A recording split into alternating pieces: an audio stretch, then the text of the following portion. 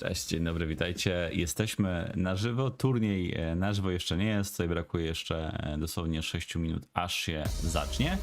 Natomiast wykorzystamy ten czas do tego, żeby przejrzeć sobie drabinki, jakie tutaj mamy. Graczy jest bardzo mało. No, my potrafiliśmy mieć w Polsce dojo na większą liczbę osób, więc to trochę smutek, ale spoko. Zobaczmy sobie, jak to wygląda.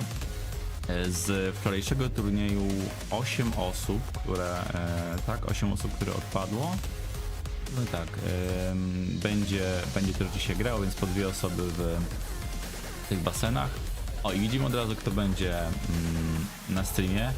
Nie wiem, czemu Significus jest na streamie, chyba że on faktycznie gra. To jest taki gość, który robi arcade sticky i inne kontrolery. I też jest znany z tego, że robi takie drążki z postaciami, które kosztują po 100 euro, więc są dość drogie. Neon K kontra Holsen, nie kojarzę. Zresztą tego King Ghidorah też nie kojarzę. Aizen kontra Samo, nie kojarzę. Oracle, Hiszpan, który chyba teraz albo stracił, albo zyskał sponsora. Jakiś post mi o nim wyskoczył. No i on grał Shahinem, ale myślę, że może też Anną, albo źle pamiętam. A tutaj natomiast te baseny 2 zaczną się później, więc sobie na nie poczekamy. Ogólnie to nie powinno trwać bardzo długo, no bo zobaczcie, mamy 4 baseny, potem top 16. Zobaczmy sobie, czy top 16 już oznacza, czy to będzie. Nie oznacza, że 4 będzie streamowane. W każdym razie podejrzewam, że dzisiaj podobnie jak wczoraj, tak 17-18 się zakończy, no chyba że mogę w sumie zobaczyć, czy na ile top 8 ma być, czy ma być top 8 całe FT2, całe FT3, czy nie. A, to tutaj szybciej będzie podejrzeć.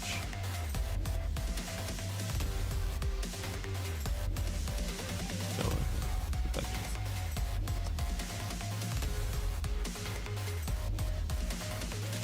Dobra, to tutaj idziemy. A, home.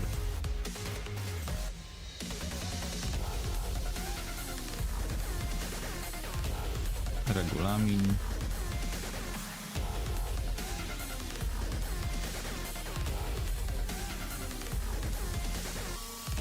Section 4.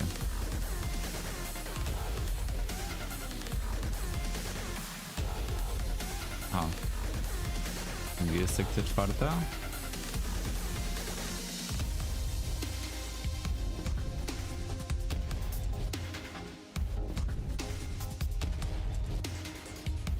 Ok, czyli wszystkie turnieje są tak samo, czyli top 4 będzie FT3, a wcześniej FT2.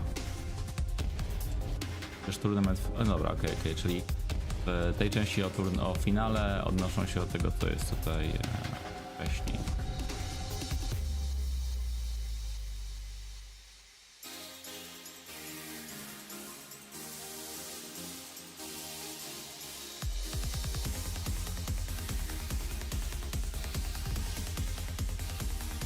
Szukam, do ilu grają.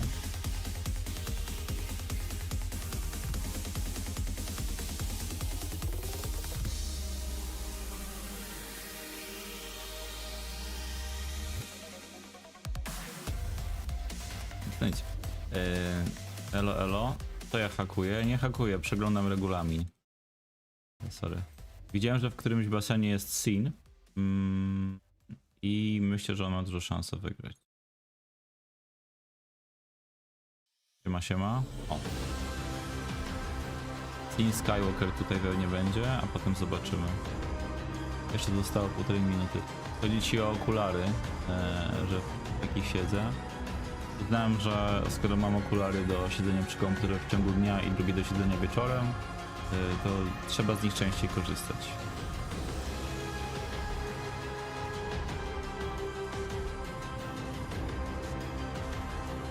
Jak się Sin tam pojawił, no to jest LCQ. Dzisiaj nie ma top 8 drabinki, dzisiaj jest turniej ostatniej szansy, więc wszyscy mogli się zapisać. Dzień dobry, dzień dobry. W basenie Grzech się znajduje, normalnie jak ojciec Natanek. Grzech w basenie, Jezus Maria. I ktoś zrobił 2 do basenu. Co wy w ogóle mówicie? Co wy w ogóle mówicie, ludzie?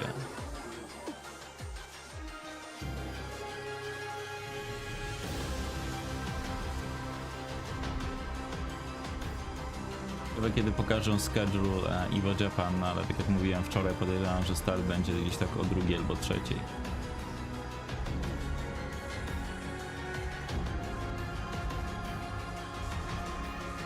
Mogą, tak. Nawet muszą, powinni. I oni są tutaj rozpisani po 2 na grupę. Dobra, ale mówiłem, pokazywałem kto będzie na streamie, ale zobaczmy kto tutaj w ogóle jest.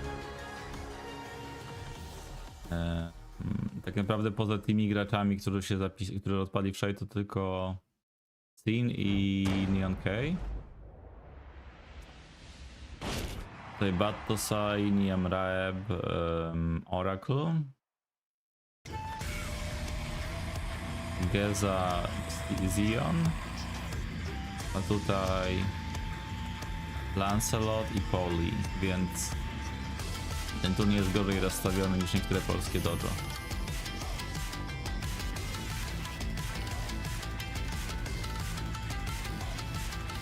Jakie łatwo gang chodzi?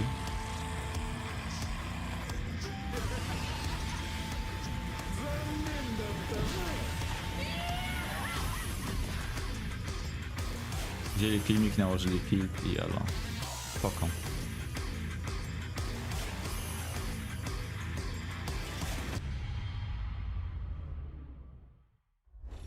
Na którymś turnieju, tylko nie pamiętam czy Combo Breaker czy Evo robili jakieś takie, to przy Evo robili takie intro, które są niesamowite. Aha, dobra, chodzi ci o, wiem, okej. Chodzi ci o tego gościa, co zbiera na fundację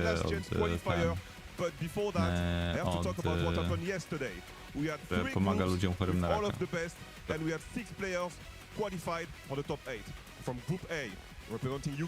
To nie pamiętałem nazwy tej łatwo gang. On Group B, Ryzen we from had Poland. a few hard matches, but Nino, the returning champion, made it out. He's going to be there for Sunday and the final day, and with him is going to be Mnie nie Akrim, zaprosili. representing Saudi Arabia. And on the Group C was basically the group of death. We had Jod and Ilias. Ale Cancel Fighters to też jest dobre, dobra nazwa. Combo Cancel Fighters na przykład, nie? The 8 players will be ready to face each other to see who's the best. But before that, guys, I have to go back to the commentary desk with Chicken Chakra and Rukang. Oh, thank you very much, Reza, for that amazing introduction. My name is Chicken Chakra. I'm joined by Rukang. How are you doing, my friend? All good, all good. Good. Woken up nice and early this morning, ready for some Tekken 8 action. We saw some great games yesterday as well, on stream as well, of those 3 groups there. Some O, ale incredible zobaczcie, matches, ubrali and ich. today we're going to get even better Dali im games straight ubrania off z the gate. Yeah, we EMEA had some Tekken crazy Cup games, so just 4. we're going to go over a little bit of a Wczoraj byli po prostu recap w from takich yesterday. We had czarnych the groups koszuleczkach. like Reza was saying earlier there, and today will be the LCQ, and tomorrow is of course the top 8. We have 6 players who qualified yesterday straight to tomorrow, so that's Kanan Trench and Frizz Dzisiaj już from kupiłem Group A, kawę, sorry. bo mówiłem, że nie Nino piję and kawy, ale Akil from pomyślałem Group B, wybór. and also Jod Albo and Ilias from Monster, Group C. So looks albo like we have a really kawa, to już stacked top 8 already. wolę kawę. Yeah, we're going to have Right. 2 more players joining them as well. You see the way that the format worked today. 6 players already qualified for the Tekken 8 finals on Sunday.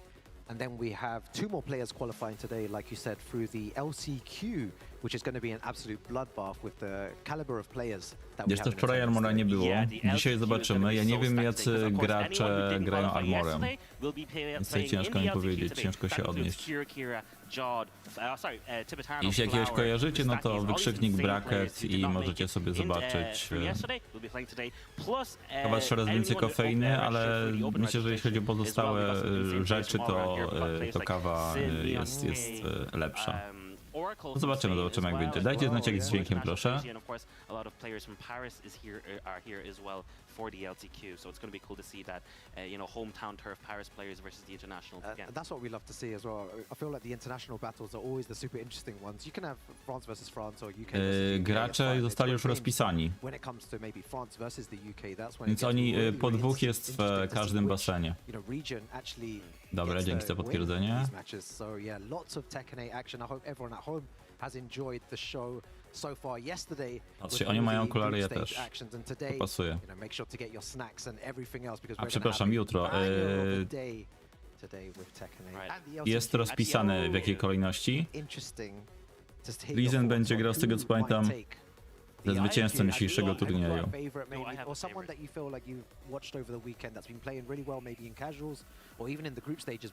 Well, my expectations are all on Kira right now, right? 'Cause he was one of my favorites to qualify through yesterday. Of course, he got the Cię pool of wezmę death. trochę. Ilias and Jod making it through. Może być And tak, I feel like he może didn't tak perform as być. strongly as we sort of expected him to. Of course, O, with so many drugi points z on the grupy A leaderboard gra going ze up zwycięzcą to as LCQ. well. Well, of course, we started off Kane yesterday będzie with, grał Group z A, drugim and z the players in grupy Group A, B. one of the big surprises for me Kto tam był w was końcu w Tibetan, grupie right? B? Drugi, Tibetan not making it czekajcie. through. One of the favorites, which definitely the strongest player in EMEA Spain, Tekken Cup. arguably one of the strongest players in Europe right now. Z Nino będzie did not make it grał. through the group. Yeah, It I was think, all- you're right. I think that Pierwszy was z my C person to qualify ze zwycięzcą today dzisiaj, in z the drugim LCQ. graczem, Now that czyli Tibetano Ilias has będzie kind of grał z had drugim a graczem dzisiejszego insight into how turnieju. Asuka works, especially Dużo he did zakładek, mention sorry. that he wanted to see how No i Asuka pierwszy plays z at B, high z level drugim z now with C, the changes. czyli And he's had that experience and he A knows Kill what he zagra needs z to do Jodem. today as well. I'm not going to reveal any of his strategies here on stream. O, and for pokazują everyone else mecz to hear at the Friesena. crowd, but he has a Right. few tricks up his sleeve and he knows what he needs to do to win the LCQ there. You have the footage here. Friesen taken out Tibetano there. It was a really good game. Big shouts to Friesen and Kane and Trench for making it through Pool A. może Yeah, it Ryza was się insane. nauczy And we see the drop dać confidence Friesen, a nie of Tibetano Friesen. losing this set. And then also, W ogóle tutaj było blisko, yeah, it was an bo zobaczcie, on w jakim Big momencie shouts to dropnął. Friesen and Kane and Trench for making it through Pool A. yeah, it was No tutaj myślę, że mógłby nawet zabić i wygrać tę walkę.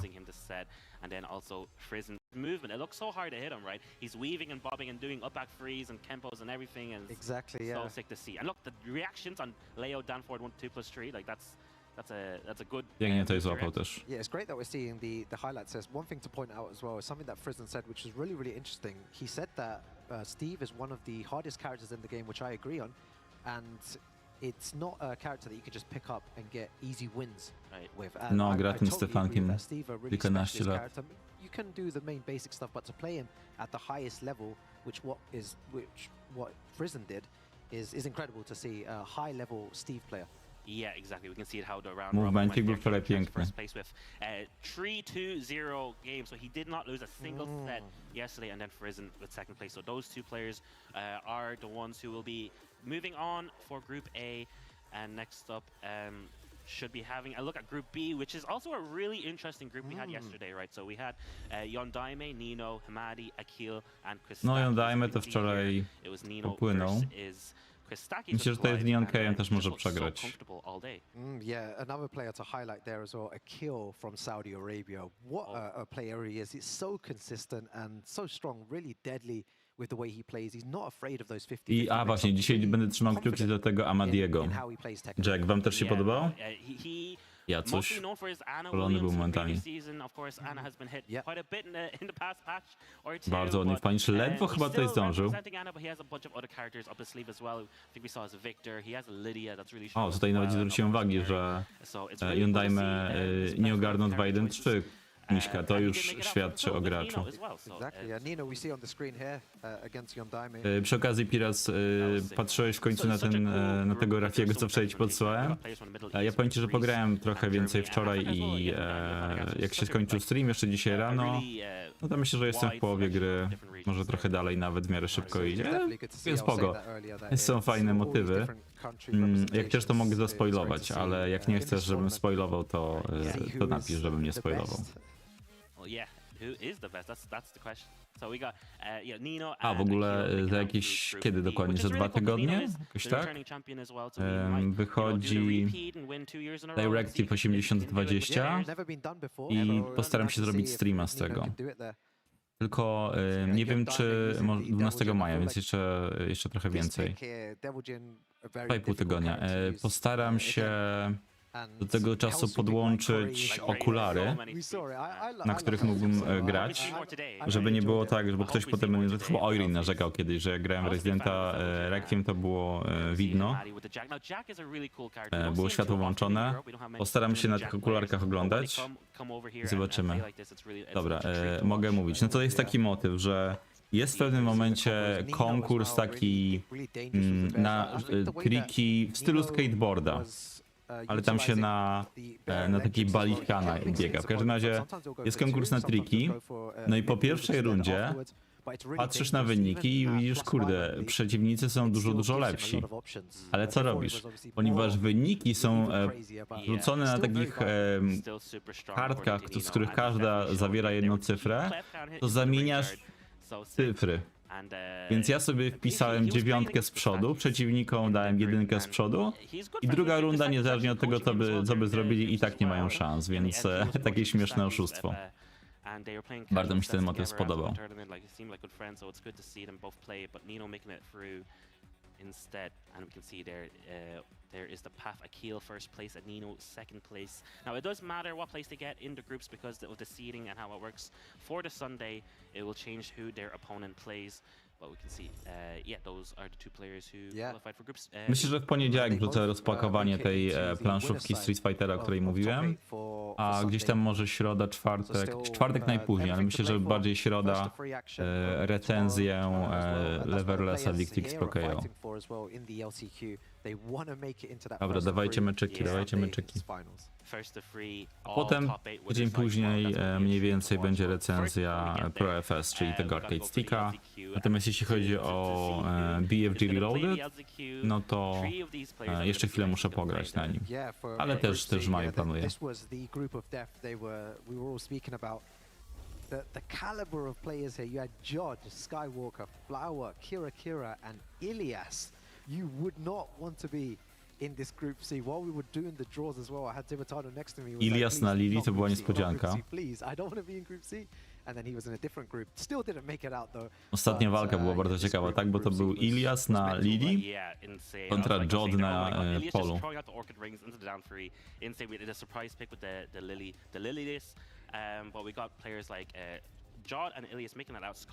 Lilias, dokładnie. Dobra, jeszcze póki to się nie zaczęło, macie do polecenia jakieś anime albo seriale tego sezonu? Ja może powiem, co oglądam, mam nawet listę, żeby sobie śledzić. Czekajcie. Do dokończenia z żoną mamy Free Ren, bo wolno idzie. The Boys oglądam na bieżąco. Mam w planach nadrobić Daredevila, bo nie oglądałem ani pierwszego sezonu, ani teraz nie zacząłem się drugiego. Oglądam Doktora Stone'a. Oglądam Rooster Fighter. To sobie zobaczę, kiedy kolejny odcinek. Oglądam w Prom, więc tydzień temu był pierwszy odcinek drugiego sezonu, czwartego, teraz drugi będzie jutro. Oglądam Liar Game. 27 w poniedziałek będzie czwarty odcinek. I to chyba i Dorohedoro planuję sobie odświeżyć pierwszy sezon i obejrzeć drugi. Jeśli macie coś fajnego do polecenia, dawajcie znać. The Miari as well. Of course, Kira also playing Miari a lot as well, along with the June. So it's really cool to see. Anime DMC nie oglądałem, może dodam do listy. Devil May Cry. Kira picks Miari all of a sudden, or Jod picking Paul all of a sudden, right? This is the thing. I was asking this question yesterday. I feel like maybe the era of character specialists and people being loyal to their one. Nie, Dzień dobry, witam serdecznie. Dorohedoro sztos. No właśnie, wiesz co? Ja wczoraj odpaliłem filmik ze streszczeniem pierwszego sezonu.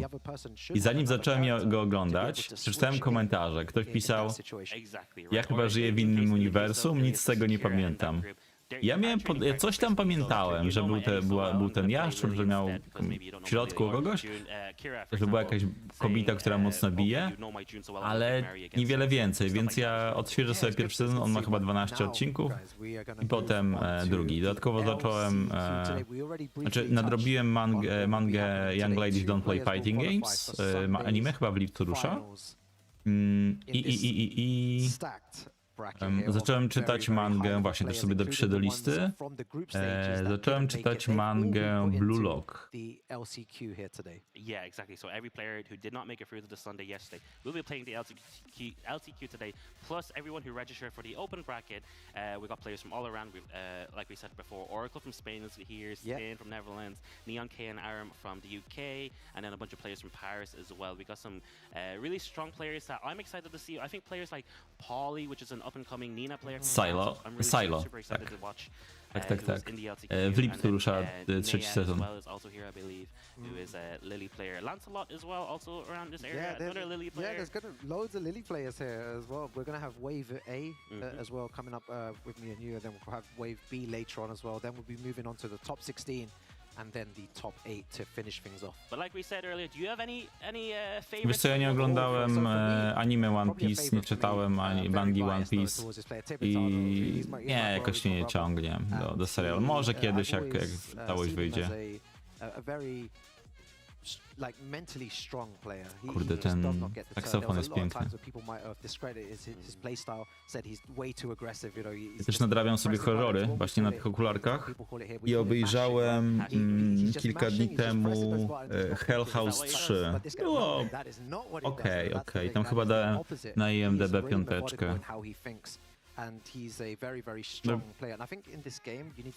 Widziałem lepsze filmy, hand footage, czy tam cam footage, jak to się nazywa. Teraz zobaczę w ogóle, jakie mam, jakie jeszcze horrory ostatnio oglądałem. 318 na liście obejrzanych.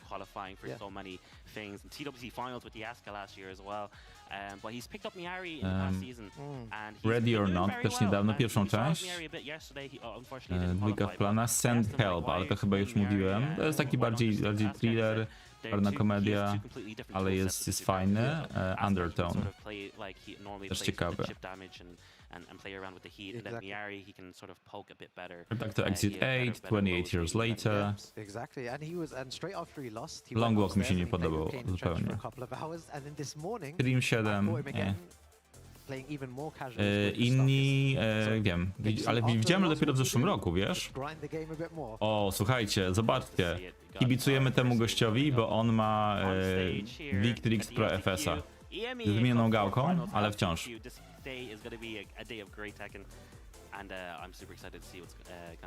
Nie wiem co to jest, ale jedziesz gościu. Tak, z Nicole Kidman inni. Fajnie. Obejrzałem też kilka tygodni temu The Descent. Nie pamiętam jaka jest polska nazwa i było tak okej, dałem 6, ale spodziewałem się czegoś dużo lepszego. Tam raz chyba się obruszyłem, jak był jakiś jumpscare.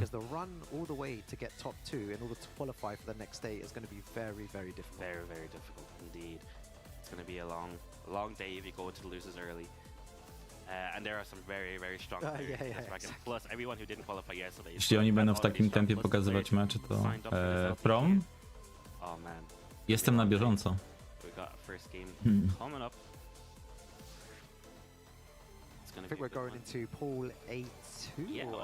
Wiesz co do gałek, to jeszcze zaraz coś pokażę, bo widziałem, że jakiś gość się chwalił, że... A, czekaj, jak on jest... Wazwóz na Twitterze. Do you play with headphones on? I usually do, yes. I need to hear the sound. Gotta focus. I think some players play with no sound though. Yeah, some people play with no sound, and some people just listen to their own music. Gość 9 lat pracował, żeby zrobić złotą gałę. Gotta ask what he listens to. Yeah, exactly. What makes him win all the time? Just Yoshi sounds. Akurat na gałkach się zupełnie nie znam. One Piece Netflix Edition, wiem, chodzi ci o serial. Jeszcze będzie wersja Lego w tym roku. Po prostu chodzi o to, że nie wiem, czy chcę oglądać serial One Piece, nie znając anime. Dobra, zaczynamy w końcu pierwszy meczek, moi drodzy. Też. A skąd wiesz, co ja chcę? Nice. I get to see a Kazuya on screen straight away. Oh, you love this character? Love this character, man. You love June? Sure. Trochę, jeśli oglądaliście Invincible, to teraz wyobraziłem sobie, że to jest pojedynek Nolan kontra Debbie. Chociaż tutaj Debbie ma parę. Samu kontra Heisen. Puszczają na początku Francuzów pewnie po to, że pewnie z tego powodu, że turniej się odbywa w Paryżu. Gdzie pomyślę o tym One Piece, ale to może kiedyś.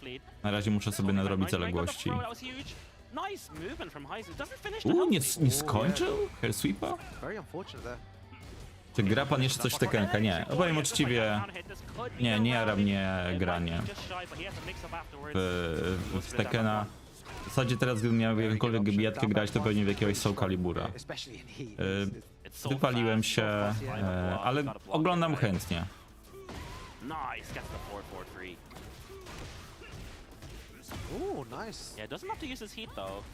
A i właśnie, a propos oglądania chętnie, ci z was, którzy oglądali EWC w zeszłym roku i 2 lata temu, wiedzą, że, czyli eSports World Cup, wiedzą, że ten turniej jest mega fajny format, fajne walki i skończył. I powiem wam, że jest szansa, że będę w tym roku mógł restreamować ten turniej. I mam nadzieję, że się uda.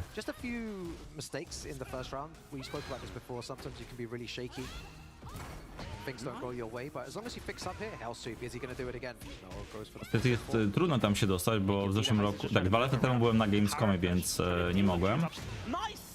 Rok temu zgłaszałem się przez formularz, ale odwrócili.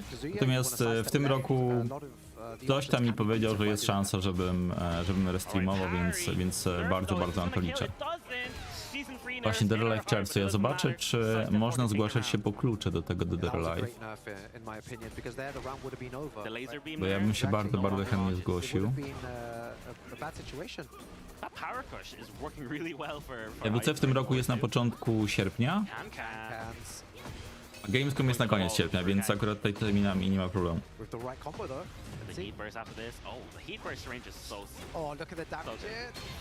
108. 108. One more hit for Samu, but take it goes for the mid, and that's going to be 2 rounds apiece. Just like that, bring it back. Oni ogłosili się, ale nie można klikać, żeby się zgłosić. Zobaczymy. Ale bardzo chętnie. Kiedy w ogóle jest ta premiera? 24, czyli tuż przed Evo. W plecy dostał. Masz łobuzie. The trade with the laser beam! That was sick! Oh, didn't get the confirm off the sides of 4. This pro break is still very good. What a whiff punish. Very small whiff punish, but enough to take it there. Samu really strong from 2 rounds down, manages to bring it back there. Yeah. And we talked about how stressful these situations are at the beginning. A bit shaky. Didn't get the confirm off the forward 4 into the guaranteed 1+2, but still was able to close it out. 3-round comeback. Getting that essence really helped her out with her damage output, and then also just being able to deal with Kazuya a bit more. I think Heisen kind of stopped the brakes, pulled the brakes. He didn't like do too much damage force and hell sweeps and moving around and 4-2s as much in the last round, right? Yeah, he could have definitely utilized that a bit more. He was playing really well though to begin with. The first 2 rounds he had a lot of good momentum, and it didn't work towards the end because Samu started to play his own game, which is what he's doing to win now. Kiedy podadzą datę nowego Virtua Fightera? Ja myślę, że nie podadzą, może w trakcie Evo Japan. Byłoby całkiem spoko, no bo jednak Virtua Fighter ma korzenie w Japonii. Been an issue, right? So the last time he did it, he didn't combo, of course, because he can't do it anymore. But he still won the round. Yeah. And this time as well, he still won the round. Yeah. I podjechał do niej, ale nic nie zrobił. Right. We're gonna go for a big comp now. Heat burst, maybe there it is. So I always wondered why June players heat burst before there. It's actually so that she takes less chip damage to herself when she's in heat. So Nice. sort of Nice bit of knowledge there. bit of tactic there. Okay, this is the unscaled ender. They're just pure aggression, and this is against Kazuya. Punish. If you're so aggressive like this, it's difficult to find a way out. He struggles. He doesn't have. No ciężko temu kaskowi. Get out tools. Get off me tools. Yeah, exactly. This you got. Not like the back three or the can-cans. I was about to say that. W ogóle ona jak robi tę łapę, to wygląda jakby robiła elektryka. Yeah, Samu Heisen with such a strong start in the first game. Gets the electric cannon, drops the combo, goes for the hell sweep on his own key. That's so unfortunate. A prąd coraz getting and droższy. capitalizing on those combos. Doria, Doria. Nice side step down forward two from Samu. Nie, tutaj ten Samu go dobrze rozgrywa. I kiedy decydować, kiedy wcisnąć. Czy ktoś z was planuje jechać na CD Action Expo? Always trying to get out, doesn't punish that though. Yeah, no punish on the back one. Punish it this time. Okay, gets the 4-4, the guaranteed jabs. Everything working out. This could be Piękne. the round Rukai. Ze źródeł And there odnawialnych, we no. have it. 3 rounds straight for Samu. That was 6 rounds straight actually, right? From the first game as well. Looking like a very strong June player. Yeah, it was just the change of pace that really helped him win there. He was a bit slow to start things. That's why Heisen could take advantage of that. And then at the end, they're just pure aggression, pure mix-ups. Everything was working for him, and he managed to take it there. Round 1 complete for him. That was good. Many That's more the- rounds to go though, exactly. but that's the most, in my opinion, one of the toughest hurdles to overcome. Is that first The first round of game. any bracket, because Exactly. you need to get used to the flow of the game and the Get warm as feeling well. of Your being hands could be cold. hands are going to be cold. The feeling of being offline in front of a crowd over there as well. It's quite difficult, but it's very exciting and very fun to feel the adrenaline. Dobra, of patrzmy that jak tam first wyniki round. It's idą. always Czekajcie, really, to sobie really good. wyłączę, Yeah, to exactly. And that's going to wyłączę. be a big relief for Yeah. Samu to get that off The his feeling chest. afterwards, Yeah. right? It's like, I won Great, finally. yeah. Okay. And it now was on round stream two. as well. Exactly, Oh, thank gosh. Exactly, the pressures. You can watch back. Albo the nie logs there, wpisują clip it. wyników, albo nie grają Yeah, jeszcze. real. Look at our next match coming up. Got Mikati versus Mr. Jallo. I believe both of these players are French from Again, the local yeah. area. And I've heard things about Mikati. I've heard that he's an up-and-coming player in France now, so I'm excited to see how he plays. I think it was no, not Brian. I forget who I was told that he plays, but let's have a look. Yeah. Yeah, it's really cool to see the Parisian seeing like the players come out to support their local scene. And you know, we're in the heart of Paris, so it's nice. Of course. Beautiful city. A w to co mi gracie teraz? All right, let's go. This is Group A, first round of pool still. Yeah, we're only beginning the day now. Yeah. It's a nice little start to the day. We're in the beautiful city of Paris. Still in round 1. Winner's side round 1. Is that a PS4 pad? The players still play on PS4 pads, right? What's your opinion on this? Is it okay, or should they change? So it's a difficult one. Na PS4 padzie gra nawet... Kto ostatnio widziałem? Czekajcie. People prefer PS5, some people like the arcade sticks. It's Kurze, all ten od preference, but Mortala. I do notice that it's whatever you kind of start with before, You think so? whatever you are experienced with, you kind of tend to stick to. There are a few Sonic people Fox. who've had like maybe 10 years experience of Nie grałem jeszcze w Cosmic Invasion. Będę chciał zagrać na streamie, może jakoś w tym w nadchodzącym tygodniu. Like Asim, for example, been playing 20 plus On years or stick, whatever on stick. There's no way he's going to go to pad, right? It's just There are some advantages to both. yeah. There are some really strong players out there that still play on PS4 pad, which is surprising for me, but it's just comfort, right? Exactly. Yeah. Comfort. What do you play on PS5 pad? I play on PS5 pad. Teraz trochę mi się wzięło ten... Chciałem powiedzieć, teraz mi się...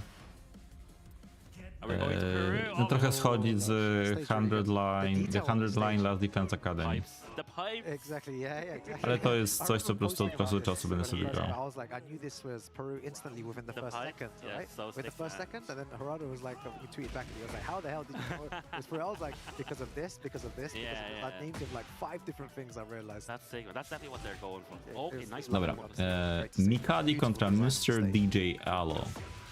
The detail as well, look, you've got Yeah. the condors flying in the background. Yeah, the Machu Picchu. You like downstairs as well? Yes, I did. You do? Yeah, down there as well, yeah. That's right. Going for the slide. Właśnie, mamy Larsa. Wczoraj nikt nie grał Larsem, Kostakis nie grał Larsem. Alright, both players just poking away. In the corner, up forward two, get him. Oh, what is going on? Where's Lars Barka. going? Ja myślałem, że Barek może będzie gwarantowany. Right, huge life lead from Mikati. Well, that shoulder looks slightly weird there on the side. Down two to close it out. Mikati takes first blood. Oh, okay, just trying to space out here. You can see Mikadi is playing more defensively at the moment, trying to control the game, trying to make it his game, play at his pace as well. Nice, stand free. What's nice goes for the mid, delays it just a little bit. Nice whiff punish with the arc blast. That was sick. He might be able to kill here. Pushes towards the wall. Oh no, drops the combo. That was really unlucky as he let him back in here. Float. Oh, he got out of there. Right. Orbital! Huge orbital. You love to see it. When in doubt, just throw it out. The orbital hill there. That was long range orbital. It's a great panic move though, right? It really is. A w ogóle ty chyba Red wczoraj pisałeś, że czekasz na zwiastun Kunimitsu, albo mi na preview, nie pamiętam. Ja myślę, że pokażą go na Evo Japan. Tutaj na EMEA Tekken Cup? Nie. Oh, I was about to say he's going to get the count. Yeah, There the on down the back down back four. four. Yeah, it looked like it was gonna work. Nie wiem, Sure, czy jutro będą it's jakieś gonna combo zapowiedzi. because it's a float, but doesn't get anything off the side Yo, ball. so many different trades here. Ładnie, ładnie. Oh no, misjudged the wall combo. The sidestep arc blast, you pointed it out in that first round, the way that he's with punishing as well, finding the opportunities to do that. It's really, really strong play by him. I said that Mikadi was trying to control the game, trying to play at his pace, but Mr. Jallo just... Myślisz, że wypuszczą po Evo Japan we wtorek? Nie sądzę. Ale za dużo nie powiem. Za dużo Yeah, you called it downstairs. nie Here we powiem. go. All that money. Nice whiff punish on that whiffed orbital. 50 damage, just like that. Wakes up into the plus frames. Nice break my throw. Oh, single jab to get him out the air. Alright. He's gonna run up. What's the mix? Goes for the back three. To co, CD Action na Expo ktoś jedzie? Mr. Chala, how do you make this comeback? Cheek Cheek left. That is the way to get it started. What? He's going to punish that. No, no punish. Tries to go for the orbital. Good sidestep. Ładnie. I dobra opcja z WR3. Just ran up and did running free. Worked out. Final round game number 1. Let's go, Mikadi, Mr. Jallo. Let's break on the Want to break it? Oh, He just wait, didn't launch. What is going on? There's no way that was a punish there. All right, okay. Bit cold here in the first game. Oh, manages to sidestep there. He's going to get a lot of damage. What happened to his stand back 4? Use the wall, okay. I would have gone for maybe wall positioning there. Oh, guard break. Gonna get the 1-2-2. Oh, catches him with a second here. Spoko Very walka. nice from Mikadi to start things off there. Looked a bit shaky. A właśnie przecież to pretty shaky there. ten Kazuya grał na Arcade Sticku. Crazy situation. W poprzedniej walce. Sidestep 4, beating out the Lars stand back 4 Niestety there. nie It looked like poszło. he was able to sidestep it just enough. Strange situation. Yeah, getting some help here. Don't know what he would need to change though, really. You know, there were certain situations where he wasn't maybe punishing correctly. He's using that down back 4 a lot, which was working. It's not really getting blocked. The orbital had a load of success on that. W lipcu wychodzi Rhythm Heaven Group, bo tak sobie przeglądam premierę, ale to nie jest gra, w którą będę grał na streamie raczej przez opóźnienia. See if he is able to adapt now to Musi the być Feng Wei. idealny timing. Mikadi making use of Feng up forward 2 a lot, right? The evasive punch is working out for him in a lot of situations. He's not getting punished just for doing the block as well. What a move. Very strong. It's minus 10, I believe, minus 11, 10, something like that.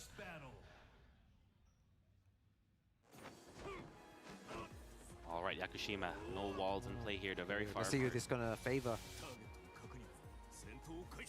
But Lars has got crazy long combos anyway, so he'll take you all the way Kurde, to that widzę, wall. że Nitro Deka 2 wypuszczają.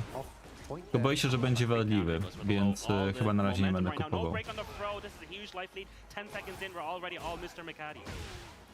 Yo, how many times did he do that? 3 times? Nice. Ends with the back 4 as well. Safe. Quick mid. Oh.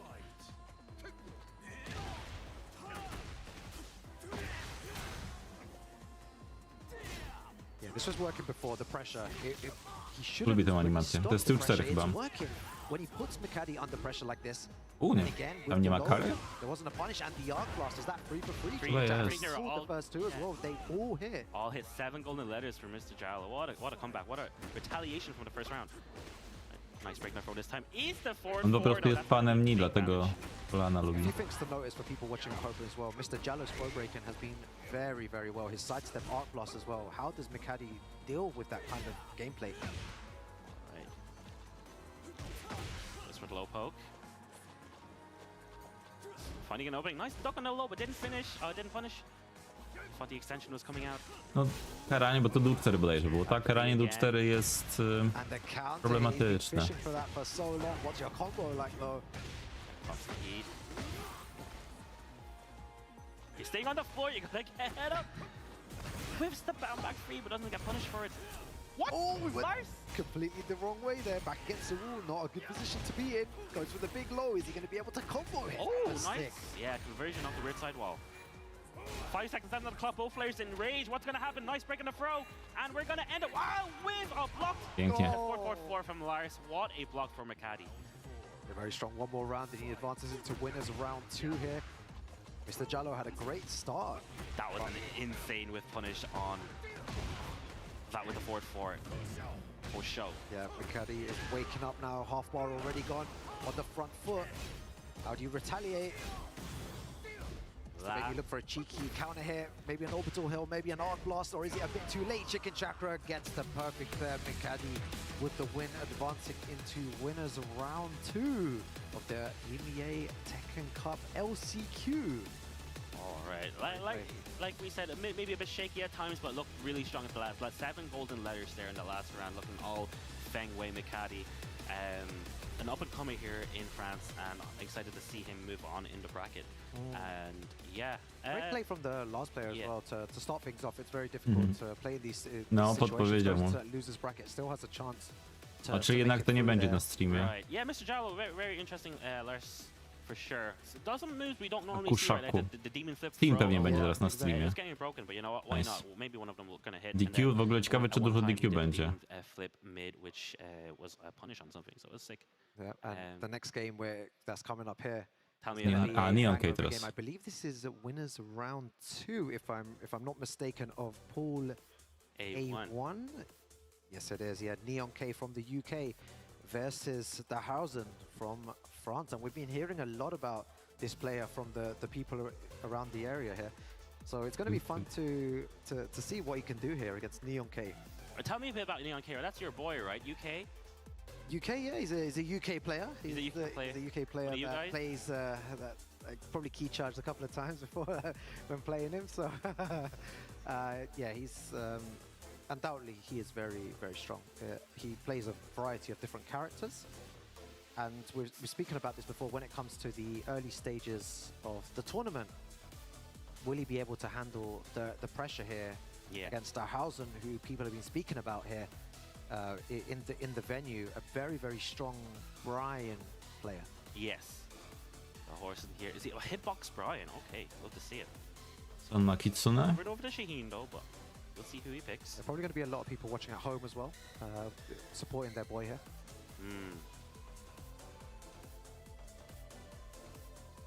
The horse from Paris. Where's Neon K from the UK? Shows up to a lot of his locals, I Yep. believe, right? Shows up to a lot of local events, does a lot of damage as well at these tournaments. Fahin? He's going to be going with the Azucena here. Nie. Brian. Brian Fury locked in for the Hosen. Yeah, and I already heard people in the crowd already supporting their boy here. Oh man, the French crowd gets loud when they want to, man. Yeah, exactly. It's always super hype at French events.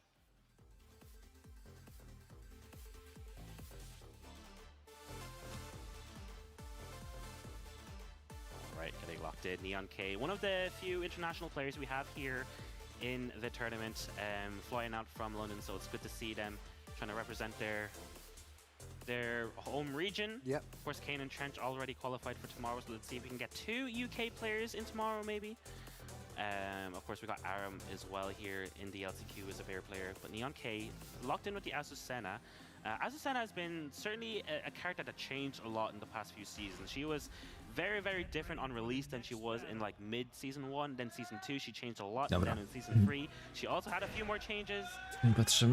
We got the horse and crowd rooting for him. Yeah, you got No, the akurat crowd in the Kabusia. background as well. Neon K, myślę, że w top 8 będzie. Yeah. Czy wyżej? Oh, right. Oh wow! Jet upper whiff there because the side step forward covers crouching. Nice. Okay. Oh, parry on the low pole. That was sick. Dzień dobry, dzień dobry. Oh wow, okay. the blocks. Yeah, oh, but look at the movement already. You can see he's moving really, To really jest well Marokańczyk. against Neon K, but Neon K has a Tak lot dobrze of poznaje. experience now. He's been playing this game for a long time. A już się na wybitkę najpierw, znaczy 2 razy próbował Jetapera, nie wyszło. I weszło w US1. That's what you like to see. You love to see the crowd getting high paid. That's going to be huge damage as well. What's the combo like? Yo, that was Ajaj, niestety. Story end. You wake up in your bed and believe whatever yeah, you want. so maybe a small Sound alerty dać trochę głośniej, bo chyba bardzo słabo słychać, nie?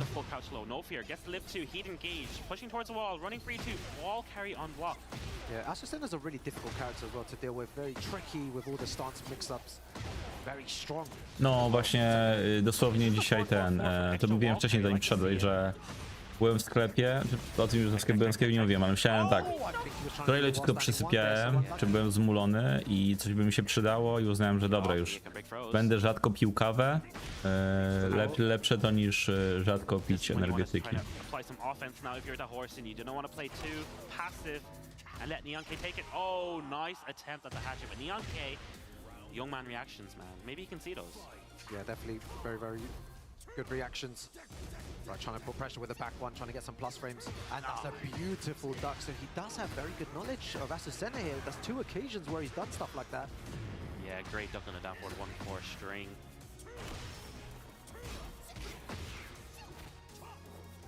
All right, nice breaking the throw, side switching. Neon K, the good wall possession. Going for the 10 hit. He's dunked that as well. That's crazy. Now Horson drops the ender. He wants the taunt setup, man. I can see it. He needs to close the round. There's that nice little punish as well. Catch them ducking. Nice.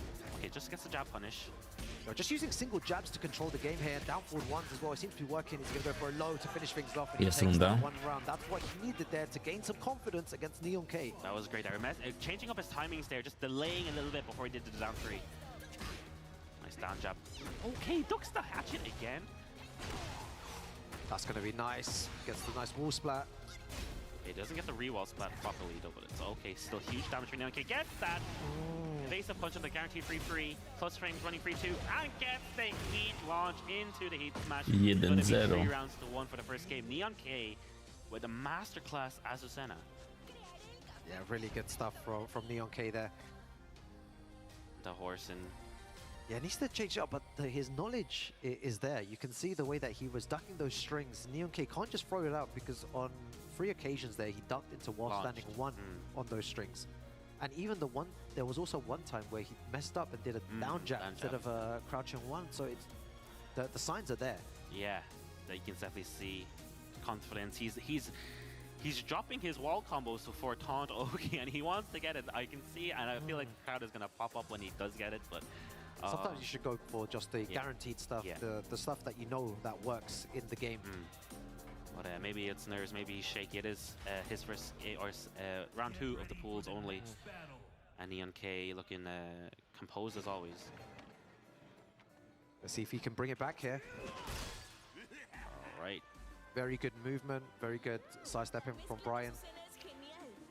Needs to definitely pull something out of the bag here against Neon K, who's looking really dominant in this match so far. For sure. Right, round start throw, get off me. Oh, tries to interrupt. Neon K going for more lows, hits him with a mid-heat engager. Nice power crush attempt. You gotta react, or you gotta be a bit active on the defense. Counter hit. Oh, that was gonna be nice. Huge damage. This is gonna be it if he gets the wall here. Yeah, 4-4 for the extra wall carry. Oh, drops the ender though. Właśnie, ciekawe czy Neon K będzie grał Kunimitsu. On w 7 grał najpierw Lucky Chloe, a później Kunimitsu, jeśli dobrze pamiętam.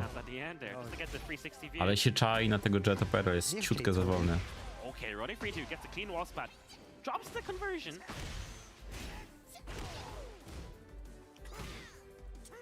Back 1, trying to get the plus frames with Brian. Oh, nice back 4 into guarantee. Ale bez ściany. Oh, and again back 4. That was sick. He's going to get good damage. He really needs to take advantage of this because it's not been going his way so far. But if that was a purposely drop at the end there, Chicken Jack. He dropped the 1-2-4, no problem. Run up, heat smash, what's the mix? Hatchet kick, do it again. Oh, we got the taunt. Tak 2-3 tam. Signs of life there. Keeping it simple with the 2-3. catch it. Nie powie... cześć, nie zapowiedzieli jeszcze. Seems like the lows are working here. Ale to powinien być maj. Power crush, yeah, Neon King Widzi using tylko po the prostu, że jest movement for późna his jesień. plus frames there to move all Według the way mnie around the zapowiedzą w trakcie Evo Japan 3 maja, kiedy też pokażą zwiastun z gameplayem. Needs to find a way to activate heat though. I was about to say You knew it, man. you You're in his head. really don't want to be losing the round without using your resources. It's so important, especially now in Tekken 8 with the new updates as well, to use those resources. Oh, again with the auto punish in stance and heat. Goes to the throw. Neon K has broken every single throw here. Those lows working so well. The pressure's on. How do you get out of this? Punishes correctly there. Back against the wall. Activates heat. Chicken chakra. Heat not looking very good for the horse. That's gonna walk on the 10th frame. Koniec. Okay, sidesteps for the combo. No też grał ten Brian. Ale Neon Cage ma większe doświadczenie. A, on też ma tę koszulkę z ETC? Bo bardzo podobną jakąś. Yeah, very good stuff. Neon K moving Czy EMEA Tekken forward Cup. here. Aha, ale w logo mają ETC. It was looking Nie, really ufa, good and ufa, really okej. exciting to watch as well, especially with the movement. A lot of positives to take from that game. But unfortunate at the end, Neon K moves forward here He's not to the next round. not an easy opponent to play against in tournament, man. Especially with his characters and as a Senna now, like I was saying earlier. Tam zaraz przerwa będzie. If you were comfortable against that Senna in season 1, it's completely different now, right? She's up for people support, mix-ups, and then her wall carry and then her wall spike combo as well. Like everything is so different. She has a full crouch low now, the big sweep.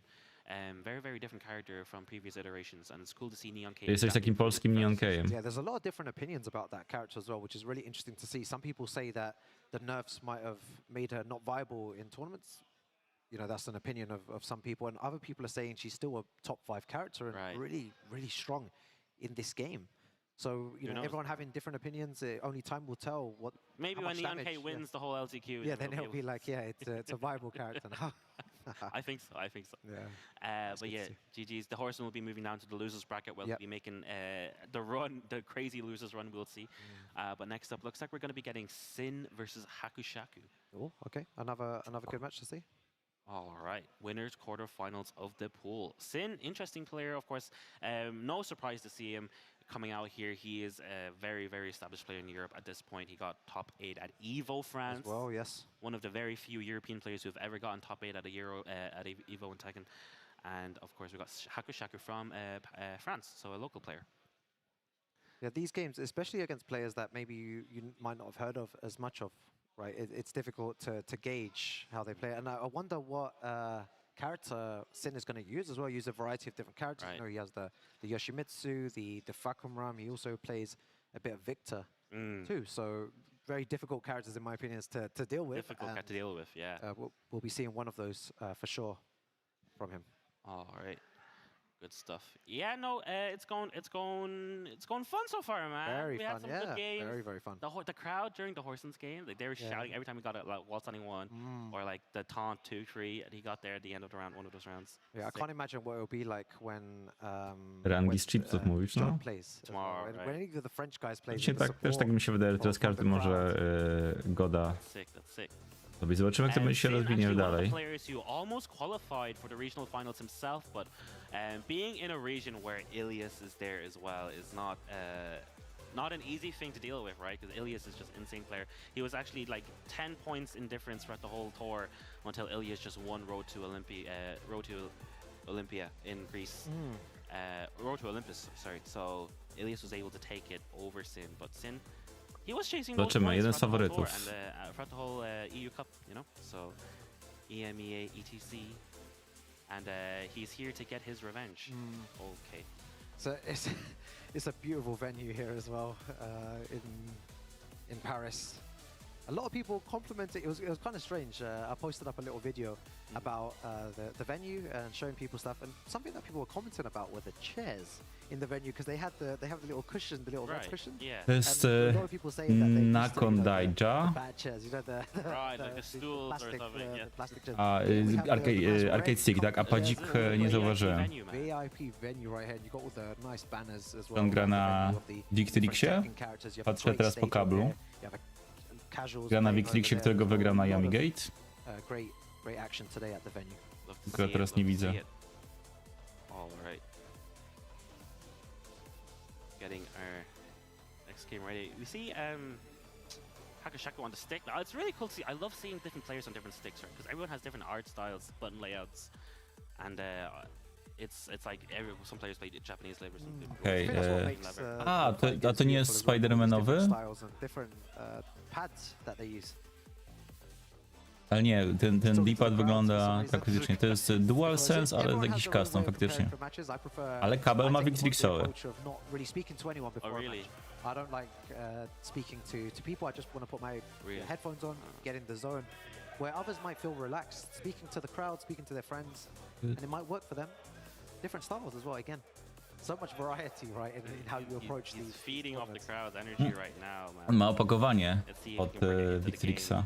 Best fights are I personal. w nim po prostu trzyma, Save the date. ma tego love that swojego too. pada. Alright. No to pudełeczko jest spoko Similar bardzo. play, yeah, like I said, he almost qualified himself. Of course, Ilias being able to win the road to Olympus. Ja pushed stoję, him że on through. weźmie dzisiaj ten turniej. But the Benelux region in general is just really cracked, right? You got players like Really strong. Ilias, obviously Ilias and Buffalo Soldier as well, Seth from Belgium, and a bunch of players from NL like Pagani as well. Just Yeah. like really strong players all around that region. So it's really cool to see the representation. And maybe we got Sin in the finals tomorrow. Who knows? Let's see if he makes it all the way. Definitely a player that is looking to make it to the finals here and qualify for the next day. Hakushakin. He's hovering over the Victor now. He has been playing a lot of Victor lately. Looks like O, he's teraz, gonna lock in. czyli Wiktor jest nową ulubioną postacią ludzi, którzy abuzują Someone's getting tiery. booed? I think they want to see the Yoshi, but I think they've done that before in one of the previous events where people wanted him to play Yoshimitsu. Jak wam się but podoba w ogóle he nowy can play who he utwór wants. z ekranu wyboru Shouldn't be postaci? influenced by the crowd. you're not into that? Peer I'm pressure? not a fan Wiesz of co, it, mógł to but- być ograniczony or maybe I nakład, would, nie wiem maybe if I'm sitting there, I'm jak like, duży. "Oh, you hear that? Oh wow. All right, locked in with the Victor. Ale tam chyba wydawca nie jest jakiś mega duży. Kto to wydało? Czekaj. What did he say there? He says he's happy Teraz to play some zobaczę. Tekken 8 today. He says, He said, I'm happy to play Tekken 8. That's great. I happy love to be that. I here. love to see that. Very Yeah. positive. All right, we're going to Madagascar. Hakushaku with the Shaheen. A bitmap Buru, Buro. Buro. Big combo here. Hey, Zobaczymy. hey. Cześć młody. Sin wygrał Yomi Gate, Tak, on wygrał z Tibetano. natomiast miał za mało punktów. Tutaj były rankingi regionalne, no i on miał Yeah, counter. mniej punktów niż Ilias. Dlatego oglądaliśmy wczoraj Iliasa. Kurde, jaki początek! Hakushaku! Crowd going wild. Hakushaku with the first round. Yeah, maybe Sin needs to lock in here. He did start the pre-match speaking to people, like I said. People Ale shy bitmap and stuff Buru in the to, crowd, so maybe czekaj, a little quiet. Needs to wake up. Getting in the head. Well, 50% Oni wydali liking na already przykład for kolekcję 3G, gdzie było chyba Final Vendetta i jakieś dwie inne gry. Może robią więcej tego. Oh, look at the dash forwards. It's really scary when someone dashes in your face like that, but you risk it and launch. If you don't do Jeszcze it, zamówiłem UFO 50, jestem bardzo ciekawy tej gry. Biorąc pod uwagę ten boost mode, no to może gra będzie lepiej skalowana na Switchu 2. Can Hakushaku make the comeback? 1, 2, 2. Oh, what was he looking Muzyczka for super. there? I don't know if he wanted to. No spokojnie, Sin. Again, loses without using his resources. You really need to look to use that heat meter. Oh man, that's 60 damage combo. That's crazy. Down 4-2 finds its mark. Huge. Oh, drops the combo. Not the first time. Still good movement from Sin though to get out of that with Victor. No throat break from Hakushaku. He goes with the Superman. Goes with the low. Nice Sidestep, down Dev 4-2 2. again from Sin. Seems like the movement's playing a big part here for Sin. Moving around Shaheen really easily. He's trying to use a lot of down forward one, a lot of poking, but it's not working. Nice. Good option to get off the floor there from Hakushaku. Down back forward, counter hit, gonna take it. Again, the heat not being used there. Needs to find a way to activate a lot earlier. Shaheen is really scary in heat. Yeah, especially with the low heat smash. Oh, okay. Got floated out of the air, so no full Good combo. loss. Nice sidestep. Okay, goes into 1-2. What Ew. a sidestep. Po tej walce zobaczę, jak wypadają turnieje Sin working TWT. out really well now. Victor players Jakiej able to kolejności move around into the w najbliższych tygodniach. Kojarzę, że Brussels Challenge jest tydzień po EVO Japan. Zobaczę, czy będę mógł. Doesn't get the Teamować. confirm again. That's not the first Ale time. wydaje mi się, że tak, bo w top 8 w niedzielę będzie. Confirms.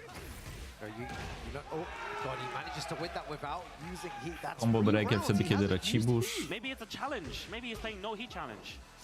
Is he? Shine. Okay, drops the combo. No pun. Okay, small punish. Yeah, baiting out with the power crush. Yeah, Oh, it no, might he- actually be no heat challenge. This is like the 4th time. He might go down here without using heat. Sin, what's your combo like though? Bone apple tea. Yo, Sin's not afraid to use heat. Look at this. He's got all these options available for him now. Oh, 4-3. What's for the running move? Gonna make this comeback big with small punish. Sin gets the up forward. Ale było one równo. and closes Było równo. out Zobaczymy, three w Hakushaku rounds to ktoś two. kimś And jeszcze again, gra. Hakushaku, like you said, doesn't want to use heat. He tried to use heat at the end there, and it didn't work. Yeah, it's what got him ended. It's what got him. We Got got- killed at the end there. He got some coaching from Tempest here, another player from France, local player Yoshimitsu main. Yeah, imagine the way that I'm thinking about this game is that he did really well without using heat. He was so close to winning without using all of his resources. You're right. Imagine if he does use his resources, Oh, it's GG's, man. he could win 3 in a Gonna row, win the whole 3 weekend. rounds in a row. All right, he did. It was close though. Like 3 rounds to 2. It was close. Not too shabby with the Shaheen. He's just missing up his confirms. Right, counter hit while standing 1. You gotta get that guaranteed stuff. Maybe it's just first game nerves or Pool's nerves. Poking away. Both of them just playing at that range. Nice dog. Small punish. Baiting out the power crush. Wiecie, w jakiej grze On point right now. ten Wiktor byłby dobrą postacią gościnną? Metal Gear Rising Revengeance. Gets a nice damage afterwards. And again, no heat usage yet for either player. Doesn't need it. Sin gonna take the round with the high-low string. Beautiful low parry to start things off. Oh, what? Where's That's it a going? beautiful low parry and then drops the combo afterwards. Gets the heat No. engager. Oh, what counter hit? Yo, Sprinter smashing cell. after a whiff down 4. Nice hop kick. Bo szybciutko bije. Yeah, he's going for Ty the po prostu myślisz, że w tym momencie mogliśmy bać o Sin. copyrighty Żółwi Ninja. good damage as well. Dlatego nie ma Splinter Cell. Dangerous low, launch Plus. punishable. Is he gonna use a Rukang? I need I to know. hope so. Jak go Okay. złapał. There you go. All right, now you've got access to Rzadko all jest chyba these tak, że jak ktoś się odbija od ściany, to jest łapany w powietrzu, no ale tutaj użył tego ciosku, który wysoko trafia. Oh, I think he got baited. Zablokuje. He did indeed. Sin No, got sidestepował. ya. Baited that Rager. Yeah, said one more round from moving forward here. All right, floor is activated now. Sin 1 round away from taking this 2-0 over Hakushaku. See the movement there into the big counter hit launch. Where's the floor? What's the combo like here? Nice wall jump! Teraz into the on wall powiedział, jump six. tak się robi wall jumpa. Back against the wall. Let's see if he makes a comeback here. Round is looking like a Hakushaku round right now. No punish on the down four. Oh, Oh, you shite. can see that he was trying to bait it. Didn't work. Finishes the string, noticing that Sin is trying to punish, and gets the round, stops the bleeding. Hakushaku. Oh, the little dash forwards as well in his face. Oh, Got the little button slide. check, little button check. Goes for the slide again. Yo, the mix-up's working out here. Nice. Movement again, working for Sin. Something about Prosi Victor, chętnie, man. korzystając z The movement czerwonego into the knipelczyka launches, so zagłady. strong. All right, poking away. Nice movement again.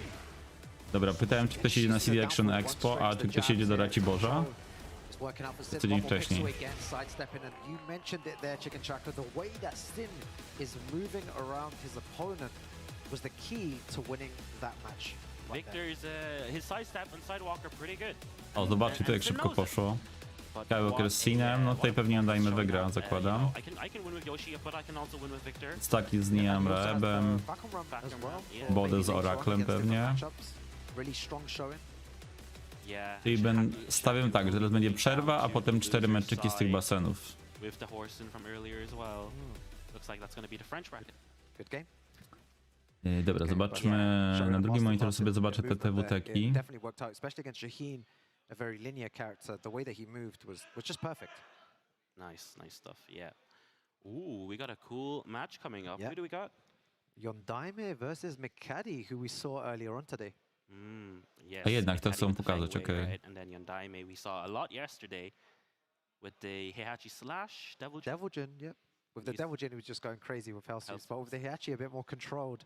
Zobaczmy I ten wonder who he's schedule gonna actually TWT. go for today. Brussels Challenge, tak. To jest Challenger. Let's get into it, getting into Dojo our jeszcze next żadnego game, nie pokazują. Yondaime, one of the regional qualified players who played yesterday. Unfortunately, Combo did not Breaker do as Master. well Combo as he Breakera hoped, będziemy and now razem he's playing oglądać. today in the LCQ. But he had a good showing. Ewo będziemy razem Showing playing against oglądać. some crazy players like Nino, Akil, Kostakis, and Hamadi. Em, And, Tego nie, bo tutaj he właśnie switched możemy to przejść po Devil Jin kolei. later on in the day yesterday, and tak. he performed very well Nie, with sorry, Devil to jest Jin, no just tier. going off sweeps, having no Dojo, fear. ale Unfortunately, it did pewnie not się jeszcze nie zapisywali work ludzie. out the best for him. To pewnie w He's niedzielę. gonna try his best today. Let's see how much damage he's To able nie wiem. to do today after his Zobaczymy. performance yesterday. Ale możliwe, że Signs of sobie life, but just not odpuszczę. enough. Needs to do it the hard way now by winning the LCQ. To tak. Representing Będzie the późnym wieczorem. Madagascar region. To pewnie też. So cool to see that To może. the Tekken guy is going actually To na like pewno. seeing the whole scene in Urlop już na Madagascar, 28, żeby, czy na 29, żeby odsypiać. Cięty, to może, to nie, bo będę na urlopie, na wyjeździe. Only the best też. To może. Wants to Jest go Devil fighting. Jin again, okay. Jeśli nie będzie problemu u mnie Maybe z he's terminem, to who was też. playing casuals, with I using the Devil o Jin. Feels good pewnie with it. Let's see też. what he can do against Mikadi here. To nie, bo będę na Gamescomie, ale dobra.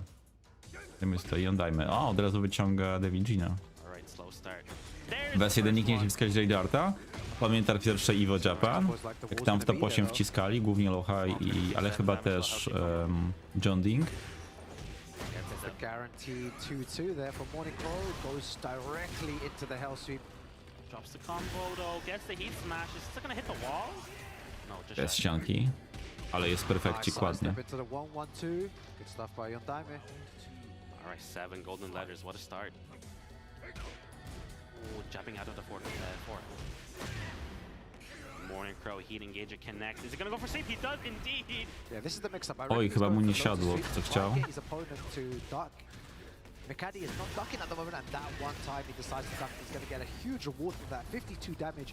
Ale into tam a wydaje mi się, że nie combo tylko on as wciskał. well.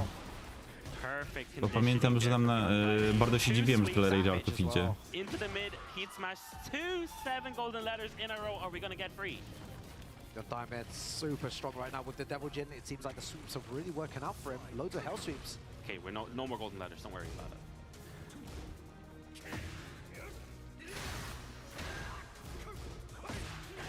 Okay. Oh, everything working out for Yondaime right now. Goes. Yeah, that is one way to stop any sort of pressure. Someone tries to dash in your face too much, wave dash as well. Hop kick is sometimes a good option. The worst that's going to happen to you, maybe minus 13. Punish. Big damage now from Mikadi. Cancels the low, gets the heat burst. Oh my gosh, look at his damage. 59. What's the mix? Oh, what? His back back three. three. He beat his back Czy, three. czy Hitburst tego Devigina low crashuje? Bo jeśli tak, to Be careful. w tamtej sytuacji, kiedy on robi tę 3-hitową serię, gdzie trzeciego hita nie robi, może zrobić, ale nie robi tutaj low, to może to jest tak, że ten hitburst zawsze zadziała, bo przeskoczy. Mikadi scrapes by few pixels. There are so many jab trades there, move trades. That was so tricky. Nice 4-4-2 for the whip punish. Right, down back 2, counter hit, guaranteed back 4. What's the mix? O właśnie o co chodziło. Going for the mid this time. 3-3 He's chyba, still not tak? I ducking. potem lowek. No single jabs, trying to control again. Nice, getting in with the running move. Hell sweep, there it is again. You're still not ducking. It's gonna float out of that attempted hop. Hop kick, yeah. Is he going to use the wall? No, opts to keep the wall. I think that's a really good decision as well. He has good wall positioning, blocks the Hell Sweep. Finally blocks the hell sweep. First one blocked, all set. I think Yondaime is a player that's very mentally strong though. He'll go for it again. He won't care. Oh, he thought so too. Thought so as well. He's making his opponent second guess here. Oj, zaraz jak pokażą ją dajmy, to chyba będzie miał smutną minę. A zobaczymy jeszcze po tej rundzie. Ejku, setup Gerbera. Exactly. Sidestep 4. Big risk. Big reward though. Można to nazwać zgadywanką kuzyna. If he does manage to land a heat engager, Ara. 1-1-2 punish back against the wall.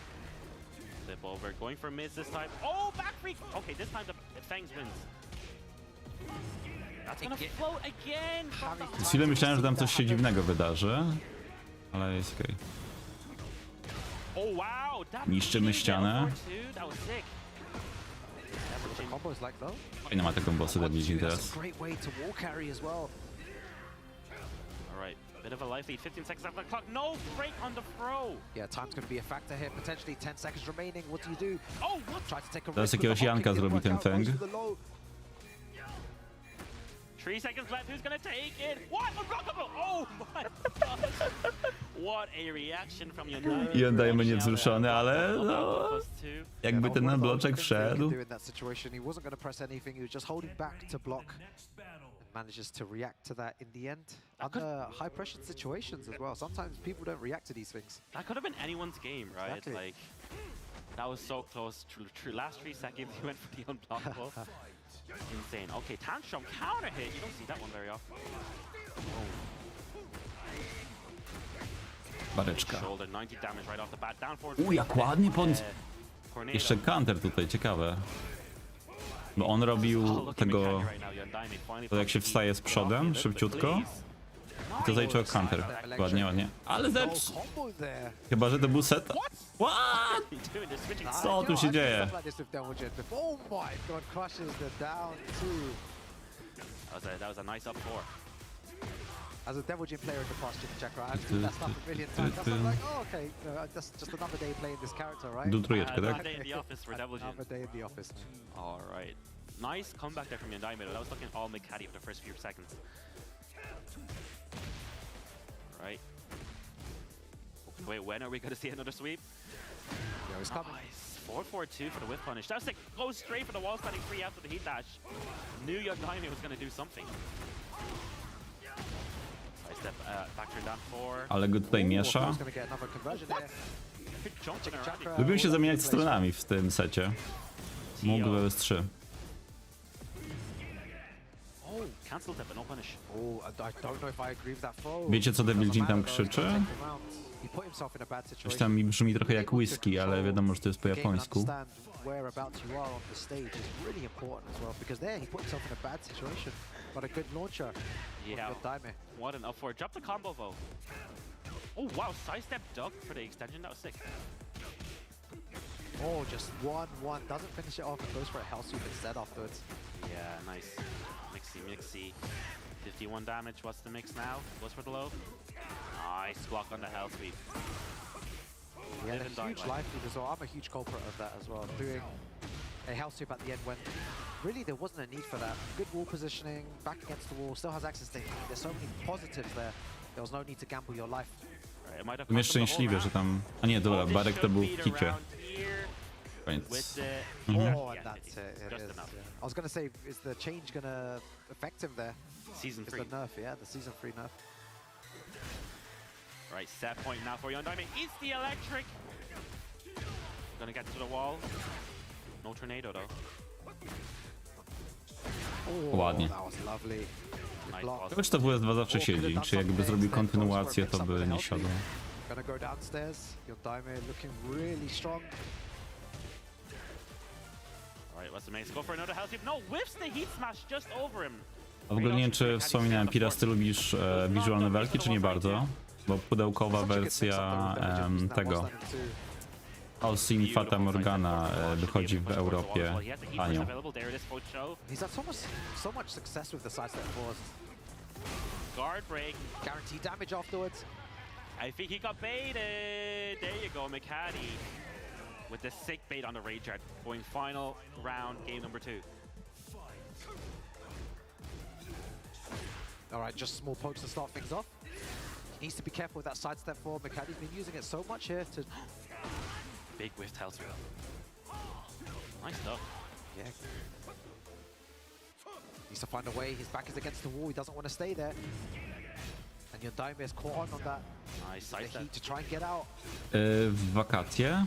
Nice jab on the back four extension. That was sick. That's exactly so what you good. want to do. Looking all Yondaime right now. Is he going to sweep? Is he going to go for mid? He goes for the mid. And he actually caught Mikati's back sway. This should be the round. And it's 2-0 for Yondaime. Moving on in the bracket, sending Mikati down to the loser's side with the Devil Jin. That was so good, man. The forward 4-2 there at the end after 5 wave Jakoś tak dashes there. wakacje Just wave, chyba. wave, wave, W wave, koniec wave, sierpnia. and then bam, forward 4-2 when he decided to press the Pragmata. button. Gets the heat dash Fantastyczna. combo. Zaraz ci opowiem, daj mi Yeah, chwilkę. really good stuff at the finale there. Nice stuff.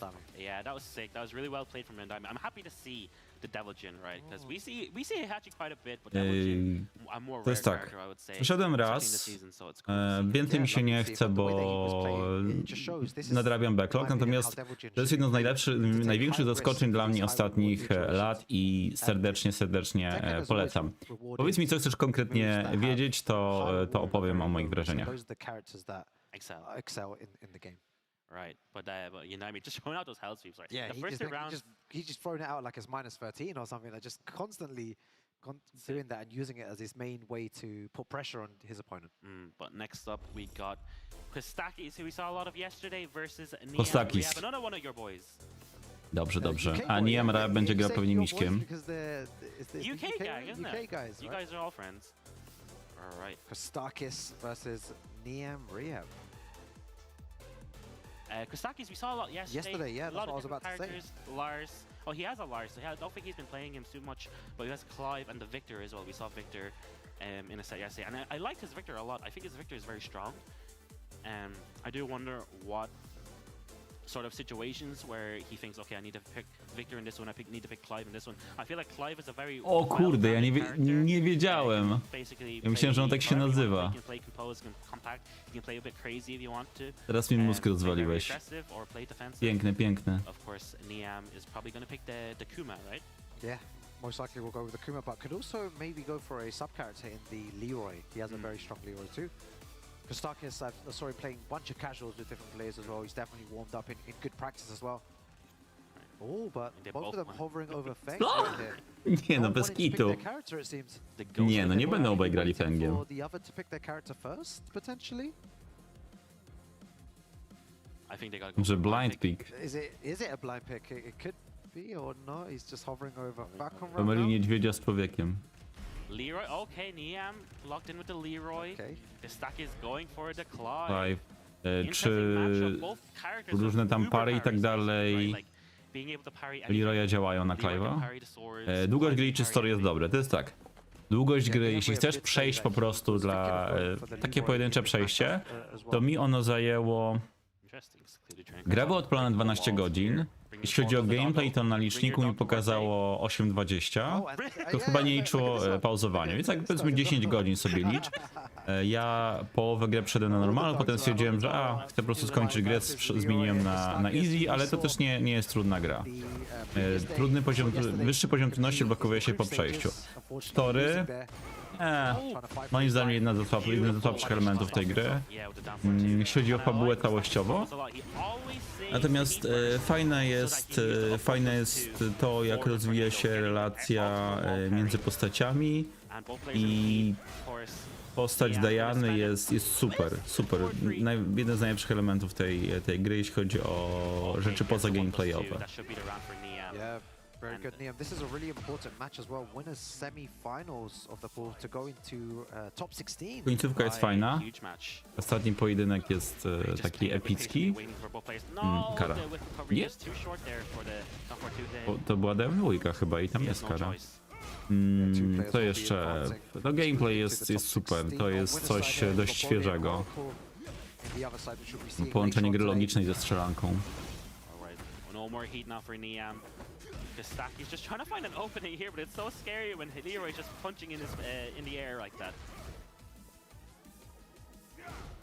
Or goes for the orbital. The whiff recovery on that, if you just whiff it, it's so bad. as well. Just make sure he gets it blocked. You can see here Niam is Kostak throwing out a lot of keep out here. Kostak is struggling to find a way in. Downward 2 didn't pull the trigger, it was counter hit. Yo, not much time left as well, and I was talking about the whiff recovery there. No to jest ładny i wpanie, że to tylko w hicie tak działa, że 3 cioski za 38. And that was great from him. Oh, nice movement from both players. Kostak is being able to move around. Nice low parry, should be able to push towards the wall. Is he going to pop the heat? He does indeed. This ends now. All right, Clive Rossfield, what you going to do? Yo, look at those big lows coming out. Goes for the last one. Doesn't punish him. Huge for that. Nice sidestep. Down with one strings. Oh my gosh, goes for the Odin. Ileż to trwa? Down back four to end it. What a risky low to use. Gdzieś jeszcze o but it worked pragmacie? out for Kostakis. 2 rounds to 1. Yeah, the pressure with those down forward one strings was so good from Kostakis. It's very scary because Leroy can parry all of that stuff. Oh, goes for the dunk. Kostakis Oh, he gets got hit by the 5th hit there. So unlucky. insane dunk, but too slow on the wall standing too. That's so unfortunate for Niam. The sidestep, the movement from Oh, Kostakis what? drops the combo though. He was too far for the back to hit. Tak, coś jak Rezydenty, no. Look at the Jeśli chodzi o długość. I też się cieszę, że gra jest takiej długości, no bo na przykład to The 100 Line Last Defense Academy, o którym mówiłem, ma... Jeśli chce się przejść tak ze wszystkimi endingami, to wiedziałem, że to jest 100 kilkadziesiąt godzin. Trochę dużo. Moim zdaniem to powinno być długości mniej więcej tak jak Virtuous Last Reward, czyli coś koło 50. You don't see Liam trying to use the homing moves too much, right? I feel like if you have a read on your opponent, if you know like maybe 90% that they're not gonna duck, just throw out the low. Yeah. Another thing as well, we didn't see the Kane in play all game last game, so maybe the Kane will come out now. Nice sidestep into the 1+2. Yeah, it's really easy to forget about the Kane as well. Playing Leroy, and also for the person fighting against Leroy, sometimes you completely forget it exists, but it's a great tool as well that you can use once as well. All right, nice round from Niam. 7 golden letters, not letting Kostakis even play the game. Ciekawe, że nie zmienia. Again, all the lows coming out as well from both players. Oh, back 1+2 counter hit. This is gonna Chyba be taka huge. jest. He's gonna get to the wall, Rukang. Is he gonna get to the wall here? Yes, he is. Big damage. Spike. Hunt him on the Niam ground. fighting back. Kostakis stayed so patient. Sidestep the 1+2. Here we go, you need to just guess. Plus frames. Down back 4. What's the mix? Down forward 1. God, the pressure! Bardzo ładnie. Kutno zobaczył, że weave Gets a huge ją karał. Yeah, that was great patience from the enemy. Rektiem super było. Whole Clive sequence. Let him do whatever he does. Blocks the low sweep, gets the 2-1 though. That was amazing to block the Kiedy w ogóle oni muszę The wychodzi? low Kane, right? Yeah. Muszę, właśnie, bo mam do skończenia, oni muszę Not 4. there, right? Just that it was the end, nearly the end of the round there. Alright, both players playing really on point right now. Nice dunk on the down Po prostu w tym roku, nie zapowiedzieli jeszcze premiery. Bo dwójkę wydali niedawno. I feel like that's a move we're not seeing a lot of from Niam Rio. Rok temu. But the first time he Ale ja did it, dwójkę though, przyszedłem one of the 3 first albo times 4 lata it temu. didn't work out. That was unfortunate. Suffocated pressure though. Yeah. Bardziej 4. God, oh my god. Down forward 1-4 to end it mid. Tak. Ja z rezydentów, jeśli chodzi o idąc liczbami, 0 na... 0 chyba wszedłem na GameCube tak samo jak 1. Dwójkę remake PS5 To gain some momentum here for Niam albo Rio. PS4, nie pamiętam którą wersję. Trójkę tak samo, remake. Czwórkę przyszedłem na SC, na PS2, na PS5 remake oraz na VR-ze jeszcze, na MetaQuestie. Piątkę na PS3, szóstkę na PC chyba, no i szóstkę też testowałem na PC, więc jestem w kredytach. 7 na PSVR, dobrze Kostakis, 8 na PS5, no i Rektiem na PC. Yeah, Kostakis played so well there. The way that he was using the lows especially. A, przepraszam, jeszcze Revelations, 1 przedem Revelations na 3DS-ie, 2 na PS3. To chyba wszystkie rezydenty. Jeszcze teraz sprawdzę. Mam rozpisane.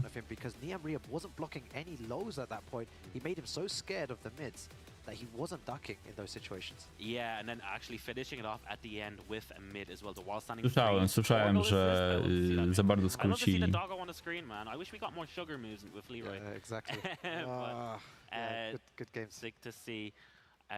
Kostakis, yeah, I'm a big fan of his Clive. A lot of Clives, they have different sort of combo routes, but his combo routes are A nie, przepraszam, 0 przeszedłem na PS4. Burst, and then he gets the up 1+2, big string for the tornado, gets to the wall, like we saw there. A lot of Oki as well with the down forward free ender.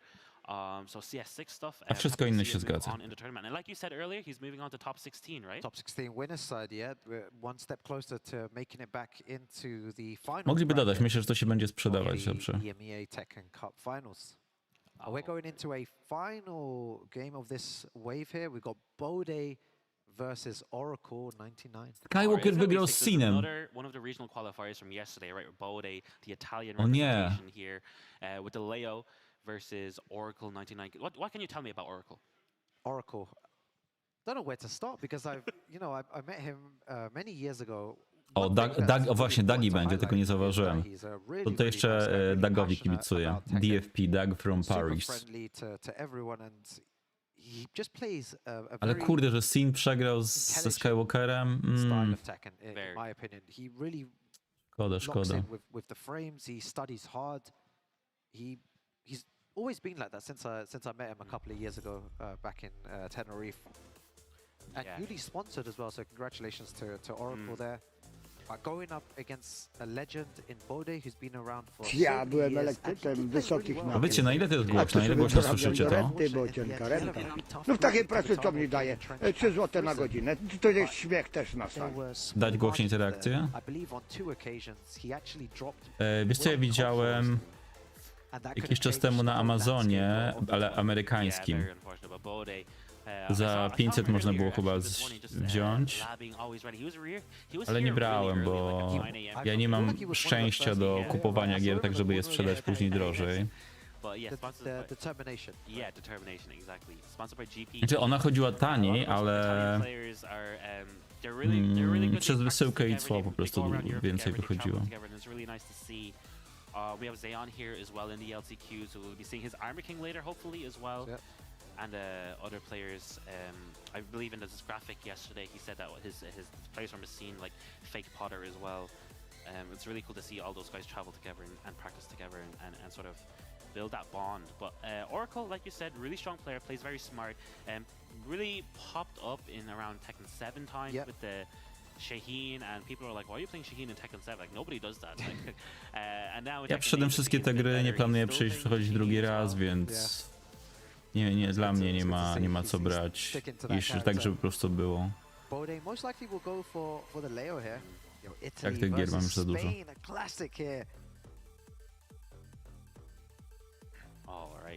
And Oracle, one of the few players from Gran Canaria, actually, which is really cool to see the players from such a small island, right, being able to perform on a big stage like this, being able to represent such a small region like that. I think is really cool. And I honestly, I don't know who's going to take this one. I feel like they're both really strong. Yeah, Bode's had he's already very familiar with the format and everything that's going on. He's already felt the vibe of the weekend. He was here yesterday already. He's been on the big stage, whereas Oracle just flew in today. Yeah, literally this morning. Just this morning, and he's playing up on stream. Is he ready to play at this level? Kubka wstydu plus kupowanie nowych gier. To jest słabe połączenie. Niestety tak mam.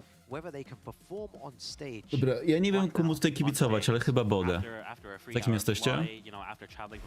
Exactly. You know about this, bro. You competed as well. You know what it's like to travel and to have to maybe sleep somewhere else. Maybe he didn't have breakfast yet. Maybe no breakfast yet. Maybe he didn't have those blueberries. That you need to increase that brain power.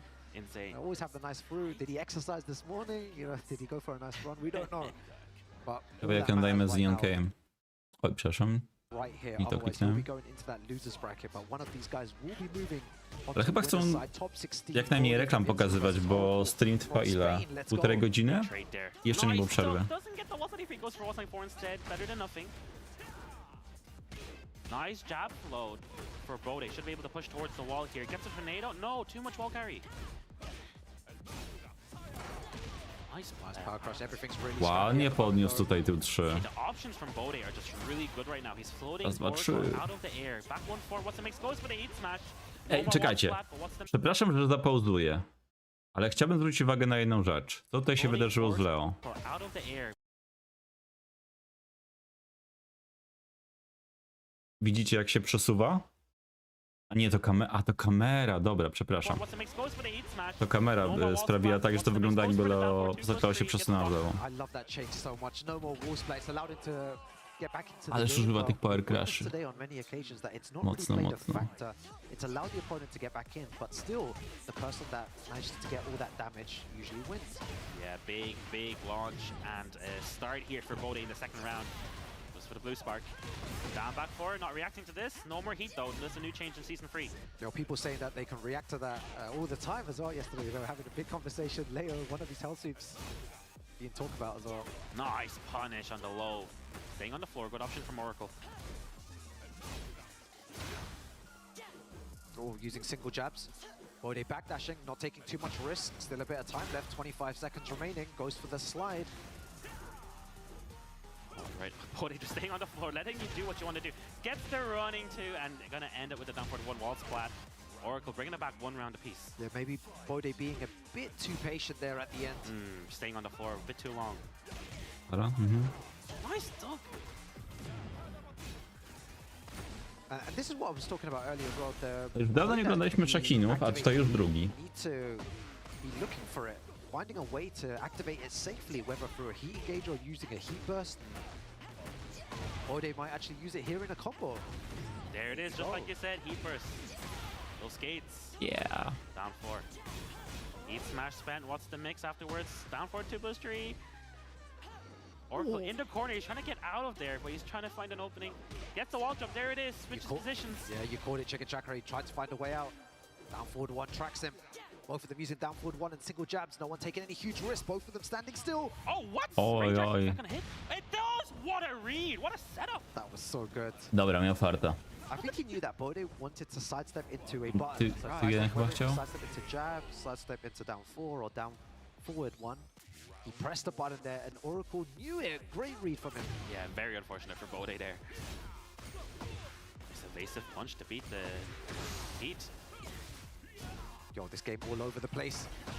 Power crush. So much going on right now. There's too much going on. Okay, gets the guaranteed follow-up. This could be the round. Okay, doesn't get the ender.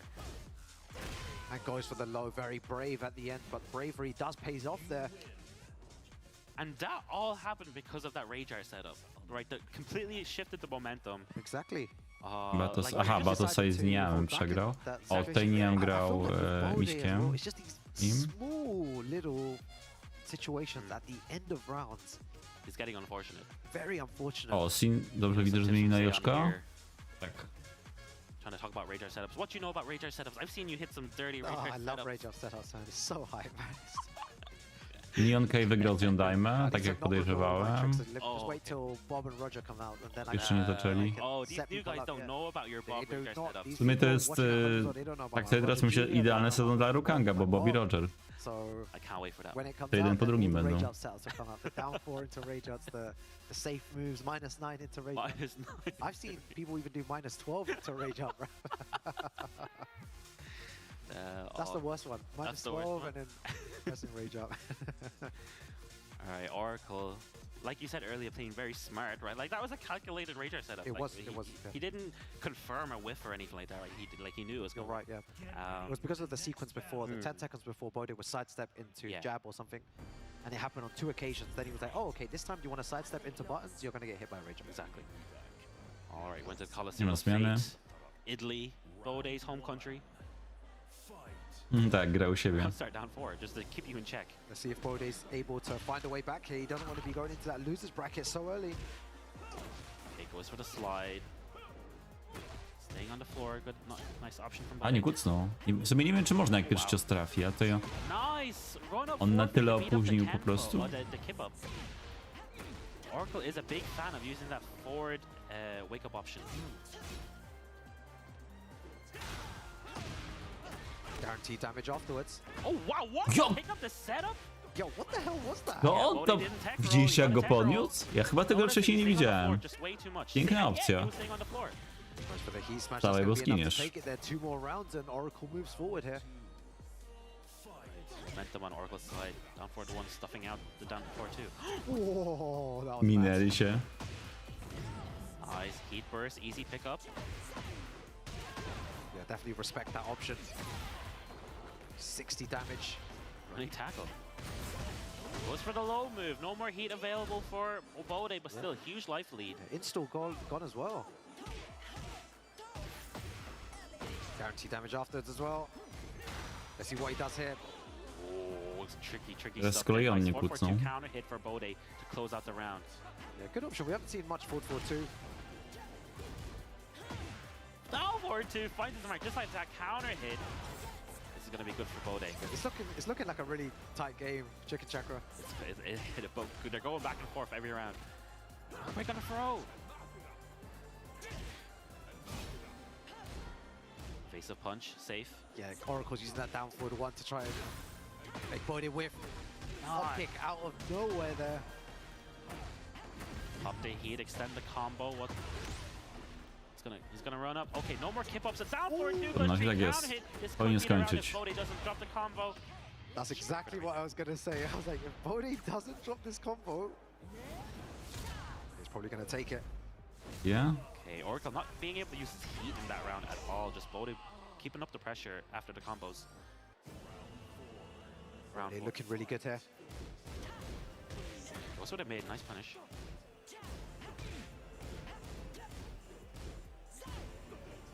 Yo, Oracle being really patient though, not pressing anything. Nice catches the wall standing four for Bode. Maybe Oracle's playing a bit too safe here. Bode taking advantage of it. He knows that all Oracle's going for here are jabs and down forward ones. He's not done anything else really. Needs to get away from the wall though. Down jab. This is a huge life lead for Bode, but ease the heat engagement. That's not what you want to do. Ease the mid as well for the wall spot. Oh no.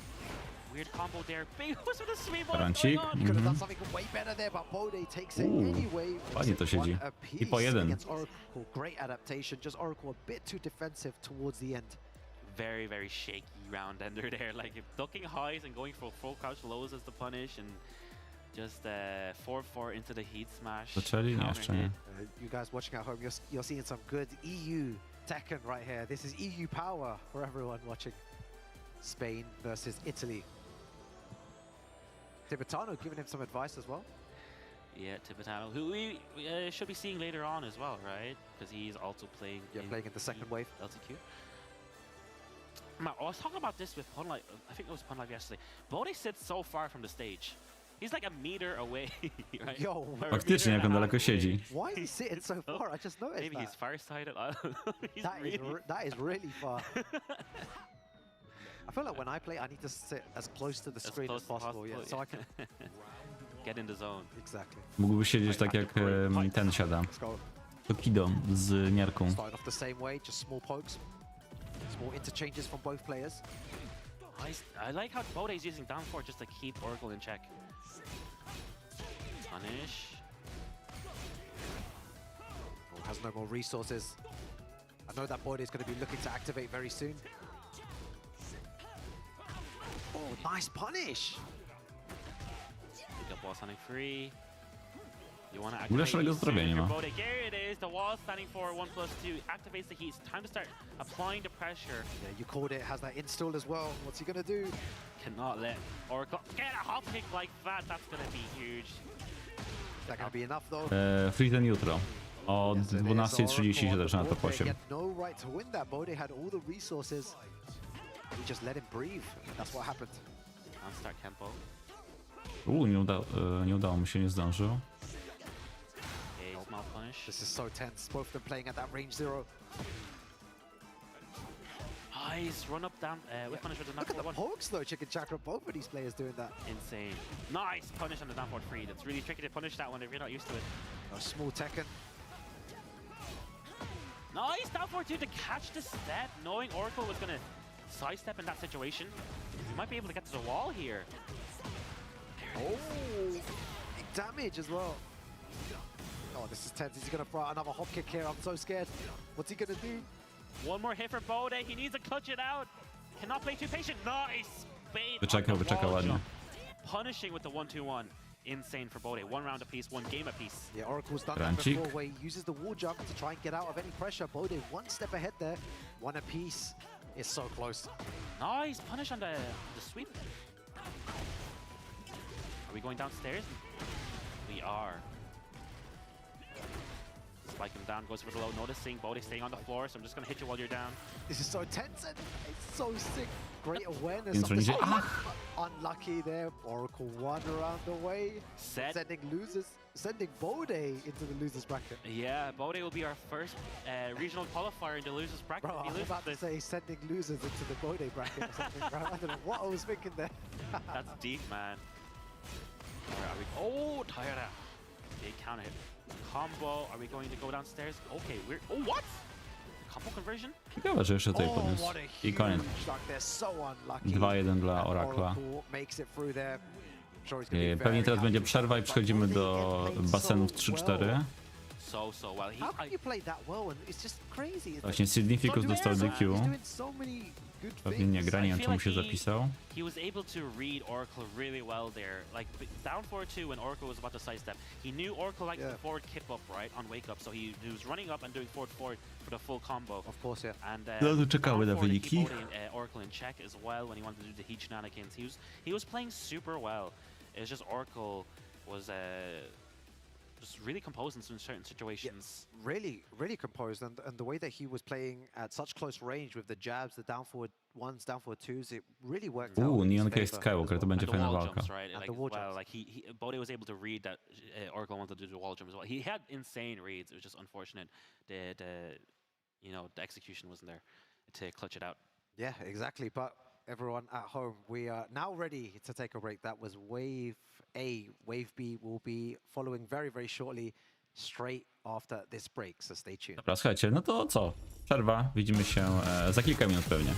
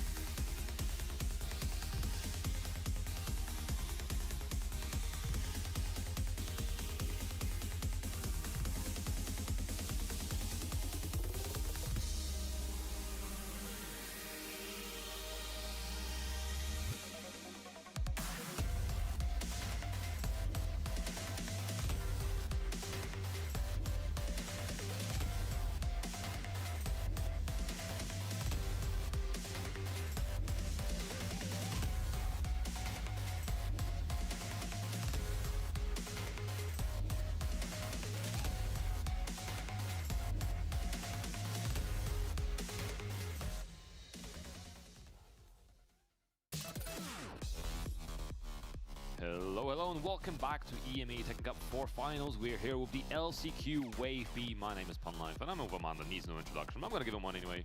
The amazing, the ever radiant, and of course very famous. Zaraz przegrywajcik. Radiant again. Thank you for that introduction there, Punlife. But yeah, we're back with the LCQ. We're gonna have the Wave B action. Again, it's some tournament actions for whilst there's some tournament action for Tekken 3. Season 3 is now. Big thing about Season 3 is there's a new Tekken World Tour season as well. Something that we are all very hotly anticipating. We take a look at our timeline here, April 23rd. That is when the player registration has opened. That is open. And this tour starts next week at EVO Japan. That is where the first, I think it's our first Master Plus event. And I think the rule change this year is that Master Plus winner qualifies directly into Tekken World Tour. So we're going to know our first qualified player by then. But the player registration deadline will end October 27th. So if you're not signed up by then, you don't get your points. The tour ends completely November 15th with Tiger Uppercut.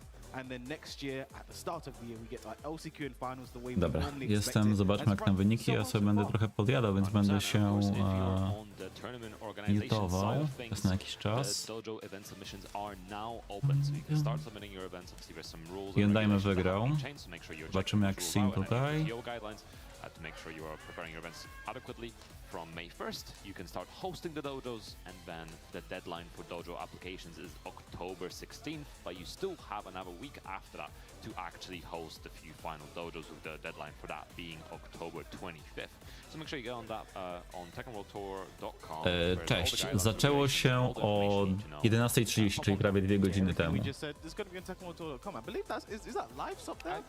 Ale pierwszy turniej był chyba, pierwsza walka, sorry, była chyba tak 11:45, coś takiego. Może 50.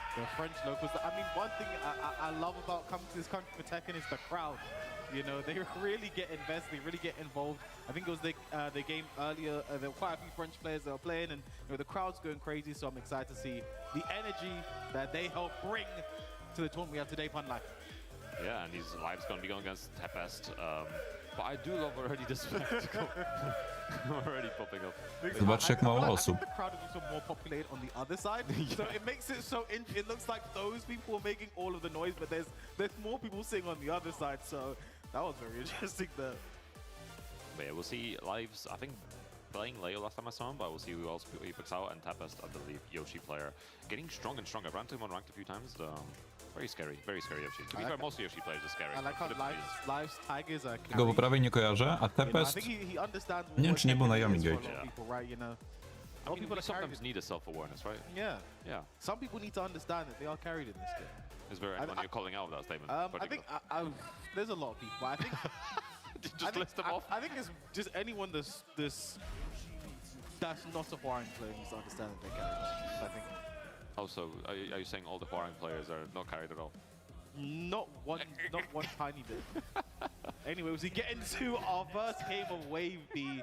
With Yoshimitsu and Yeruzo Tepes versus Life. It's an all-French affair on Life. Yeah, we'll see how. I haven't seen Lives play Miari. I think last time he was playing Leo, so it'll be interesting to see. Miari, I've been seeing a lot more, especially the last couple of days. I mean, again, the newest character to the game, so a lot of people can have the experience. A w ogóle pytanie do tych, którzy grają po polsku. Pamiętacie jak w polskiej wersji Tekkena 8 jest BFF?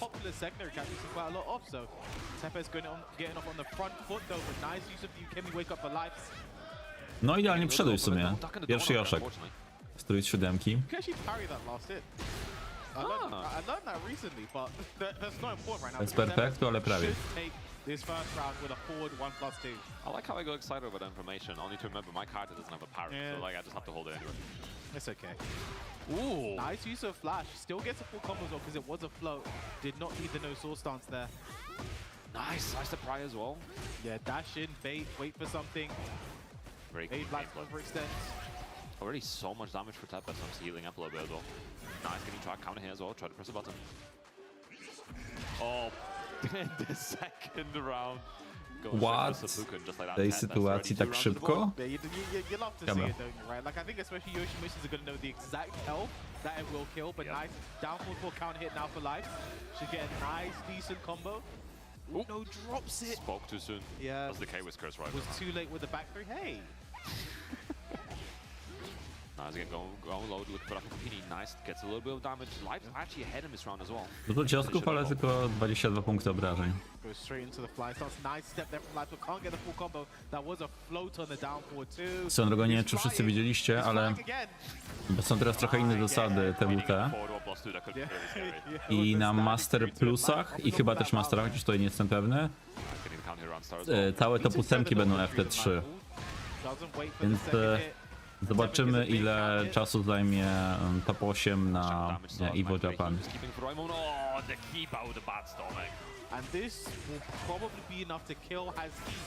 No teraz turnieje będą dużo dłuższe. Zobaczymy. Bo to co 6? Raz, dwa. Bodaj 6 walk będzie teraz dodatkowo FT3 zamiast FT2.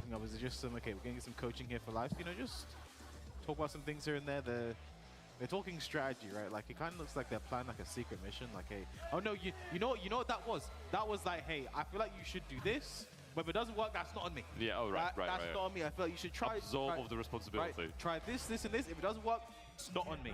You know, that's what that is right there. I need to start adding that to my coaching, man. It's like, you know, when you provide someone with financial advice. This is not financial advice. If it ruins your life, it's not on me, right? But Lives, I like the Arizona so far, like a character again we've seen so much of the past 2 days. I'm going to see some more as well. Oh yeah, 100%. Definitely card is really cool to watch, especially considering you can play very fundamental, you can abuse some of the stances as well. There's different ways to kind of play around. Talking to Tibetano yesterday, he said one thing he likes is like you can play multiple different styles with her. And we've seen that from the gameplay, the different players playing this character, but huge life ran out for Tepes. And I was giving the life back. I think life broke the. If you break the throw, it gives the health back. But there's also 2 inputs. It's Ładnie, ładnie to wyszło. Znowu próbował. Nie wiem, czy to była reakcja, czy on po prostu planował już to wcisnąć. Żyje? Runda dla niego.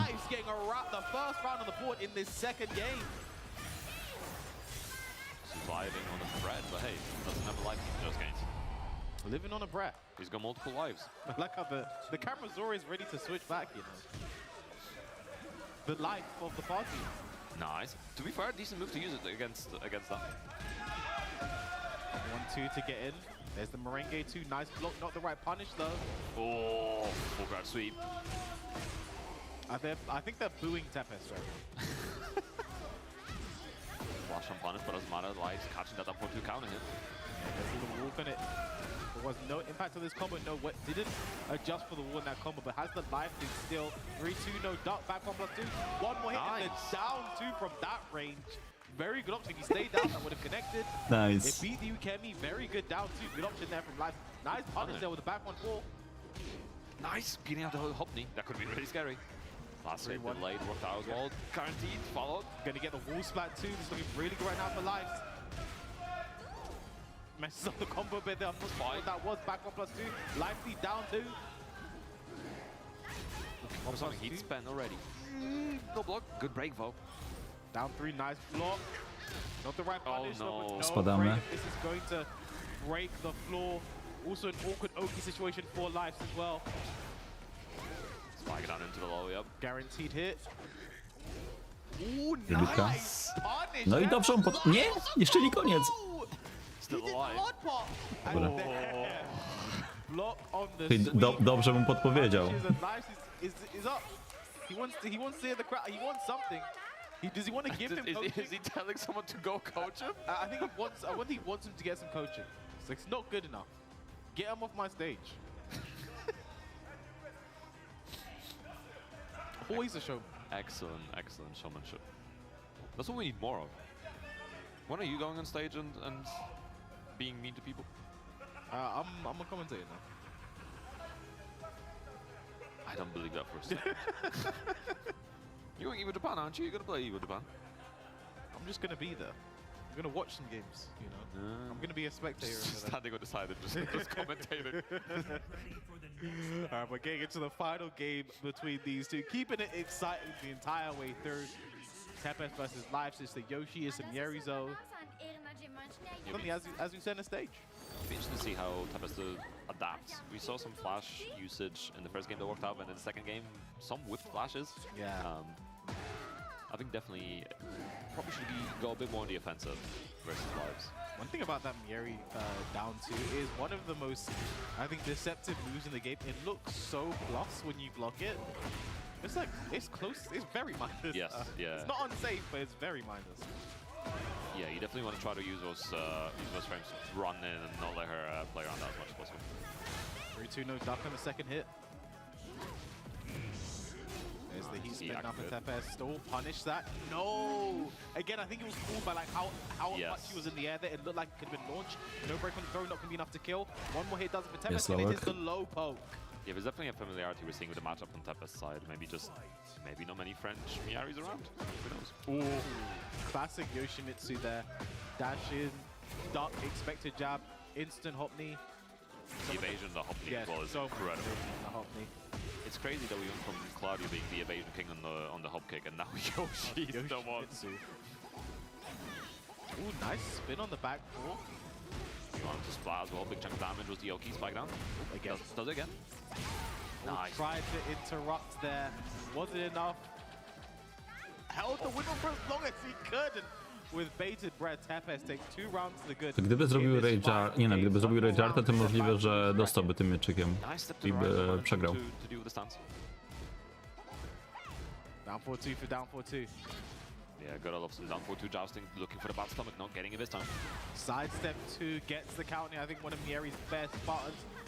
Should get the wall slide too, but too much wall carry for Lives. That one out of the air. Nice conversion with the tornado. Strong arrow tailspin 2. Decent combo as well. That was a very awkward situation. Heat now active. Oh, the delay on the last hit. Can he get a pickup? No. No. Wait for the second hit. Zapomniał, że są 2 ciosy. Tempest with a sweep. No launch though for Lives. That Nie could have been the wybił, round. He's ajajaj. gonna come back to fight him. The strings. The strings. One more hit. One more hit, Podluck. Still one more hit. Oh, potentially 2. It really lies a bit too patient. Needs something to go forward too.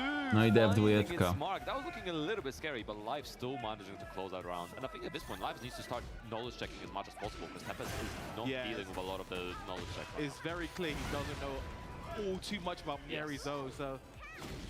And again, up 1+2 to the mix, even mid on Running the 3, full card. captures the stance 2. Nice break. Important break. That would have broken the floor. Gonna be nice damage with the full launch down 2. Big whiff, but no punish from Lives. Probably scared of the range. Uh-oh, going downstairs, unbreakable throw. Spirited Powód po away. FCD Gonna F3. take Lives to the wall here as well. Both of them still have their heat to pop. Gonna use it right now. Just gonna take the damage here.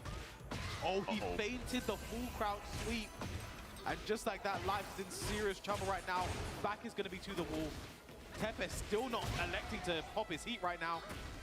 Mary down 4-2 to challenge. O, zasięgu nie było, żeby And just ukarać. like that is the 3 to the 4. Tempest will take it 2-1 over Lives. All hugs and handshakes between the two again. It's a friendly affair. All good fun, all good fun. But yeah, it was very interesting to see how Tempest kind of turned things up a lot more in that final game, being a lot more aggressive, and I think that definitely helped because anytime there was Miari unique things going on, he wasn't necessarily ready for that matchup, whether it's strings, whether it's which direction you're kind of stepping against. There was definitely unfamiliarity going on. I think the thing to call out as well is you were mentioning like, oh, Lives potentially missing out some whiff punishment in that set as well. The thing with Miari is that her whiff punishment, especially long range whiff punishment, is so Sin wyszedł, dobrze. Czyli Sin będzie grał z Yondajmy w top 16.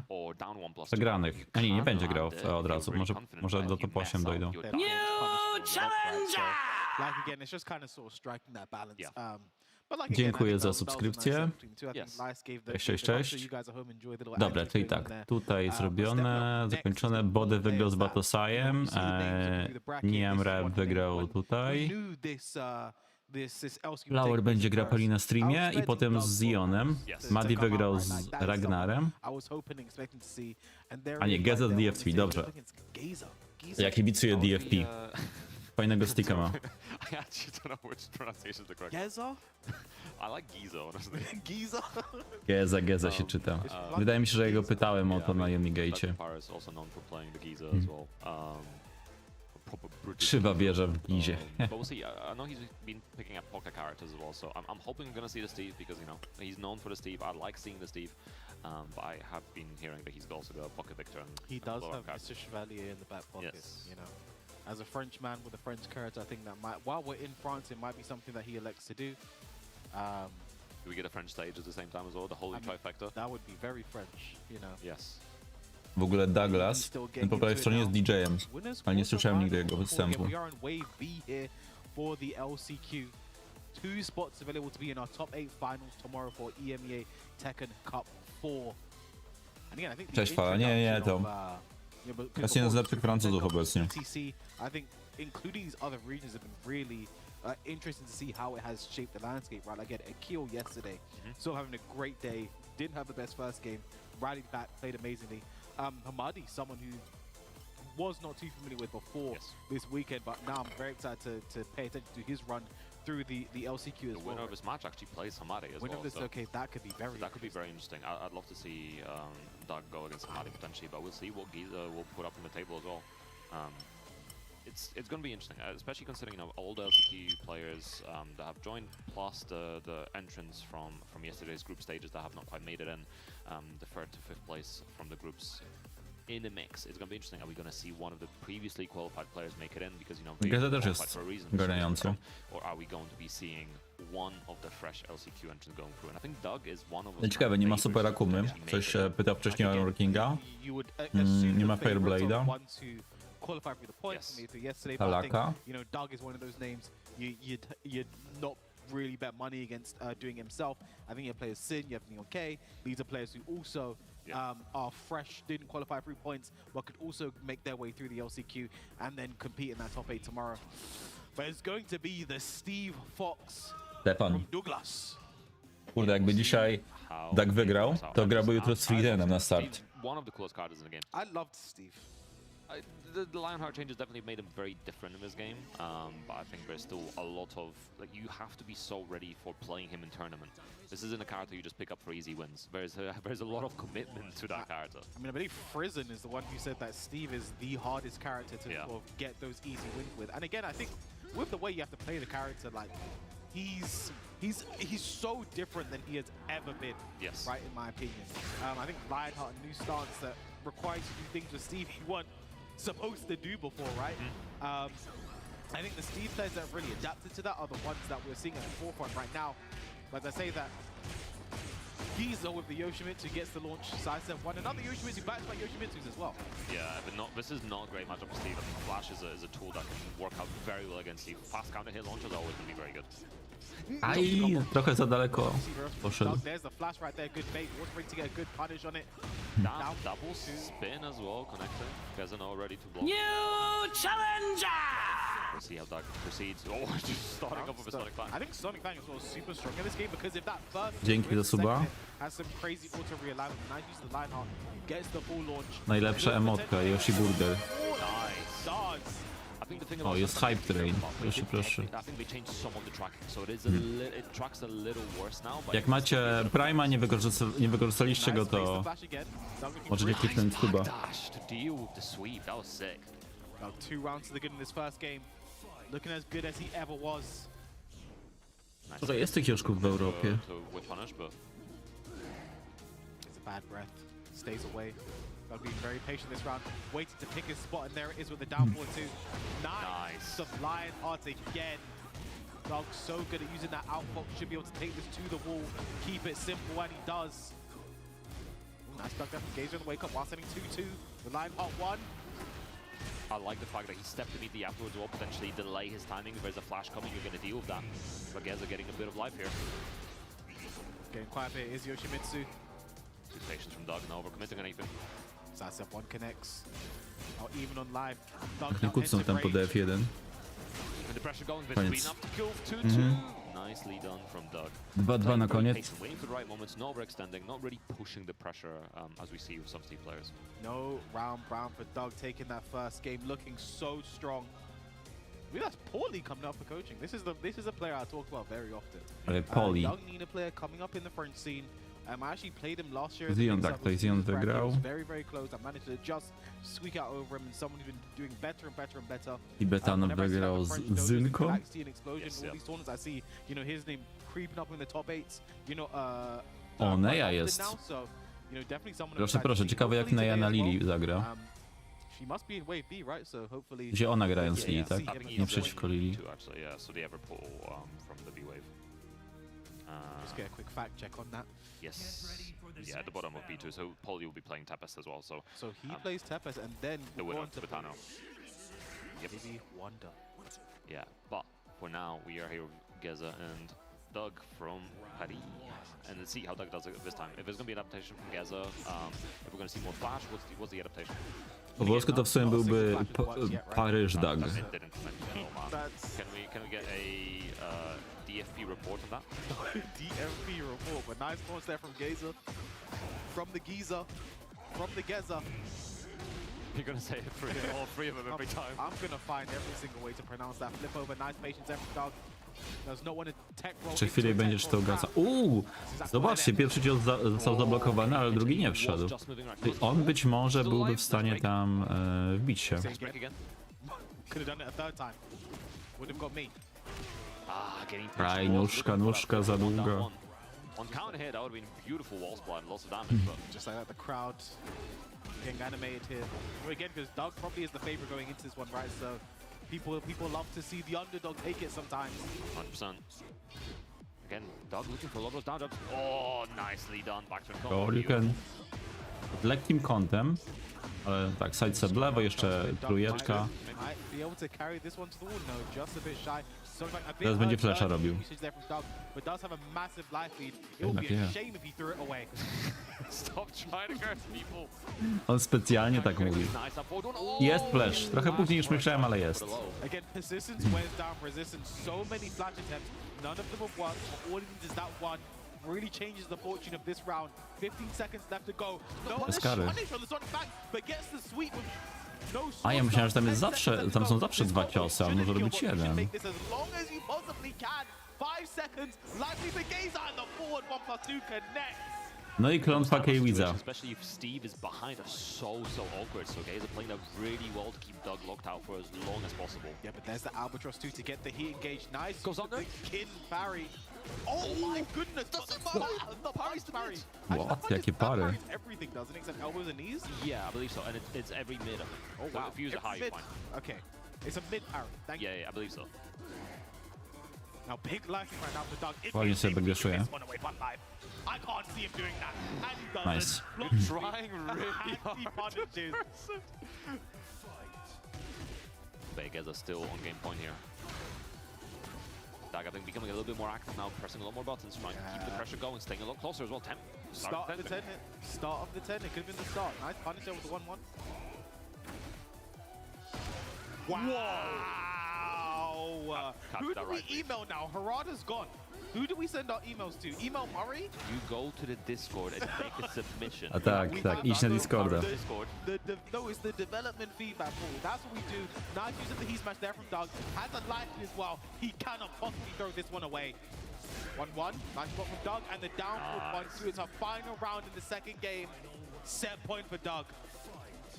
Getting back into the game as well. We're not even seeing that much like QCF1 and the kind of staple move from Steve as well, but Dagger's just wearing Geza down. Nice flash again, finding the right moment. Yeah, he's really found the mark with the flash in this game. That's confirmed. And the left lead 1-1. Albatross 2 just spends his heat a bit early there, just wants to alleviate some pressure, get the +5. Doesn't do much with it though. Geza still has his heat to spend. Just going for the legs right now, still has Evo. Forward 1+2 probably incoming soon, but won't be able to use it. Ale na counter hicie wyszło, czyli on próbował coś wciskać. Nie jest tak, że po prostu sobie kucnął.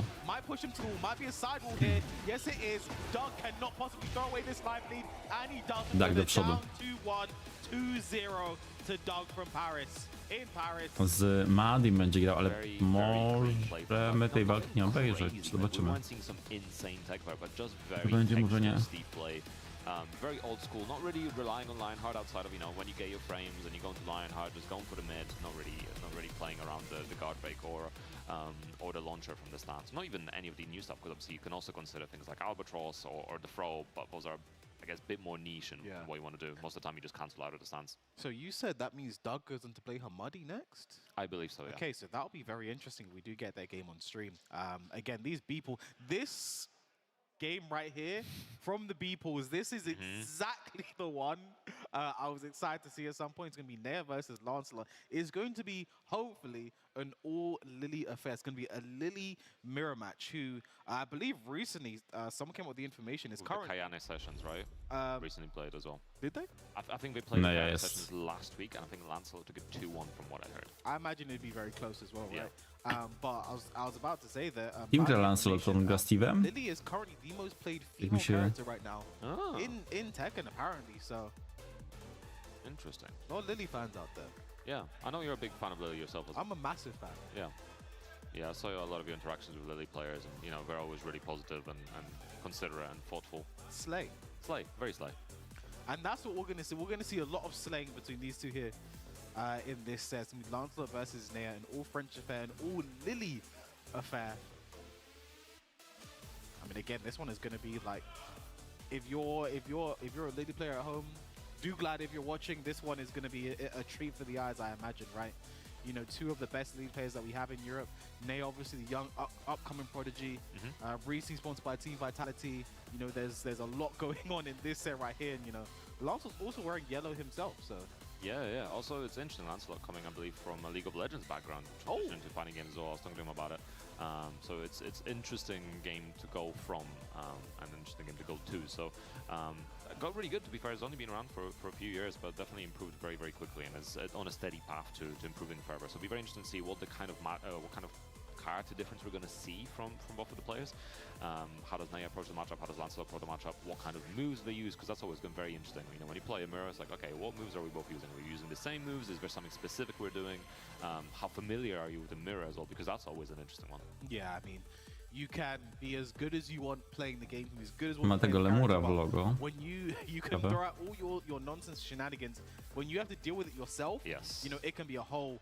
A nie, a on gra Lili, no tak, więc mamy Mirror Lili, o The matko. cat name is Salt, right? I believe so, yeah. Yeah. Yeah, because when she's like, Salt, dog!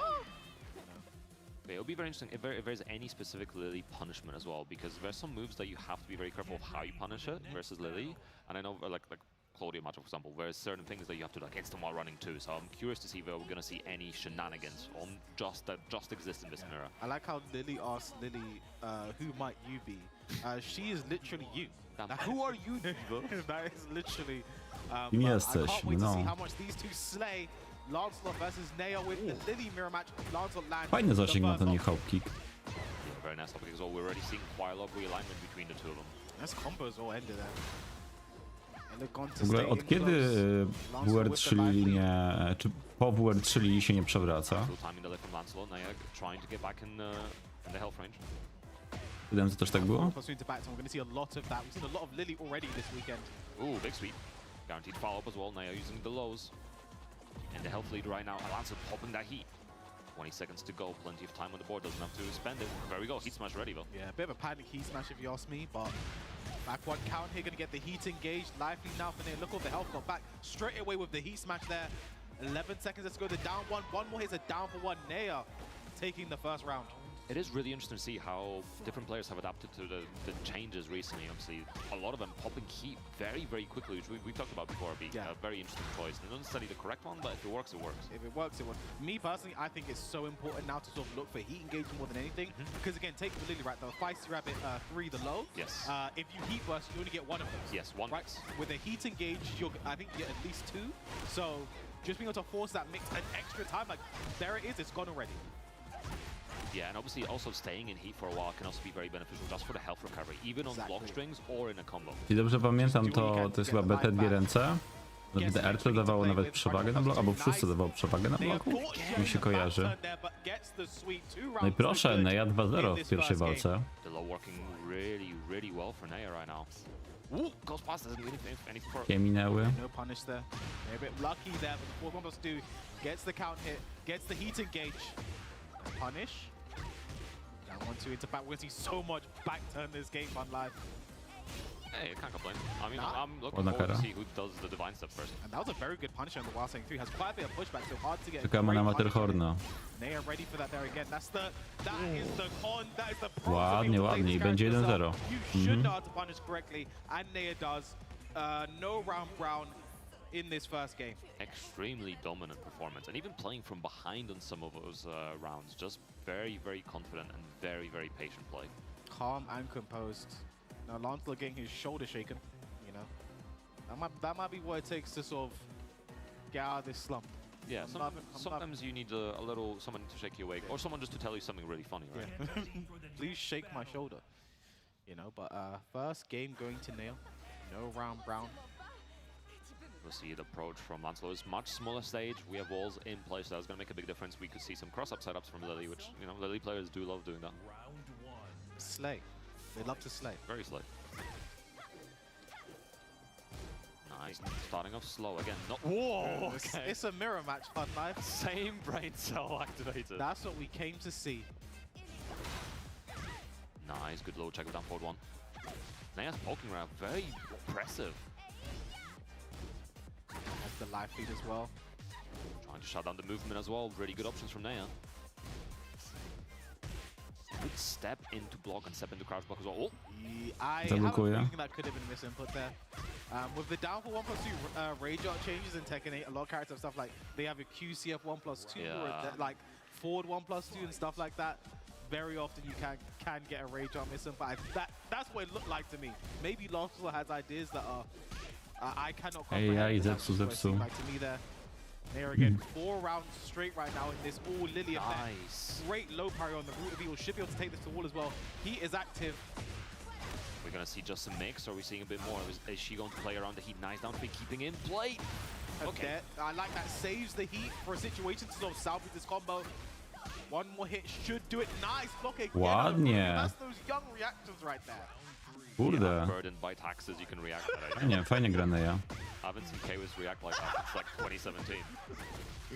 Don't get old, kids. But either way, Nea again starting off looking to take this one potentially 6 rounds straight. Nice sidewalk again. Nea playing this matchup so well. You'd think she knew the character herself. And what a peel of combos while stabilizing. Still getting a hit afterwards. Lancelot. It's so difficult to get into this game right now. Nea working towards a perfect. And Frames here, down 1. Oh my goodness, Lancelot just throws balls to the wall. Can he salvage Wyciągnie, czy this będzie round, na though? Ron Brown? trying to slow down Nea out of heat. Lancelot got the rage available as well, so one combo could potentially be enough to seal the deal if he can get it. But Lancelot working an excellent comeback right now. Has the life lead, in fact, but I think it might have just gone with that. Not committing to the last one more hit potentially. Nice counter hit from 10 seconds to go. Both in rage. Submissive heal, 7 seconds, jab down for 1. One more hit will do it. The Low parry. generic down 4, the low parry. Lancelot should close this out with Będzie the jednak runda rage dla art. niego. Look at that pixel bud life. Look at it. I'm not gonna lie, I was fully expecting a divine step in the last second. Neither of them have done it yet. Yeah, it's fine. Please, someone do it. We haven't seen a Maravon yet either. Yeah. Some clean Lily. This is the least Lily gameplay, the Lily mirror. It's only we should be doing twice the amount of it. It's been all movement, really, to be fair, which you can say is also very Lily. True. But now, May again with a life lead. Good punish. Good patience as well from Lancelot. Oh, had the counter. That could have been huge. Zebrało? As well. Wow. Almost out of heat. Yeah, confirmed the string this time. One more mix, and it's the down forward 4-4 delay. Nea No i takes it zabiła 2-0 chłopa. over Lancelot in the Lily mirror. Fist bumps all around.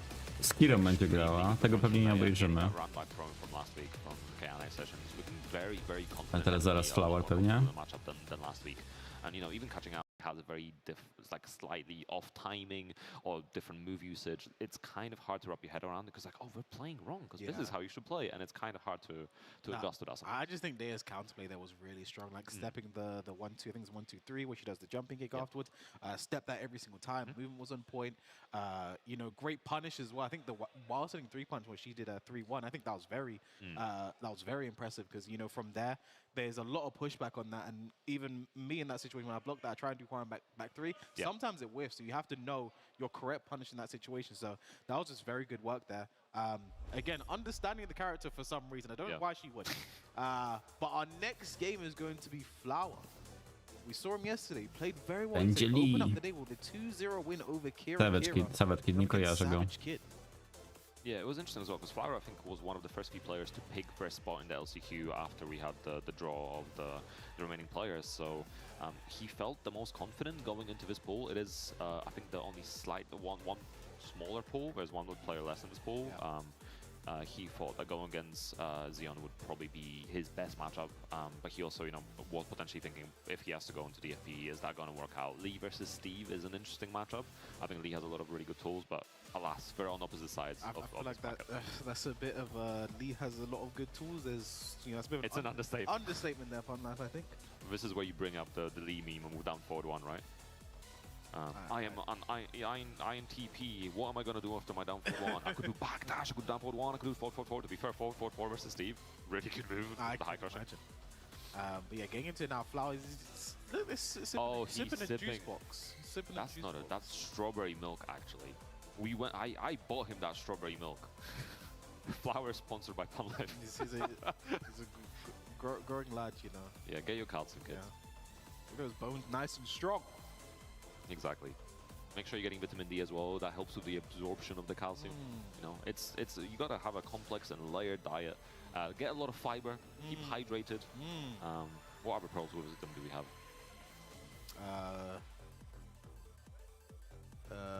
You'll get there. Use your heats. That's a very Don't burn your heat immediately. that's an important lesson you can take with you everywhere in life. But stepping up now is Flower here. And again, like when I see Flower, Swedish Leap, I have to also come to mind Zaka, another like young Swedish Leap there as well. To w sumie jak sobie spojrzymy tutaj, to ktoś z wczoraj odpadł. Jest Kostakis, jest Skywalker, jest Yondaime. Czy jedna osoba odpadła? Kto taki odpadł? Do we blame Sync for that? He was the prodigy, the future. Podejrzę. A, to jest Bode, przepraszam, to na razie nikt nie odpadł z wczoraj. I would argue a top 5 position for Lee potentially right now. But they're all players who have been, you see them grow leaps and bounds. We've seen Flower's development over the years from back in Tekken 7. So seeing where he is now, multiple times qualified for ETC, now EMEA Cup finals. Honestly, it's just like, it's just warms my heart to see Fun Life. Yeah, it's very good. He's really been blossoming in his Tekken career, really growing through it, absorbing all the nutrients from the scene, really helping the scene as well.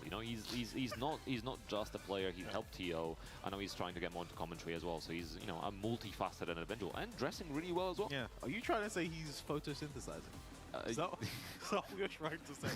I might have been going in that direction. He's absorbing the sun. But you see that To te teksty. Now, Savage Kid, this is not a name I've heard of before.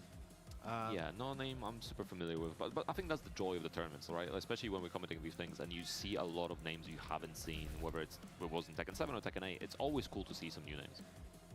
Hovering the Lydia, though, is it cool to see that? Listen, I know Lydia shares my nationality. However, I am not a big fan of Lydia. I think her design is incredible. No, Pan Life jest Polakiem, ale za Lidią nie przepada. I think you have to be quite high on the counterplay to deal with her well. But she's again also a character that I think you could argue is in that top 5, top 10 range. I think she's one thing about Lydia. She's definitely a high roller, right? Yes. Like she has to pick her option. She has to commit to it, and I think the reward she'll get out of it is always fantastic. But knowing the counterplay, no matter how difficult it is, once you start to do that, you can shut down the character a bit more. But there are just those casino high roller moments where guess right and do your best. But we're getting into now Flower versus Savage Kid. The B pools continue. Nice pick up of the 1+2 counter here as well. Should be easy carry to the wall. There's lead. Oh, Pun Life. Listen, maybe one back two would have one more back two would have been fine. Ooh, no punish. The heat burst there. 1-2. There you go, already starting pressure. I think it's so important to do the heaven enough unblockable very early. Just it gives them a reason to start ducking. Nice duck there from Flower, but drops the combo. Yeah, the step into duck was really clean, and that's really important in the matchup, especially. Just delay into the heat smash again. Not the worst risk that situation as well. Even if it's blocked, Lyrical Storm the best punished. Would have still lived, just a knockdown. I think good calculated risk there from the young man Flower. Yeah, I think he's trying to slowly checking Savage Kid, you know, going for the free, delaying the second hit of standing free as well. 2-2, yeah, you expect a lot of these start transitions in Lydia. When she is in heat, you're gonna see that heavy enough, and now Savage Kid with the 3 stacks as well. Political Storm as well, getting the blue spark. Red tape. Looking for it. Flower trying to get a high crush and losing the round of Invisible Savage Kid. Nice turnaround in that round. I think Lydia is a difficult character to play against a tournament just because there are times you're gonna have to be ducking. It's heaven enough. This cat stance is horse stance. You might even see another heaven enough here. There it is again. Ładnie. Unblockable, but Savage Kid going to the well one too many times. The duck and punish there from Flower. Third time's the charm, and he took advantage of it, but now you're just going to be the next. What's going to be your next guess? Nice whiff punish from Savage Kid. Very nice. Nie zacznie tego WS2. With the heaven enough one, still has some heat to spend. Heaven enough. No, kucnął. Savage Kid. Then needs to calm down a tiny bit. Dużo tych Surely handlów. the next one's a mid. I'm not ducking with the next one.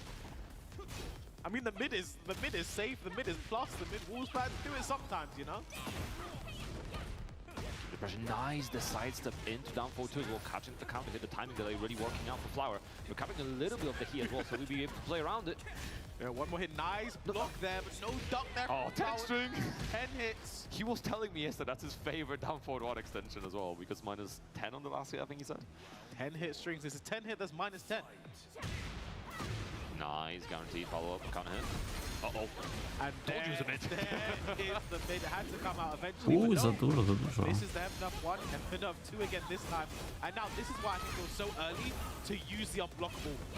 So good to use the unblockable as early as he did, because now look how much he's mixing up. Oni ma Flower Goranta? really is struggling to deal with these heaven enough options. Down forward 4-4. This could be the start of something, but Flower doesn't get anything. Whilst we want to, Savage Kid forces the final round in the first game.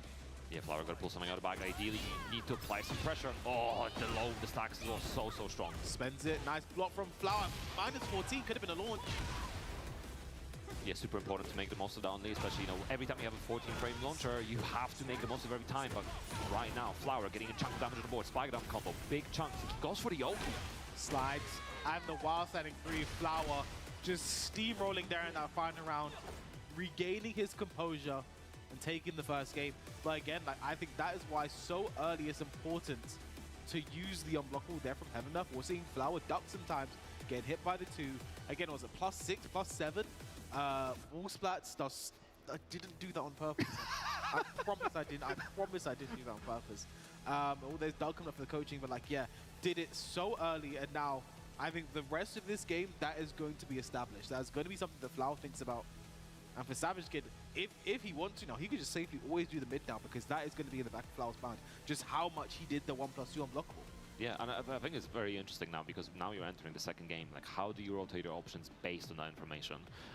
Does Flower start ducking again? I mean, honestly, if I was Savage Kid, I would start doing the unblockable again. Just do like 2 more right now, then switch back to mid. Potentially, you can also throw the power crush into the mix if Flower starts getting a bit more angsty. But so far, he's been patient enough that you should probably just rotate the safe mid and the unblockable. So getting into the next game here, I had some coaching from Doug from Paris. Someone that, listen, if you want to give me advice, Doug, that's someone I'd Zobaczmy, love jak to listen tam to. Madi z DFP na streamie będą. Could be the final game. Kira And again, z this is Neją such gra. well, I think this is a good stage for both the characters, right? But for Lee, I think having a low heat smash with wall breaks in play, with wall blasts in play, dangerous. Even with his other moves, right? Like, if you can situationally confirm down forward 4/4 near a wall, super strong, or even down forward 3+4 or down 1+2, both really strong. Nice, the execution from Flower coming through again. You're right, delay hockey there. You can't do that against Flower. He's going to punish you for every single time. Nice. Tak, Good DFP option. gra. Beating up Silvertail. Był nawet dzisiaj na streamie. Wygrał 2-0 chyba. Flower stepping as well. Flower pretty big health deficit, needs something here. Try to go for the Grał down na 2, Joszka. gets hit out of it. Back 1+. Forward 2 gets the launch. This could be huge for Flower right now. I don't know if we'll be able to take him to the wall blast here. Maybe able to, yeah. And now this is where the heat smash is so scary. Nice punish from Flower. Will it be enough to kill? No, just one more hit will do it. And the 1+2 Flower draws first blood in the second game. I wonder if in that situation, maybe down 4/4 would have actually been more optimal, because you could have potentially triggered the wall with a right as well. But that's the kind of thing that it's really difficult to work out in the moment. When you start min-maxing a bit too much. Yes, yeah. I mean, League players love that. Seeing people do crouch cancel 1-3-3 pretty much. That's it. Another hop kick there from Savage can go straight to enough just to get the stat. Parry. There you go. Uses them in a bit. Still burning the last bit of heat. And again, like I said, doesn't really have to use the unblock anymore. Just because of how much he used it earlier, Flower will start to duck at some point. I mean, the unblockable becomes so dangerous in the hop. Oh my goodness. Counter hit. That 3-for-3 for hop kicks in the last 2 rounds. Nice carry to the wall, no blue stuff, but doesn't matter. Breaking the wall could potentially cost. I think it's so good for Savage to take the walls away here from Flower.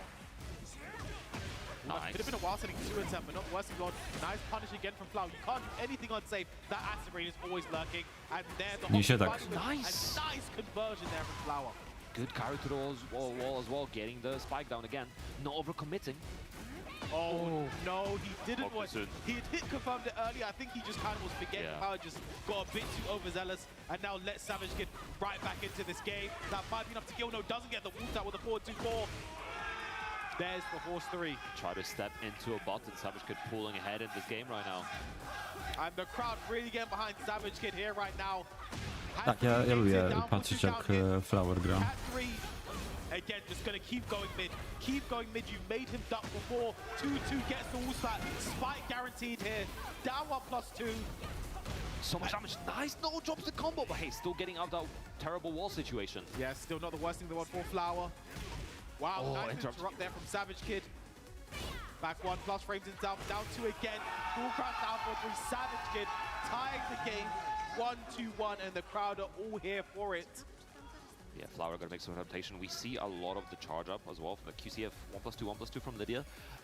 Depending on whether she lets it rip early or whether she charges up, you can punish it if she lets it early. But if she's charging, you can't try to move against it. I think Flower needs to start presenting that as an option, so that Savage Good is forced to release it early and can get punished for it. So I think Flower really needs to start playing into this Lydia matchup. We also saw some side step pride from Flower, which is not a bad idea against the stance, but you also have to be trying to do the side step pride fuzzy to deal with some of the options. Yeah.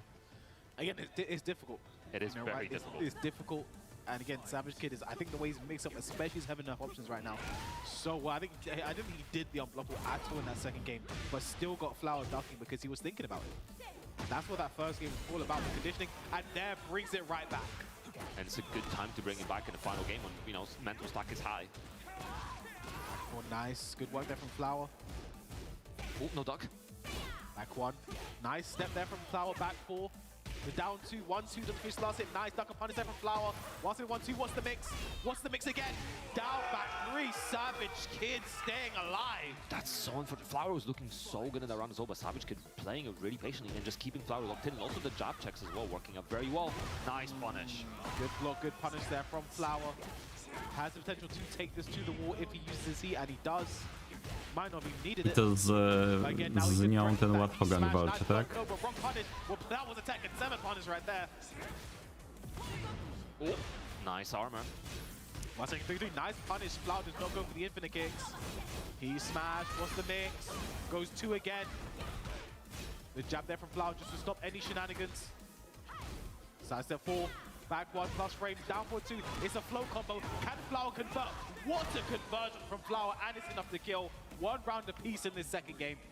Yeah, I see that. It's a little bit more information Flower as well. The Savage Kid was pressing on the wake up, so potentially delaying up back 3 to get counter hit launch. Really, really good. Down 4-2. Je zamienili miejscami. Dzięki kamerzysta. Oh, big switch. No punish at all from Flower. Is that going to come back to bite? He needs to make sure he closes out this round. Down 4-2, gets the launch, and this should be huge damage on life. The wall is still there. Doesn't want to go for the spike combo though, so he breaks the wall. Sellers his heat. There it is. Spike him. 1 more hit for Flower, so back 3, down forward 1. Floats him out of the hop kick, Flower down. Dobrze, B, Flower, B. Flower not overcommitting the back 3, just using it as a poke. It is, I think, like -4 on hit, but it's working out really well so far. Savage Kid, whoa, what a hop kick from Flower, calling out the low. Should be able to take this to the wall again. Clean wall stack, not going for the spike combo at all. Just to take all the damage he can. Guaranteed 1+2, 1+2. Damage works out in Flower's favor there. UCF4, nice block from Flower. The heat completely gone now, but 3 stacks available. Can't do much without it, without the heat here. And that is an attempt at using it. Nice block and punish from Flower. Now this combo could be enough to kill. It should be a spike down. The spike combo will do it, and Flower takes Dobrze, it. dobrze. Patrzymy tutaj. In exhilarating fashion. That could have been a scary, scary situation for Flower, but definitely, you know, the combos were on point, no combo drops really at all game. But yeah, I think it was definitely really, really shaky at times. You mentioned earlier, down 4-4, like he managed to situationally confirm it earlier on, but then later trying to go for the leg, getting punished for it. It is a really difficult move to confirm as well. I don't think it's exactly hit confirmable. I think it's very twitch confirmable. What I've heard from League players is it is fully hit confirmable. Bro, these guys are way more cracked than me. I think Stack. I think it was Stack who told me that it is fully hit confirmable. But again, it's pretty easy to probably Twitch confirm as well. But like I've heard it is fully hit confirmable. It feels harder than like, you know, like Claudia down forward 3-1 or Asuka down back 1.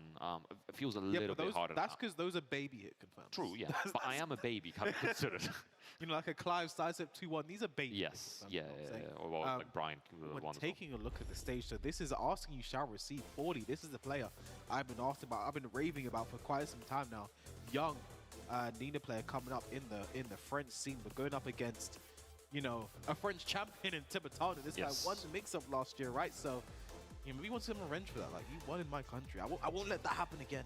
Yeah, I mean, it's interesting because I think Tibetano's record against new young French prodigies is a little bit mixed, right? So we're going to see how this goes for him.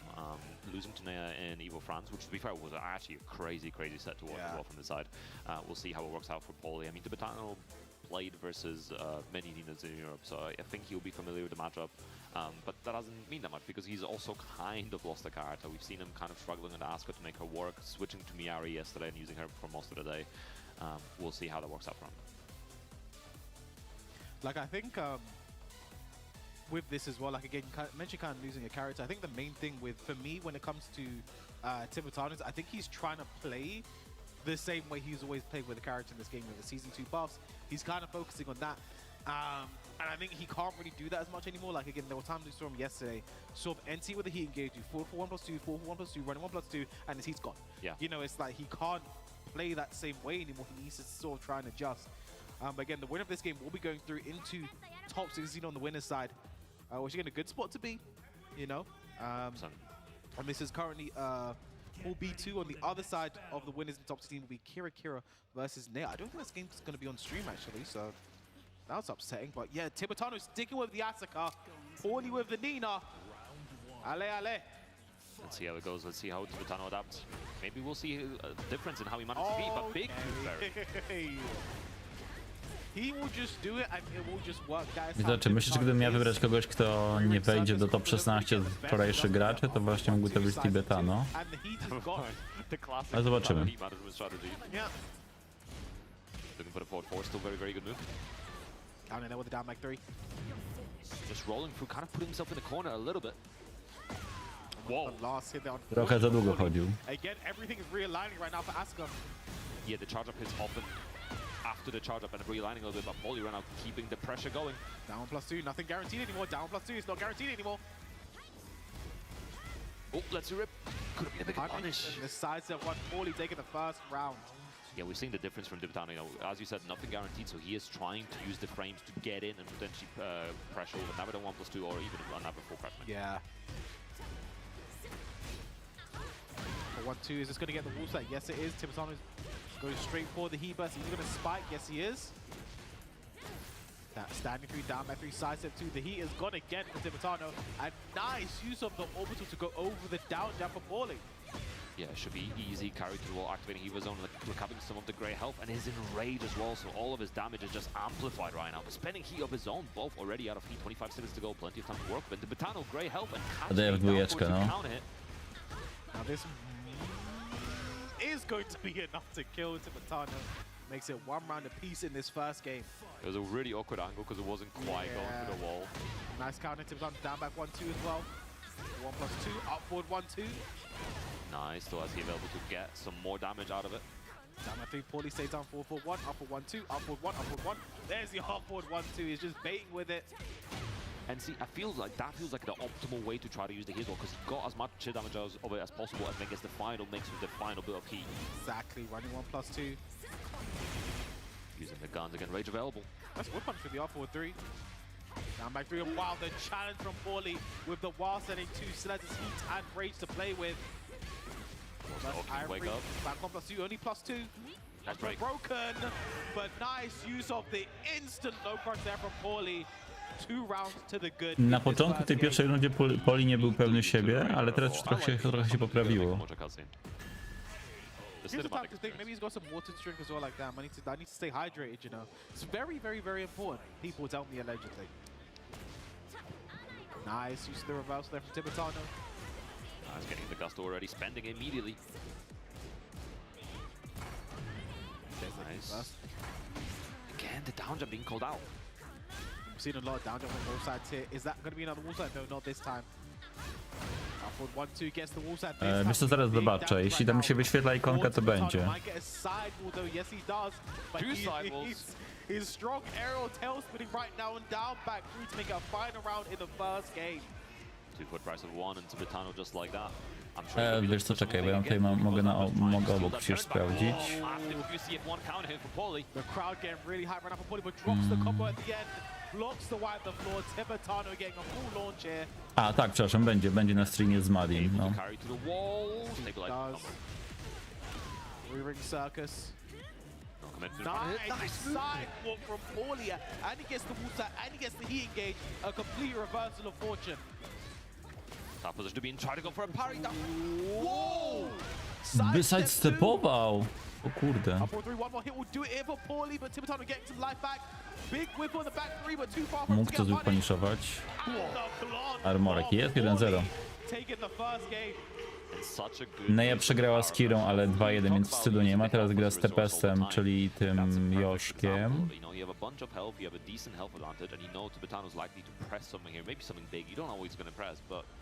Just let the power crash rip. You're not really scared of the lows at that range. If you get hit, counter hit by that back 3, you're probably not paying that much for it. Down 1+2 again, you're not paying for it. Power crash is the perfect option. Yeah, I think that was a great choice there from Paulie as he takes the first game. And there's Oracle up to give some words of advice to Tibetano, see what we can say, help him. You know, again, with Tibetano, I think we're still seeing kind of now like his usage of the heat just, I think he's still adapting to the changes, right? Like he kind of has to do something different. Like, is it going to be a character switch? Is he still with the... I think the Asuka can work. Yes. By the way, I think he definitely could win it if that's the decision he makes. But yeah, I think, again, just struggling to make these changes, honestly. Yeah, definitely takes a lot of adaptation. I mean, because it's a big change. Like, the patch might not seem like a lot of lines of changes, but having to change the way you think about heat management and what you're doing it, considering how important heat is in this game, it's a big mindset reframe. It's a massive change. But to get ready for the next battle, I believe it's going to be still the Asuka that didn't hear the character set music. So, Tibetano versus Paulie. Yeah, sticking on the Asuka. Nice and big stage to work around as well. Less likely to get to the wall. Let's see the adaptation. How does Tibetano perform? We've seen some, you know, classic Tibetano high-risk options. We're going to see more of those. Is he going to try to play a little more close, more charge moves?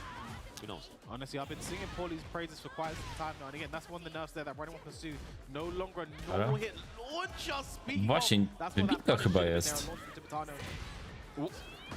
Nice movement from Tibetano.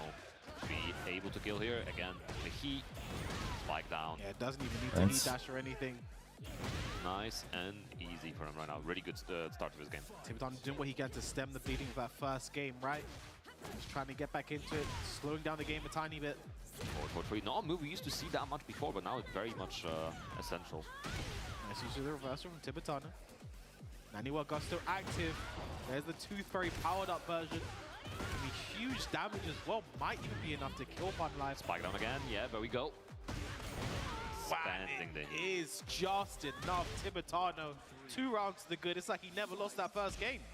Yeah, massive bit of adaptation from Tibetano. Nice. Nice little punish, not scared of the fair hit. Nice block from Paulie, but not the right punish there. Nice sidewalk with the down back 3. Paulie getting the launch. Good conversion as well. Are we going to see Oki setups here? Popping heat early. Reverse Ivory into the running 1+2. Big knee again. Well, that's why we're seeing so much of that 4-3+4 there from Paulie, because again, you cannot parry knees and elbows. Yeah, exactly. Yeah, such a strong option. And just such a big part of Asuka's game plan, right? Those reversals, we've seen it a couple times from Tibetano already. Nice delay on the option. Couldn't find anything about it. 1+2 broken as well. Good sidewalk Nice. there from Paulie. Gets the launch, gets around on the board in this Zobaczyłem, po tych 2 pierwszych rundach wydawało się, że Tibetano to weźmie, ale... It's a bit difficult. Ooh. Down for 3 out of the air, but can't get anything for it. Down back 2, but no, doesn't get a launch. No luck. Again, Tibetano frustrating with that 1+2. To się zemści na nim. Come back to cost Paulie, forward 2 connects. Orbital forward 4, get him out of here. Nice, easy conversion. Realigning a little bit as well, popping heat early. Are we going to see a spike down? Yes, we do. Getting as much damage on the board, making the most of that heat. Crash down forward 3, there's a heat smash spent. Paulie just shy of rage now. Nice sidewalk and Nice. perfect punish. Ciekawe, czy to jest lepsze niż DF3-2-3 na plecy. Kojarzycie? Still has the heat to burn. Could be enough to kill with the correct combo. Charge it. No, one more hit. No duck on the second hit. Down 1+2. Tibetano. This is where he makes magic happen. Jest, And he udało does mu it się. one more Było time. blisko, było One blisko. game apiece. And the rage at the end, I think, is what made the difference in being able to kill her as well. Beautiful clutch moment from Tibetano, but yeah, could have potentially killed even a bit earlier with the duck on the second hit, but it is what it is. I mean, that is just what Tibetano does, right? Always just keeps it close, but when it gets those clutch moments, I think there's no one has better more than Tibetano when you get to those moments, right? Yeah, gambling king for sure. Always find the right moment. Honestly, if there's any person who I'd want coaching me Nina stuff, like that's the guy I'd want stepping up right there, right? You know, best Nina in Europe. You know, some could say the best in the world. You know, I think with how he plays the character, Definitely up, bro. with what he utilized with the character, he's the best Nina in the world. But obviously, you have Arsenal Nash, who, you know, one of the best players in the world. So You could pick up any card and be one of the best characters. Players in the world. semantics, you know what I'm saying? Yeah. But getting to the final game now between these two, Tibetano versus Paulie, Asuka versus the Nina. Tibetano riding back hard in that last game. Let's see if he can close it out. Much smaller stage as well, so we'll see how that plays into things. But Paulie's movement has been super on point. And nice low parry from Tibetano already.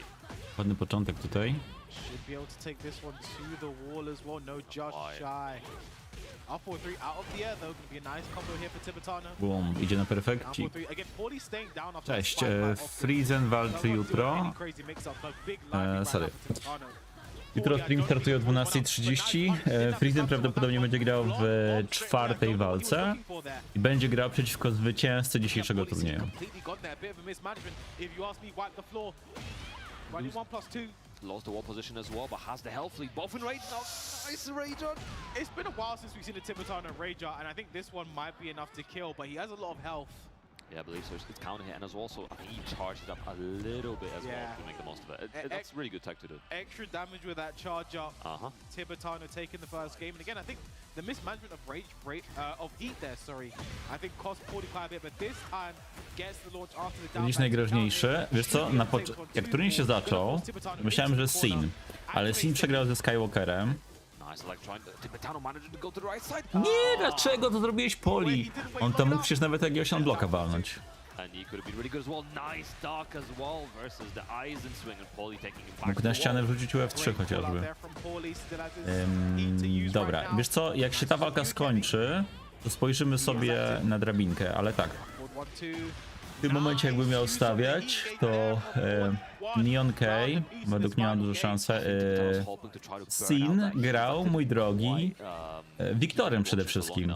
W walce, którą przegrał, najpierw grał Wiktorem, a potem Joszkiem, ale nie było widać tej walki, znaczy nie była ta walka na streamie.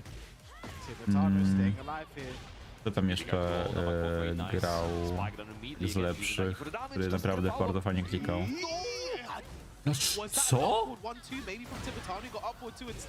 Właśnie, bo w domu wyszło.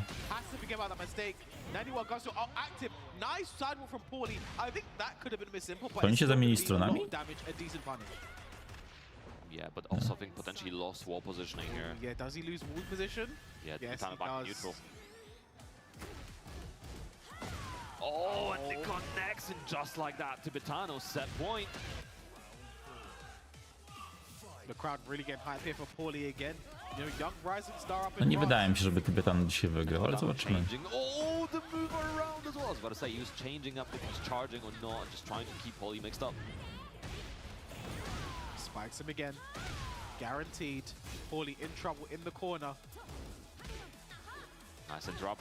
Oh, gets the wall from that. Still has one more stack. Are we going to see it used? Yes, we are. I don't think this is enough to kill, but he's going for Oki. And the second Love it. coming through. Paulie already for Tibetano, just clutching it out. And a great showing from Paulie there, though. Again, he's young, he has time to get up there. And he's still alive, you know, he's going to be in the loose bracket. Kira now. może wygra, chociaż Just dzisiaj one nie more widzieliśmy go chance na... to make it into the top 16. Tak, nie widzieliśmy go na But great streamie. shot from both sides. Again, you know, for Tibetano, he's been there, done that. You know, he's been around the block. We've seen him play so many times. So not surprising. Pytanie, w jakiej formie jest dzisiaj Skywalker, bo chyba dzisiaj go nie było jeszcze na streamie. Postaki jest tak średnio. A myślę, że tak z moich faworytów Kira, Neon K, może Madi Definitely like top 3 nerfed card as i well. Flower. I Flower, tak bym powiedział. Yeah. Chociaż chciałbym, żeby na przykład Dag wygrał. You know, Huara, To Lydia. byłby fajny pojedynek z... O, a propos Daga. Anyway, To byłby fajny pojedynek z Frizenem. on the other side of his B2 pool, we had Kirakira versus Nea off stream. Kirakira taking it 2-1. He did put himself in this pool because he was confident that he can beat the Lily players and evidently proving that point as well. Nea fighting Tempest in losers for top 16 and Polly will be fighting Lancelot. But on stream, we are back to pool B1. And it is the man who has been haunting the narrative, Hamadi. I've been saying his name since the moment I got into commentary today. He is someone I was excited to see. What could he do in this Kurde, nie wiem, kto chciałbym, żeby w tej walce wygrał. Nie, dobra, Dag, tak. Szkoda, że taka walka, bo obu kibicuję w zasadzie. Może nie jest to bottom 5, ale w porównaniu do tego, co było wcześniej...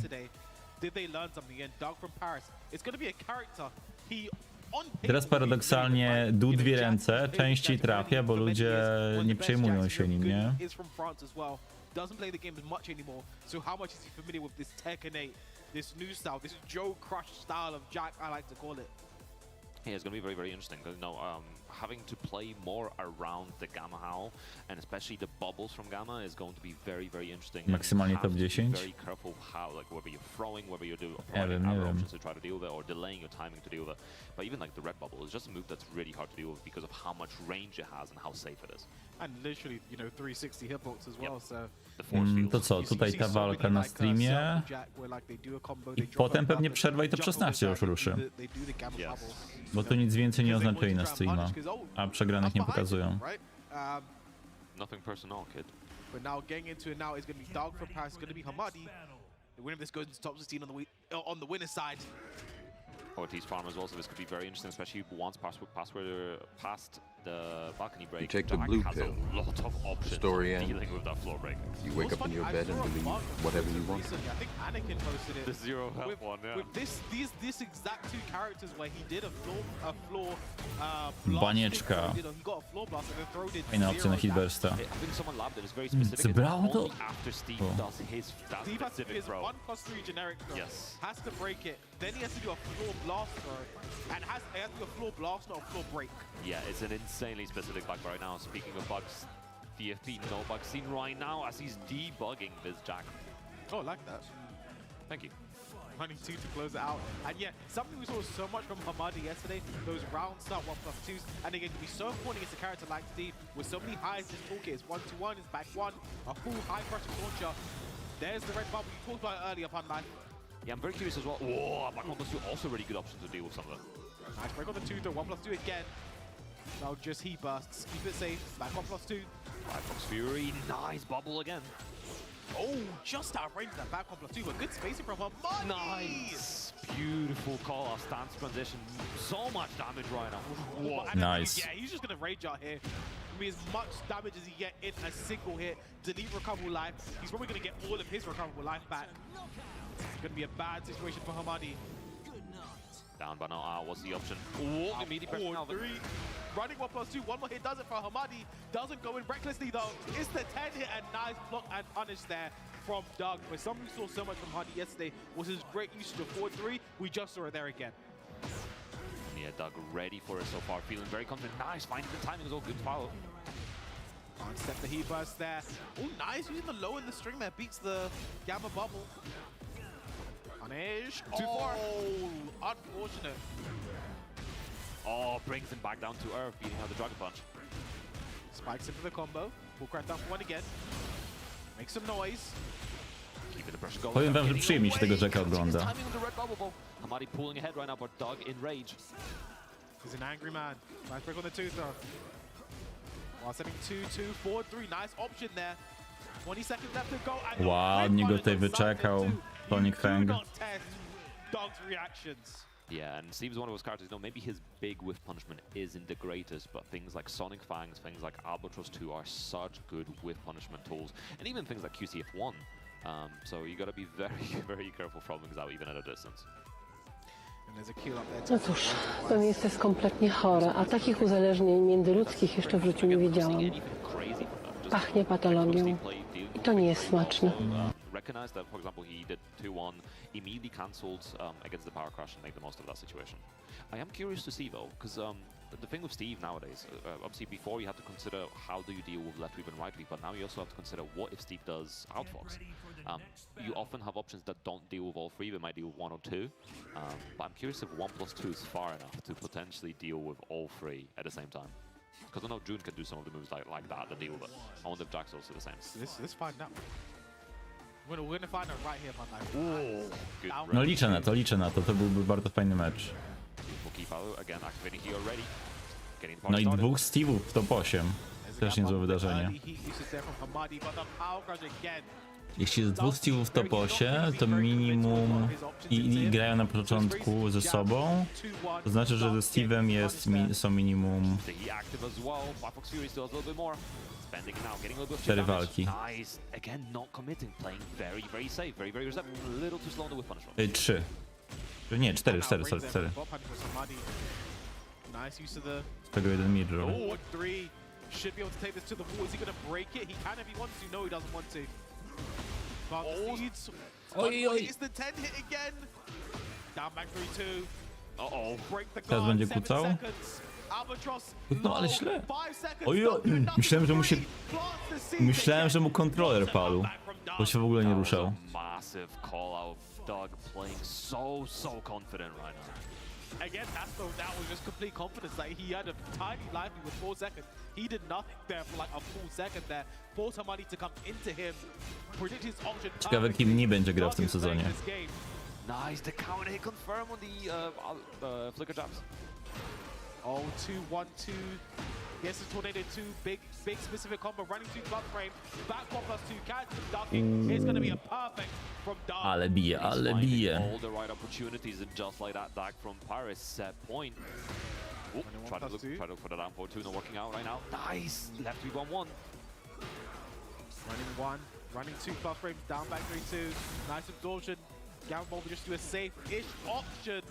That was a brave whip punish. Not quite working out this time though. Doug's a brave guy, very clearly. Nice again, just checking for 2-1. Big Dark. Back 1+2, not going to be enough to kill. One more hit will do it. Nice one from Doug. Is Doug going to steal another one? Not today. Wczoraj był jakiś taki mecz, gdzie on faktycznie też czegoś takiego użył.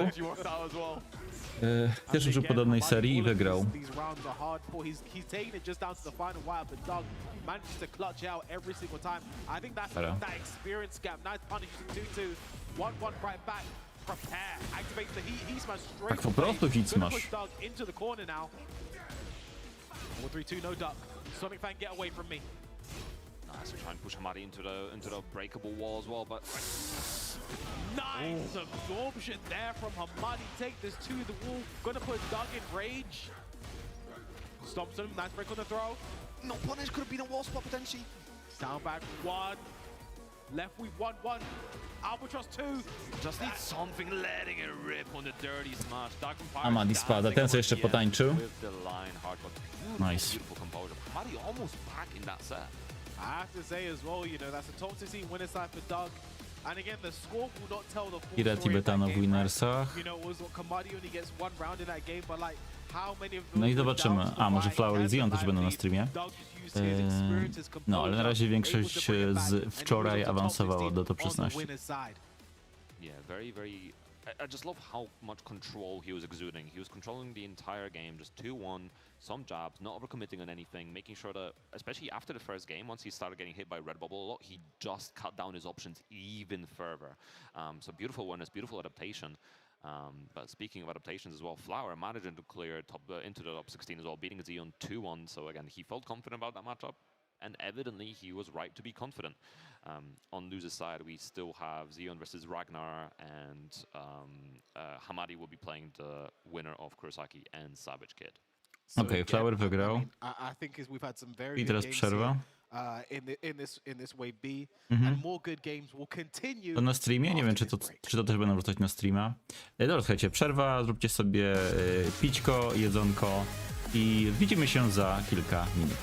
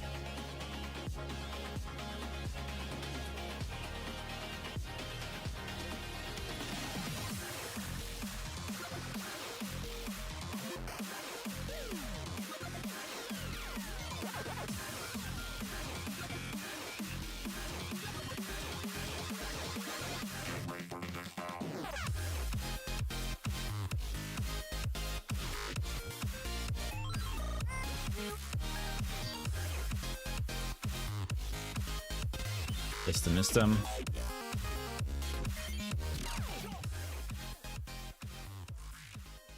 Neon K kontra Skywalker, pierwszy mecz na streamie. Właśnie patrzę sobie na te pary. Na kogo stawia? Za głośna jest muzyka, ale dobra, teraz przyciszą. Neon K tutaj w tej walce Kira, tutaj myślę, że jednak Vega Oracle, a tutaj liczę na DFP.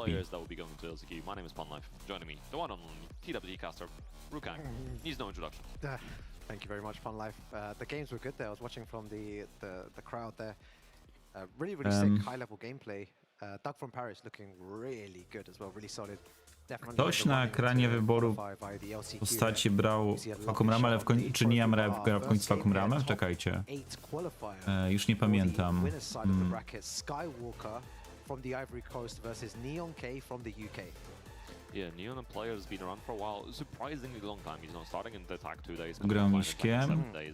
Nie, on grał Leroyem, więc na streamie chyba Vacuum Rama nie było. So it's been very interesting to see his journey, but Skywalker is a player you cannot ever count out. Super strong.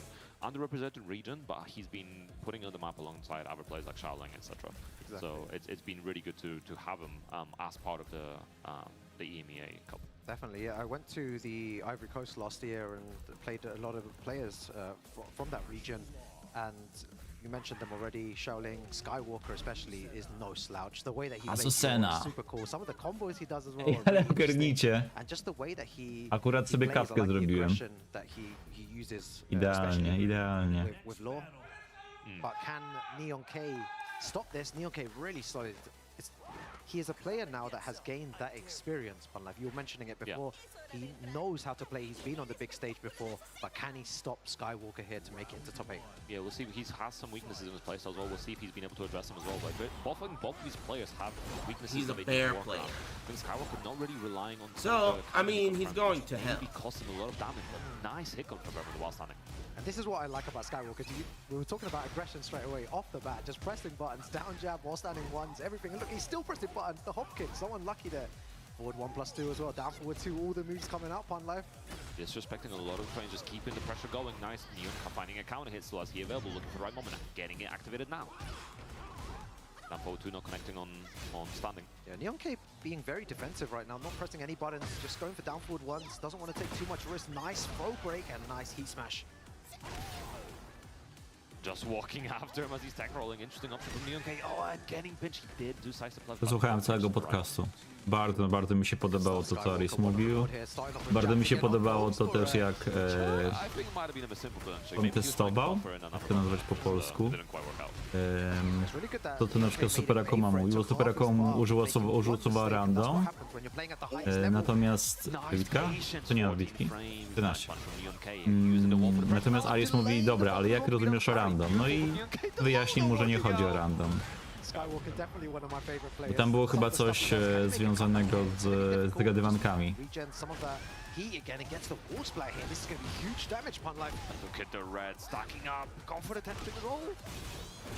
Spending the heat slots, he available on Skywalker's side. Myślę sobie, czy Spag nie zrobi hit speaka po Evo Japan. To byłoby ciekawe. Finishing it off, getting a counter here at the end as well. It was really interesting the way that he played there. He had access to heat. He didn't want to use it though at the end. I thought he'd be more inclined to maybe go for a heat smash or something. Didn't go for it, Punlife.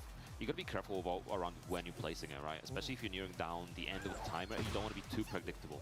Small whiff punish from Neon Kazel could have been a bit more. The nunchuck losing some of its value in the recent patches as well. Now a counter hit launcher instead of a natural hit. At least in the heat. That was a great change. Extremely very good. Yeah. I'm very glad. I'm smiling, you're smiling, right? Yeah, Happy. yeah. Small recovery as well on heat for low, so you know he's not gonna be playing around that heat as much. Trying to catch him moving. Is Neon K gonna press the button here? He's so respectful though. Maybe a little too respectful. We can't do too much. Nice. Ładnie. Call out. Beautiful reaction. Fajna defensywa ze strony Neon K'ja. This is something that I guess we know because we've played against Neon K many times, that you shouldn't really try to test his reactions with moves like that. He's gonna be so ready for lows. If you are gonna test his reaction, O panie, on... but not lows. To jest jego seria życia. Nice break. I said that. He's definitely getting better for a break. Może nie wiedziałem, że faktycznie aż tak. I nie wiedziałem też, że trójka go złamała, bo według mnie seria poszła w złym kierunku od czwórki. Trójka wprowadziła elementy może, które trochę popsuły grę, ale jednak to mam wrażenie, że czwórka zrobiła dużo więcej złego niż trójka. Przynajmniej jeśli chodzi o to, jak ta gra miała działać. Nie chodzi mi o variable cancel. A lot of people supporting Skywalker here. They want to see him win. Okay, creating a little bit of space, not going in. Oh, he's trying to bait him. Neon K not budging though. Inny próbulo, może no. Ja trójkę bardzo lubiłem i nawet grałem z kolegą kilka tygodni temu w wersję na PS4. PS4 i na PS5, dlatego tam na PS4 ma chyba mniejszego inflaga. He hasn't done it once yet. Not sure if he's going to go for it here. Very close games. 30 seconds remaining. Goes for a flip kick. Beating out the side step, the new side step from Azusain. I don't know if he can carry to the Nie wygląda wyrównana walka w ogóle. has the advantage. Switches sides again. Don't know if that was the best decision here. O, jeszcze ma szansę. Plus frames. What a trade! Not enough to kill. One more hit potentially. Zgadywanka. No, dark and the slide at the right moment was looking for it. Neon K trochę obstrany. Skywalker też. Co ten Tekken robi z ludźmi, słuchajcie. Said that he was going to do it at one point. He hasn't done it once before, but you're already thinking about that, and maybe Neon K should have been thinking about that too. That he hasn't done a single slide. Is he going to do it right at the end when it matters? Yeah, but it's so scary because you could end the round with something much safer than a slide, right? Because if Neon K blocks that slide, that is death. Even with a float combo.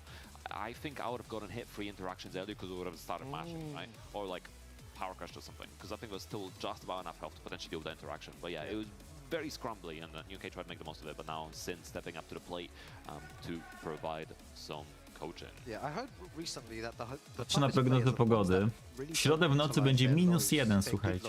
So, for example, against a Kazuya player, if a Kazuya player doesn't hell sweep too much, then it makes it even more scarier when it's those final moments, because your brain, majority of the time, we're gonna try to use it eventually. Yeah, it's just a complete mind game towards the end, especially. And the ones that are able to win without using it till the final second as well. It's an interesting opinion I heard recently, and something that I didn't really look at till the end. I think it's true because it's kind of looming in your mind, but if they're never presenting it, then you're less likely to consider it, which also means that maybe you're going to be counterplaying their options. And these are the layers of Tekken. This is why Tekken's a beautiful game. I think it's really so many layers. I think it's really interesting actually, because earlier we saw Savage Kid and me and Kwas were talking about it. The way he was using, he spent the majority of the first game just using the unblockable and just putting that in Flower's mind, then going to the mid. So I think if you could do the exact opposite strategy of where you're just using the hell sweep at the start and then you just stop using it. But the threat of it, because you've presented it, it's still there.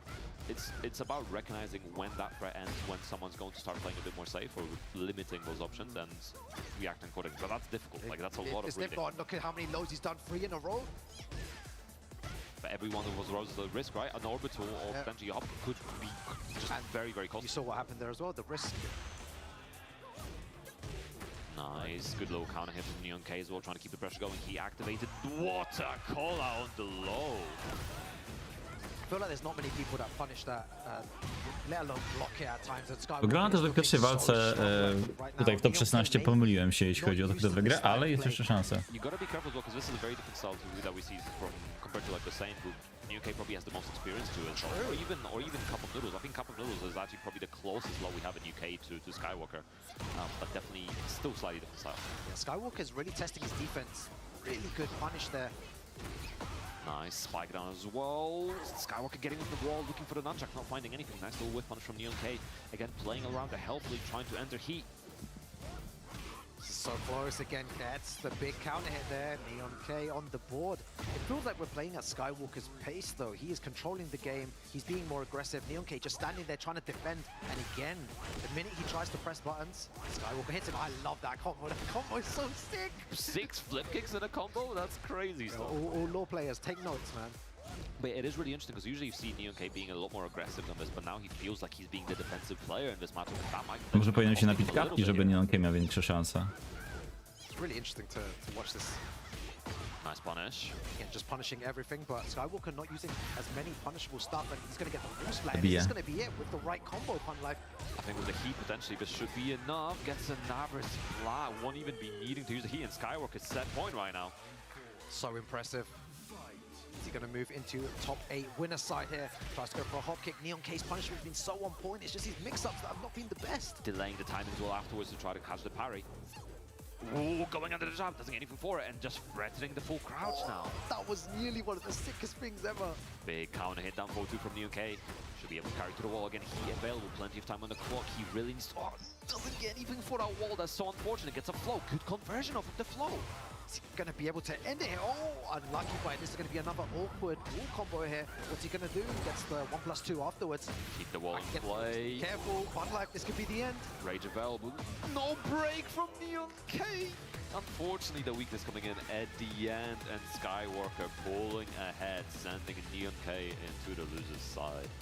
Yeah, we talked about the throw breaking there, but when it came to the clutch right at the end, he wasn't able to break throws, and it's so important in Tekken to consistently throw your opponent, even if they are breaking them. It really adds to their mental stack.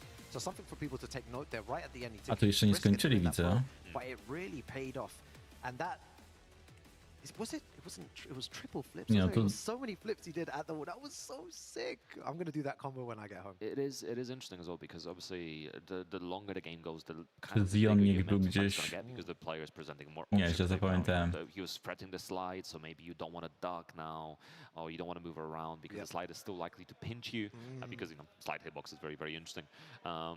So then you're also not likely to step, even if you step, you might still get hit by the throw. Although that wasn't a homing throw, that was just a command throw. So yeah, you get layers and layers of mind games, especially the further into the site you get. Congratulations to him, though, right? Yeah, very good stuff very well. To Skywalker to make it through. It is very interesting though, because winner the side. one tool we see from low players a lot is the back one counter hit confirm, right? Yep. And Skywalker just pretty much never used it. Not in that set, even yesterday, just wasn't hit confirming it, just not something that he uses in his arsenal, which is incredibly interesting because it's such a reliable tool. So for our next match coming up here in this LCQ, Kira versus GG Tibetano. And these are both players that were playing yesterday in the regional group stage. Yeah, Tibetano in Group A and Kira in Group C. Yeah, both kind of had a bit of a hard time. Kira starting off quite slow, losing to Flower, and then Tibetano, trying on the Asuka, not quite working out. Switching to Miari again, probably not the pull run he really was looking for, but it is what it is. It happens to the best of us. He is looking for redemption. I think he's so far playing really well in this in the pool today, but will that be enough? Kira again looking confident, placing himself in the pool with Lily players because he felt confident in the Lily matchup, and it definitely worked out, paid off dividends. Redemption arc for both these players, actually. Both of them trying to redeem themselves, get back into that final bracket, to the final top 8. It is interesting to see if we're going to see a blind pick here, because Kira does also play Miari, but no sticking to June this time. Oh, are we going to see Jun versus Asuka? No, Jun versus Asuka, actually. Interesting. The Kazama matchup. You're Two right, both of their characters. players both of them have a Miari Zo as well. Yes, yeah. So I was curious to see if either of them commits to it, or if it was going to be a blind pick, or maybe Miari Miro, you never know. But no, Kira committed to Jun in this one. I think Jun probably in a slightly better spot than Asuka at the moment. Still very, very strong, still has the laser, still has a lot of damage, the stacks, etc. So it'll be very curious to see how Tibetano approaches this matchup. It'll be good to see. One of these players will be moving into the losers bracket, the other into winner side top 8. Let's go. I know there's a lot of Spanish people in the chat as well, all saying Vamos Tibetano. He's got all these supporters there, people in the crowd as well. Nice punish from Tibetano as well. Kira a little slow on the punishment. Are we going downstairs? Is he keeping it in play? Yeah, forward 1 to spike down. Dobra, tutaj And another spike wydaje mi się, że ja bym stawiał na Kirę, ale zobaczymy. No z tym lawkiem tak, dostał nerfy, ale też... I was saying this yesterday, he was able to carry on his offense. Ale to wiesz, do kogo bym go porównał? Do Dragunowa. Chodzi o te nerfy. Now, for example, Tibetano wasn't able to apply that. Kira takes his turn, and this is the outcome of not being able to apply pressure like that anymore. Yeah, 100%. And also, you know, we were talking about KWS earlier. It's so important to now consider how you're managing your heat. Are you using it to get some health back? Maybe you don't want to pop it too early and immediately use it for like a heat smash. You want to use it to its maximum effect. A nice big counter hit, can. Okay, all the way to the wall hit. High splat combo as well. Kira maximizing all the damage. 100 plus. Oh, nice. There we go. He's got the stacks active. Let's use the upward one there. Beautiful sidestep. Maybe could have got a forward 2 or something else instead. Ops uses heat. Ooh. The combo here though from that. Counter him between the heat smash hits. Nicely done from Tibetano. Good reaction. Is this enough to kill? Yes, it is. Good combo. So you insert this to seal the deal. Very difficult game to call. Yeah, it's impressive that Kira, you know, already getting those stacks 2 rounds in. Tibetano trying to apply the pressure. Down on this 2. Again? Does it again. He's going to do it one more time. Spending the stack here, Kira looking for the homing move. Gotta get away from this corner, it's a bit awkward. Nice, he activated on both sides now. Oh, and the heat smash connecting just on the edge of the explosive pool. So close. No dark. No one with resources anymore. 30 seconds remaining. Tries to go for a can. Oh my god, so much happening.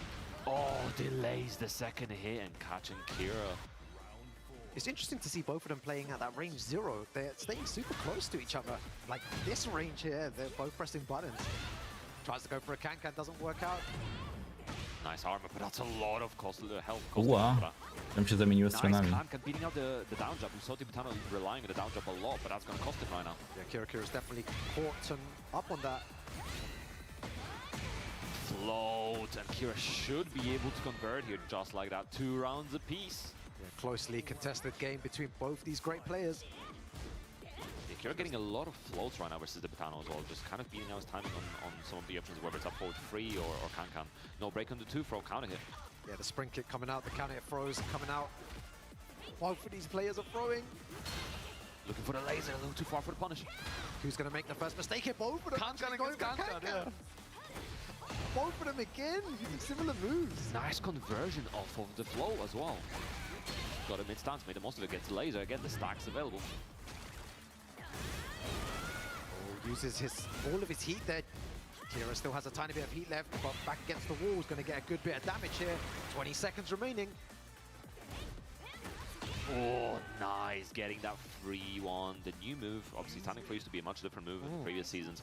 Now getting a follow-up, which is... Dobra, to na razie tutaj trafiłem. Zobaczmy jak tam jest. Zion wyszedł, gra Zion Daime, a jak tam Neja? Neja przegrała z TP-stem, nikt Nei nie ma. Za to Lancelot wyszedł, czyli Lancelot przegrał z Neją, natomiast teraz go widzimy, to będziemy go widzieli może. Tak, tu jest jedna seria, to jest druga seria, a potem top 8. Downjump is a very good tool to escape pressure, but at the same time, if it's being called out and being punished so hard, you need to stop that and find another way around it. Yeah, tried to go for can-cans, but there was a point where both of them went for can-cans at exactly the same time. It's kind of a quintessential Tekken tool, right? Because of how generic it is, but also how important it is to breaking up pressure. Sometimes there are strings where maybe you cannot really duck and punish because of how fast they recover or because of other follow-ups, but down jump very well placed can give you some relief and also interrupt that pressure and also give you, some frames to work around it.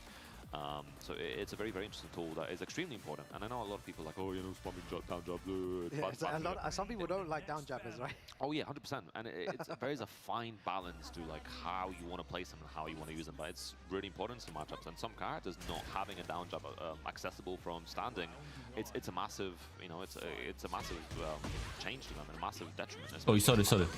Nice, getting a big. Myśliłem się. See if Tibetano can find a way back here. Goes straight forward to. Yeah, Demon Slayer coming through.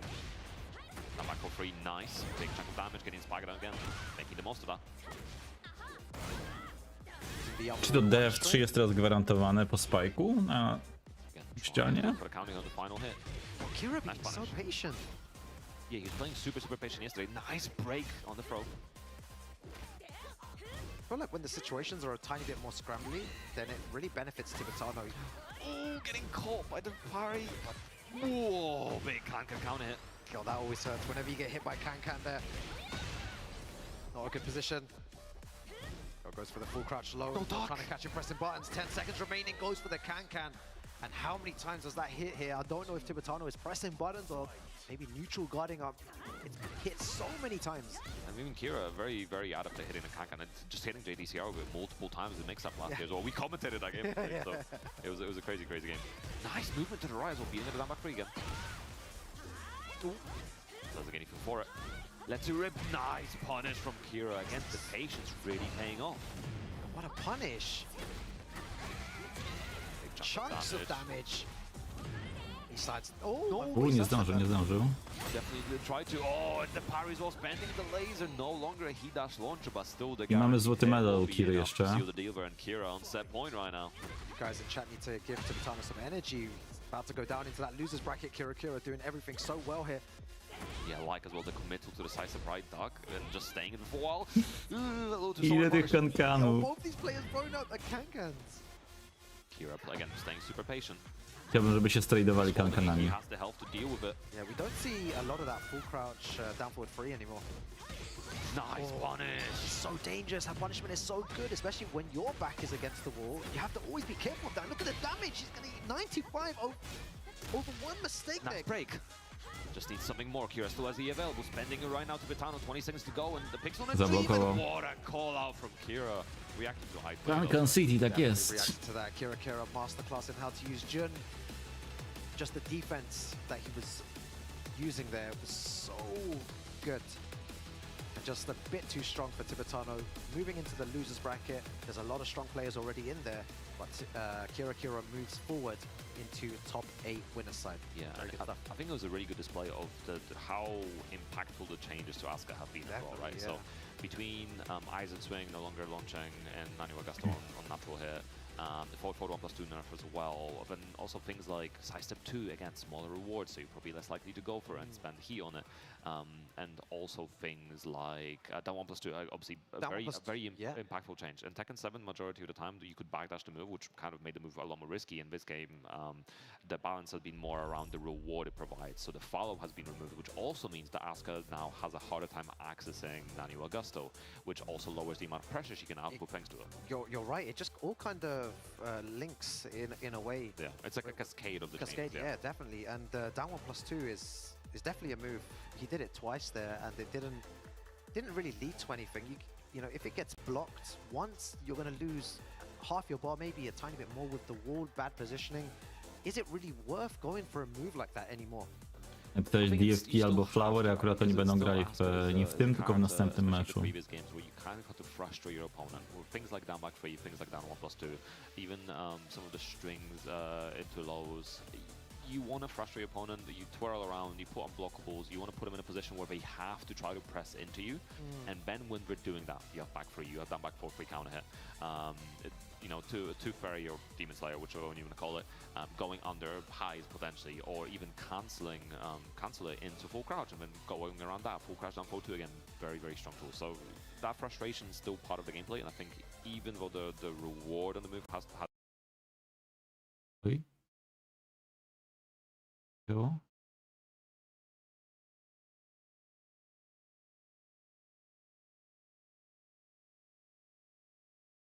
that frustration is still part of the gameplay, and I think even though the reward on the move had been nerfed, you saw threat.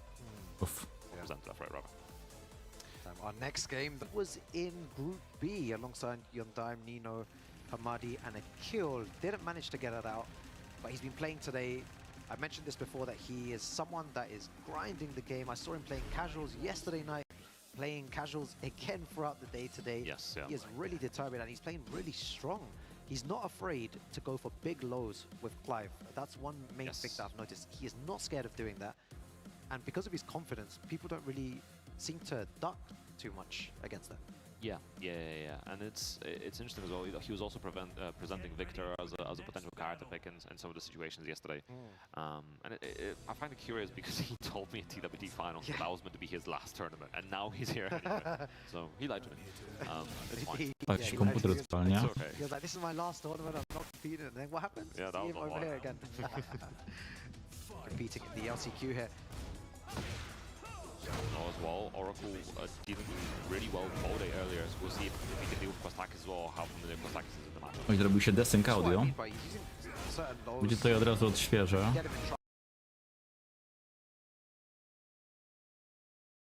Be careful, nice option as well. The wall run's such a strong tool. Yeah, when I was commentating Dobra. before, what was that?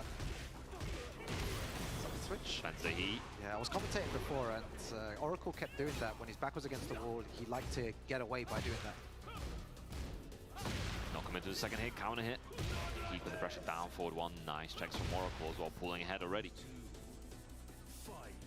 Again, nothing crazy from me, but we do see a lot of the attempt to guard break on Oracle. I think it's 1 frame faster this season as well, making it a little bit better. And without heat, it's like 5 damage more as well, so it's a chunky.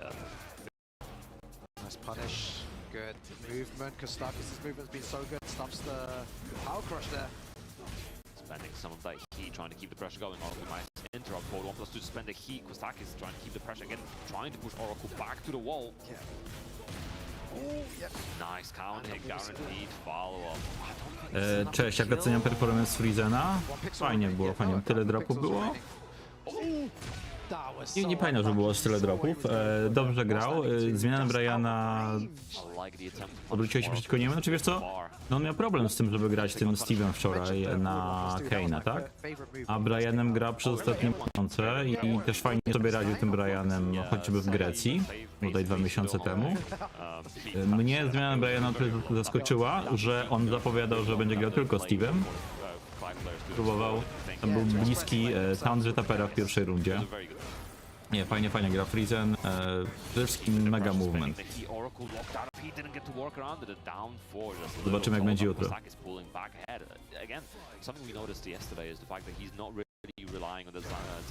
Co muszę zrobić, żeby komputer mi się przestał przycinać? Mam pomysł. Nice little whiff punish, he's gone for that low, that's twice now. Nice side step left, immediately down 4-2 as well, good. Good amount of damage, activating heat, gonna try to keep the pressure going. Może teraz będzie okej. Worst place to be. Oh, I was about to say the worst place, but he managed to get away from the wall. Really good stuff, big low, he gets punished for it this time.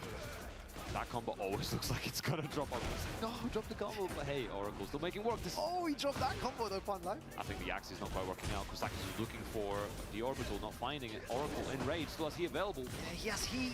I don't know why he didn't activate that. Kostakis takes advantage and puts even more pressure. I've noticed in this game, when someone has heat and they're about to lose, the other player sometimes rushes in a bit too much like that, right? Yeah. He's rushed in and pressed so many buttons to avoid him activating heat. Yes. And it's a good strategy, because you know the opponent might get desperate and just mash that heat button, and then he was using loads of moves to get around that. I think that's one strategy. Also, like preemptively trying to step to try to deal with it, try to call out the burst. I think the other thing potentially that we see when someone is already in heat and we're starting to near the end of the time, we're trying to get them smothered in block strings and plus frames.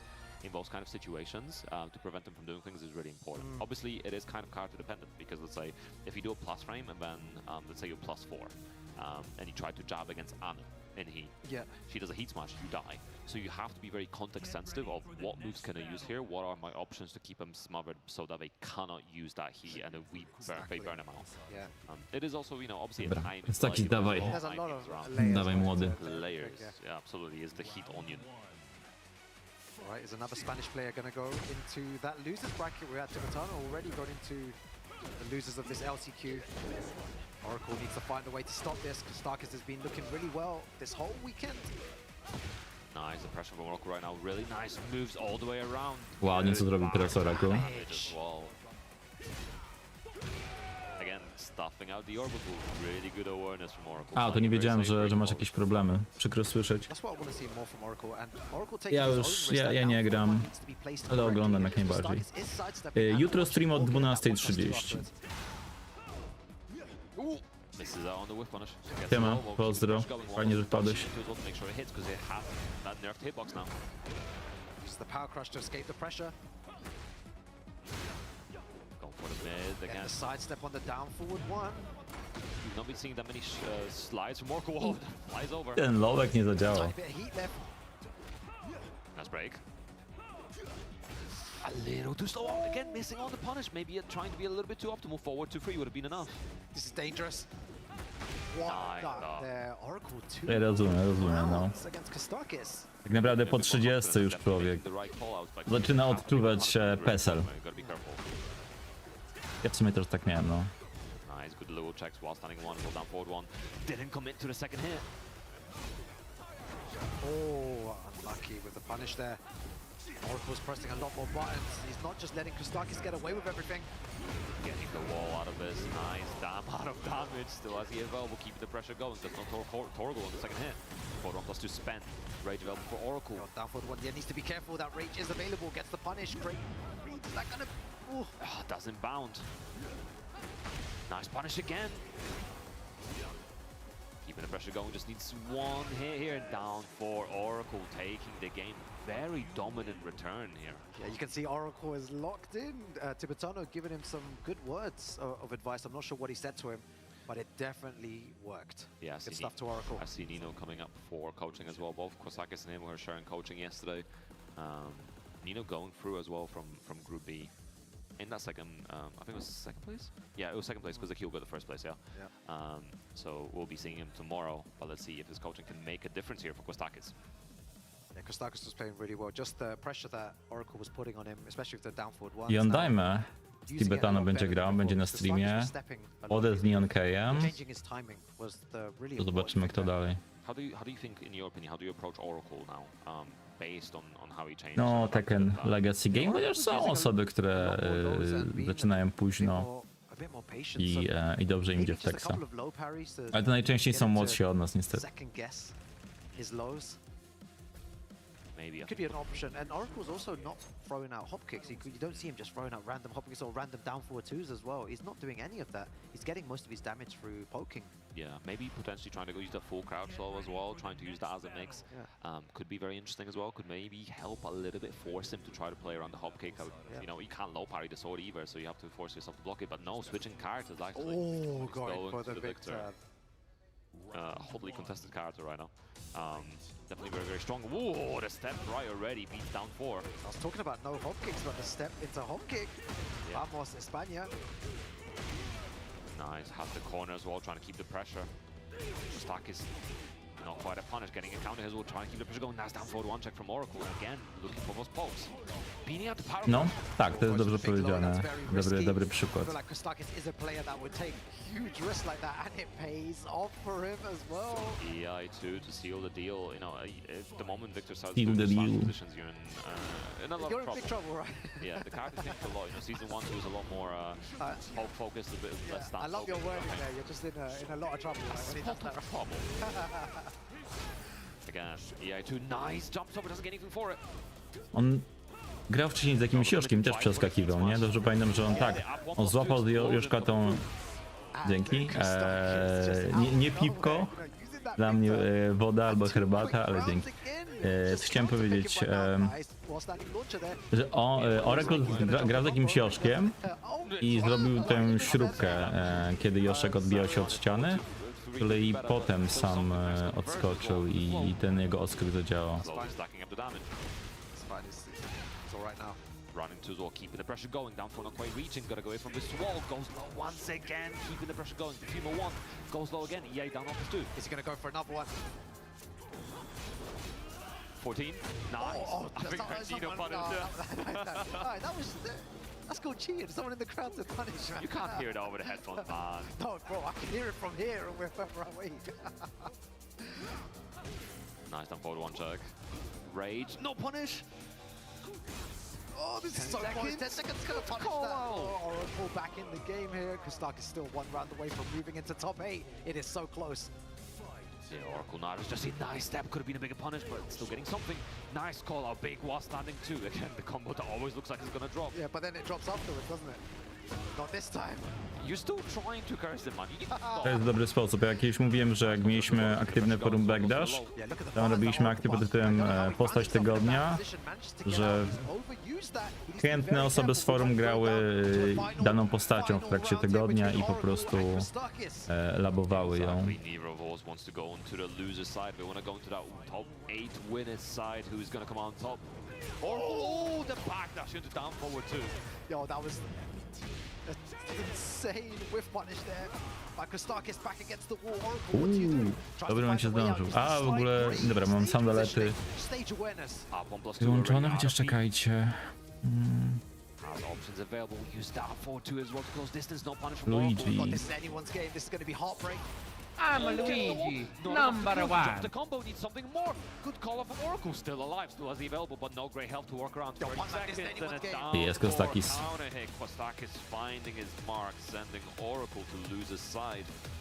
Oracle will have to play either Sin or Hamadi to In advance that to loser top side. 8 losers. Damn, that's going to be a hard path there at the end, but the switch to Victor from Kostakis definitely paid off. And my favorite part was when Nino said, "You're punished." You tried to save him there. You was like, "No, they can't hear that through the headphones, bro. We're all the way over fair, here." I think and by I the- heard it. You heard it too. By the time someone yells punish No, when you're in he block did it start, he did it very early. He did it. No, within the but first, like, second. you're not going to react in time. It's too difficult. Like, you have to make sure that you're already locked in for the punish, recognize the move, and do the right punish. To be fair, he did punish with the correct move, the I-14 as Yeah, well, exactly. making the most of the frame. So, yeah, he was ready for that. But That was a great match to watch. We have the last winner's side match here. Doug from Paris versus Flower. Flower. We were talking before about the way that Doug from Paris plays. He plays a very defensive style, Yes. similar to Very Tekken 7-esque. very similar to the way that you would play in Tekken 7. To be fair, I feel like both of these players are playing in a very patient and a very composed style. You know, very deliberate with their options. Just very basic. I wonder how that's going to play because Flower has, as you said, a similar style to Doug Yes. from Paris.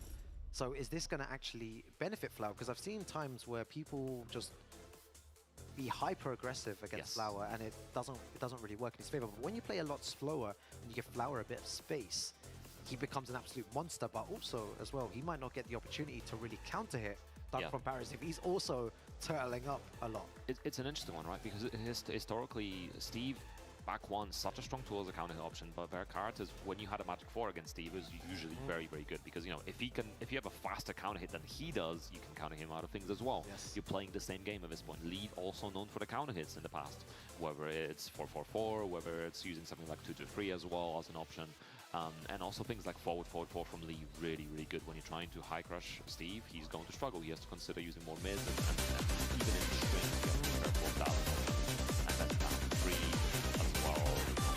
Loads of things to look out. Yeah, It's going to be interesting to see how they both. Yeah, it'll be interesting to see how the guys approaches it. Obviously, season player, so... Match of the day, a czemu? been around for Czemu a tak very, very long time. twierdzisz? Legacy player, lots of accolades, and Flower still, again, he's gaining... Ja strong byłem and stronger. He's elektrykiem been to a few of wysokich these, napięć. A to sobie dorabiam do renty, bo cienka renta. No w takiej pracy co mi daje? 3 zł na godzinę. To jest śmiech też na sali. Mental state, especially doing tournaments, has improved so much. He's just always looking forward to the next game, make the most of it, stay composed, and kind of keep going. But I'll be curious to see. It's hard to call it. Something to consider as well is obviously in the recent patches, Steve got a couple of nerfs, but relatively unchanged. Lee got buffed. Oh, and he's smiling at that. Look, he was Of course he's smiling. Dzień dobry, dzień dobry. He's got another just Polska ma naprawdę wspaniałych graczy. Prison będzie jutro, 12:30. Devila. Czyli mają szansę jednak wygrywać. Oczywiście, że mają. Poziom w Polsce, jeśli chodzi o Tekkena, jest bardzo wysoki. He's ready to play. He's ready. Do you know a bit of French? Do you speak a bit of French? I've been trying to slowly You learn. should learn. I've been learning a little trying bit as to. well. I mean, Like I know, like j'adore le Tekken. This is a good one. I know. I know. Tekken 8, c'est magnifique, c'est incroyable. Yeah, It's a good one, incredible, no? yeah.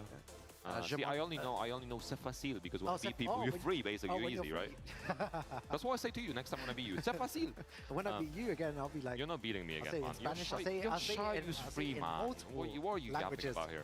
Until you get Bob, you're not winning another game against me. After that. That's a fair statement. That's a fair statement. After that, Bob Roger, I'm not making any promises. It's funny how everyone says, "Yeah, I'll beat you, Rukang," and then when they're like, "Oh, but when Bob Roger comes out." Let's Listen, see. I didn't grow up I'll probably playing still it. be washed in it. You did. We'll see how Alright, it here we goes. go. But yeah, getting into it. Like from Paris. Oh, even production liked my French there. Yeah, Big shout out to them very behind impressed. the scenes. They were impressed with my. I think very natural accent. You can Yeah, really you can feel the love for the language from how you say Right, it. yeah, as well. j'adore le France.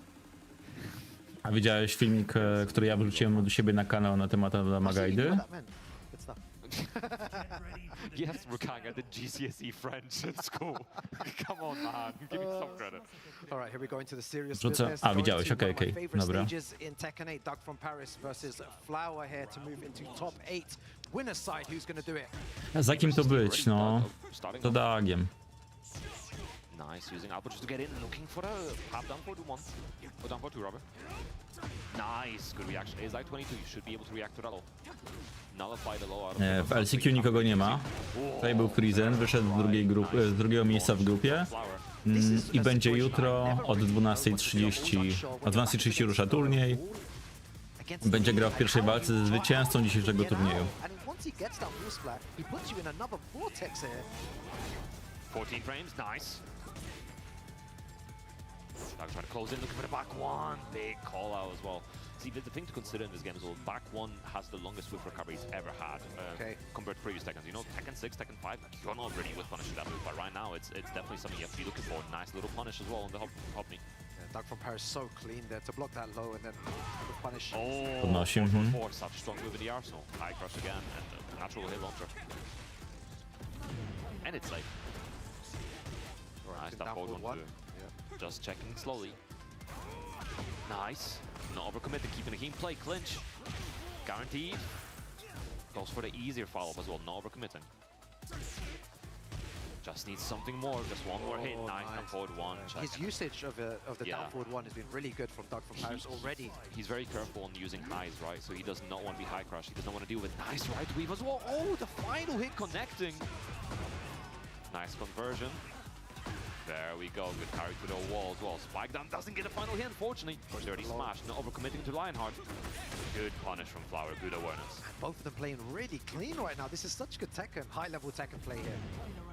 Yeah, I love seeing this match as well. These are two characters I play as well, so I love seeing them both. Nice low parry as well on the top down one. And what do you do here? What's the mix-up? Was looking for the Yoki, Doug. Good patience, going for the heat smash as well. What's the follow-up? Is he going to cancel our stance? No, big Doug! Ładnie. On zrobił tutaj backdash i kucnął? Bo tak. He's not been able to use it here. No enough to kill, but down back 4, I think, from Flower. Chris dobrze pisze. Nie można jechać cały czas na nieznajomości miśków. Ja jechałem kilka lat. Znaczy, w sumie dobra, kiedyś jechałem na tym, ale to dlatego, że miśki były dużo słabsze i ludziom się nie chciało malować. Wiesz, jaki jest problem z fundamentami, kiedy grasz miśkami? Miśki są duże, więc ciężko ci będzie zrobić fundamenty, jeśli chodzi o movement na boki. Oh, he's trying to bait him, but Flower is so patient, not going in for anything big. Good call out. 1-2-1, such a strong tool. Firefox Fury has some here available. Won't be spending it. Nie wrzuciło go. Is that combo? Sidewall conversion, unfortunately unlucky, but the third hit connecting counter hit. Doug still alive in this game. Final round of his first game. I feel like this is how it was always going to go. Not beating out 4-4-4. Gets the guaranteed damage afterwards. Again, the third hit connecting counter hit. Nice punish from Flower, getting so much damage out of that. Oh, big whiff. Ładnie. Could have been a little bit bigger, but still something. He's going to get to do another one of those. No, he doesn't. Goes straight for the heat smash, back against the wall. Goes Nice, for the goes throw. pro. Maybe was expecting a parry from Flower at the wall. Oh, both of them throws. Nice. Throw breaking for both players. Doug just looking for that back one keep out. Again. Nice, that 4-2 gets the counter hit, guaranteed damage as well. Oh, the big no parry. Won't be able to kill, but this is a big lifeline. Yeah, Pun Life, he has 20 seconds to make a comeback here. No, what a call out. Jesus Christ. Pierwsza walka dla DFP. Yeah, the Jak call tam out there from drobinkę Doug. przegranych. So good. Lancel wygrał i Sin przegrał, o nie! Sonic Fang is always going to be your best whip punisher. Kurde, Upper szkoda, plus two, szkoda. If you're in heat, it's a massive punish. If you're out of heat, it's still a nice entry into heat. But also, you know, when you're in that close distance, something like up 2 now, a really easy whip punish for Steve. Or up 4-2 if you're really confident about it, is like I-22 frames. So again, you can't make the big whip punishments, but it's really difficult to place them because of the speed and the slowness on them, really. But yeah, Doug finding his mark right now. Again, lots of back one keep out as well. We see from Doug, but Flower trying to deal with. We saw a lot of forward 4-4. We saw looking for the down 3, ducking on ahead of time as well, trying to deal with Doug. But we'll see how he adapts. Maybe more down 3. Maybe. We haven't seen much 1+2 either because it's a risky thing to throw on this much because of how slow it is. Yeah, and the threat of the back one, Doug is letting him know that the back one is there. And I'm willing to throw it out. Remind him of the bullseye. Ooh! Only -14. Nice use. A czekaj, czy ja w ogóle nic nie zmieniłem? Nie, zmieniłem nazwę streama, dobra. Chyba, że nie zmieniłem. Sidestep. Flower managed to turn around. Doug spending the heat, has rage available. Lots of health to work around. A, przepraszam, Puszek, nie zauważyłem twojej wiadomości. Czy jest jakiś gracz dragonowany na turnieju? Był wcześniej Bad to Sai, ale odpadł. Więc wydaje mi się, że już nikogo nie będzie ani dziś, ani jutro, bo wczoraj nie było Dragonowa i dzisiaj już chyba z tych, którzy zostali, nie będzie Dragonowa. Natomiast myślę, że możemy się spodziewać Dragonowa za tydzień na streamie z Evo Japan. Fox Fury again just delaying his timing. He did not want to overcommit. He's potentially looking for that parry from Lee. Catching the flip. A, nie ukarał? Ojej. Flower się trochę pogubił. Kara. Punish that. Very nice from Flower. And that's the 1+2 you were talking about. It's starting to use it a bit more. It's starting to be careful with it. 1-2, piękny ciosek. Blisko. 2-2 koniec? Tak. Jeszcze jedna runda i Doug będzie w top 8. Bliziutko był. Pięknie gra Doug. No, it doesn't get the wall. Still has pressure though. Dirty smash. Look at those big lows. Very good call out. Gets the hop knee. Ej, ściana przeszkodziła Flowerowi. Big call out.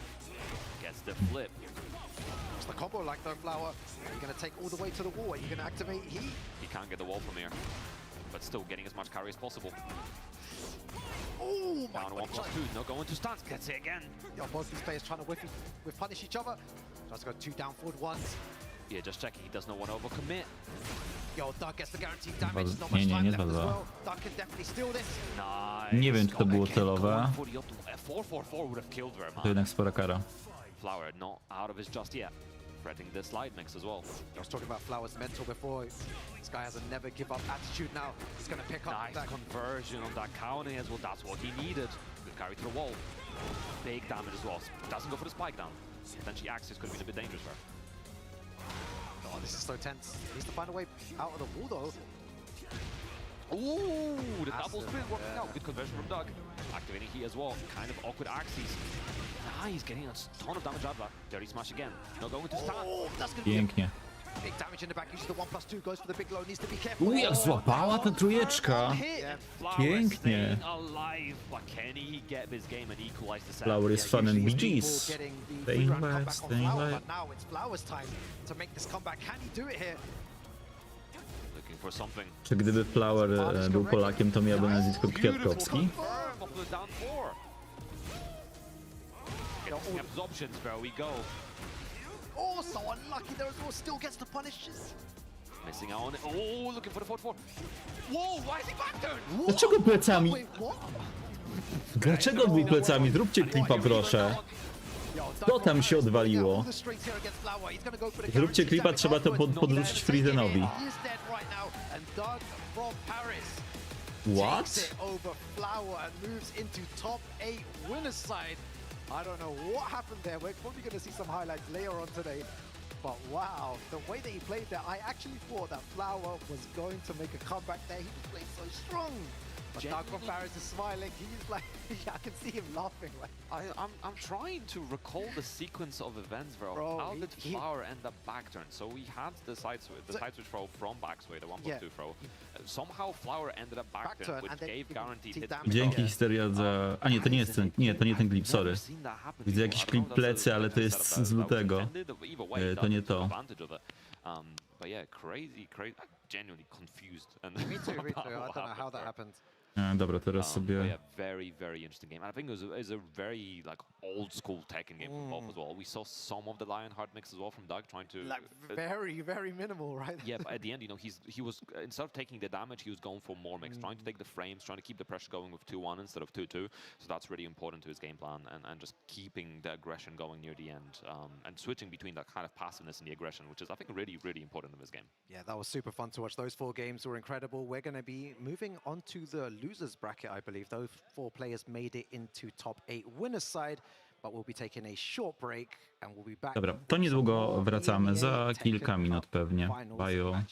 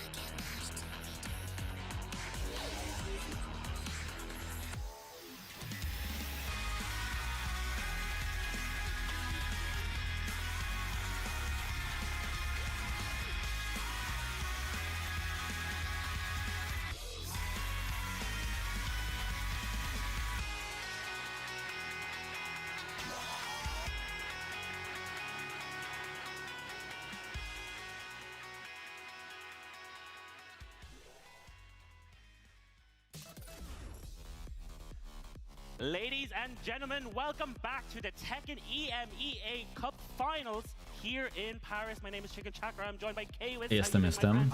4 walki, czekajcie. We are getting into the nitty-gritty now. We have the top 16 4 walki, top 16. Coming up next, so it is do or die. It is the Shark Tank. Either the players need to win or they go home. Exactly, we can see here the players on the stage. Flower, we just saw Flower before the break in a very close set versus Doug from Paris, and we got Lancelot, local hero here with the Lily, coming up against him. Now we just had our top 16 winner side matches, the top 8 qualifiers indeed. So we have Wpis Kostakisem będzie Akira ze Skywalkerem. Figure it out. It's already sorted. I'm excited to see what happens on the loser side though. You know, Flower, one of those players who we saw play yesterday. Powinni dać mu przerwę. Flexing. Tak, Sin wypadł, no. Miejsce top 13. Tibetano przegranych z Yondamem będzie grał. Przegrał wygranych z Kirą.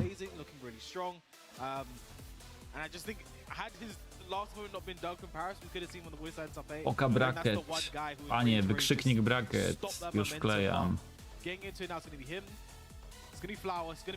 Flower Lancelot, Oracle Muddy, Tibetano Yondaime oraz Neon K kontra Bode. Czyli tutaj pomyliłem się w dółwaka, bo tu myślałem, że Oracle wygra, a tu myślałem, że Neon K wygra.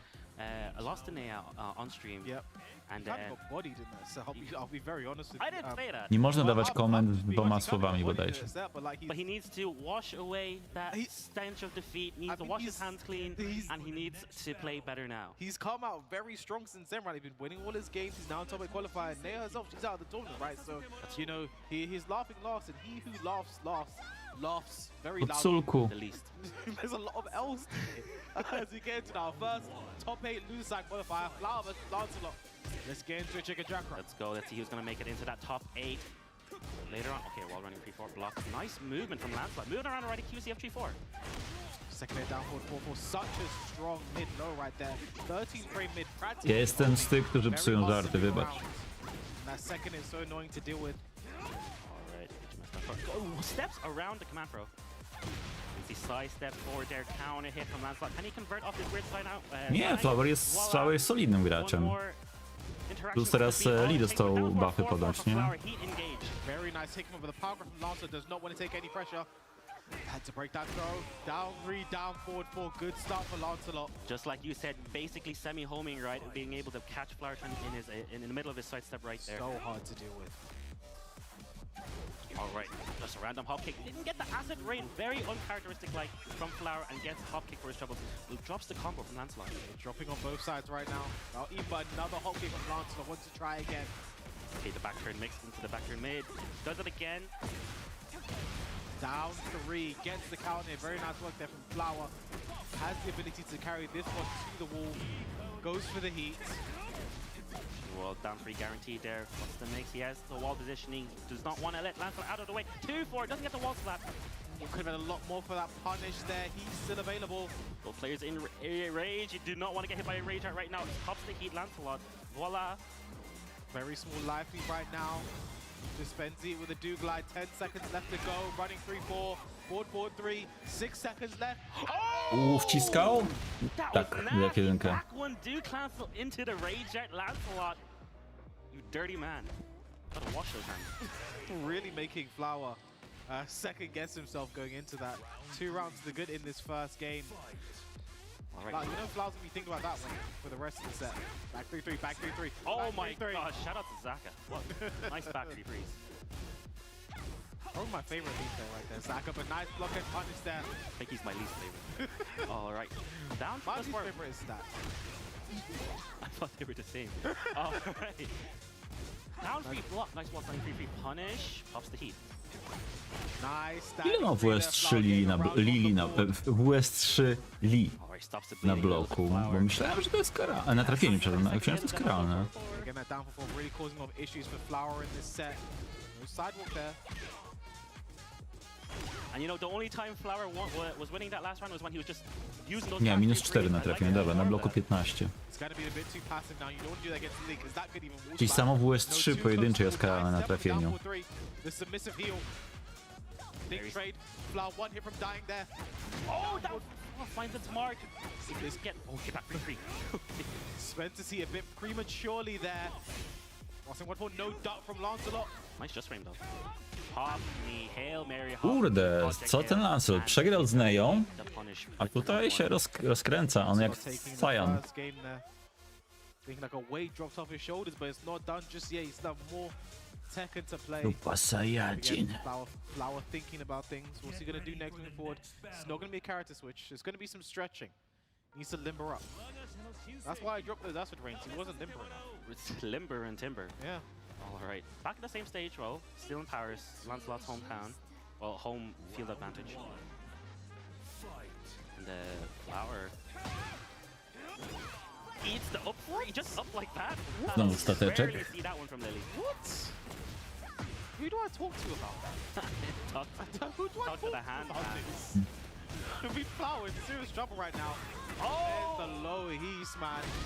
Lancelot, everything working out, and now Flower has to forget about that and move forward. One thing I always say about this game, you need to have a short memory in tournament. Nice punish there with the ice rain. I told you he wasn't. He's limber now. He's limber now after he lost that round. Okay, Easter hop. Okay. On wake up counter hit. Should be able to get to the wall, towards the wall here. O, w sumie Red, mam do ciebie pytanie. Czy ty pewnie grałeś w jakąś planszówkę typu Escape Room? 42 miliony? Jezus Maria. Nieźle. Czekam na 67. Ty grałeś w jakąś planszówkę Escape Room i według ciebie one są sensowne? Jakie mają replayability? Yeah, it was a bit of a deep dash there, just the extra tracking on the back too. 4-3+4+2 now the last. Ależ nie fart. Pierwsze dwa ciosy uwinęły, ale trzeci już nie. And he is gonna pay for that, and Lancelot will move on to set point. It's not looking good for the Swedish man right now. Yeah. Now he's on set point here. Flower has to pull something out. And he has to start very, very, very quickly. He doesn't have much time to play with. Nice stuff again. You see Flower just second-guessing his punishment too often. Getting counter hit the worst of time. But has a launch now, but drops into the combo. It was a weird axis. Unfortunate for Flower. Still has good positioning here. Just trying to fish for that counter hit confirm. Nice! And punish on the down three. That was sick. That was perfect there from Lancelot. Okej, spoko, dzięki. Po prostu byłem ciekawy, jak te planszówkowe escape roomy wypadają. Ale podejrzewam, że nie mają dużo replayability. Big jab. To jest, powiem wam, niespodzianka dla mnie. Nie spodziewałem się, że Lancelot wygra z Flowerem, patrząc na to, jak grali dotychczas. Ale nie wiem, czy tak jak mówiłem, tutaj powinna być dłuższa przerwa między walkami Flowera, bo no, nie. No ale trudno. Dobra, Oracle kontra Madi, tu jestem za Madi. You know, I think he was slaying. He played that super well. Unfortunate for Flower, there was some moments there where, you know, I don't even think we could replicate them if we tried. Like some of his mids getting crushed, or getting evaded, and Lancelot taking to the wall. Like the thing you have to say is he capitalized on everything very, very, very well. Every opportunity he was given, he took, and he made the most of it, and that's what got him the win. While moving swiftly on our next game, going to be Oracle 99 versus Hamadi, someone who, again, I can't stop singing this guy's praises. I was just watching one of his games there. He beat Sin to get to this point, to get to the top 8 qualifier match, going up against Oracle, who I believe got a bit unfortunate earlier versus Quistarcus. Could have had that game. You know, you could argue should be on the winner's side right now. But that's just how the cookie crumbles. That's how Victor crumbles, man. You play against one Victor, your dreams get thrown in a bit. I have to say though, earlier I said that Oracle was from Gran Canaria. That is incorrect information. Apparently he is from Tenerife. So I'm just gonna correct that. Or Madrid or Barcelona, one of them. Okay. I think you were right with Tenerife. I think we'll leave it there. It is Tenerife. But again, I mean, Hamadi, someone I've been talking about this entire weekend yesterday. Very impressed with this play. Very impressed with this play today. Getting now back to potentially qualifying for the top 8 spot, but it's going to be no easy feat as Oracle sits across from him, hailing from Tenerife. Probably Jack versus Shaheen, right? We don't see this matchup very often. We don't see Jack in general very often in EU these days. So let's see how it's going to be. Let's see how Oracle, how comfortable he is. Very interesting. Just saw Hamadi binds 1+4 to his R3. That's a very interesting binding there. What What input does Jack have that's 1+4? 1+4, I'm not too sure. Is this deep dive 1+4? The one that's minus $1 billion on hit and with and block? I'm genuine. If someone could, what is Jack? You gotta ask him that, man. 1+4. Maybe it's a taunt. Either way. Getting into it now. Second game of our loser side, top 16. Shaheen versus Jack, Oracle 99 versus Hamadi, Kuwait versus Spain. The winner goes to top 8, the loser goes home as Hamadi. Now the punish not to counter them, and then so good at using that Gamma How power punch to absorb, get the correct option. Nice, stuck on the slide, not letting Oracle just steamroll that offense. Oh, Audrey, he's done that so well to pick up that Ukemi there, just didn't work out. Yeah, it was a bit of a weird angle there. Wake up, what's that, free, no punish on it. Yep. And ends it with the down back one. A bit scrambly there, but Hamadi looking composed. Nice, 4+2. As a whiff finish. Yeah, that was sick. Decent combo as well. Ładnie, ładnie. So good at using that 4-3 over these past 2 days. Fajna rzecz w sumie, bo jak stanie za szybko, to dostanie pierwszą nogą, dostanie nogą i dostanie później, a to dostanie tym cioskiem na CH. Skończy to. Cycle might come into play here. It's going to mess up Hamadi. I don't think it Yeah. Not that spook. Oh no. Oh no. Oh my was so God. ready to deal with that Hamadi. Is that going to come back to play? That's a 1+2. Forward to the challenge. Very nice. 2 rounds in this first game. Ending it with a Dare D Das Hoot. Nice. Commit. I think you can get a full launch off of that, but again, Hamadi used that 4-3 so well to apply his pressure. Super strong. Ooh, yeah, the punish didn't confirm. Didn't think it'd connect from that far away. So I said 1+2, down 1, nice block, nice punish. There's the heat burst for Oracle. And for 1+2 there, just got stuffed out of it. Yeah, expecting jab probably. All right. Oh, fortunate trade for Hamadi. Didn't get hit. Okay, never mind. Just runs in and does it again. Okay, Oracle stops the bleed and gets his first round on the board. Down back 2, back 1+2, Hamadi. Some huge options right now. Nice block there from Oracle with no punish. There's -12, but there's the 4-3 to pick up the Ukemi. He went but wasn't ready. Gosh, he's absorbing everything. Both players. That's good punish there from Oracle. He smash pushes Oracle away and wastes his heat. Bit of a life lead here for. Oh my god, we're both down for 2s. I'll show you mine if you show me yours. Oh, catching that 1+2 again. Hamadi is a 1+2 enjoyer. Nice down 4-2 with punish. This should be the round. This is going to be huge damage. Rage at the end here, and yeah, that should be enough to kill. Hamadi, he just keeps impressing and impressing this weekend, Chicken Chakra.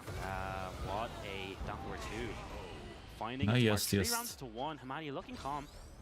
And it's tough. Like, the walls weren't really in play in that situation. Oracle could have moved around anywhere he wanted to, and Hamadi was just using the bubble, using the forward free like we said as well. 1+2 getting caught, Oracle trying to interrupt the stance transitions and getting caught by the follow-ups. Getting some coaching from Tibetano now. Let's see if this can help him out. Yeah, I mean, you mentioned the walls, like, you have to think that does favor Shaheen in this encounter, right? He can move around a bit more. Again, Jack, a character who traditionally having great movement was the best counterplay against him. No one to stop down back 1, down forward 1, down forward 2. Obviously, he's such a different character from when that was the case. But, you know, without the walls in play, like, Hamadi really is just, like, establishing his dominance in this set. Oracle has to come back big, he has to come back fast. Got to evolve into Oracle 100. He's been 99 for a long time. He's been 99. He's got 99 problems right now. Jack is the only one. 1. That's what he said. 1. Nice start. You don't see that string very often. He's ready. Okay, goes for the side. No, trochę tak. Ale to są, nie wiem czy wiesz, to jest interfejs z Soul Calibura 6.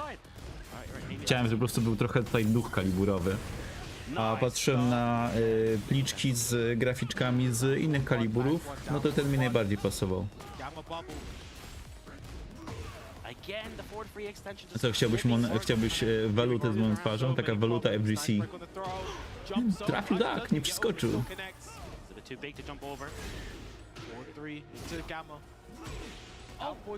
Więc jeszcze może powinienem profilem siedzieć, nie w tę stronę. With his 4-3 usage right now, but the back 1+2 from down and muddy first round in this second game. Just, oh my gosh, that 1+2 is so scary. Oh, he's ducking the highs, but he's not getting the most optimal punishes he can get. Yeah, again, Oracle's having some great reads here. Muddy with a great whip punish. Huge down forward too, pushing towards the wall. Don't put me on P2 again. You'll regret it. Może być decoy, no. Finds its mark. 4-3, the drill, no punish, -13. Down hit throw, the gunshot. One more hit for Oracle. Chciałbym, żeby Madi wygrał, czy Amadi, bo myślę, że jego walki są bardziej hype'owe niż Oracla. Down forward two, Chicken Jacker are playing in so much work right now. They seem unblockable at the moment, man. And even, it's crazy. 86 damage for getting clipped by that down forward two. You're not going to be happy about Oracle. But like you said, you got to have a short-term memory loss and just focus Ja teraz nadrabiam dramę z 10 złotymi. Widzę, że jest ciekawie. He's sitting down. Okay. Sometimes even robots get tired. The nice punish there from Oracle should be able to carry this one to the wall.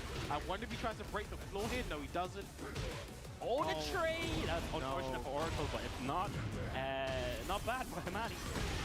And he's not going to try. I mean, again, so many of Znowu to. Na szczęście tam jest duże opóźnienie na trafieniu. For Hamadi to use it then for Oracle, so I think he really should try and take the floor away. He's going to come back to bite him. While standing 2-1 into the back three. Nice, had to break that throw. Oj nie, on chciał chyba góra przód, dwie ręce, a nie góra dwie ręce zrobić.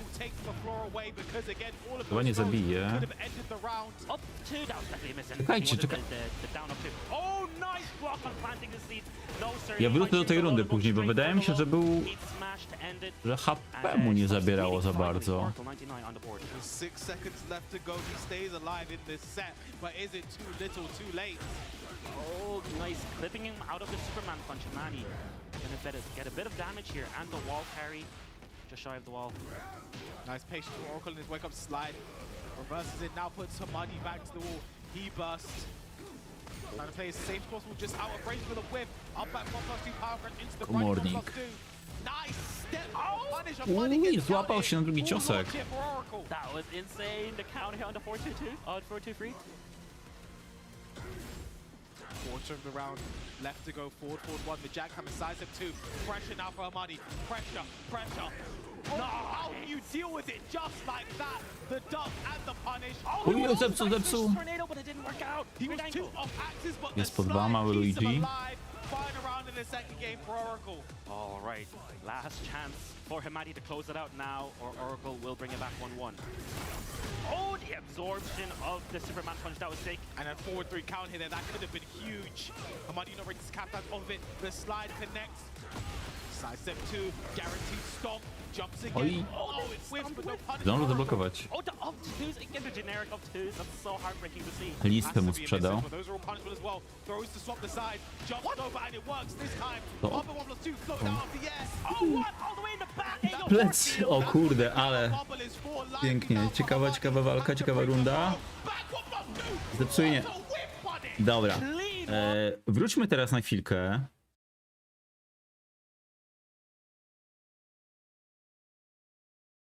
Która to była runda? Tutaj.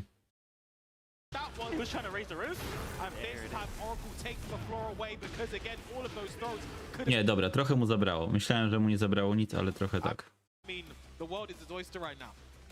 Paris is certainly his oyster, man. Yeah, this guy, just back 1+2s, man. Like, they were on point. That wall splat, like clean wall splat afterwards as well. I mean, that whiff punish there again, because, you know, typically, you know, you look for whiff punish, they have a whiff can launch it, you know, down forward 2, you know, what's my best launcher, but the awareness and presence of mind there to know back 1+2, the amount of range it has, he gets a wall splat as well for it. I mean, that was top tier. That's the type of stuff you'd love to see. And you're only going to see it here at the EMEA Cup Tekken Finals in the LCQ as we get into our next top 8 qualifier from two players who qualified 3 points. They made it. They played in the group stages yesterday. It is Tibetano. It is Yondaime.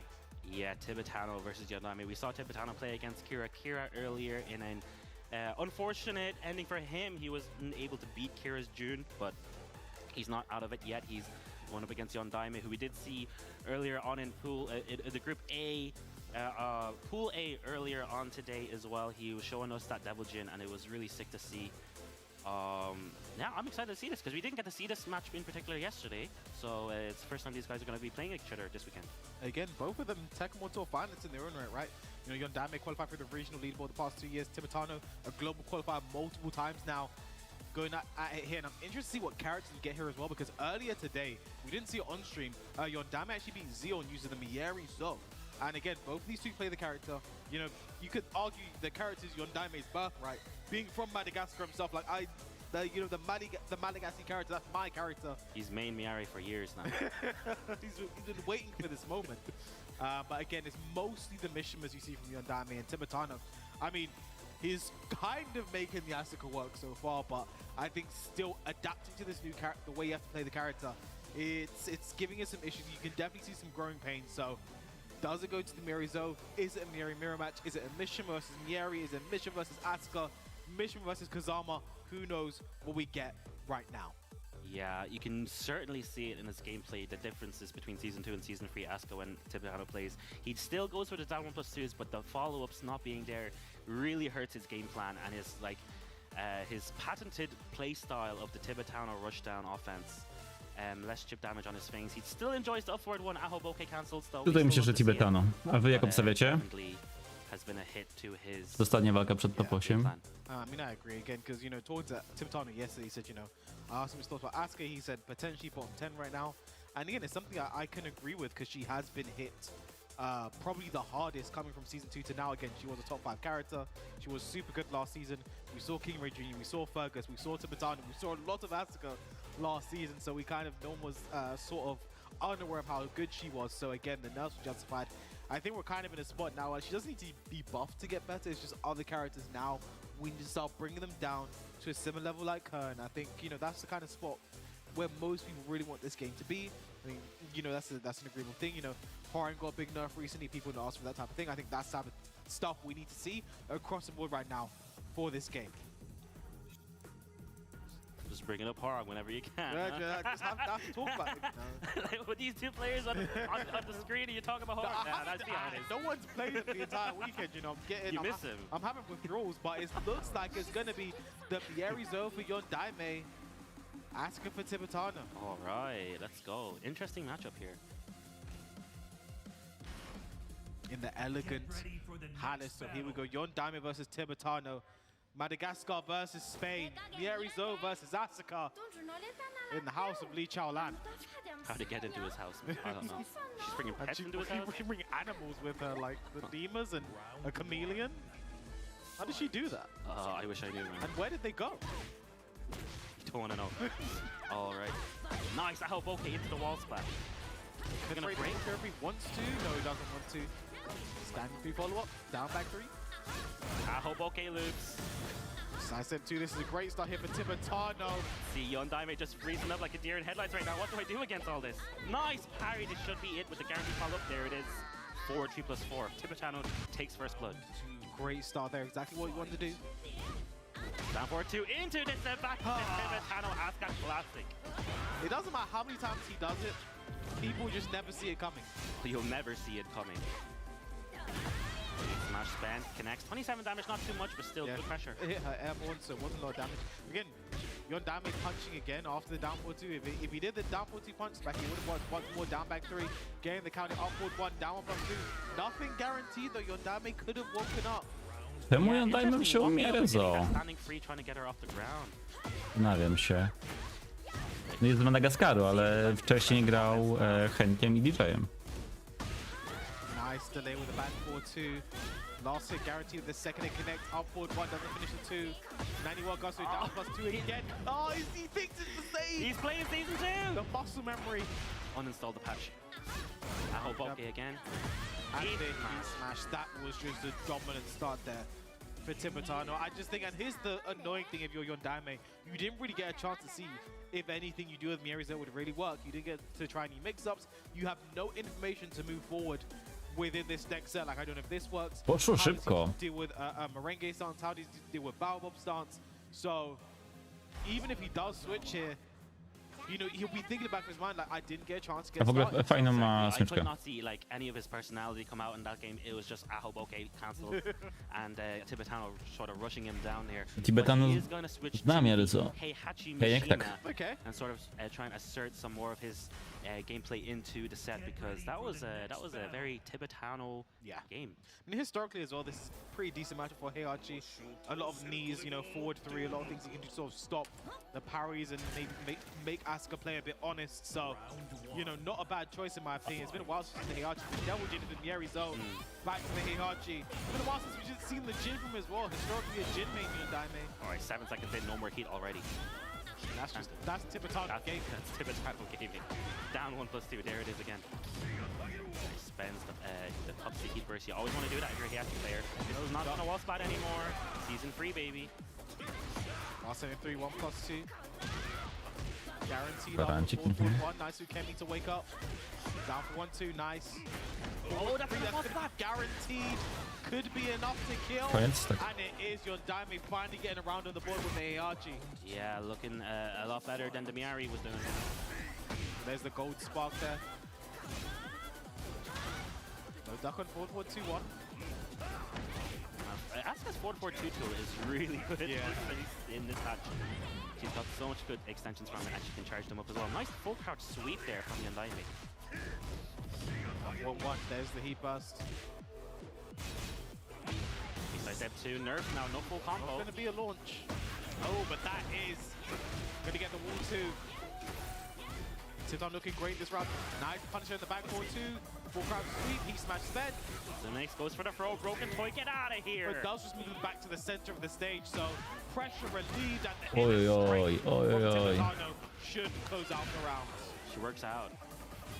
Nice. So much strength on the inside. Believe in yourself. Yeah. All right. So Yondaime still has 2 stacks of the Warrior's Instinct. If he pops heat, he will have 3 and get that Warrior's Instinct available.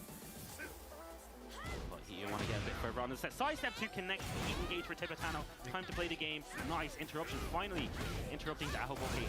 Classic Asuka gameplay there. Up 4-3 into the side step 2. Heat smash breaking the heat burst there. Wow, there's no way he could have punished that from that far away. So unfortunate.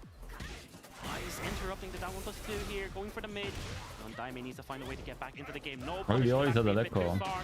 Down 4-2 into Sabaki. We've seen it before, and we'll probably see it again. I've played these games before. Zaraz sprawdzę klatki.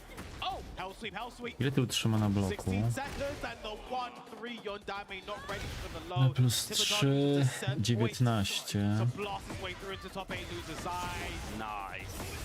Got him crouching into the forward 4, drops the combo bow, pops the heat. I don't know if that electric even connects there. Yondaime caught neutral blocking. That wasn't a counter, he just didn't hold back. That's not what you want to happen. Wsiądzie? Nie, nie. Gotta cancel that. Tibetano could tell from Oj, oj. miles away, but big electric there for Yondaime. And if he can close out this round without having to use Warrior's Instinct, that'll be huge for him. Locks into the combo. He's back Ładnie. connected. This should kill. Final round, Mały second Luigi. game, and the instinct is active. You can smell it in the water. In the sand. Down forward 1-2.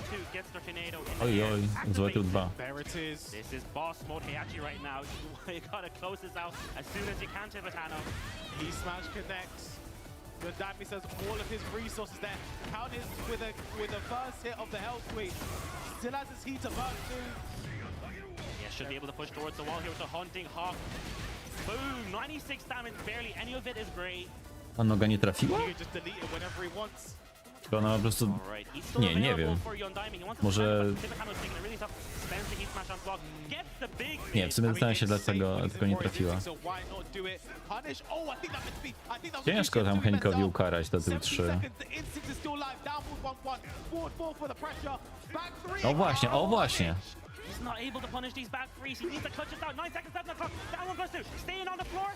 One back two and Yondaime gets a game Po on the 1. board. Indeed, he Potem jeszcze będzie minionkę i kontrabodę i to po 8 zaczynamy. That was scary. When's he gonna learn? When's he gonna learn? It's still. Maybe never. Maybe never. That was really scary situation. I think the Warrior's Instinct really helped him out there. Getting a counter hit hell sweep there for the full combo. And staying on the floor that last like 7 seconds where Yondaime just stayed on the floor after eating down 1+2.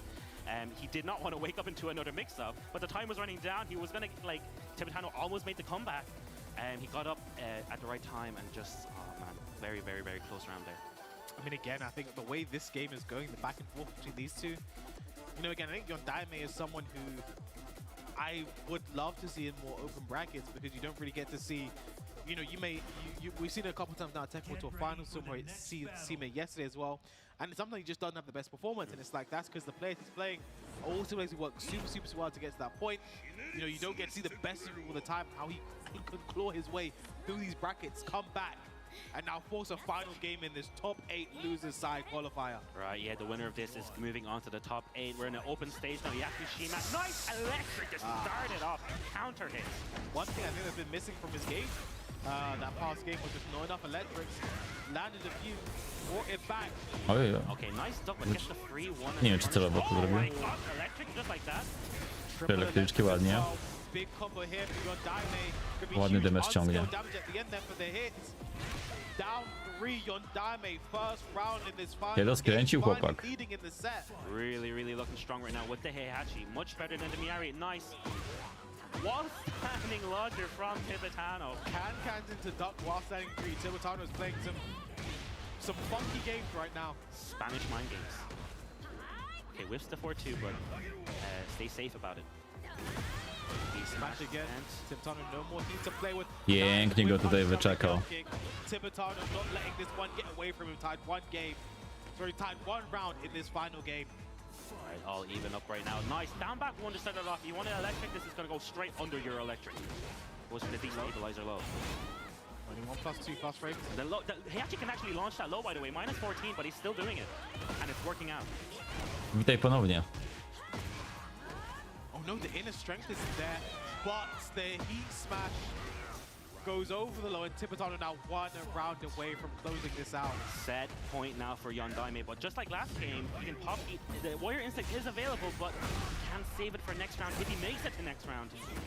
I mean, that's kind of the hope, right? You could Coś ty also podesłał. find with it, but if you have to use a To znam. Znam. Jeszcze widziałem piękną grafikę, jak Diana trzyma kartkę. Tam jest narysowana akcja z tym Kiszakiem. No, he drops the combo. One back two finishes the string, no punish from Tibetano. Down for 1-1 gets the flow, and we have a Luigi'ego mamy, moi drodzy. Going to be making it to our top 8 losers side. Only one of these can make it through. The other player is going home. This is a big launch and big start now for Tibetano. I'm Luigi, number 1. Cannot let him activate the instinct. Do not let him press 1+4, down 1+2. You gotta activate it while you still can, Yondaime. You gotta activate it before the round ends. Tibetano, he tried to, he's not letting him. He simply is A i not to letting him. zrobi instala? One back two, there it is. Ale dostał kopa i koniec. Yondaime żegnamy. To jeszcze Niankę i wodę. The look on Yondaime's face there, he just activated it a bit too late. Tibetano was playing so well, didn't give him a chance, Chyba didn't give him an opening, and the one time he did, tutaj źle it was just pisał. too late. Tibetano already had such a huge life lead and had the pressure going on, and Tibetano is going to be moving on to the loser side top 8 to join everyone else we've seen so far. I mean, just what performance, right? You know, from both of them, I think very impressive. You know, it is so sad being in the loser side because again, one of them has to go home after that. But they both just played that so well. It's so exciting to see, you know, Yondaime bring out the Heihachi again. It's been a while, you know, haven't seen since yesterday, I think, Double Jin and Mierizo today. But he played that so well. But in the end, Tibetano is Tibetano. I think he's still trying to find his feet with this new Asuka to play the game, play the character. It takes him a bit longer to get into the game. But once he is there, he is there. And we get into, I believe, our final top 8 qualifier for the day. It's going to be Neon K versus Bode. All right, these guys have both had a very long day. They both went down to loser's side pretty early on. Neon K lost to Skywalker earlier to in the top 8 qualifier on the winner's side, but Bode, he played on stream at the start of the day and he didn't. He played against Oracle and didn't go too well for him. But he's had a long loser's run, and if he makes this final game, then he'll be in the top 8 again. He's been fighting his way in. One thing is quite interesting. I think there is a 20+ year age gap between these two players. Bode has been playing Tekken for longer Neon K ma ze than 21, coś takiego. This is quite interesting, right? Quite interesting. That's crazy when you think about it. You want to age is just a number. You know what I'm saying? Like, Bodhi's been doing this for a long time, still being here at a high level. He qualified from the Italy and Malta region with a sizable number of points. You know, showing he's still got it. Yeah, exactly. He's been winning a bunch of tournaments everywhere he goes. Like he won Ender Zone in Spain, I believe, in a grand finals versus Akil, and making top 8s at other majors. Super strong player overall. He did.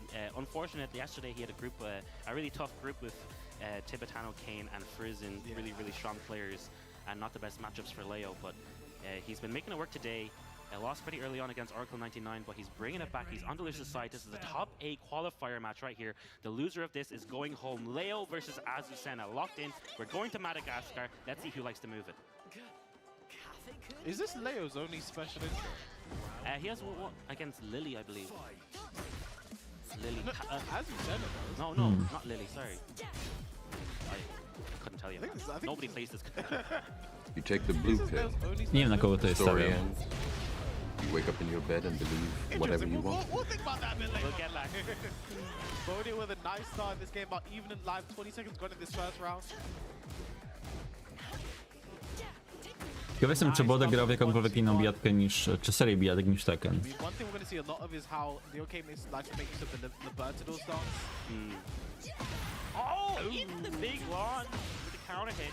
Should be the round. Bode gets first blood. Yeah, nothing but mids takes the first round, looking good. Certainly not looking mid. Chyba kawka skończona. Open away.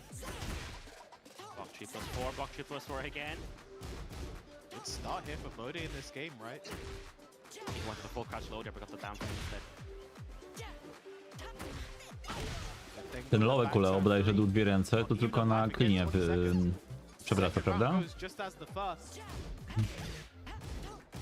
Nice dunk on the stomp. Okay, gets a lip 2. Heat engaged. 30 seconds down already. We're just kind of poking each other away. Counter hit for 4. Very nice. Bode, there's Debus, and that is To going jest to dół 4, nie to trap jest all środowy. the time. Virtually homing. Oh, Ładnie. jab actually beats the 3+4 there.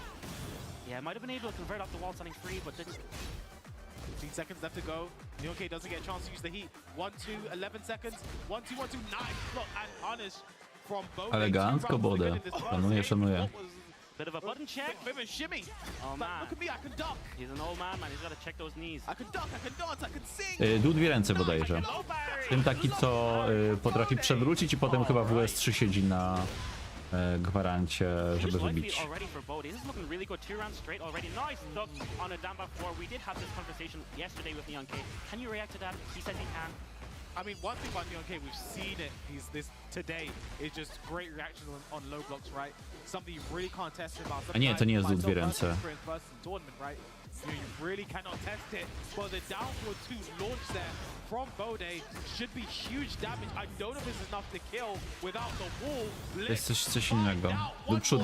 Nie no, dół przód 2 ręce to też nie jest, bo dół przód 2 ręce to jest Rager. Is Neonk gonna make this full round comeback? He doesn't have much time. Goes for the heat burst after the blade hop kick. Optimization station.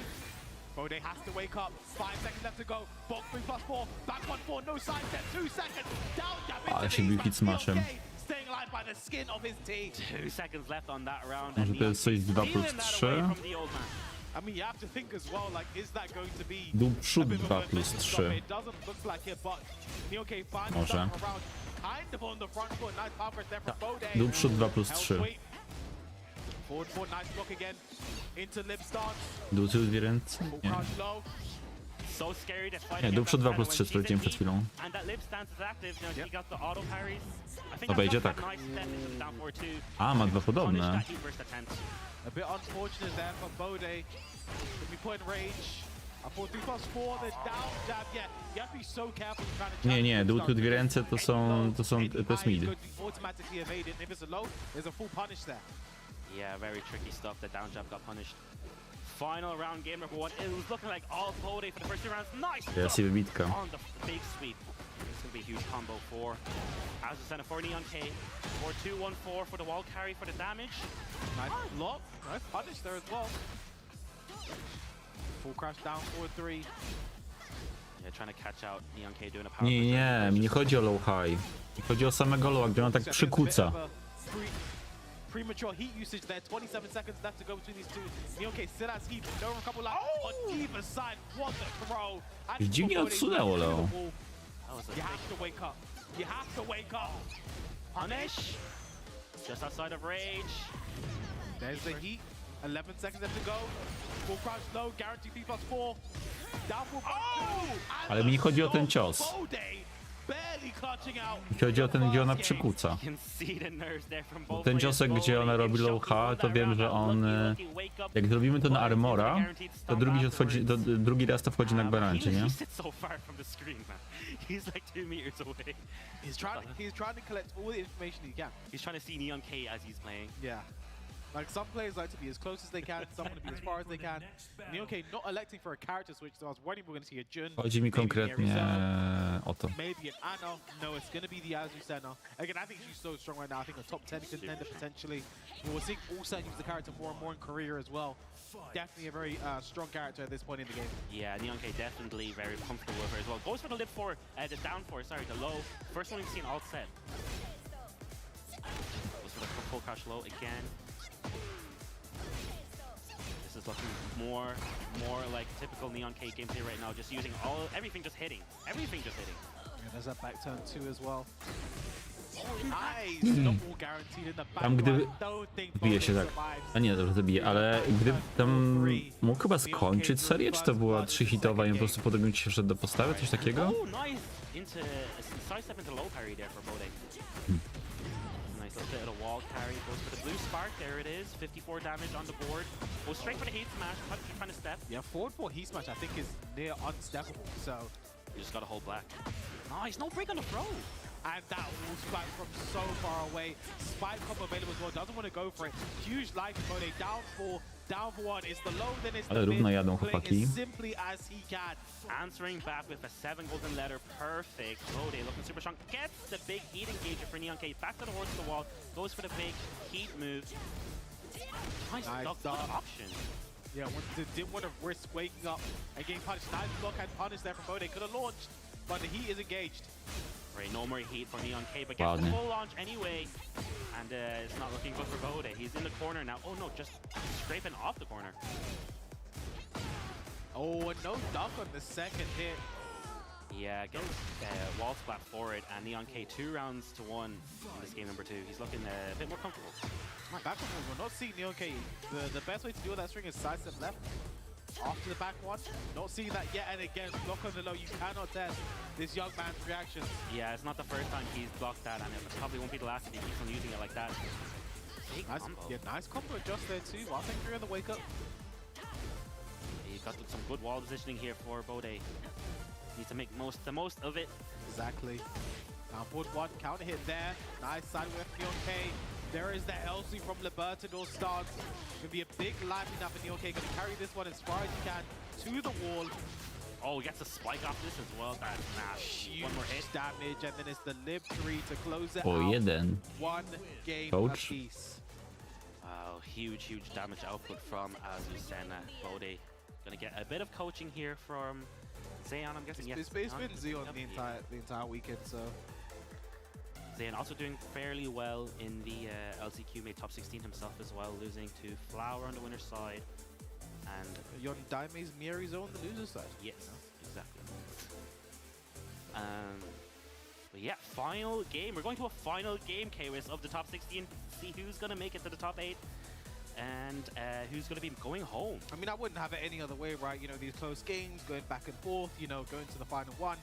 You know exactly what the level in Europe we kind of expect, you know, from these guys. Moving into this now, Bode puts their headphones back on. You see, one thing, it's funny, he sits closer to the screen when he's not playing. Then he starts playing, you know, he has to roll, he has to scoot back a little bit so he can absorb all of that information. The Phoenix Gates. Look, there's Clive. That's Clive down there, that's Joshua up there. Joshua up there, yeah. That's us down here. Zmian nie ma. Love to see it. Jet to holiday. Alright, now we're getting to the final game between these two. Nice stuff on the TCF1. And again, the big difference between game 1 and game 2, and now moving into game 3, NeonK's been able to start off the round on the front foot with the life lead. He engaged first, used that pressure, the upwards was such a strong move. So good at realigning, gets you to the vertical stance. Full crouch though, what's the mix here? Another upward 3+4. Yeah. NeonK in full form right now. Caught Bodhi trying to press the button, but NeonK just 2+ a round start, down 4-2. This is exactly what he needs to stop the momentum from NeonK. This is looking gonna be pretty good here. Gets the heat burst for the full combo. 93 damage to the blue spark. More mix. Goes straight for the low. You're not reacting to this one, son. There's the forward and heat smash again. Looking all good for Bodhi right now, but clipped by the 4-4-4 from Azucena. And so much heat is life is regained after that as well. Gonna be so big. Run up to the down back 1+2. All your hard work down in the bin. Męczy go tymi lowkami, męczy. And 4-4-4 finds its mark. Nice hit confirm from NeonK. I have to wonder if he hit confirms that string, because I only ever see the second hit, the 4-4-4 come out on hit. I have to wonder if he's able to hit confirm that. All right, potential final round now. Potential set point for NeonK. Floor is breakable. It is bounceable. Just a big, huge comeback here for NeonK, but Bodhi not going down without a fight. There's the lightning glare activation. Forward 4 heat burst. Nice optimal wall carry combo. NeonK back against the wall. That beat Nice break. Evasive punch. Beat available. He's gonna go for 4-4 in the heat smash again. He's gonna mix it up. NeonK's not gonna give him the chance. Running 3. Nice safe activation of the heat there available. Go straight. Jeszcze walczy. Nice block from NeonK. It's not enough Ładna, to kill. ładna karata i ładny blok. I Bodhi odpada. Dobra, czyli mamy już top 8. Raz, dwa, 3, 4, 5 graczy z wczoraj jest top 8. Nie ma Bodę, ale tylko tam, nie 5, dobrze, tylko tutaj Tibetano. Nie ma Bodę, nie ma Yondaime i nie ma... O, jeszcze od...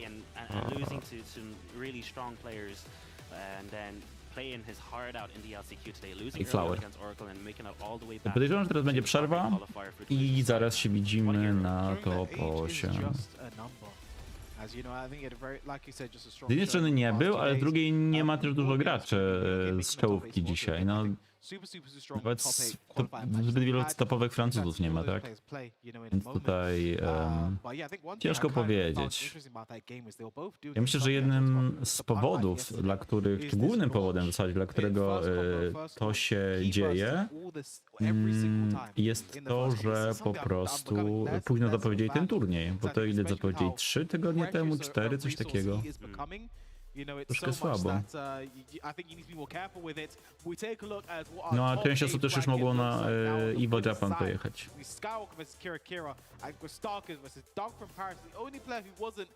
Spróbuję poskrolować, czy znajdę u siebie na Twitterze, bo wklejałem.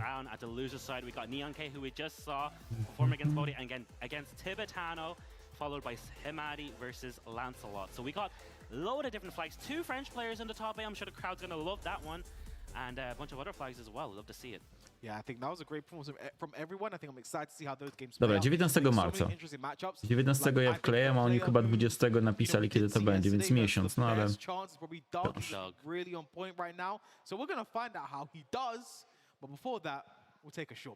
Dobra, to wracamy za kilka minut w takim razie.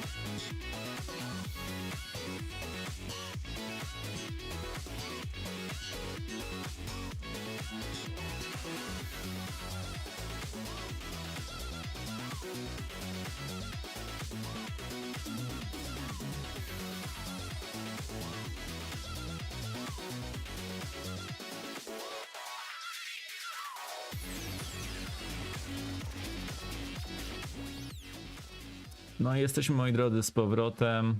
Tyk, tyk. On est de retour l'équipe, les Français, vous êtes chauds dans la salle. Ilu Francuzów w ogóle jest? Yeah, it was good, guys. I had to do it DFP. in French first because we're still in Paris for the I EMEA Lancelot. Tekken Cup 4 and Jak się zwie tournament akcent? Lancelot, a nie was Lancelot. today. We had a lot of strong players, but now we're down to the top 8. And we will start with this guy, representing Ivory Coast. Ladies and gentlemen, Sky Walker!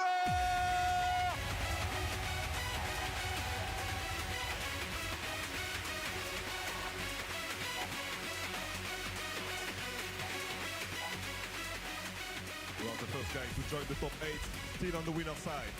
And the next one already won many tournaments in France. We all know him and we all love him. From Switzerland, ladies and gentlemen, Kira Kira!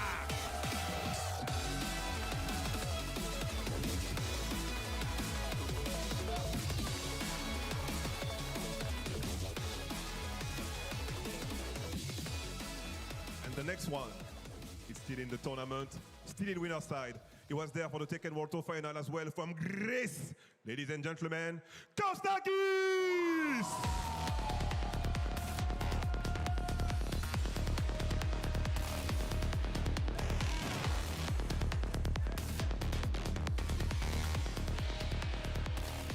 C'était drôle, hein, c'était drôle. O nie, teraz dałem sobie sprawę, że jutro on znowu będzie mówił Horizon. On est en France, les gars. Celui-ci, c'est un de nos représentants. L'un des meilleurs joueurs de France. Un OG des OG présent depuis l'époque. Un peu de bruit, les frères, pour Doug from Paris.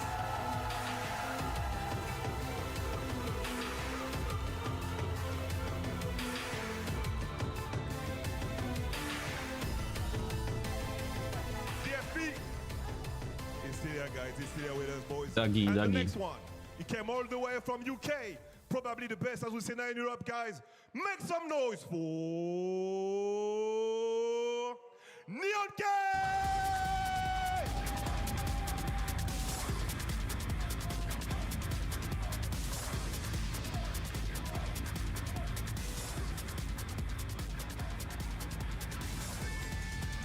He's really hype about it. He's really hype about it. The next one.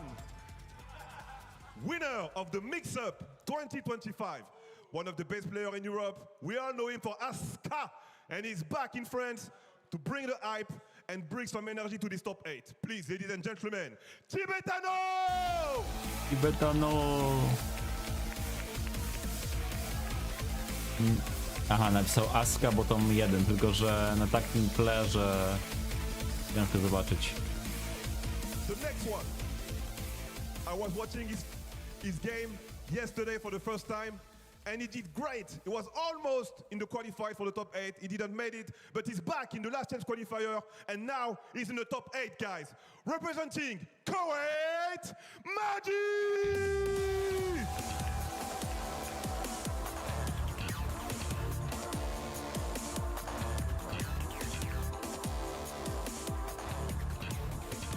Dobra, moi drodzy, na kogo stawiacie? Pour le dernier joueur, To back Lancelot. to French, guys. Ja chcę, żeby wygrał Dag albo Kostakis. Il n'a pas cessé de grind. C'est un petit peu un rageux, mais ça a un bon côté. Parce que ça lui permet d'aller hyper loin. Oni będą grali w Aujourd'hui, il a fait swoim top 8, meczu les gars. Ce sera un des pierwszym. deux Français dans le top 8 à nous représenter. On va tous l'applaudir ensemble. Lance-le!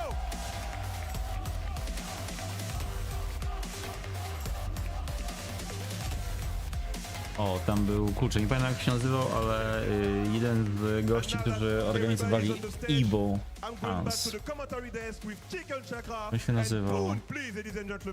Kawoshi, Kawoshi. Thank you so much, Riza, for that amazing top 8 introduction. We have some crazy players ready to make it out of this top 8 and see the top 2. Who of these players are going to make Myślisz, it to the top Kira 2 niestety, and make no. it to the finals Ty tomorrow? wpłaciłeś dychę?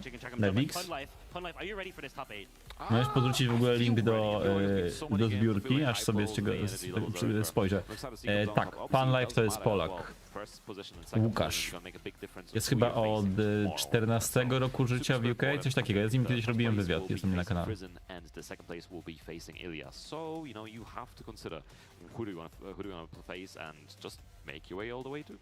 Exactly, yes, and we have some crazy plays. A lot of these plays we did see yesterday as well. Kira, Tibetano, and Maddie, and Christakis as well. All players, Skywalker as well, all here again to play more. We can see here is the bracket Skywalker versus Kira, Christakis versus Doug from Harris. To weź mi zbanuj, w czym problem. O matko.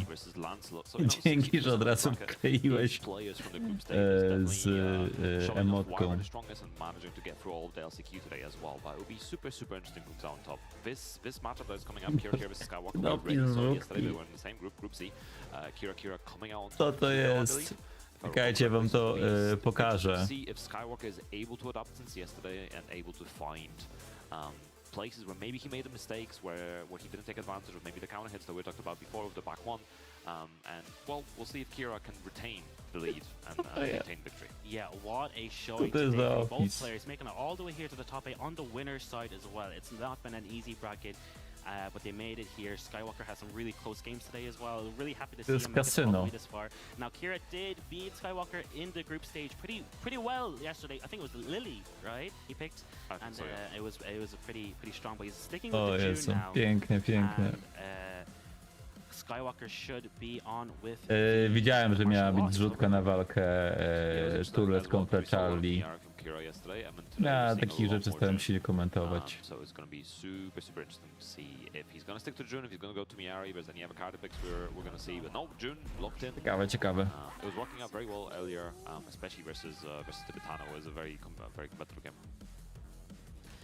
Yes, let's see who's going to take this one. Locked in with the June, locked in with the martial law. We're going to celebration on this set. We're in Paris. While we're fighting in Paris, let's take it to the first game of this first top 8. Let's go. Dobra, zobaczymy. Skywalker umie na June. Alright, nice punish. And already calling out the fight of Skywalker. He's not going to finish it. I can't. Could have been launch, but damage is damage. Okay. Oh no, wait, Blue John could have launched that. Yeah, gets the up for hit engage for Skywalker, but still looks like Kira is just not the game. Yeah, it was a looks like tried to neutral guard or something like that. Kira on the lead, goes for the 4-2 setup, but didn't work out. Nice. Ładny i fajnisz. Skywalker lubi, czy wczoraj używał tył 4 dużo, teraz tył 3 użył. Yeah, beautiful with punish with the free. Nie ukarał, ojej. Plus 4 lawa ma minus 14, zaraz sobie zobaczę. Yeah, back the 1-2-2, poking away 1-2-2 again, goes for the mid. No break on the throw, very uncharacteristic like from Kira. Minus 13. Normally. Nice duck and punish, a sidestep duck into the full couch. Yeah, Kira's been super important, and already almost fully stopped just in the second round. Use the parry as well. Nice.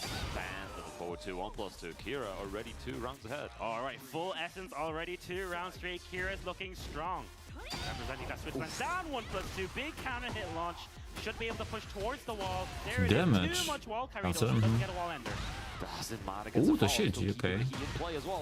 It's not a good position if you're Skywalker. Oh, drop. Misses the slide. Gets the flow. Back to one. Can't kill, but this is still going to be a big chunk of damage. Oh my gosh, one more HP for Skywalker, bringing it back, activates the heat, heat burst activated. Nice duck. Nice heat smash. The rage amplifying the damage as well, but nowhere near enough to kill. Kira still alive. A little bit ahead of health. Teraz se ładował medalik. Wycieczka do Częstochowy, ładowanie medalika. Płyną z Paryża do Częstochowy. Właśnie, czy na Google Mapsach, czekajcie, Paryż, nie Paryż, przy Piotrkowicach. Wyznacz trasę do Częstochowy. In this game, we're playing against like Law, which is a card that has been taken for how many years?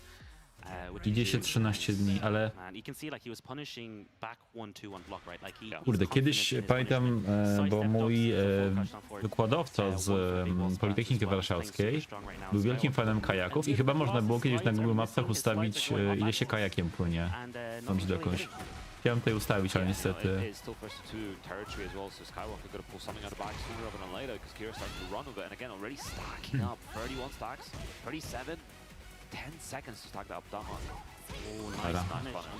Jeszcze ścianka z tego. Pięknie.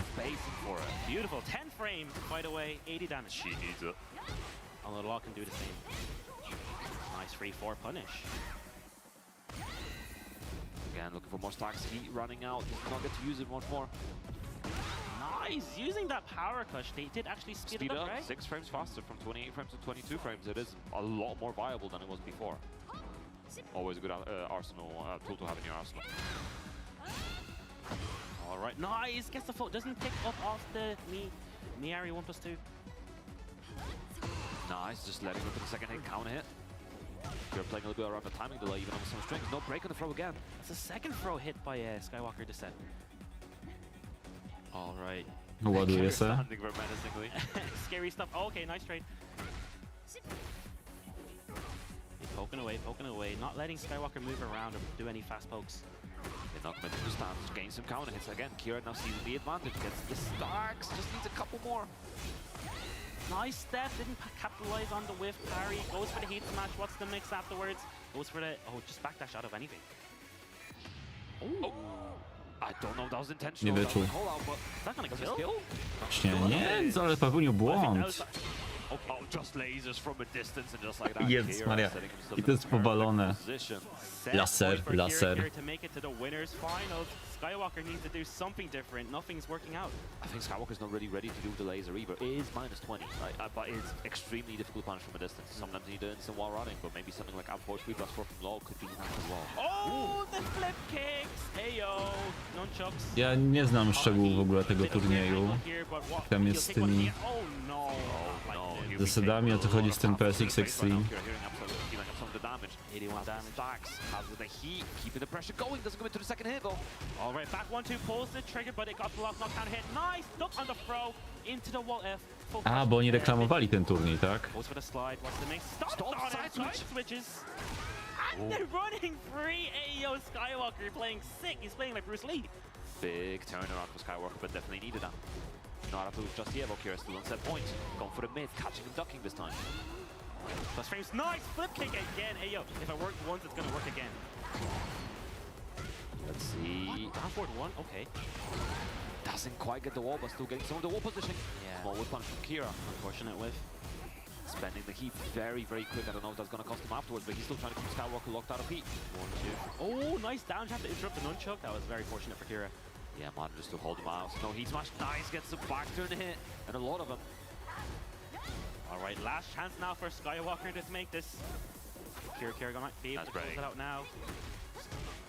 Didn't come nailed the counter hit just like that. Kira finishing it off, putting Skywalker into losers. Teraz Kostaki z kontra Dag. Skywalker managed to kind of stop the bleeding for a little bit, but wasn't quite enough to survive. Yeah, Skywalker going to be moving down to the loser's side, and Kira moving on to winner's side. So first to freeze only for Kira for him from here on out. Looking very strong, very confident. He was telling me that he didn't do as well as he hoped yesterday, but he's here today and he wants to make it into the grand finals and make it into tomorrow as well. So that he's doing really well to get there. Yeah, and it's going to be interesting as well. Skywalker going down to the loser's side will be facing the winner of Hamadi and Lancelot. So, you know, it's going to be a tough battle regardless, both very capable players. Lancelot, you know, going... A właśnie, tak, akurat wróciłeś na BFP. All the way through. Very, very impressive stuff, and again, very new players though. But we will be talking about them later anyway. For now, Kostakis and DFP. We've talked about this matchup off stream earlier, about how it could go, which way it could go. Kostakis playing Clive mainly, but also some Victor and Lara, so it'll be interesting to see which character he pulls out. I think if he pulls out Clive, then it'll be interesting to see how Doug deals with it, because Clive, you know, a lot of really good buttons, but a lot of much slower buttons. The back one comes in really handy in that matchup. If Doug can stay close to Clive and kind of maintain that pressure and play around the timing, it could be very, very dangerous for Kostakis. You can see Właśnie the crowd is bidon trzeba popping off zdjąć. for Doug right now, the hometown hero from Paris. Nic nie powinno być Stackis. na Also some stole, fans in co crowd. zawiera w Of sobie course, płyn. a lot of fans from home, from Greece, supporting him as well. I'm a big fan of his Clive. I think his Clive is pretty optimal. He likes to save his combos for like he likes to go for the optimal wall carry combos basically, and then the wall combos with the up 1+2s for the tornado. Yeah, he does really well. And there are some like typical things he does a lot. Like he does throw out the orbitals at round end when he's about to lose, just like a Hail Mary. And if it works, it works. And he's a very interesting that every sort of Clive plays differently, and he doesn't go for the stacks or the Zantetsuken. He likes just to get as much damage as he can. And anytime he gets Zantetsuken's meter, it's basically by accident, right? Or by coincidence or something. He never really goes above level 2, so he doesn't end up using it for damage. Yeah. It is worth considering, you know, it did get nerfed. There's increased meter gain off of some of the moves, but at the same time, the actual damage from the Zantetsuken trigger is lower in level 3, 4, and 5. All right, he's locked in with the Clive Rossfield now against the Steve. And yeah, it's gonna be a sick one. Now I think you said that Steve is pretty good on paper. He should be good. I've played this match W walce między tymi dwoma especially now the stoją wszystko, żeby Doug wygrał. Clive got some nerfs, especially in the stand sentry to Phoenix. You have even more ability to, you know, do something like 1-2-1, or even maybe slightly bigger moves. All right, let's get into it. Winner side still, top 8 action here. Doug from Paris versus Christakis. Nice movement. Nie ma tu kary. From Christakis, but doesn't capitalize. Nice. Mam wrażenie, że Doug nie zna Clive'a, jak tu próbował robić 1-1-2. Nice, trying to keep the pressure going, but doesn't get him before. Try to catch Doug from Będzie grał ofensywnie raczej. Not a scary tool to use. Here. We're going to the other wall already. Wall to wall. Should be able to. Hey, yo, that's a lot of carry. 58. Mixing up the combos well, 5.2 Fury, trying to keep Christakis locked in. Yeah, nice usage of Steve's just jab strings, locking Christakis out of his heat. He didn't get to spend it at all.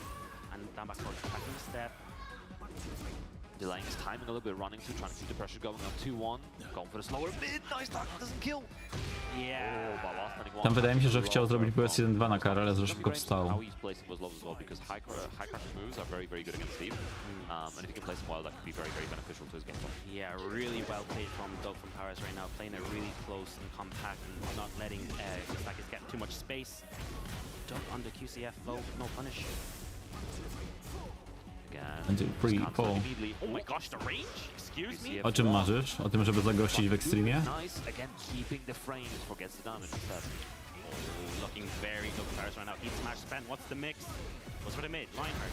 Quite brave. I was potentially expecting a parry from Christakis, but doesn't commit to it. Doug keeping the pressure. Nice down forward one check to seal the deal as well.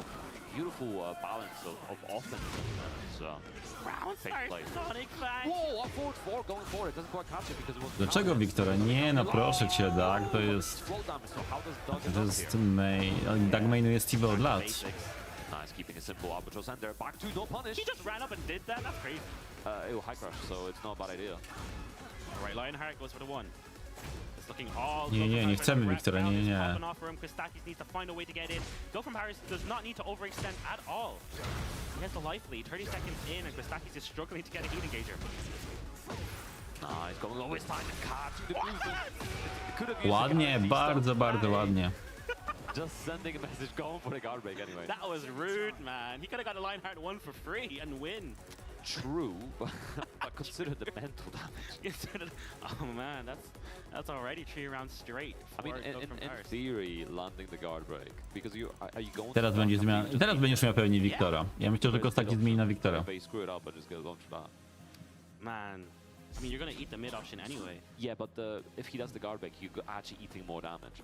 It's like instead of the frame, you take the mix and you're guaranteeing yourself, not guaranteeing, but you're potentially getting more damage out of it. I get the idea. It wasn't necessary at all. Yeah, Don't get me not wrong. in that situation. Not in that situation.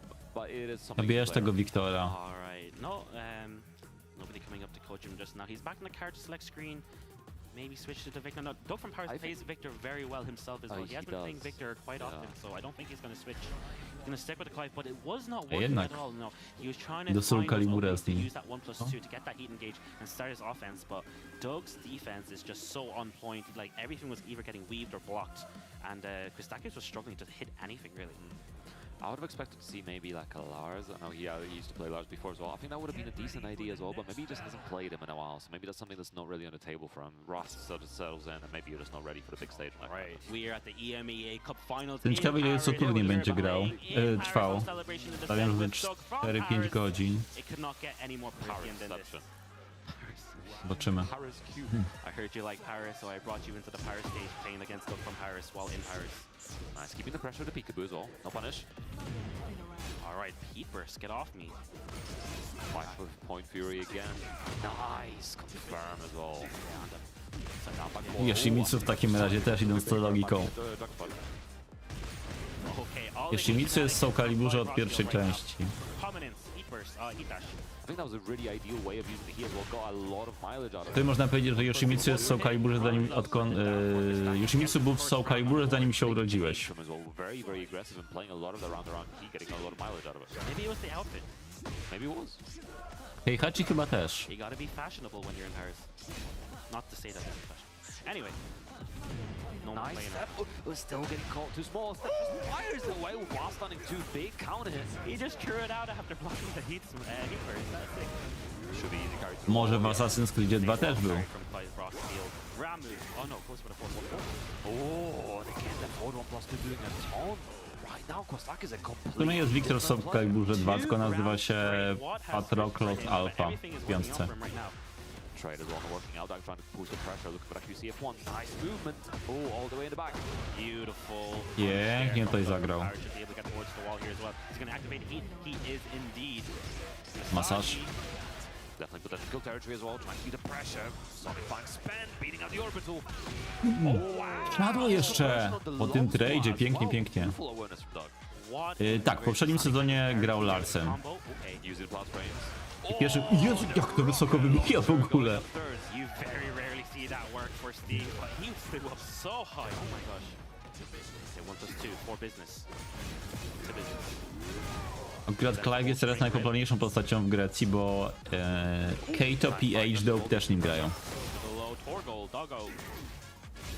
Getting tracked by the low. Doug trying to stay patient here. Go low, not quite ready to react. And this could be the game right now for Christakis to enter the down four. No niestety, dobra. Key charge. The 3-round comeback. Or the reverse sweep. Oh wow. That key charge. See, I was talking about earlier potentially using something like high crushes, like this down back 4, down 4, the full crouch, down 4. Oh, his down back 4 doesn't high crush. Whichever. I miss it. I forget the info. Okay, down Buff Clive, the nice highest down back. The thing is, you told me this before, and I still get the info wrong. But yeah, using the lows, have some high crashing in build, trying to use those moves, hard ducking, things like that can be really beneficial. Jeśli Kostakis wygra turniej, to będzie grał z Frizenem jutro, a on chciał sparować z Frizenem na tej takiej tablicy, którą widzieliśmy z rolkami. I think he was a lot more offensive, aggressive. He was using the sweep, the Phoenix shift sweep, to free into the 2, the doggo. We're going to the beach now. Big stage here, but Clive can get wall to wall anyway, no matter where he is. So it's going to be a lot better for him than it is for Steve. Yeah, sure. Steve has good combos, but wall carry is definitely. Jeśli Doug wygra turniej, to będzie jutro Mirrorek pewnie na start. He can definitely be looking forward. Nice interrupt from Doug. Don't punish him low, but that's smart. Big call out. Nice full crouch, unfortunately punish. Yeah, very cheeky low there from Mustakis, and then he's getting punished for it. Zastanawiałem się, czy nie pojechać do Raciborza na turniej, żeby zagrać w Tekkena 6, ale niestety kilka dni później muszę być w dobrej formie, więc nie chcę ryzykować żadnego wyjazdu, muszę się coś poczuć coś. O, dosłownie zacząłem mówić o brzegu i widzę pytanie od ciebie o brzeg. To jest niezła synchronizacja mózgów. Dzisiaj dosłownie patrzyłem na Star GG, ale niestety kilka dni później mam zabieg i muszę być w pełni formy. Nie będzie mnie. Będę w Raciborzu. No, też żałuję. Nie idzie się tak długo jak myślałem, bo idzie tylko 3,5 godziny i widziałem, że jest tylko kilometr z dworca. Więc to jest fajne, natomiast Nie mogę sobie pozwolić na to, żeby zachorować w jakikolwiek sposób, tylko żeby się czuć po prostu przed tym zabiegiem. Beautiful punch parry up, down forward one. Plus routine. Spending it enough to kill. 5-7 do rzut. Yeah, Providence, 4-1+2. Trades with a Okay. down one. Set point now for Doug from Paris to send Kostaki's down to the loser side and join Kira on winners finals. Now forward 1-2 again. Nie, ale niestety. Nie ten termin dla mnie. Flame bash. Będę w Raciborzu, będę na Pyrkonie. From Doug Paris. Potem zobaczymy jak z turniejami. Yeah, stuffing out. Nice! Doug Ładnie on the kusnął. I line teraz card. będzie Looks like Luigi he's chyba. going for an optimal combo, but hooked up the wall there. This Przeżyje? does kill. Nie. It does indeed. 69 damage. Clive Rossfield. We're going to a final Pyrkon round. nie? Nie planujesz być na Pyrkonie? No way, just throwing it out after a down one. That was crazy. Goes for the up 1+2. A, gets daleko, the full okej. strength. Down forward 3, what's the mix afterwards? Goes for the wall standing free. No to tak. Ja najdalej jak jechałem pociągiem to albo do Szczecina, albo do Berlina na turniej. I jednak Kostakis. Czyli w finale wygranych Kostakis zagra z Kirą. I w top 3 będzie 2 gości, którzy grali wczoraj. To oznacza, że co najmniej jeden z wczorajszych grajków będzie jutro. Super strong the first game. In the second game, he was finally ducking the Phoenix Shift's lows as well. Neon K kontra Tibetano, ja tu stawiam na Neon K'a. Ducking Lionheart guard breaks and like fully punishing with the wall standing 1+2. It was a risky option both times as well, because if Doug went for Lionheart 1, then you're likely getting a splat, maybe a side splat potentially, because it was a bit of a weird axis. But I think potentially what Doug was trying to look out for is obviously the parry. Like in a kind of moment like that, parry would have been a really good option. Would have beat out Lionheart 1, would have been Lionheart 2 if you wanted to use it. And Lionheart 1+2 would have been a really good counter, because you get a lot of damage of that full combo. You break through the glass. But yeah, unfortunate. How the bracket is shifting out here. Kira versus Kostakis winners finals, and this is super interesting because this is a run back from Road to Olympus, where Kostakis beat Kira 3-0 with the Clive Rossfield. So I really want to see how this one is going to play out. We can see Doug from Paris moving down to the loser side, same as Skywalker, who will be waiting for their next opponents coming up. It's going to be very interesting to see how Kira has adapted. What kind of lessons has he learned? Because he's a lab monster, so he probably would have been in the lab making sure that he's learned his lessons from that. But alas, we'll get around to that. Like you said, Doug from Paris on loser's side will be facing the winner of Neon K and Tibetano, and Skywalker already waiting for Hamadi or Lancelot. So it'll be very interesting who comes out tops. I do love the variety we have in terms of flags. And characters as well, also very big variety. To Francja się powtarza dzisiaj, no ale turniej jest w Paryżu, więc na to była akurat duża szansa. Yeah, for the EMEA finals here in Paris. I want to come back to what you said about Kostakis there. Doug from Paris, there was one situation where he delayed the Phoenix shift, so Doug like semi-ducked and got back up and ate the sweep right. Now I've heard from other players that played against Kostakis is that Kostakis is one of the only Clive players who delay his Phoenix shift options. You can slightly delay it by like a microsecond, just for a few frames, and it really throws your opponent's timing off. Yeah. And I think that really came into play there. So really well played for Kostakis. But next up, we've got Neon K versus Tibetano. This is going to be an interesting, because I don't know which way I'd want to call it. I think Neon K potentially having a slightly better performance so far, but I think Tibetano since yesterday has definitely locked in a lot more. Took the losses from the group stages and took him on board and locked in, and is trying to get back into that top 8. Whether he's going to be able to, it's going to be a tough one, because I don't know who he's going to play against Azucena. I was talking to Tibetano yesterday, and he was telling me that the different formats for these type of events really changes his performance. So in formats where it's like an invitational, like it was yesterday for the group stages, and he has to play against someone really strong right off the bat, he needs time to warm up. He needs time to get ready throughout the day. So if you throw him into a pool and play Ken and Trench first game, it's going to be a struggle for him. But with an LCQ like this, where you get to warm up and play throughout the pools, and you're playing all day, early in the morning, and now it's in the afternoon, it's a lot better for him. He's a momentum-based player, and he has that energy and that momentum with him now. So I think he's going to maybe try and perform a lot better than he did yesterday. But I do think he may stay with the Asuka Kazama. I mean, it was working out earlier. The Miari's still, you know, picking Gigas on board. I am kind of surprised to not see him playing Claudio. Like, I know obviously the nerfs have come through, but it's still, I still think the card is very solid. The nerfs are quite rough. There's a lot of damage lost on the board, especially those heat dash combos. But I think still decent pick, and you know, fairly easy to maintain pick as well. So still probably a fairly decent tournament card overall. You think so? I think so. We should nerf him? Maybe a bit more, yeah. As long as everyone else gets nerfed, I'm happy to get him nerfed. In Korean. But Neon K has been playing as a center all weekend, basically. And I think Rukang was saying before that he may be the best Dość as a długo im center to zajmuje. in Europe, right? No, Klebisz Yeah, ustawił but it's przycisk. just Evil, right? Evil and Yokai. He's like bottom one as a center in Europe. Well, Evil. Yeah. But we're stuck on the cards like say Asuka highlighted. I think Tibetano will be first. Yeah, there. Do you know how we know that Yokai is better? Oh! Vamos, vamos, teammate. No kurde, ja w ogóle zdążyłem zapomnieć, że on Claudio to wygrał. Very interesting choice because he Ciekawe. hasn't been playing Claudio in like 5 months or something like that. He hasn't touched season 3 Claudio at least at all. To be fair, I think a lot of the game plan hasn't changed for Claudio. It's just the reward on some of the bits of the game plan have changed. You can still very much use that Mark 1+2, but just now you ideally use it as a high crush when you know a high is coming, so you get the counter hit launch for a bit. Let's see how it goes. All right, we have not seen Tibetano as Claudio in a while, so this is a treat right now. Nice, already playing around the counter. Yokai is just eating counter hits. It could have been a bigger punish. It is -14 now, it got nerfed. No właśnie, pamiętam, że Claudio dostał mocno.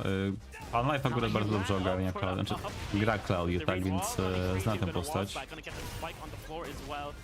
Flip him over, one more hit, gets the lib to Neon K, reverses that momentum and gets the first round. Yeah, strong start for Neon, responding very well, no attack so far. Step 4 again, still a very, very good move, and we already see Tibetano trying to go for the up back 2 as well, the new move. I think these hop kicks, he's got to get them all out of his system, and they're all pent up from season 2. Yeah, we'll see how it goes. Nice, Neon K activating heat. Oh, serve at I like the delay on the activation as well, not committed straight away. Oh, delivered to the parry. Nie zabili. Tricky parry. Okay, nice little combo conversion there from Neon K. One more hit to do a teach match. Zgadywanka. Goes for the mid. Asyną. Up 4, 2+4. He tried down back 1+2, by the way. Unfortunate. I saw the sliders go. Nice punish. All right, this is it's looking tough for the Claudio fans right now. Oh, duck on the second hit. Oh, that's the center down 4-4. Committed to it again, to be a slightly bit of punish. Nice power touch, get off me. Forward will just spend. His heat is gone. Immediately, yep. Burned 600 frames of heat. Out of Starburst is also his mix is notably weaker. No, chyba zaraz Asuka wejdzie. No counter hit animation anymore too. The nerves are coming into play today. Oh, it's still actually tracking, still alive. Goes for the sweet bang, taking the first game here. That was a bit of a rough one. We saw all of the Claudio nerves in play in that round. Forward 1+2 nerves. He just hopped out and displayed all of it. The sidestep 4 counter hit nerves. He's like, Oracle, why are my buttons not working? Like, what happened? I think there was only like 1 or 2 nerfs missing in there as well. He didn't do down back 1+2, you're right. He didn't do down back. Well, he tried. He tried. Or the 2-1-2, right? No, 2-1-2 is still the same. The thing that would have changed is the heat dash launch off of anything, right? When the moment you heat dash, you have to do a non-starburst combo, which is you're probably losing about anywhere between 7 to like maybe 12 damage because you cannot use your 2-1-2 in a combo, so your combo is shorter, your wall carry is worse. You cannot use your best tornadoes. If you get to the wall, then you cannot do your starburst combo, which means you either sacrifice Oki or lose damage, or both. So there are some ways you can work around that, like using while standing 1-1 for the carry, but it's quite a noticeable impact to Claudio's damage, especially with their card is hitting way above 100, even without heat. Yeah. So it's significant. Yeah, those general system changes have hit a few of these characters quite hard, especially in combo games. Yeah. Let's hear Oracle giving some words of advice. Spain's last hope. Going to the Asuka, it is still first to 2, so the Tibetano does have to win 2 in a row now to make it back. I do respect the Claudio pick. I don't think it's a bad idea to play Claudio into the Senna. I think it's kind of an even matchup. But you know, didn't work out for Tibetano this time. Yes, and this is loser's side, so like, did that pick really is it gonna cost him his tournament life? Maybe. Who knows? Maybe, it's hard to say. Now, this is also a tough matchup for Asuka Kazama as well. She doesn't get the best punishes on a lot of Asuna stuff. Down back 3 in particular. Kurde. Ile ma? Plus 2-3 u Aski. This is the character Tibetano is more comfortable with. on there. He's delaying his timing a little bit. Minus 7. Wiecznie. Nie wiem, czemu się odwróciło, to jest karalne. Smash spend, 30 seconds in, what's the mix? Goes with a full charge. Doesn't charge it this time, but Neon K just holding back. Yeah, he is mixing up his charge options as well, trying to keep as unpredictable as possible. Nice knee as well to beat out parry. Poke it away. Like Neon K keeps on trying. Oh, the big 4-4-1 with animation gets heat engaged for On zrobił nią listę, chyba nie o to chodziło.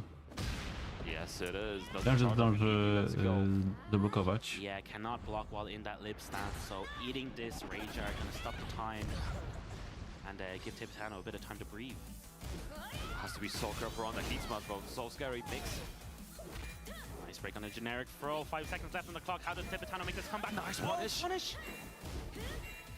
Oh! No more time! Nie udało się, nie zdążył! O kurde. So unfortunate for Neon K. That's so well played by Tibetano, using the strings to burn out as much time as possible. Nice punish, bro. Right. Ciekawa końcówka. Won that round by the skin of his teeth, Tibetano. Actually crazy interaction. The fact that it went to that close a mark. 1-2 punish on the back 4 extension. That was great. Nice low. Doesn't get the wall break. Axie's definitely up. Small punish. Ooh. Pięknie. Nice micro duck on the 4-4-2 extension. Yeah, noticing he's Czy to można zrobić Fadligarda? but he's Na using 4-4-2 F2 real life. Big, but he didn't do that. Aski? He does have the Evermid as well, but obviously it's punishable, so you gotta be careful around using it. Okay, got the Apple K to forward ones. Nice, doing the down back for you on a Widzę, że trochę osób się pojawiło. Dzień dobry, dzień dobry. Oglądamy top 8 turnieju ostatniej szansy, czyli LCQ, EMEA Tekken Cup 4. Dwie osoby z dzisiaj awansują do jutrzejszej fazy finałowej, fazy Double Elimination. A zwycięstwo zagrają to z Polecanem. Widzieliście, jak drzwi albo to były drzwi, albo cień przeniknęły po tej walce. Przeniknęły przez Askę. Raczej Askę przeniknęła przez nie.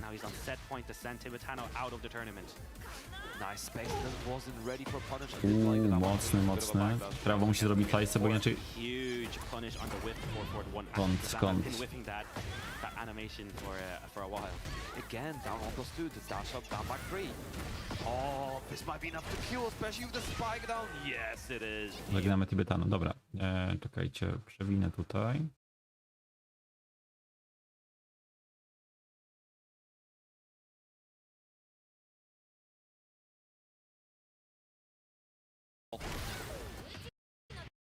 O, proszę, jak ładnie. On to play against Doug from Paris later. So we'll be seeing Azucena versus Steve. But Tibetano, I'm glad he showed us to Claudio at least once this weekend. Yeah, I mean that was the first and likely the last Claudio of the weekend, which I'm sure many of the people in the audience are happy about. But yeah, no, it was. I think it was a good attempt. I think as a matchup pick, it was pretty decent. But yeah, I think maybe just not ready for it. Maybe a little bit rusty on it. Yeah. I think the way Tibetano spends heat maybe isn't the greatest for Claudio right now, especially this season. I think you have to be a bit more mindful of how you're using your heat, because it's going to affect your combos, it's going to affect your damage output a wall a lot. So keeping it for later can be very beneficial. Yeah, unfortunate. That'll be the end of the line for Tibetano. But as he gets ready to leave the tournament, we are going to be getting Himari versus Lancelot, the other French player in this top 8. Now the crowd is going crazy for these French-speaking players, and Hamadi has been playing insane with the Jack 8 all weekend. It's such a treat to see Jack 8 here, and he's just playing super strong. Like, he had a set earlier where he was using back 1+2 like super well, and getting insane wall splats and reads. To będzie ciekawy matchup. Kiedy ostatnio widzieliście na turnieju Jack kontra Lily? Kind of the classic Jack stuff mixed in with a lot of the new age stuff, like the keep out down forges have been super on point. Our back 1+2 usage has been super good, especially yesterday in the groups. We saw him getting a lot of damage out of that. Still very much using the lows, going for the full card strings. Yeah, very interesting stuff. And still, of course, representing that throw game, which is very important. Especially with how good his throws are for dealing with some of the stage hazards and triggering balls. So it's going to be very... I'm curious how he deals with Lily, because again, it's a character that's very slippery. Very much a nuisance to deal with for many characters, and you have to be very mindful of how you're realigning, what kind of moves you're presenting, and how you deal with things. Right, let's get into it. Lily, the Rochefort versus JakubDi, France versus Kuwait. Who is going to take this and who is going home? Which for Lancelot is down the road. Yeah, just down the road. A bit further for Himadi. Goes for the 1-1 free round start counter hit. Nice punish. Yeah, very tight dash guard. Ooh, again, keeping the dash guard ready. Nice break. Ooh, but the 1+2 we've been seeing that do a lot. To nie było złapanie sidestepa, dlatego że był counter. Makes some noise. Goes for the stun once the okie dokie. 4-3. Nice throw to beat the Power Crush bubble. And Power Crushes himself as well. Lancelot playing very well. He looks prepared. Ooh. Ooh. Just the one gets the Power Piana Crush anyway. przeszkodziła. Goes for the one again. When you drop it, just go for it again. And the first round on the board for him. Mam wrażenie, że ta runda była dużo krótsza niż to, ile trwa w rzeczywistości, czyli tam 29 sekund. Nice small punish, trying to keep the pressure going. Looks like Lancelot's really trying to play around Himadi's playstyle right now, but could be a bit overwhelming. Nice O, to ma karę. Czy nie wiedziałem. We're gonna be very careful about that back one +2 as well. Oh, beautiful down jab into the wall, standing free launch. Okej, ach, bo WS z czegoś skraszowało? Broken heart. Nice. Co tam się wydarzyło? He's one more hit for the heat engager for Himadi. Złapał się, gdyby zablokował, to by ukarał. Lancelot almost had that crazy comeback, but Himadi clutching it out. Goes for the homing move. Stop stepping me. Oof. Wake up straight to wall standing launch. Getting a chunk, but we saw Lancelot doing well in the earlier rounds, and Himadi just absolutely clutch king right now. Good Nice punish. punish on the Gamma. Yeah, when it's green, it's punishable. Nice. Keeping the pressure going. Ładnie, ładnie. Pamiętam, że w szóstce Lili miała ten problem, że miała bardzo słaby zasięg z rączek. I takie przód 2-3 miała problem z karaniem niektórych ciosów.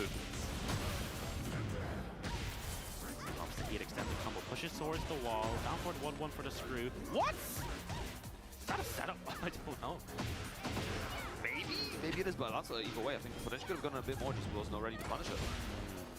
He bursts in straight into the free one for the combo.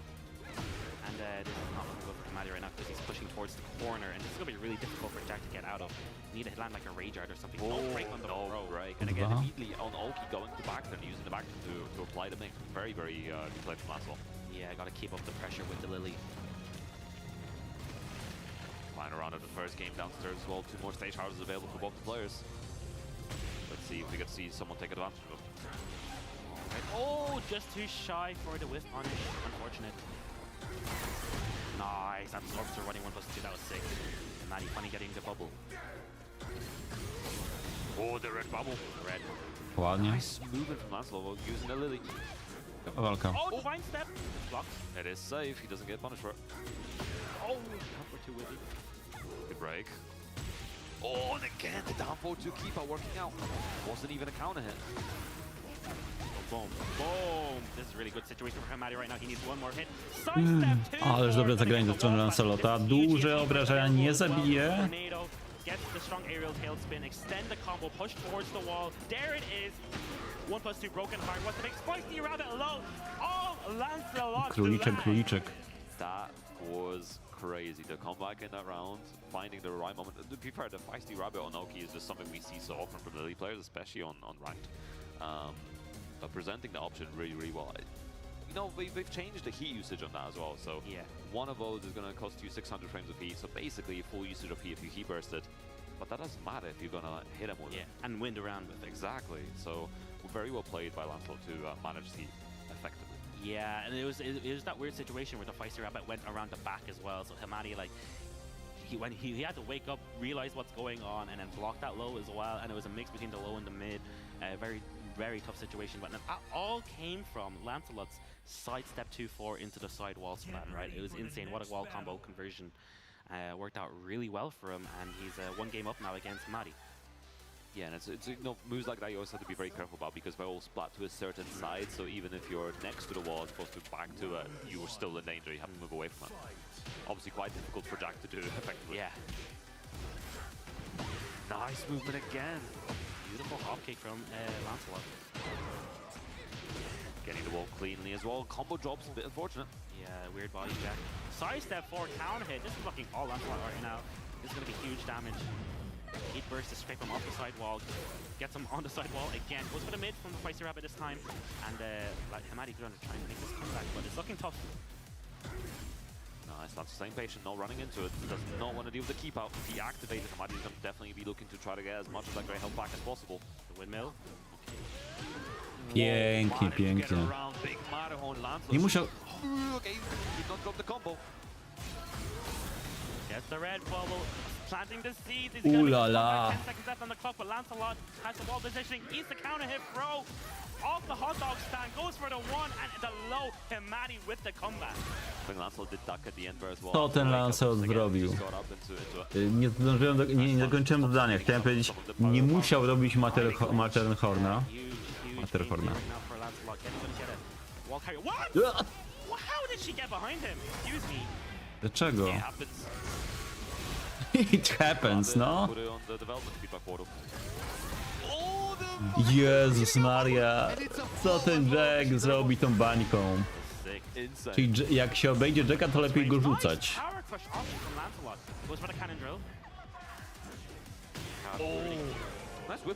Mam wrażenie, że tak przeteleportowali. Co tu się dzieje? Dwie ręce na początek. Ale Amadi, ogień gracz.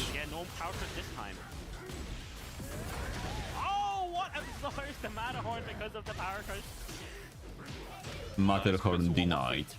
Lancelot, a lot of great help to potentially work with here. Oh my god, he's just walking forward menacingly. No more Seed planter.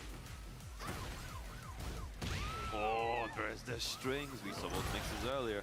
Going for the strings, Lancelot struggling to deal with that pressure. Uh-oh. Crouch pro guaranteed. Nice. Again, no overcommitment. Small options. I guess the QCF 1-4. Lancelot now trying to present throws. To już za daleko trochę. Punish. Both players, nice. Patience from Lancelot gets the punish. I think Lancelot again is trying to present small options, maybe just a little jab, maybe a throw, trying to deal with the power crushes and the gamma. Spends the bubble, the red one. 1+2 after the bubble to catch any side of step. Great option from Maddie. And the Cossack kick. Kozacki, kozacki. Pięknie, pięknie. I wonder if we're going to see Lancelot get some coaching here, or if he's going to, I assume he is, because see the head come off, and see Jod stepping up to the plate. Mr. Jod. Man.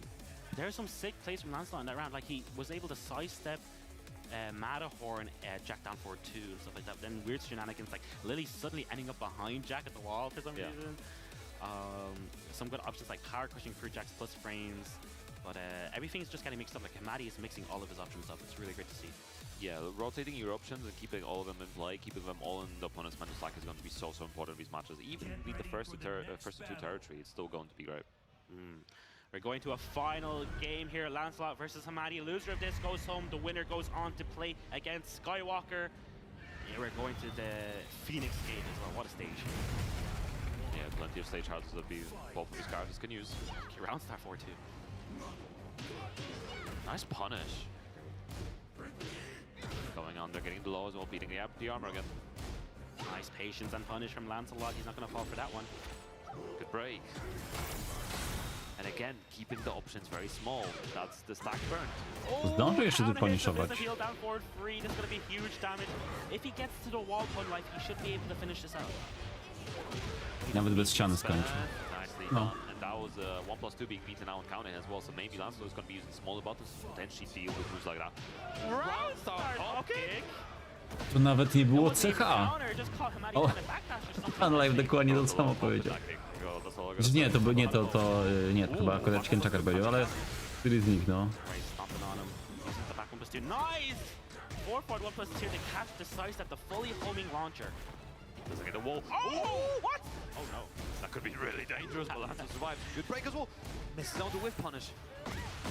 Oh wow, gets the 4-3 counter hit. Phoenix. Joshua, Das boot, there D-Das. And one round aboard, one game apiece, one round apiece. Ja w ogóle zdałem sobie sprawę ze śmiesznej rzeczy. A propos Feniksa, pamiętacie intro do anime Pokémon? Tam pojawiał się pod koniec Ho, który dopiero był w drugiej generacji Pokemonów, ale Ho jest jako Phoenix, a główna postać w Pokemonach nazywa się Ash. Cóż za przypadek.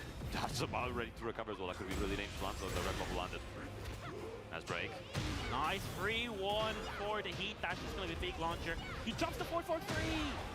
A, chciał zrobić przód.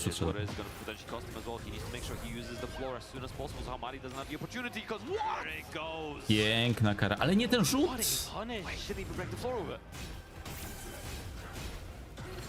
Oh, what a throw from Lancelot. One more hit could do it. Down forward 3, caught you getting up, and set point now for Lancelot to send Hamadi out of the tournament. Floor is still available, potentially could be useful. Oh, he got it with the Ooh la extension, la. Kochi trying to interrupt. Worked out very well against combo drops. We're seeing a lot of drops from Lancelot. Damage on the table. Nice break. Side switch. Well, Twitch, how's your P2? Oh my gosh, the No i właśnie block! znowu to samo. Kurde, z drugiej strony też rzucać niebezpiecznie, bo to trafia za plecy. Nice back to conversion. Spike down. Oh, To stayed ten on the Madi floor, odwala. Lancelot, get up. Nice dunk and punish from Madi. Spending the key as well. I co? Dla mnie to jest największe zaskoczenie finałów EMEA Tekken Cup. Double Luigi znowu. For both these players, flying around. Final round, both these players. Who's gonna take it? Okay, steps all the way around. 1+2, just like that. He's been using the move all weekend, and he's not gonna stop now. Keeping the pressure going. Nice step. Doesn't get that much Mógł for it. lepiej ukarać. Quick on the throw, but the floor is already bursting, unfortunately, for Lancelot. Running 3 connects. Ooh, able to turn around. Strings.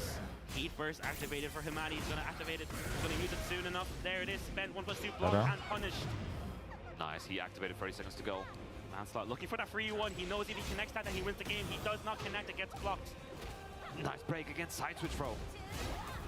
Keep blocking the 1-2-4. Teraz Madi zrobi jakąś mocną akcję. No punish on the voila, that was big. Albo nie. Był 3, jest. Lancelot do przodu. Jest już top 5. Skywalkerem zagra. I z wczorajszych graczy już tylko, słuchajcie, 3 zostało. 3 na 6, połowa. Odpadł Madi, odpadł Tibetano. Lancelot, man, that Liddy, he looked really ready for Hamadi. Like he was using throws to beat up power crush attempts. He was being patient versus Hamadi's forward 3, and it was such a sick set, man. And then Hamadi was adapting to Lancelot in reverse, doing homing moves like 4-4 1+2 to catch the steps and get full launches, man. Both players really high caliber. It was a super interesting set, right? Especially I like the fact that Lancelot was going for the smaller pokes as well to kind of check things safely without overcommitting, but it was a good adaptation on both sides. Again, 1+2 was getting stopped out as well, so good set to watch back on and learn the matchup of both characters, because based on how both the players were adapting. But alas, that is Neon K going forth to fight Doug from Paris in the next stage of losers, and Skywalker fighting Lancelot. And then, of course, the winner's side, Kira versus Kostakis, so plenty of high-intensity games still to come. And of course, we have 2 spots in this LCQ, so 2 players will be going forth to fight in the top 8 tomorrow. And interestingly enough, depending on which position you place, you're going to be fighting a different person tomorrow. So the winner will be fighting Frizen, and the second placer will be fighting Ilias. Yes, so scary situation. I'm guessing Kira is going to be finishing first place, and he is in prime position to do that. Of course, the winner of Kira versus Doug from Paris is guaranteed into tomorrow, so that's going to be a really hype set to watch. It is first to 3 from top 4 onwards, just like normal TWT rules right now. So that's going to be a longer set. Kira versus Kostaki, sorry, I said Doug earlier. So that's going to be really cool to watch.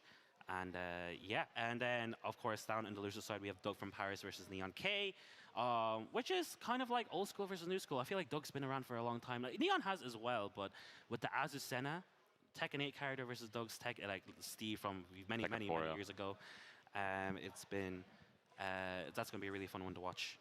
100%. There's a lot of things coming up to watch still, so make sure you guys grab some popcorn, get some water, because we're going to go to a very short break. And Dobra, za kilka minut wracamy. Cześć, cześć. O, dobra.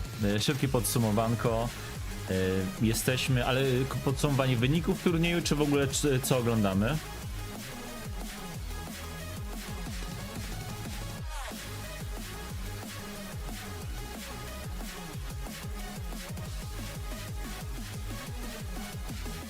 Wyniki. Jesteśmy w top 6. W finale wygranych Kira kontra Kostakis. W przegranych mamy Duck z Paryża kontra Neon K i Skywalker kontra Lancelot. Ja te kibicuję Dagowi, no i Kostakisowi. Z osób, które wczoraj grały, odpadło 5. Został Kira, Kostakis oraz Skywalker. To tyle, widzimy się za kilka minut po krótkiej przerwie.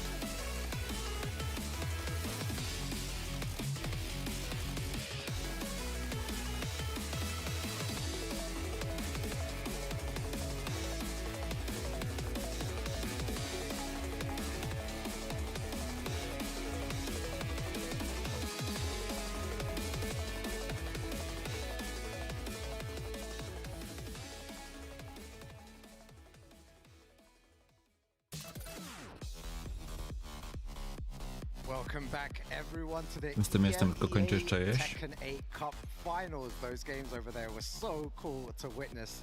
My name is Rukang and I'm joined by K-Wiz here for the final Podejrzewam przedostatnia przerwa. Teraz VFP kontra Neon K. Liczę na Daga.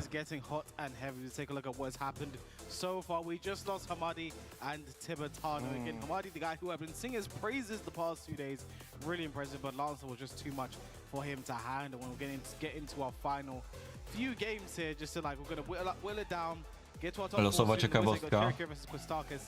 Łyżka przyjechała ze mną z Evo Friends. Kupiłem sobie coś do jedzenia, chyba ciasto w Carrefourze. Jak tam był sklep, myślałem, że zjem je na miejscu, nie zrobiłem tego, ale... Więc przywiozłem i ciasto, i łyżkę.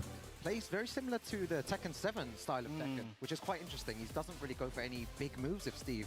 Other Steve players might utilize more of his stance a lot more and throw out a lot more moves from Lionheart, but he kind of plays very patient with down forward ones, back ones, doesn't really take too much risk. Yeah, I think one thing with Doug as well is, like, I think to beat him, you kind of need to almost play the player, not play the game, right? Because he's someone who, you know, known to get kind of agitated and frustrated when he plays, you kind of tilt him. I remember one of my favorite Doug quotes of all time. He was about to play, I think it was Kuiper, in a Tekken Online challenge, and he said, Tekken is like a conversation, and this guy talks too much. So, you know, that kind of lets you know how, I believe that was about Kuiper, he said that, right? So, you know, I think the way Neon K plays, it's kind of that similar, very not respect style, and he's going for the Victor Chevalier here, and he's abandoning Victor Chevalier. What do you think about this, Rukang? Yeah, I feel like maybe he might think that the kind of Tekken 7 approach might not be the way to go about this, and maybe he needs to enforce more mix-ups. And with Victor, we both know that's very easy to enforce your mix-ups against Neon K. Can he guess correctly in those situations? We're about to find out. It's going to be Doug from Paris versus Neon K. And these are the Tekken Yes, newcomer characters, right? But these two players, they've been around themselves for a long time. Up to the full crouch, down forward 3, count hit, guaranteed heat engage and throw. All right, nice punish. Neon K's punishment's been so on point here, and Doug, the complete opposite. Yeah. The complete opposite. I spadamy. Right now. Gets Nie? there. Spike combo just Nie potrzebował. What a start from Neon K. Yo, 16-second round as well. That was super quick from Neon. The down 2 gets the heat engage, running 1+2. Nice parker from Neon K. Just puts out the stop sign and heat engage right back, running 3-2. I wonder why Doug from Paris is going for a lot of ducks here very early on. Neon K just applying so much pressure on him, back against the wall here, catches him moving, and this is probably going to be another quick round, K-Wiz. I mean, I think with the spike combo, it could just be enough. No, we're not going to get the chance to do it. One more hit does it. Dog not going to get a chance to spend his heat. One more hit. It's a low of 2 rounds to the good for Neon K in this first game. Yeah, you mentioned this right at the beginning as well. Is the Victor pick the right one here? Doesn't look like he's warmed up. Like it right now, Brutgang. Nice patience there, baiting out the back 2. The Victor flash, as it were. 1+2. Oh, okay. Goes flying the other way. Doug from Paris doesn't really do anything with it. Manages to get the heat burst there, down forward 1 string. Jak dalej pójdzie, to zaraz Steve chyba będzie. O właśnie. Dokładnie to samo pomyślałem. Yeah, I mean, I just don't think the Victor was the pick there. I think matchup-wise, I do think Steve can struggle versus Azucena. You know, a character that can sort of interrupt a lot, a lot of good high crushing, a lot of good decent low frame punish tools like our 1-2, such a great strong 10-frame punish, but he's going to the Steve immediately. And I think with the run he's had today, I think there is no reason to have that switch. Dlatego, że Nevix nie kibicował. Particularly poor matchup like Azucena, but now he's back against the wall. He only has 1 game to play with, cannot lose another one, or he has to go home, which isn't that far. We're in Paris. Yeah, exactly. Right All right, let's see if Doug from Paris can bring it back here. He starts off very well already on the front foot. Opening up with a rock punch, side step 4 gets the count hit. New season 3 moves. Fajna jest animacja tego, po tym lołku. That 1+2 is going to be so important in this match, right? It's a high crushing, very fast count hit launcher. Let's see if he opts to use it here. Śmiesznie, bo Neon K jest Brytyjczykiem, a to Steve ma na nodze flagę Wielkiej Brytanii. Azucena as Neon K 4 rounds straight over Doug from Paris right now. Doug hasn't warmed up yet. Neon K on the front foot. Playing so good, he's looking for 5 rounds, gets a big block on that low, and this might be the start of something. I mean, Doug needs it. The crowd needs to come alive here for Doug from Paris. Allez, allez. Right, goes for the low, goes for double low. Back on +2 to 5 Fox Fury. Into the clinch, no break. Should get a wall stack here. No, messes up. Nie zdążył. +2. Needs to be really careful here. Oh, down forward 1. That's like 4 down forward 1s in a row here. Just mid-checking here. Doesn't want to deal with any shenanigans. Can't need life now for Doug. He's up back 2. It's funny how NeonK changes his style, but he just gets hit by a huge launcher there. It's going to be the round. So when NeonK didn't have heat there, he just started going for jabs and down forward 1s. He was playing completely different. He wasn't allowed to rush his opponent down anymore. So maybe that's what Doug from Paris needs to do, get NeonK to use his heat and then play the Tekken 7 way. I mean, again, I feel like a lot of players seem to like sort of misutilize their heat, spend it too fast. Use it very early, and a large portion of the round is spent without the opportunity to use it, right? So, nice crouch there into the full crouch low. Side step for so many lows coming again. All these high crouching lows, exactly what you want to do versus Steve, whose best tools are all of these highs. But Zenok can't get away there. He's definitely labbed that nice punish there as well. Back against the wall, he's going to get a nice float here. Yeah, with the while setting 1-1 now. Still on Andrew Senna's side, still on NeonK's side. Needs to take advantage of this though. He's on the offense. He's going to get the damage after this. Goes for the 2 option this time, just completely mixing him up and got to the wall. He smash spent 10 seconds, chip damage coming out. Oh, and no throw break. This is one of NeonK's weaknesses. He's been working on it, but throwing him is definitely a good idea. Yeah, that 1+2, they're really working out there for Doug. Now he's weaving again. It took some time, but it seems like he's really come alive now in this set. Tries to outfox, doesn't work out. Down jab, full crouch low, no punish there. The peekaboo down forward 2. Nice flow to the Lionheart too. That's so good. Doug from Paris waking up here.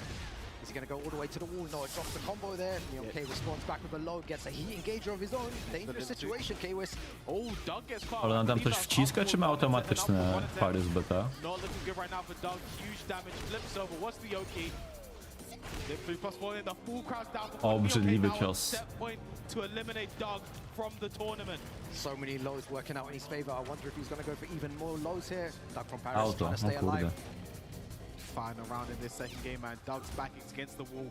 And again, if he does lose this in 2 fashion, you have to think that Victor pick we're playing in his mind, but right now has to forget about it. Up back 2, into the heat engage. Man, NeonK's punishment's been so good.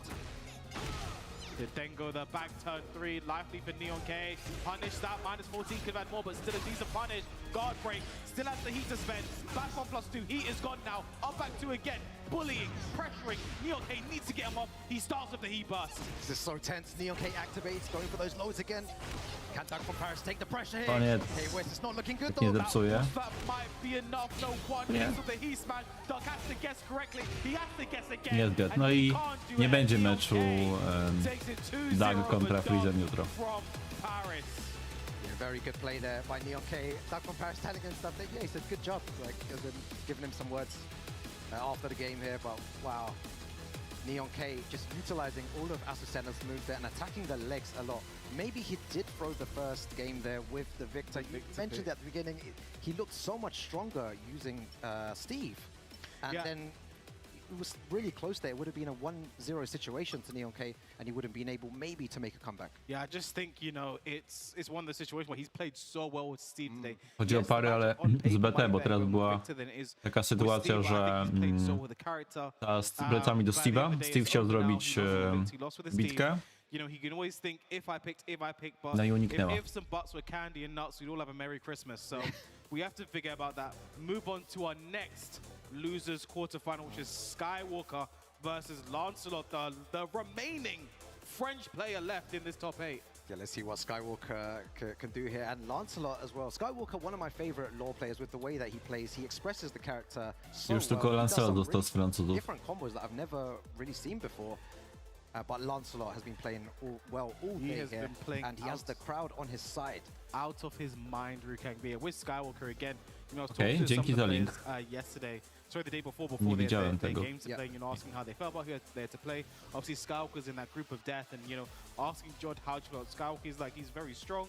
you know, maybe like it's pretty similar to playing against Gosain. He may not be as defensively sound as someone like Gosain, but he is so creative. Yeah. That was the word that a lot of these players, especially George, used to describe him. He is so creative with how he likes to use the law. We see it there, right? Like, he is someone who, you know, that first time you play against him is a culture shock. It's a shock to the system. Yeah, so it is, yeah. let's see if Lancelot is able to handle that shock, harness it, Yeah.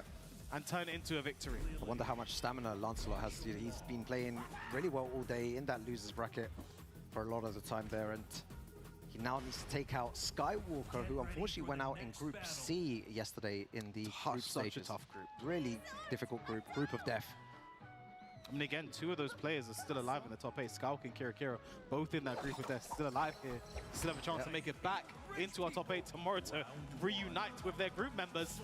That's what they want to do here, but one of these players will be going home. One of them will be advancing. Lancelot on the front foot straight away against Skywalker. I'm so used to Skywalker pressing buttons straight away, going for the 1-2-1 and stuff. I think Lancelot kind of understands. You kind of have to, you can't let him get started. You have to stop him before he gets going, right? Like, again, what my favorite ever dunk from Paris quote, Tekken is a conversation. This guy talks too much. It's time for Lancelot to start yapping. Let's see what he does here. Oh, all right. Trying to go for some back turn setups. Skywalker yet to activate heat. Don't think he'll get the chance to. Oh, that down 4-2 should have connected. Still, a lot to play for here for Skywalker. Time is running down, and there's the Hulk kick. This could be the beginning. I love these double flip kick combos he does. Down to to get the wall carry. There's the heat. Should do the jab string combo. Might have a tiny life lead. Heat and rage to play with. 4 seconds. Lancelot, and the throw on the parry. There will not be a chance for him to bring this back. Oh! Ciskał! You said it! Wystarczyło blokować. Wystarczyło blokować, panie Lancelot. That is the only thing Skywalker could have done to bring it back. I was waiting for that. The unless he presses the button and then rage on. Gdybym był na jego miejscu, coś by we mnie umarło. There's 1 second remaining. I think he tried to do a plus frame bomb, but I couldn't see what he tried to do. So maybe just plus frame to lock him down, then force him to, then maybe he rages after that, right? So unfortunate. That's the thing with Skywalker. It's never over till it's over. Punish that 3-4. That's what we like about Skywalker, the way that he plays. He never gives up. Forward 1+2. Great sidestep, but doesn't do anything with it. Again, going for that Dragon Hammer. We'll go 2 into the Poison Arrow. Needs to be careful with a Dragon Hammer, though, because if he gets it wrong, Lily's going to sidestep and launch him. It's going to get big damage here. It's going to be huge down. Probably the jab string combo. Yes, it is. Lively for Skywalker now. Down 1. Wow, again, another hop kick. Well placed from Lancelot. Are we going to see his own rage out here? Potentially, look at the time. No, doesn't want to go for it. Ależ nie fart. Because of the wall, 7 seconds again. And the heat smash connects. Oh, pixel remaining. To nie zabił. There's no way, Rukang. There's no way, Rukang. And there is not. Skywalker. Ale końcówki, 2 rundy i piękne obie końcówki, słuchajcie. If he rage out there, he could have hit. I don't know. All I know from Lancelot, I'm going to be a bit annoyed right now. And Skywalker going to take the floor away from him as well. Should take this to the wall. Yeah, Skywalker needs to take advantage of this. 2 rounds there, both going down to the final seconds of the game. When he wanted a clean wall side there, so he kind of messed it up. Want to be a bit too optimal back four. Again, Skywalker loves to use that back four, just keep you in check. And again, against a character like Lily, whose lateral movement is such a big part of her game. Really good chance at keeping her in check. But another hop kick lands for Lancelot. That's what you were talking about, the lateral movement. That's what Lancelot is doing, but he's stepping at the right time. Skywalker's trying to lock him down with the back four, but it's just not working out, and he's going to get the nice damage after that as well. Jeszcze nie koniec. And nice baits out the UK. Dobra, jakby znowu przegrał, to gets around on the ball when you argue you should have at least 2 by now. Yeah. Time seems to be a factor every single round here as well. Trying to go for the down forward 2 again. It never works. Ooh, catches him out of his hop kick, but isn't ready to convert with the combo. Big whip there on the submissive heel. Right, both players playing really slow now. Some coming down. That's probably one of the first slides we've seen today. Back 4 nice. The 1-1 finishes the G-Clef at the end. He burst just to try and keep the pressure going. Oh my god, again. What's the pressure like after this? Back against the wall, you need to be careful. You're going to get launched. Forward 2 again. Skywalker loves testing right now. Looking good. Punish. Oh, that could have been a wall blast. Oh, I love the way that Lancelot's playing. He's not really moving too much. He's just holding back. He wants to get out the wall, though. I mean, but now you can't hold back. Now you cannot hold back because Nie all of this is gonna be skomitował chip się. damage. Oh my God. He burst. Chip damage, 7 seconds. Lancelot, he's gonna need Nie wybił! Skywalker, but with the time, there's no way through Kang. No way. This time there is no way. Kolejna końcówka, jeszcze 6-9 na koniec. Manages to take it there. The first game. Co za końcówki. Dawno nie wiedziałem, żeby There were so many occasions where he w could have Tecie won. tyle So unlucky, fajnych but końcówek było. Skywalker so clutch at the end. Focused and composed as we keep moving forward. He sort of throws his hands up in the air a little bit as well. One thing I want to start seeing Lily players do this a lot more because when they gave her the new Heat Smash in Season 2, I think what is the Do Glide 1-4, the mid into the kick that's plus. You always see Lily players do that right into Heat Smash, right? Because it's a situation you can't do anything about. You can't sidestep, you can't interrupt, you can't power crouch. You have to hold that. I want to see more Lily players do that Do Glide 1-4 into just lows. Just start it into root of people, into down 3. Because people they don't want to duck, especially with the back versus the wall, because they know that Heat Smash is there and they're going to respect it because of the heat. Yeah, that's something I want it's to huge risk. Yeah, that's something I want to see it. Lily players do a lot more. O, na upartego można tak powiedzieć. I'd also like to see Lily players go for the Feisty Rabbit mix a bit more. I didn't really see any from Lancelot. It's such a dangerous mix-up, but maybe they're scared of using all their heat far enough, so they can't just do it 2 times in a row into Heat Smash. Exactly, like I feel like mention it. Yeah, I want to see more of that as well. Yeah, he's playing like a really, I guess, Nie like rozmawiajmy o just tym simple kraju. game plan. Just jabs, trying to catch him whipping, trying to move around a little bit. Not many mix-ups. An orthodox gameplay, that's not going to be enough to take out someone like Skywalker, especially when he is completing his flow like this. No parry on the second hit, 3-1 there. Yeah, it's really cool from Lancelot as well. Even though he has a character like Lily that can move really well, sometimes he's just holding back. Yeah. He's scared of those homing moves. Nice sidewalking the slide there, 10 seconds left to go. Again, so many 10-second, sub-10 second rounds between these two, right? Yeah, the timer going all the way down. I think it's because both of them are not taking any huge risks, not doing many launch punishable moves. The back four to try and lock down Lancelot. Jab, this is why the time's going, right? Because they're just so many ones they're not really doing much. Again, both of you have very strong like counter options, right? You know, Lily has a G-Clef now in this game. Lord 1-1, they both have G-Clef, so you want to be a bit patient sometimes. You don't want to run the risk of getting into that, getting a knockdown for Lily, getting a heat engage for Law. But it's right now a life lead, half the round gone. Lancelot has rage, sorry, his heat available. There's the heat smash, 1 round apiece. Yeah, Lancelot just chipping Skywalker down there. Skywalker not really answering with anything. He's just sticking to his game plan of jabs, down forward 1s, down forward 2s, and back 4s.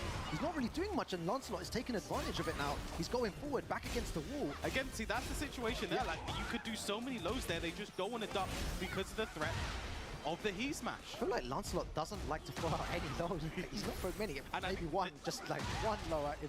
Lily's low is so good, but getting the wall splat there. Skywalker, what's the combo? Can he adjust? He's building heat as well. Side wall, not the worst. Odnawianie hita przed DF1-2 to jest głupota. Oh, that did a small little fuzzy duck there. Lancelot playing really well. One more round and he equalizes. Lancelot looking super good now, able to compose himself again. That first game, you could argue, was so unfortunate in so many moments. Can he rally back? It's looking like he may be able to. Again, single jab. Skywalker's not really doing anything. I'm curious how Skywalker changes his game so fast. Before, I'm used to him being hyper-aggressive, and now he just doesn't want to take any major risks against Lily for some reason. Chyba nie zabije za to skalowanie. Ale jest po jeden. Lancelot getting a game on the board, and we are tied up 1-1. Yeah, quite an interesting game for all the people watching at home. You can see Skywalker's way of playing is usually quite aggressive, in your face, loads of jabs, loads of mix-ups, but now he's kind of just playing a bit more reserved and not how he usually plays, but that's probably because of the Lily, being able to sidestep all these moves. Yeah. He's extra cautious. I mean, again, it should almost play into Skywalker's hand. The way we've seen him play the past week, he loves back four in his gameplay anyway. Yeah. Loves throwing it out, loves just keeping Kiedy Y gra? Nie wiem. Someone like Lily, but again, a bit timid in that second game. Ani dzisiaj, ani jutro, przynajmniej w tym turnieju. He can return to what we know him to be. Can he get back to the other players in Group C? A little poem. What was that? It was a little poem. Yeah, I heard it. Anyone pursuing the plus frames. There is the low heat smash, infamous low heat smash there.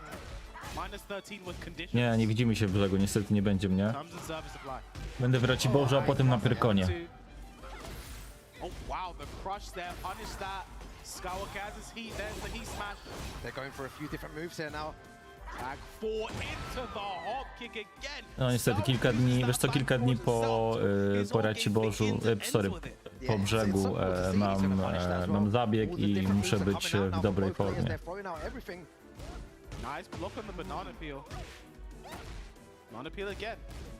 Piece of potassium. Back one counter into the Duke Line 2-2. The hop kick again from Skywalker. Yo, so much success with that hop kick now. Why not, On right? both Only sides, really. Dzięki. They both have landed their hop kicks quite well, actually, this set. Yeah, they're reading those lows very well. Is he going to heat smash here? Back against the wall, dangerous situation. That could have been a much big punch. That could have been a wall sliding through tank. Is he going to pay the price for that though? We're about to find out. Oh, is it going to be a divine step? Is it going to be a back? There is the divine step. Oh my god, plus brave. What's he going to do? Still has access to heat. Punish that. No back 4. Slides in. Back 4 again. Oh my god, down forward 1. Back 4 again. 11 seconds left to go. The jab floating out of the 1-2-3. He has to. He should have. Nie siądzie. A jednak, o kurczę. Kryłem się. O jeden. I feel like he should have raged on as soon as there, but that's why he's the lead main, and I am not one round apiece in this final game. Back 4 again. Yeah, he's a back 4 enjoyer, man. Oh, and there's the down 4-2, gets the launch. I love that double flip combo to the wall. Ooh. Nice, 84 damage. No punish with the 1+2, unsafe without heat. Well, let's see how Skywalker gets out of the wall here. Uses the power crush, good option. We don't really see him go for that much. There's the low heat smash. Is he gonna get the wall splat here? No, just a tiny bit far away by the power crush. Guaranteed grounded. Lancelot now on set point. Yeah, 2 power crushes were the difference there. Lancelot starting to throw out a few more riskier moves here. He's stopping Skywalker from pressing everything. Nice little punch from the back too. Yeah. Oh, there's the power crush now. Lancelot feeling himself. Throws out the power crush. Yeah. Roots of Evil. Forward 4. Fake flip. Skywalker's still very much in this set. He burst, perfect timing. I feel that nice. Wasn't ready to punish. Pięknie, ale kąt. Bo Tornado powinien zrobić sidestep w prawo lekki. Ale na szczęście. Rzut. Ale zebrało. Jest! Najlepszy Francuz dzisiaj. Rzut od Skywalkera i teraz 2 z 4 graczy to są ci, którzy grali wczoraj. Always love to see this guy competing on the international stage. Yeah, exactly. He played so well. Definitely a great player as well, one of the best players in the world. But Lancelot played so well, and the Tekken that was played there, it was so compact, range 0 play, no one taking any major risk. But then at the end, it got a bit messy with the power crushes and all of these moves. But yeah, it was just a great display. The timer always going down as well. Yeah, exactly. And I think just great composure from Lancelot, you know. The way that first game went, the first round should have went to him. The second round should have went to him. That was funny when he did the rage. It was nothing he could do. But right? the fact that like he still just like kept composed, stayed in it, just played the game, play was in front of him, and managed to close it out. You know, just great composure. Then he moves forward again. The lone French player left in this top 8 round, but not the last French-speaking player. Yeah, because we're gonna get another player. Yeah, coming up on stage right now. The other French-speaking player up there is standing up there right now. Is going to be Kira versus Starkus. As we see what our bracket looks like now, the winners' final is going to be Kira versus Christakis, and losers the semi-final. Neon K versus Lancelot again, not names. So it's very interesting. The winners' final is two players that we saw play. Yeah, exactly. The losers' semi-final is 2 players who've come straight from the LCQ.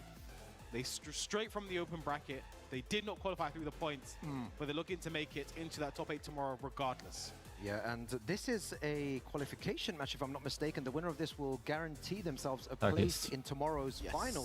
So a lot on the line, and the loser will go into the losers bracket. Dobrze mówi, ten kto wygra będzie już top 2. That's the real last chance. You know, that is actually the last chance. That is the last chance qualifier right there. If you lose this one, you still have another chance, but you would want to secure it right now and just win it.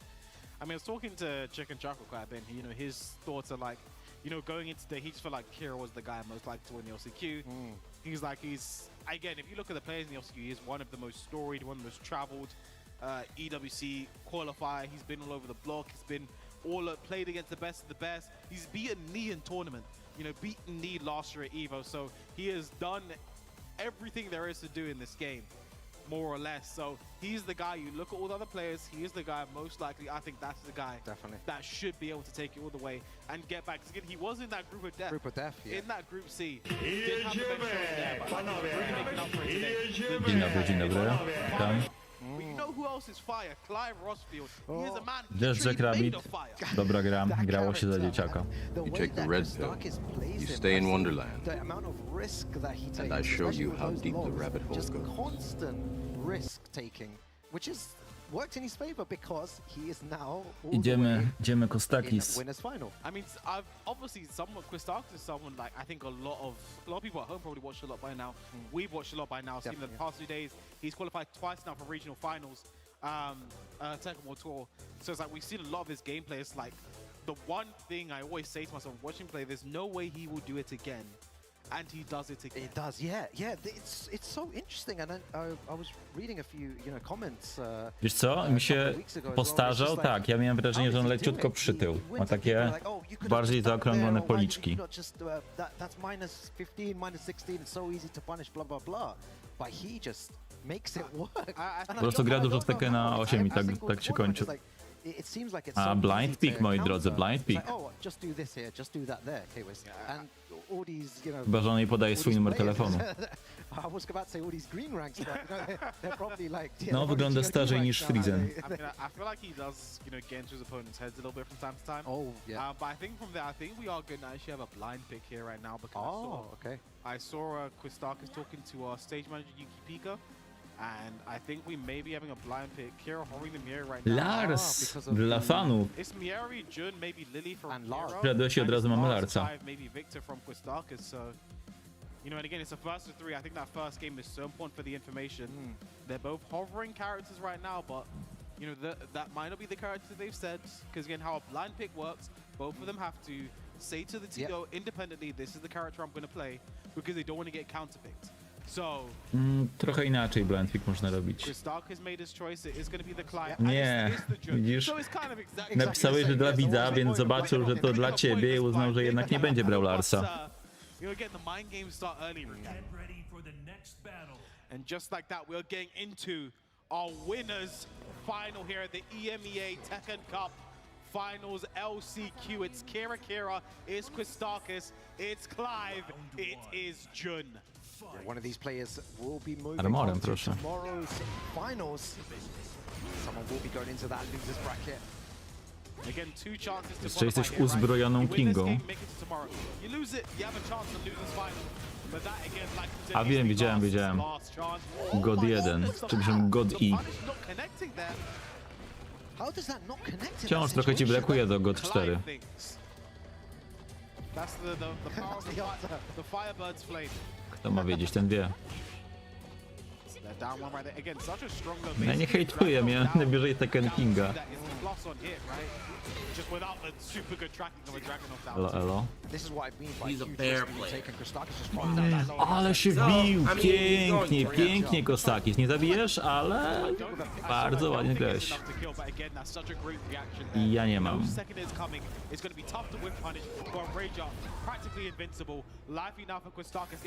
Możesz zobaczyć, wiesz co, na Elixie. O, a właśnie, przecież tak, racja. Masz hałtę na sprzedaż, tam chyba za 200 zł, coś takiego.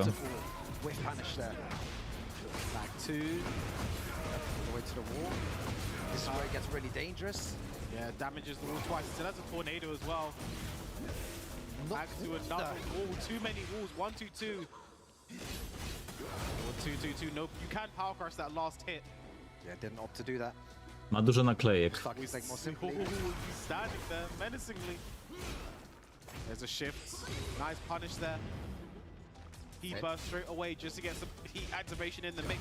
1-1. 1+2. Oh, this is so close. 20 seconds remaining still. Kostakis just playing very defensive here against Kira. Doesn't need to take any major risk though, Kostakis. The nice counter hit confirmed there with the 2-2-1. Back two from Kira. Danzel. You got to pump it up, don't you know? A jutro, jak Prison będzie grał o 12:30, będą lepsze okulary. Będą takie. One round away from taking the first game. Yeah, I was really scared there because Kostakis was pressing a lot of buttons and then he Ale to tylko na mecze Prisona. knew the timer was a factor. That was very good awareness from him. Back 1+2, Soil and Stone. Shift 3+4 for the pass frame into 1+2. I think Kira tried to can there. His whiff punishment has been so good this Widziałem, weekend. jak chcesz, jak mi... nie, to nie mogę, nie wrzucić tutaj screena. Ale widziałem zdjęcie tego kontrolera. There's a hell sweep, there's Torgal, and it's enough to take the first game in a no round round. Yeah, this is what I mean. On paper, it's like, okay, you could have done this, you could have done that, but the whiff No i punishment ty teraz was zrobisz so pan, good panie from Kira. Kostakis there. The Honestly. mix-up game was really good. He wasn't getting punished really heavily for things. They were landing most of the time. And Kira going to character select. There is Ilias coming up for the coaching.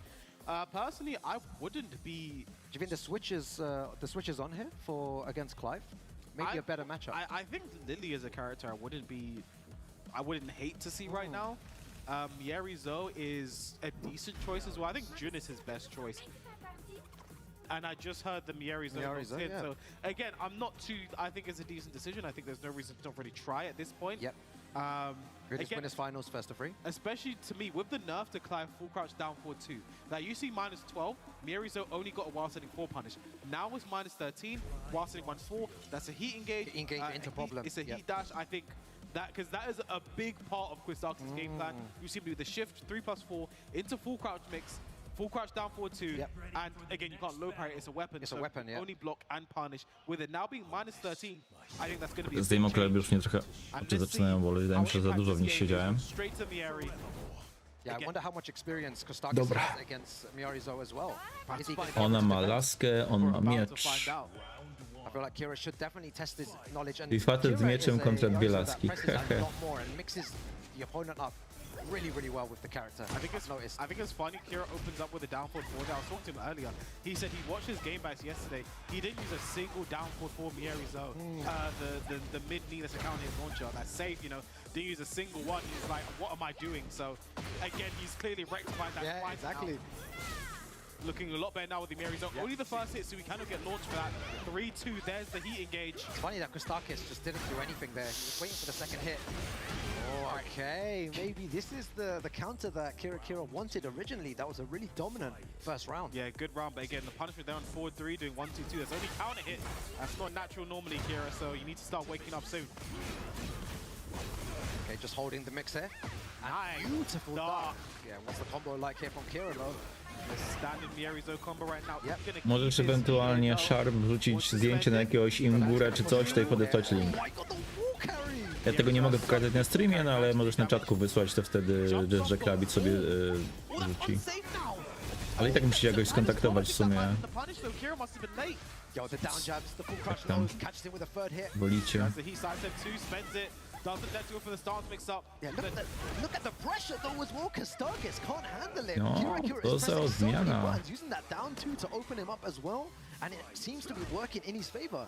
Yeah, just a great start here from Kira. The switch really working He's out. respecting now. He's respecting it. Nice block. Oh, I mentioned it earlier, not the right punish though. Could have the whilst only one now, and there I mentioned it earlier. He's Yes, throwing like up that. the down 4-2s. They've not been with punishes, and it comes back and it works out this time. Yeah, against Jun, he was really comfortable with punishing. Jak Here, takie by wall splata do just followed drugiego out. dało? Down 2 I mnie to again. oglądało. Nice punish on the whilst only 1-4. There's Odin. One of my biggest gripes with Kostakis' Clive is he just doesn't build the Zendesk. No, he doesn't care about it, right? He just ignores it. Nice, spends the heat there with the Merengue 4-3. Running 2-1, guarantee Merengue 2. Down 4-3. Oh, nice, that the last time he hit. did it rip. Just Tylko shy of jeden? the wall, and O, i Kira chyba knew zablokuje tak. exactly what was coming there. I mamy po jeden. Almost one for the punish. Yeah, you can see there that Kostakis was not comfortable No i at co teraz all taki zmiana? against Kira's Miorizo. Are we going to see a character switch now from Kostakis? I mean, here's my thing. He was originally a Lars main, and And I think A można sobie wysyłać wiadomości na Twitchu? Simply because a lot of his stance mix-up lows are -12. You know, when he goes for stance, a lot of these big lows, counter hit lows, strong lows, limited entry low, the dynamic entry low, they're all -12. And again, that's only the wild setting 4 from Mierizo, right? So kind of why I mentioned about the Clive full crash down for 2, why the change was good for her. But I think if he does switch, it most likely is the Victor. We've seen so much of it. And yeah, it is going to be the Victor. And I don't know how I feel about this decision, simply because I overheard Chris Darkus talking earlier, like his Victor's like a month old or something. A month old, no, I don't Okej, to nie są te zdjęcia, które ja pamiętam. playing this character for a month is enough. Piękny tył, piękny tył. Right, like he's had good results with the character, but like, you know, this is a different cat of a fish. But I know with the way you play Victor right now, you have to make them guess. Running 2, running 1+2, upward 1-1 into so much stance mix up. Kira will have to guess in so many situations. Yeah, let's see if Kira guesses correctly here. I know that Kira's going to want to apply his own mix-up, but a great start already. A może JakubDi jesteś z okolic brzegu, to byś pojechał na turniej 9 maja. Kira going for the manual bow bomb stance there with a 3+4, trying to get a quick low crush. It does low crush very fast. Opłaca ci się 200 km jechać? Ile zapłacisz za benzynę przy 400 km? What's the combo like? Very nice. Oh, at the end there messes up. 1 pixel remaining. 3-2, no duck from Chris Darkus with a down 4 to close it out. Albo deskorolkę. Yeah, Kira a bit more defensive now all of a sudden. Not taking the same risk like he did before. He was really mixing up a lot better. Ooh, down 4-2 gets a float though, not ready to pick up. There's a running 1+2, tries to power crash. But there's the EI down 1+2, and again, we see so much that we saw from Chris Darkus. He do running 2 into EI down +2 like 3 times in a row, and that's a launch punch. Pomyślcie, wiecie, że JakubDi o tym brzegu, bo będzie turniej, który organizujemy, i to od razu byś wbił sobie na turniej offline'owy. Zaraz mogę podesłać tutaj link. But that was a perfect punish there on the down forward 2 and then up forward 3. I think a move that Kira's the one that really made people aware of how silly it can be, and he just can't whip punish it. She whiffs it from like range 3. I think that's back 2-3, one of the strings you don't see very often. Nice sidestep and launch there from Chris Darkus. Yeah, let's see what the combo's like here. Starkus, signs of life though. He seems like he's all right with the character. Running 2, nice jab there from Kira. O, widzimy Wiktora w akcji i od razu Nevik zaczął pisać. Yeah, but good hit confirm. There's a perfumer. Nice block from Kira, not ready. He was scared of the second hit. Nie. Sharp to jest twój stary hitbox. Nie chciałem mówić twój stary leverless, bo to można na opak zrozumieć. Patrzcie w zasadzie.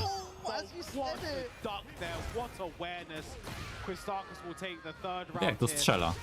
No, you said it there yourself, that is he going to be able to stop this offense and be able to duck these strings, and he has been doing it. Nice 3-2 to start things off though. A great punish there, and Victor's down to -14, so... Yeah, look at the heat consumption. Oh, he actually didn't even finish it there. Yeah, wanted to keep the heat, I guess. Yeah. Nice hit confirm there. Panowie. Co tu się odwala? Launch punishable and just throws it out. Obaj weźcie udział w turnieju utilizatora. Really interrupting these EI mix-ups, but a hop kick again from Chris Darkus. This will not be enough to kill, but is he going to use his rage? Is he going to use his heat? He's going to use both. Yeah, was this the right option? Oh, to eliminate all that grey health? It's definitely the right option. Not able to recover any of that back, going to lose a lot of damage as well. We're going into a final mix-up situation here. Running 2 or running 1+2 is up forward 2 into the down for Chris Darkus. 2 games to the good over Kira. Now does he think about another character switch here, Rukan? Yeah, I was saying this before as well. We've entered an era where I feel like people are just counter-picking each other, seeing are they ready for this character. But as I say that, believes that he can win with the character. Yeah, I think he can. I think he's really dealing with Victor well as well. Like a lot of these running to start mix-up, he's down jabbing, he's power crushing. He's not letting him get these mix-ups for free. Making him say yes to choices. But can Chris Darkus start to like play that layer 2 now? Chris Darkus 1 away, qualifying for tomorrow's grand finals. 3-1 into the stance, down forward 1-1. Pytanie, czy po tej walce w Tekkena będziecie jeszcze mieli siłę. That's what you want to see, a few more throw attempts as well. Side step 2, Merengue 1+2. Yeah, Kustak is starting to respect the mix now. But like Kira's going to start mixing a lot more here. Oh, he doesn't. Nevix, odnośnie tego, że Sharp nie wyprowadza ciosu, to pamiętaj o trzeciej zasadzie dynamiki Newtona. Jeśli ty bijesz Sharpa, to Sharp bije ciebie z taką samą siłą, znaczy takim samym kierunkiem, siłą, punktem przyłożenia, ale przeciwnym zwrotem, tak? There it is, the eye down +2. You see so much of that from Quistarkis. Nice down jab from Kira. Regular throw broken this time. Yeah, I wonder why he's not going for those big lows as much here. I mean, Kira's down jabbing so much and interrupt not giving him a chance to let it Tym punktem przyłożenia to nie jestem pewien, ale kierunek i siła są takie same. Zwrot przeciwny. Not giving Quistarkis a chance to feel comfortable even in his own offense. Yeah, that was really good stuff. Kira with a great read. Starkis, how do you answer back here? Kira runs up, activates heat straight away. Sharp to jak twój stary telewizor, ale raczej CRT. Utilization of the up forward 3, 2 rounds, the good for Kira. One more round to tie things up 2-2 and force a final game where the winner goes back into our top 8 tomorrow, meets their friends that qualified through the points. Look at the pressure. No duck on the second hit, no punish either on the back 1-4. Dziękuję. Dzień dobry, Kato. Bo grają w Tekkena. Dlatego ja przestałem.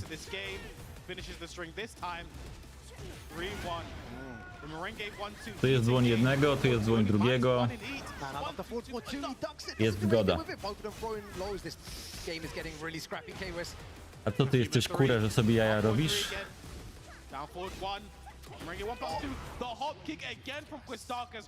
Ray Dot immediately wants to get as much damage as he can. Was scared of the sidewall, keeps it simple, deletes recoverable life. Yeah, you mentioned that there, the sidewall was definitely going to play a part. Ale JakubDi, tak zupełnie serio, do brzegu polecam ci pojechać, jeśli masz taką możliwość.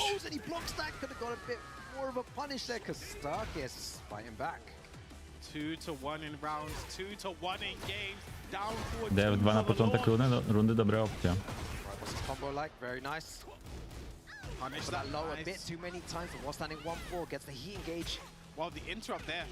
Ten interrupt nie powinien sprawić, że ona będzie w powietrzu? To czemu tak się nazwałeś, Sharp?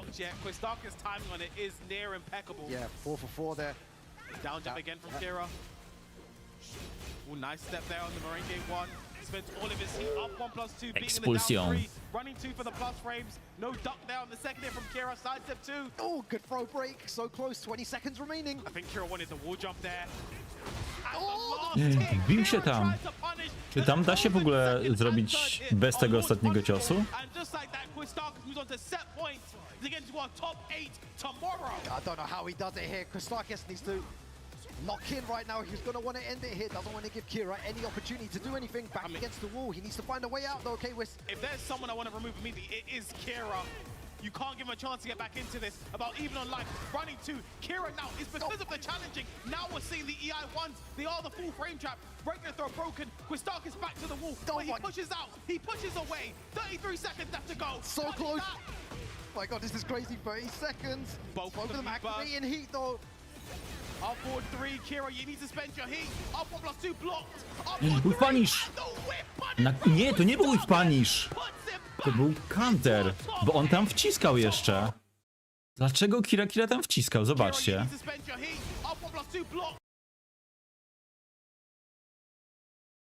On się spóźnił.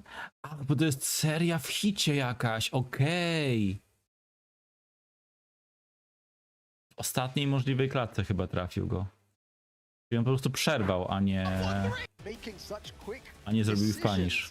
UF 3 miarę ma kontynuację? Kira now goes into the last chance qualifier right there. Oh my god, but that was you know, so for sick. Quizdarkis, I think it's interesting as well because we start off the set with Mieri, so up forward 3, so hard to whip punish, so hard to deal with it. That is exactly what gave Quizdarkis. Czyli Kostaki jutro zobaczymy. He gets a bit too overzealous with it. The perfect will punch it down for 2, gets him the win, and Quizdarkis now sits in grand finals on the winner's side. But more importantly, he makes it back to the rest of the players that qualified from the regional groups in the EMEA Tekken Cup #4. How does he do it? I don't know how he does it, but he's been unstoppable today. And speaking of unstoppable players, both of these guys have made it so far. They are so close. Kewis to już... Kewis taki chyba był cały czas. Ja go pierwszy raz na żywo widziałem, zdaje się, w 2020 albo 2021 roku, jak przyjechał na Vigilanta. He picked the group that Lancelot was in. He was like, these Lily players, I feel like completely fine. I shouldn't have an issue, and that's exactly how he kind of handled it. He went through his group, he was completely fine. And Neon K as well, you know, another waifu player. Kira typically does very well. 50 milionów? Przed chwilą widziałem gdzieś wiadomo, czy... A, to Red pisał o 47, pisał dosłownie 40 minut temu. Both these two coming up, I should be fairly confident. Needs to sort of rejig, refocus, and it gets head back in the game. But for these two right here, Lancelot and Neon K, they traveled here, they weren't invited. You know, they had to make their way. They didn't qualify through points to make their way through the bracket. That's really the hard way, right? Yeah. The hardest way possible, playing against some top opponents. And now they come here, they clash in the losers semi-final. The winner goes into their Kira in the losers final. And again, this is like sort of the toughest part when it comes to an LCQ, that, like, you know, a lot of people be happy with the top 8 placement at a major big event. You know, I got top 8 at EVA, that's pretty cool, right? Yeah. And you maybe get some prize money to go along with it. You get top 8 in LCQ, it means absolutely nothing. you leave with zilch, zero, Bro, nothing. you live with nothing. You can't really post that and be like, yeah, I got top 4 LCQ. No. Didn't win anything. The goal is to make it. Bardzo lubię idlową animację Everything is about that top 2 finish today. Czy idlową, przepraszam, na tym ekranie, bo to postaci przecież innej nie można.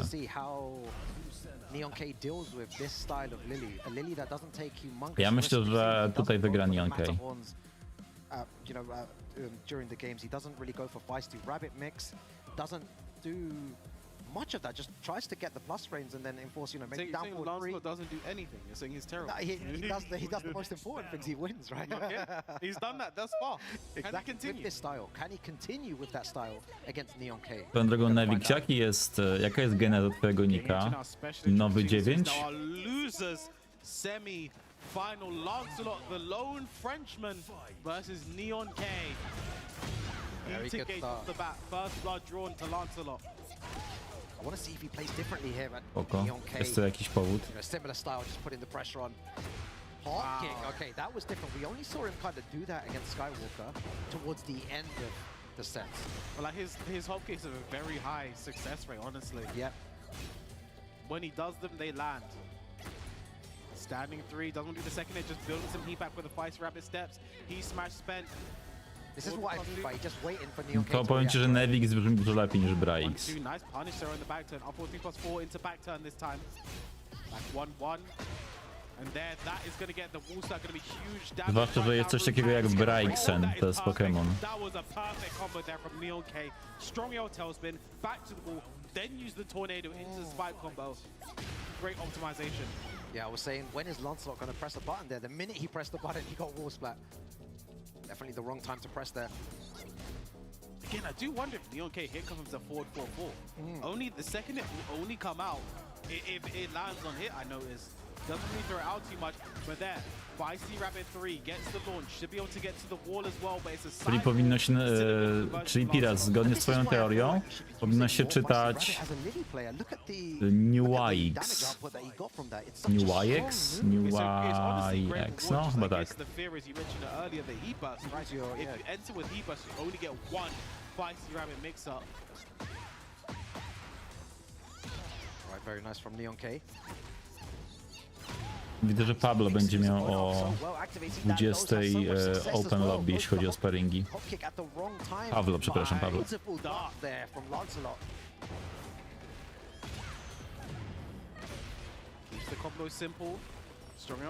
O, właśnie, pograj z Sharpem. Sharp ci pokaże, jak ten cheatbox działa. Is this going to connect? It is, and also gets rid of Neonka's heat because he went for heat smash there. Good situation here for Lancelot, gonna get all that life back too. Dobra, nie będę rajdował, spoko. He still has access to heat. I wonder how he's going to use it here. Probably just gonna heat dash, okay. Maybe could have gone for a different option there. Goes for the down jab. Neonka not Sharp, wiesz dlaczego nie lubi piwnic? Bo nie lubi alkoholu. Breaks the regular throw. Oh. Chociaż powinienem lubić, bo piw nic, co znaczy, że brak piwa. Broken again, 8 seconds left to go. The down back 3, then the back turn. Neonka, one right away from taking the first game here in our losers semi-final. Again, all first 3 actions. Ja nie komentuję, to jest restream. Playing really well though, to be honest. Lancelot is just holding back at the moment, trying to defend, trying to play patient. Neonka just absolutely pressuring him, but Lancelot finding a way back. It's just so back. A coś przekomentować? Tylko wiesz, to trudno się komentuje w sytuacji, kiedy słychać tutaj graczy, znaczy komentatorów. Może spróbuję w kolejnej walce.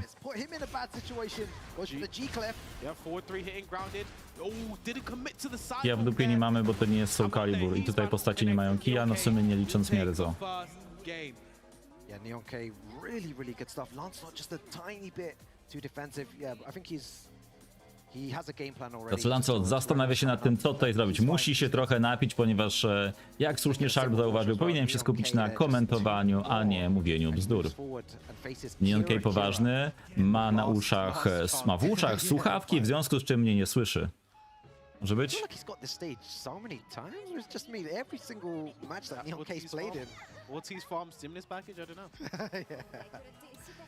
Pora na drugą walkę w pojedynku Lancelota oraz Neonkaya, Francuz, któremu kibicuje publiczność w Paryżu. Neonkay, nie wiem, czy mamy zbyt dużo Brytyjczyków tam na miejscu, ale radzi sobie bardzo dobrze.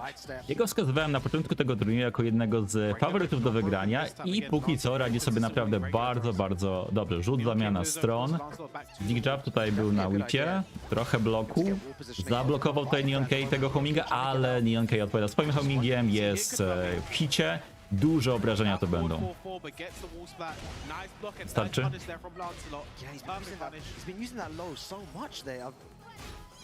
Wola, kara bardzo ładna i jest ściana.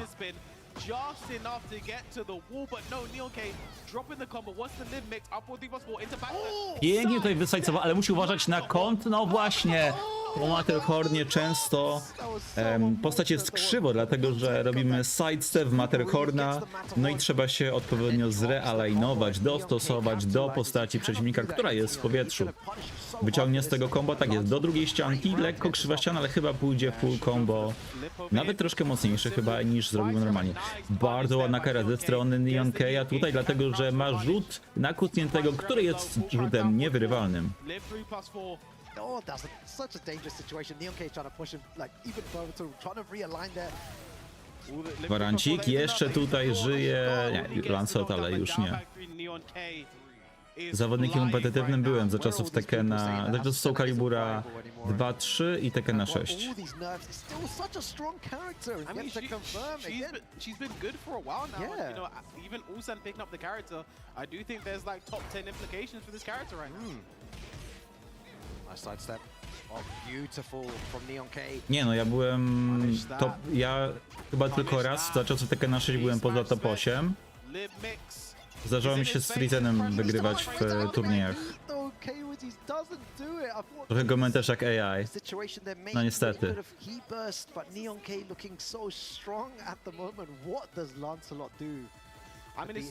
Nie blokuję swoich wiadomości. Nie lubiłem kreskówki Tabaluga, jakoś tak nie podobała mi się, ale nie blokowałem żadnych swoich wiadomości.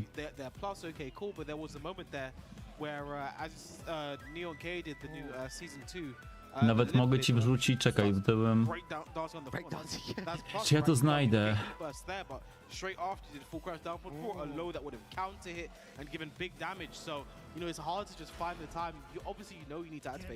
To są inne... To były inne czasy. And Lancelot, this might be last chance saloon. Let's see what he does here. You said Neonka is confirming that for the 4-4. Honestly, it honestly looks like it because on block, you rarely ever see him finish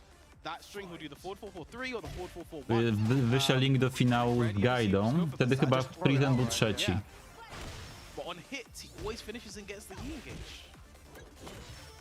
Oh, there you go. Look, 4 lows in a row, Kwis. Nie pamiętam, czy ja kiedykolwiek grałem z Pawło. Ale w tamtych czasach, no mówię, tylko na jednym turnieju nie byłem w top 8. Zresztą, czekajcie. Nawet zaraz wam coś pokażę. Moment.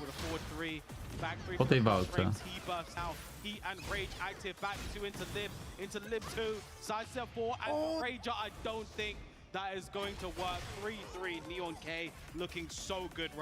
Nie wiem, czy Gajda jeszcze... nie no, coś tam pewnie gra, ale nie gadałem z nim dawno.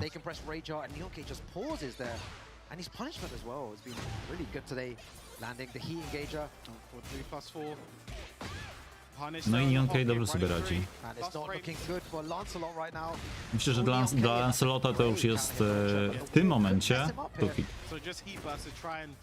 Bring some stability to this combo, and I think adjusted very well to that. But the forward three from Neon K, and with the correct combo, this could be the round. But no, strong heat engage, but it doesn't matter. Neon K now on set point to face Kira in the losers final. Yeah, he's one step closer to moving forward here.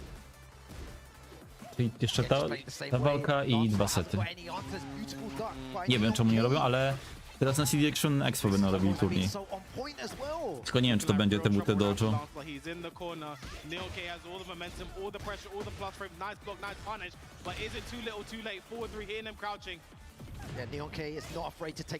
Znaczy chyba Maniek po prostu teraz skupia się na Lorkanie.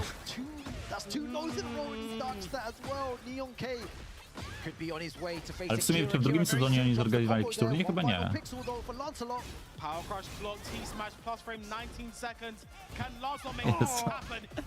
Koniec. Dobra, jeśli chodzi o Tekkena 6, to robiliśmy ranking turniejowy. Wam pokażę. Mieliśmy regulamin, stworzyłem. Oj, tutaj mamy punktację. Zobaczcie, to wszystko było liczone ręcznie. Pawło był wtedy 17. I to były rzeczywiście wszystko turnieje offline, nie? No i tutaj widzicie, ja, Toki, Snevan, bardzo zbliżone wyniki. I tutaj tak, no pierwszy... My nie od początku robiliśmy ten ranking, liczyliśmy, czekajcie, tak? Nie, sorry, to musimy od tyłu iść. No, Taverna to był pierwszy turniej, pierwszy duży turniej w Tekkena 6, potem był Art of Tekken, tu ja byłem trzeci, wygrałem z Gajdą, ale to, co jest najciekawsze, zobaczcie, tutaj był Ryan Hart. Ja wtedy wygrałem z Ryanem 3-0, ale poprosił o to, żeby usunąć film, więc usunęliśmy. Mad About Tekken, to było w Lesznie. Ja tutaj pamiętam, że grałem z Frizenem w przegranych i wybrałem Kumę w ostatniej walce, bo nie chciałem przegrać Pandą.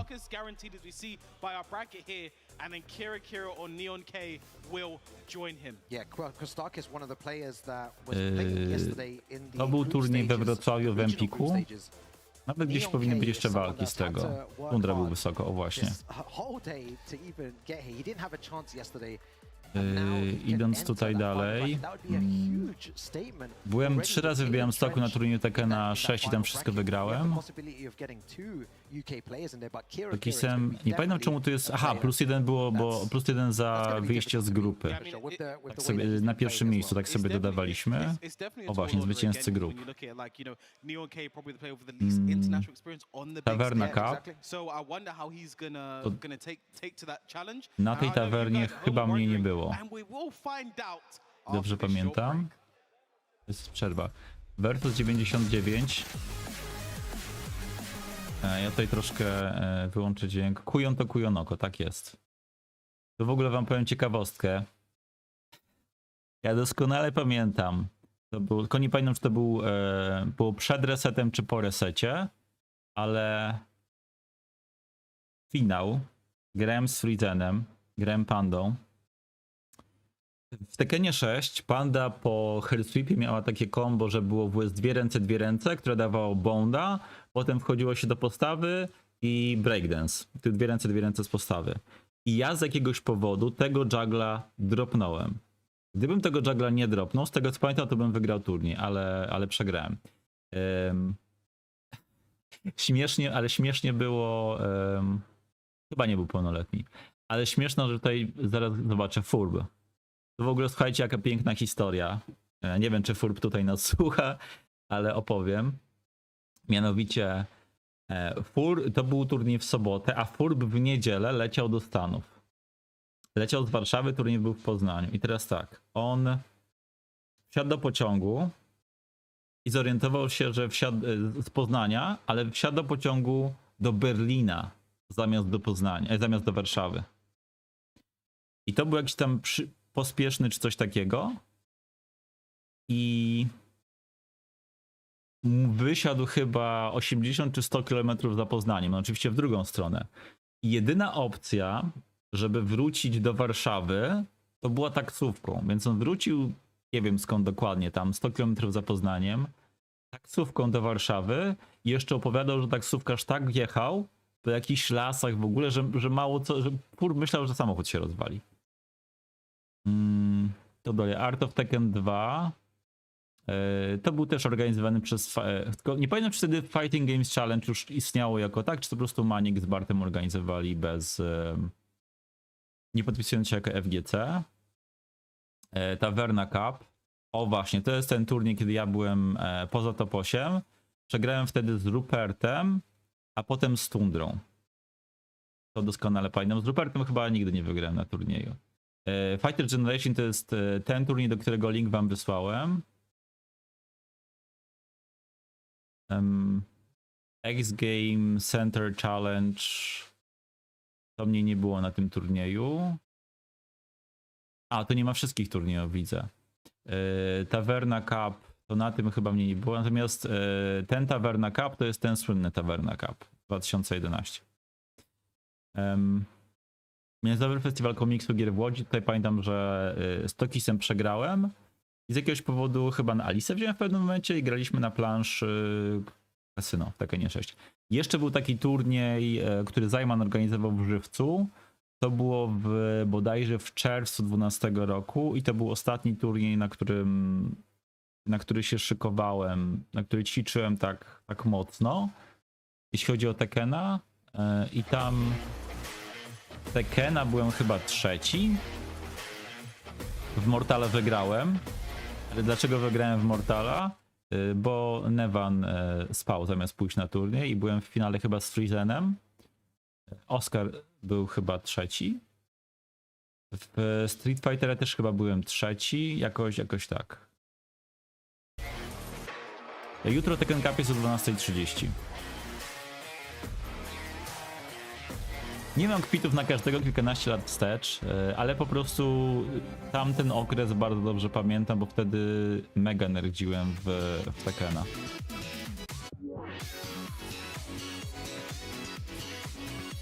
I to był ten czas, kiedy jak macie ten turniej, kiedy Gajda zajął pierwsze miejsce w Berlinie, to ja wtedy byłem trzeci, a drugi był Sefi Black. Ja wtedy pamiętam w drabince wygranych, w półfinale drabinki wygrałem z Sefi Blackiem. Natomiast przegrałem z Gajdą w finale wygranych i potem w finale przegranych przegrałem z Sefi Blackiem. Który zgrał offline w Tekkena 6.7. Ja nie wiem, czy on gdzieś na turnieju offline był poza pierwszą Tekkenadą bodajże.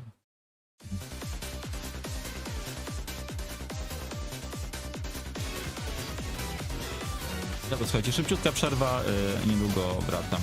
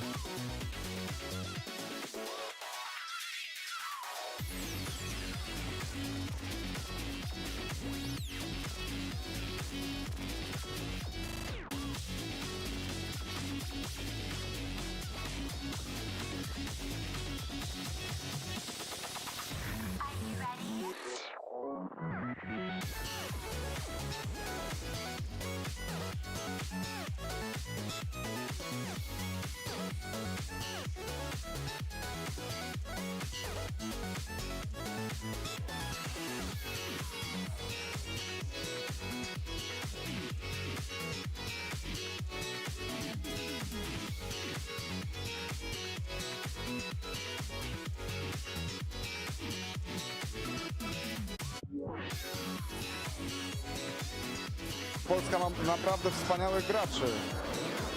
Mata, Robsona, Devila. Czyli mają szansę jednak wygrywać. Oczywiście, że mają. Poziom w Polsce, jeśli chodzi o Tekkena, jest bardzo wysoki.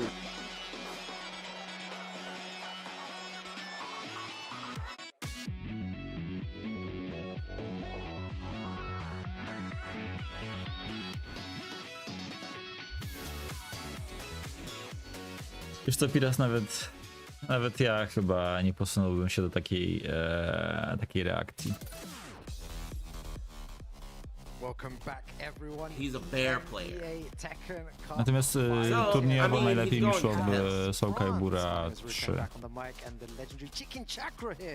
With me as well. Those games were mad, right? We're going down to our final qualification match of today, and it's going to be between Kira and Neon K to decide who moves over to the top 8 grand finals tomorrow.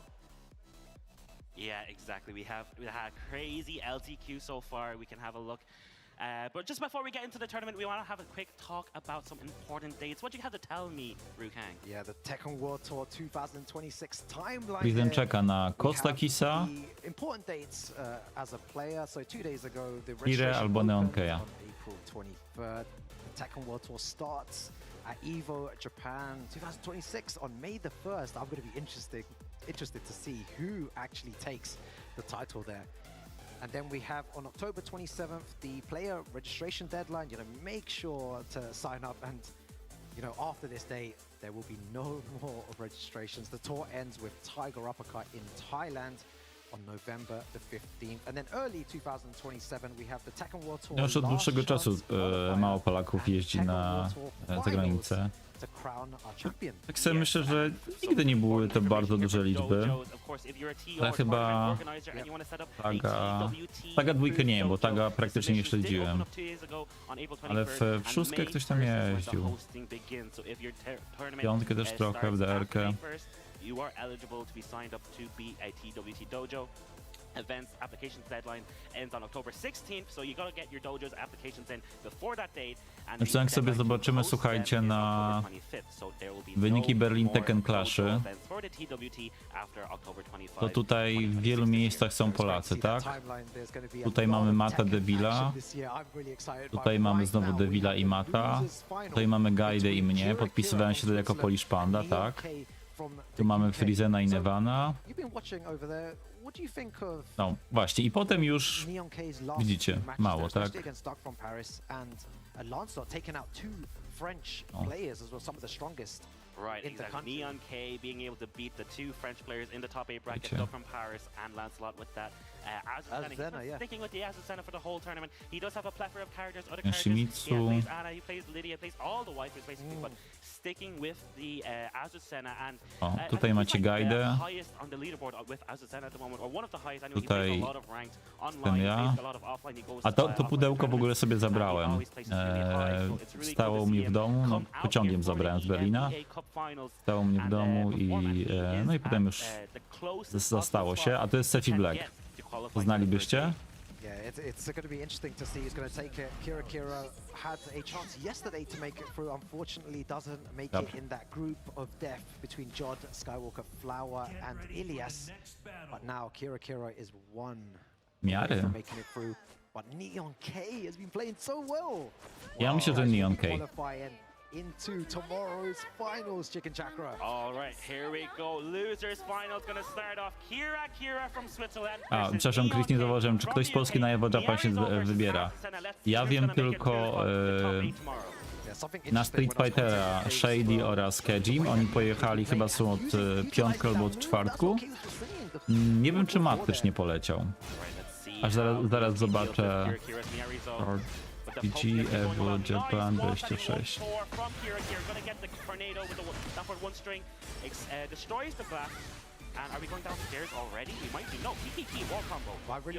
Zobaczę ten dis. You're saying he tapped the wall, but he doesn't have the wall anymore. Kira's gonna get a counter hit launch from the mid. And that's going to be the first round for Neon K. Yeah, maybe it was a good idea to go downstairs. Exactly. Pod mat nie mogę go znaleźć. On jeszcze się podpisał chyba Ania Jeff, ale też nie widzę. Yeah, that wall standing 1-4 as well, having so much success at the moment for Kira. Kira just applying so much pressure to Neon K, playing at that range 0. A Lutenon to jest taki wesoły Tekken.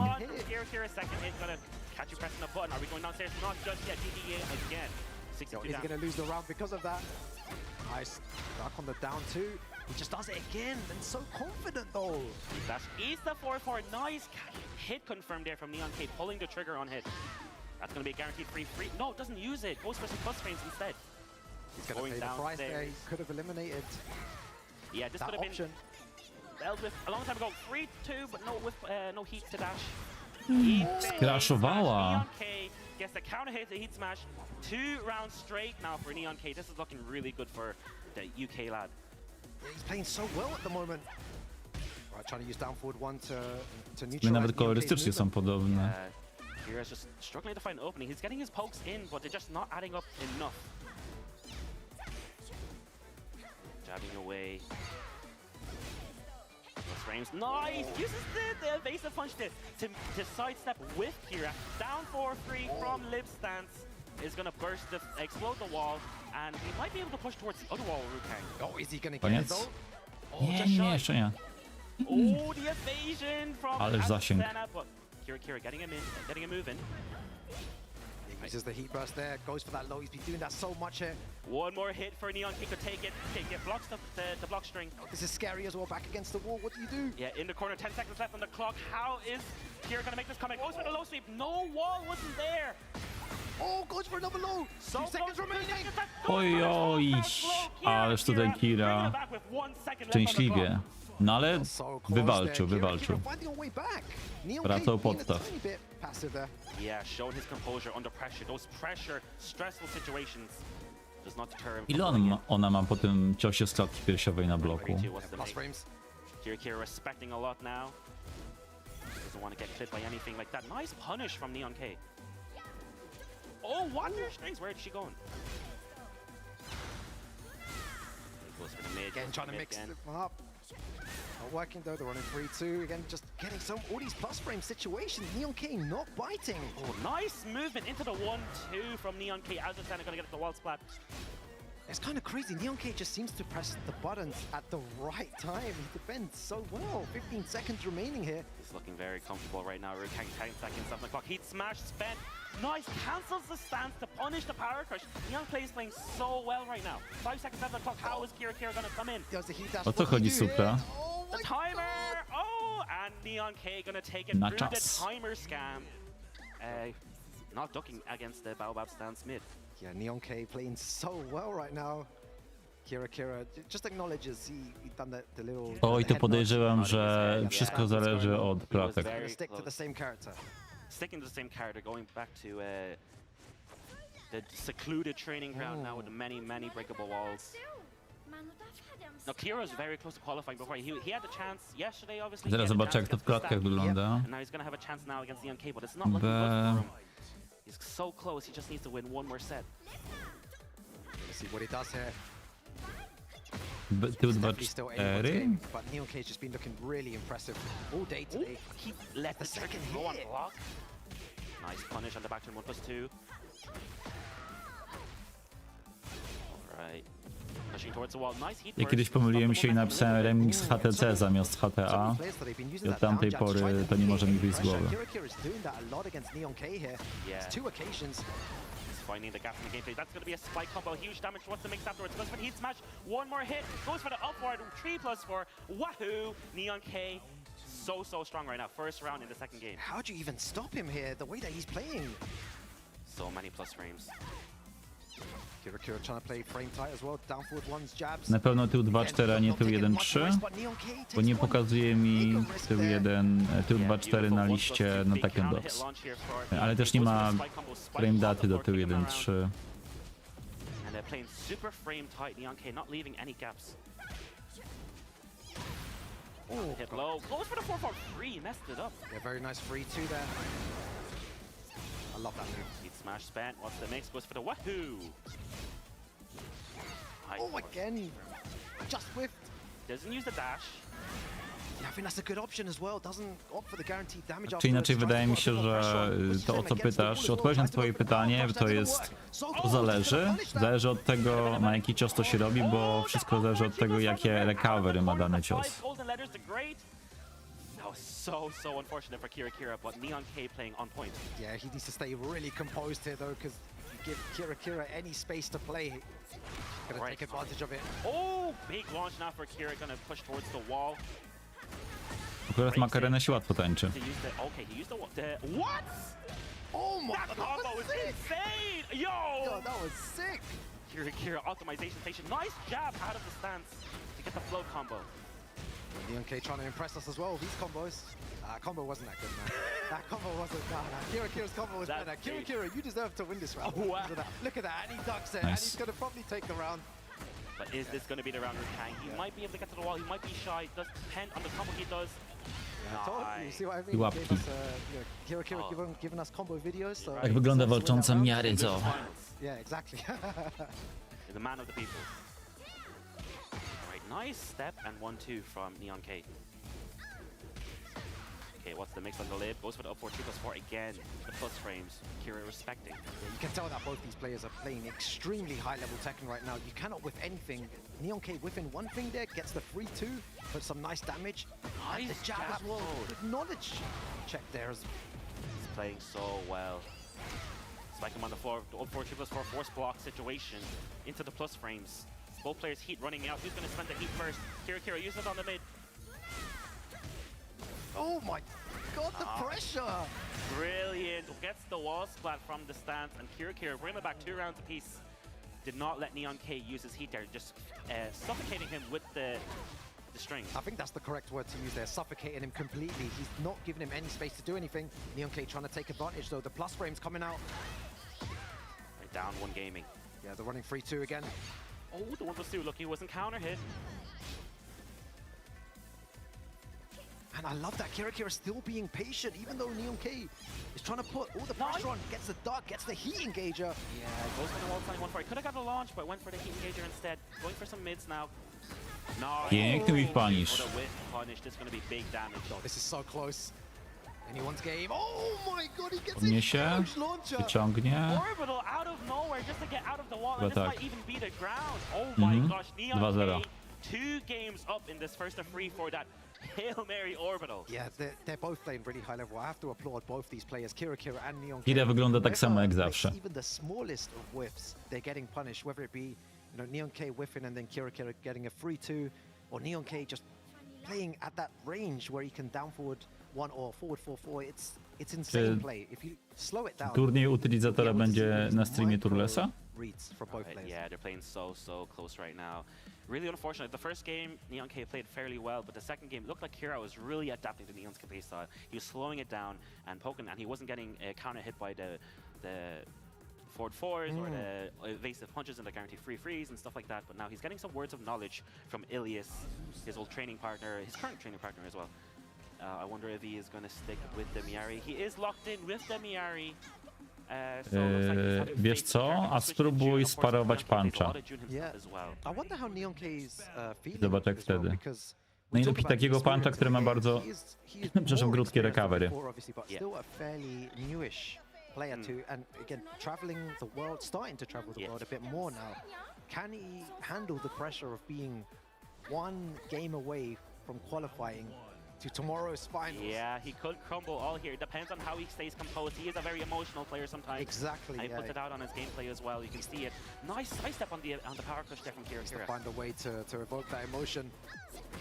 Okay, sidestep into the 3-2. Punish. Kira activating the lead, starting some offense now. Time to play the game. Get off me, power crush. 4-1+2. To zgodnie z zasadą szanuj starego swego, mogłeś mieć gorszego? Pressuring so much, he comes up with a power crush or a duck into launcher.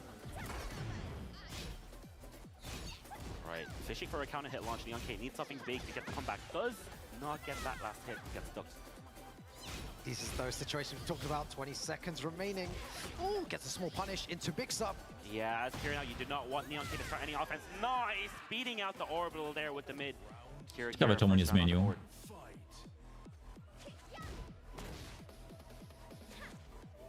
You can feel the tension in the room.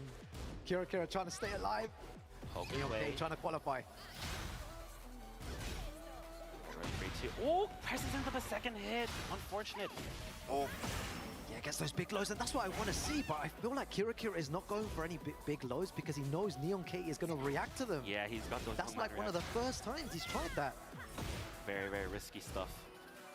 You get one of those blocks, and that's basically the round over. Exactly. But gets the 3-2 heat engager. Goes for the down forward four. Pograj w Tekkena, może ci przejdzie.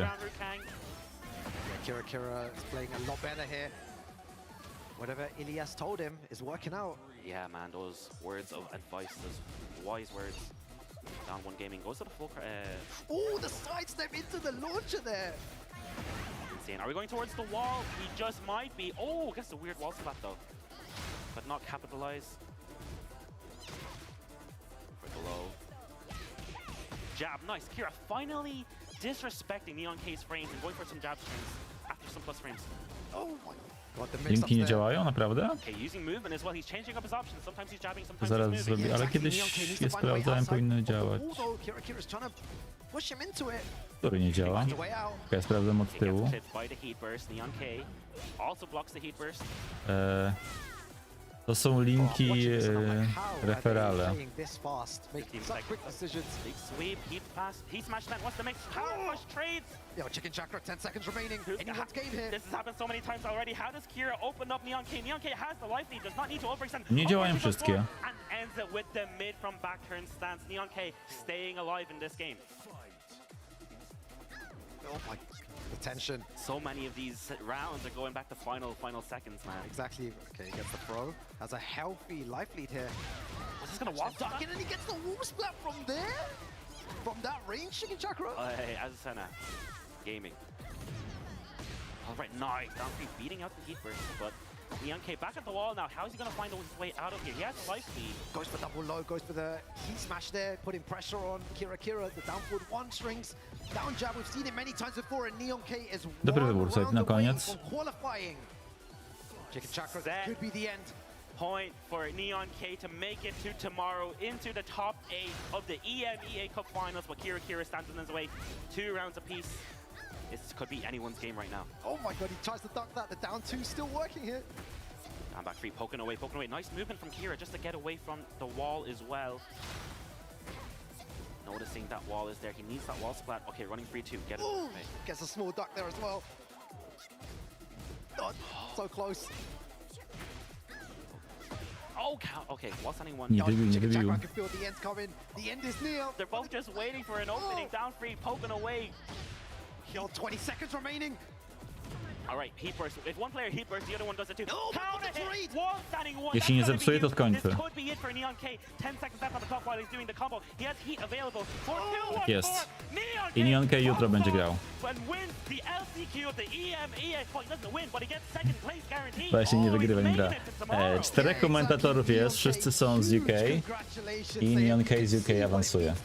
Such a young guy and playing some insane Tekken here at the last chance qualifier in Paris, France. Absolutely amazing, and the crowd goes wild for him. He definitely deserves it with the performance that he put on today. You can see it in his face. Flew in. Congratulations to him. Commiserations to Kira. Yeah, that's going to be the end of the line for Kira playing very, very well all weekend. Played, unfortunately, against some really strong killers yesterday in the groups against Jod and Ilias. And now today, making it all the way to 3rd place, the worst place. You don't want to get 3rd place, man. Yeah, no, right? that is one of the worst. I'd rather come last than come 3rd place. So unlucky for Kira. Also another very strong player. I'm sure we're going to be seeing him throughout the Tekken World Tour this year, but Neon K qualifies alongside. Dobra, dawajcie. Teraz walczą o to, kto zagra z Frizenem jutro. A potential, I was about to say a new champion, but Nino's still in there, so he could become, you know, a 2-time champion. But we will be Ja myślę, że Neon K wygra. Champion tomorrow. All right, Neon K with the huge pop after that, a much-deserved win. That was a really, really strong Azusena showing against Kira's Miari. It looks like Kira's Miari, those last 2 games could have been either way. It was 3-0, but it was a close 3-0, let's be honest. But we got the grand finals coming up, and both of these players have qualified already for Stage 3, correct, yes. but they are now playing for first place in the LCQ, which will give them a different seeding for tomorrow. So it is very important, depending on who you want to play. You should be taking this game very seriously. Yeah, but the pressure is off. Production might be able to tell us who goes where into what seeding, depending on who comes first and second here. All right. Just gonna await the update, but the players they both can play, I guess, a tiny bit more relaxed now, knowing that they qualified. They're gonna sleep good tonight, and they need to prepare for tomorrow. But winning the LCQ is gonna make a huge statement either way. You'd want to win it to say, you know what, I'm going into tomorrow technically undefeated, you know, winning the whole of the LCQ. Exactly. There was some definitely some killers in the LCQ today. Players like Tibetano, Kira, Flower, Lancelot. Już tutaj zeszło od niego ciśnienie. To tylko o seeding walczą. Strong players in the LCQ today, and we have our top 2 guaranteed for tomorrow, playing it out in the grand finals. Of course, Neon K on the loser side, so he doesn't need to win 2 sets if he wants to win the whole thing. Kostaki's on the winner's side. He just needs to win. He just needs to win 3 rounds, basically. Yeah, exactly. 3 games. And look at the 2 characters that we're getting here. We get Clive and Azucena. Like, who would have thought that these 2 characters are the ones to qualify into tomorrow's finals? Both very strong characters. Very strong characters, yes. Very, very strong characters. The difference between them, between the seasons, is quite interesting, right? So Azucena has changed quite a bit throughout the seasons. Her input, her forward, her old 4-4 3+4 is now up 4 3+4, and it's very different. You can use it from stance now. It's very strong. You can see the bracket go here, and of course Clive has changed a bit throughout the seasons as well, but not too much. Still, Kostaki is playing very well, but he might play the Victor as well. His Victor has been playing very strong. Yeah, definitely. Kostaki is in that winner's side, and Neon K coming through losers, and look at the run that he took as well. 2-0 against Tibetano, then 2-0 against DFP. Just and look then at 3-0 against Lancelot, and then 3-0 against He hasn't lost a single game in this top 8. Top 8, yeah. It just shows how strong. Azucena, a character that's been overlooked, in my opinion. Definitely someone that as soon as I get home, I'm going to definitely lab the character and see my options and my counterplay options. Root carrying Azucena main confirmed. You're gonna be playing Azucena from now on. Maybe for a little while potentially, but then. To co na Kosta wiecie? Roger Jr. and then we can have some fun. And then we can have some fun. I forgot about Kunimitsu, but you know I don't main that character. I'll obviously be playing Kunimitsu just to see what the character's like, but my old mains, Bob and Roger Jr. is what I'm waiting for. Look at that statue, the trophy there for the ETC4 Cup. It looks sick, man. It looks like it just came out of a volcano on fire. Yeah, someone's going to be holding that trophy tomorrow. We're going to be crowning a champion. It's going to be sick, man. Well, grand finals, LCQ. It's been a long day, a lot of amazing matches, a lot of crazy situations. Exactly, yeah. Big thank you to everyone who's watching at home. I hope you've all enjoyed the action so far. We've had 2 days of insane Tekken 8 matches from, you know, people... Dobra, dawajcie panowie. Of EMEA, right? Yeah, Europe, Middle East, and Africa. So it's just been a celebration, and I hope everyone at home has enjoyed it. Yeah, man, and don't forget tomorrow is the top 8 as well, where it will be a full-on top 8, first to free action every single game, everyone on winner's side. It's a clean slate for everyone, and that's going to be sick. But first we need to see who is going to be playing who in so we'll need to get through this grand finals of the LCQ. Neon K with the green controller. Które się to po się zaczęło? Yeah, I don't know what's going on at the moment. He's just making sure that his controller's working. His R1 button is L1. L1 is. Okay, then yeah, maybe he needs a replacement. I think he was mashing too hard. 2,5 godziny, czyli łącznie 3. What was that, Chicken Chakra? Was he mashing? Maybe that's his 1+2 blind. He was mashing. To zobaczymy, jak jutro potrwa, ile będą przerwy trwały, ale myślę, że tak 4-5 godzin potrwa ten turniej. Neon K. That's what Azucena does, yeah, man. Okay, switching out to the right controller. Switching the controller. There you go. The 1+2 blind on this one works. Repair his controller. We'll probably do that today.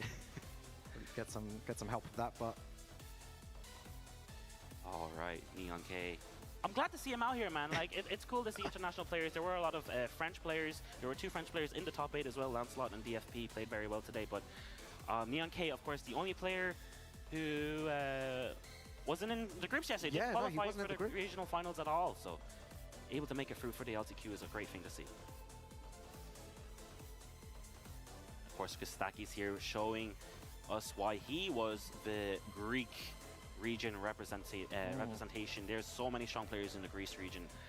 You got K-Top, H-Dope, Nivek, and GG Corporation, Z1s is like really good Lars players as well. So it's cool to see them there supporting your boy. Right, we're gonna go straight into it. This is gonna decide who goes into it as top seed. Paul? We got Lydia Sobieska Neon grający Lidią? versus I think someone in the crowd wants Eddie Gordon. Yeah, someone in the Co crowd tu wants się Eddie dzieje? Gordon. Does he have an Eddie? Nie kojarzę, żeby kiedykolwiek Neon grał Lidią. To Lydia. Oh, now he's Sobieska, picking, what character? maybe going for the Victor. That's great. Lydia versus Just Victor. Victor. All right, we're locked in. We're locked in and loaded. Lurukan Grand Finals. Are you ready? Yeah, I'm ready. Let's see who actually wins the tournament here. This is a good And stage. who goes through as the Winner winner, yeah. of the LCQ. Of the LCQ, yeah. They'll get a better seeding than the second place. Wiktorek. Francja kontra Polska. So Lydia, a character that a lot of players been speaking about recently. There's a huge divide in how to play this character and how to counter this character as well. All right, let's see who can assert their pressure first. Kostakis has been so oppressive with his Victor, just enforcing mixes, especially after the wall running 2 on block. And you can see him making use of the Victor strings. Oh, the low, do it again. Goes for the mid. Ayo, Tyle midek. ends with the down 4. Zwykle jest 2 i 3 potem zmiana. The legs there. What you know about breaking legs, Rugang? Yeah. Nice. Block on the horse 1+2. Guaranteed political storm. Heat activated. Red tape gets 1 stack. Yeah, this is where you need to be careful. Guys, he is gone here. No duck. Oh, the flash! Jest i pary ścianka. Guaranteed heat engager into the wall stack. Jai! What's the mix up? Running 2. Oh, this is This crazy. When you mix up like that, guaranteed damage afterwards. Not gonna get anything crazy though. Oh, get the board. 1+2. This could be it. Although it's very, very scaled. Okay. Drops the combo. 4-4-2. Goes for the low, goes for the armor low. Ach, ściana przeszkodziła, ale jest medal Linkeja. Yeah, dropped the combo off the horse 1+2, but able to salvage that round. Neon K bringing it back 1 round apiece. Has 1 stack available to the Lydia. Back 1, homing. Nice duck and punish from Kostakis. See what his combo is like here though. Interesting combo. He might take wall to wall here though. Oh. Na luzie, on Goes for the low. Nice. pięknie ze ściany na ścianę daje. Oh, what? Messed up his combo there. He definitely did not want that. He wanted QCF 1+2, not forward 1+2. 4-4-2, trying to mix his opponent up. Nice. Ending it with the back 1. Yep. Neon K, 3 stacks and 1 round Patrzcie, away. ile ma teraz tu 1 na bloku. Nice, down for 2. Alright, interesting combos for Kostakis. Yeah, let's. But whatever works. Plus 2. Exactly. O matko. Neon K staying on the 4. Nice. Wake up and punish. Oh, what the hell? Pary na ciosek z powietrza. Ciekawe, czy był w stanie tutaj slotować czymkolwiek. Both of these characters trying to assert their dominance. Hit by the mid. Yeah, pressure against the wall. Neon K doesn't really know what to do when he's back against the wall against Victor. Kostakis looking really strong here. Yeah, 2 rounds apiece. Final round, game number 1. Kostakis just everything working out for right now. Ach, był blisko, żeby tutaj FF2 There's a nice punish there as well, trying to catch him moving. Pięknie, pięknie. This should be it. Hidden heat burst available. To Azusena. Is that going to be it as well? Expulsion, of course it is. 3 rounds to 2. Kostakis takes the Expulsion. first game in this grand finals. Yeah, good to see from Kostakis. I wonder if Neon K is going to rematch with the same character.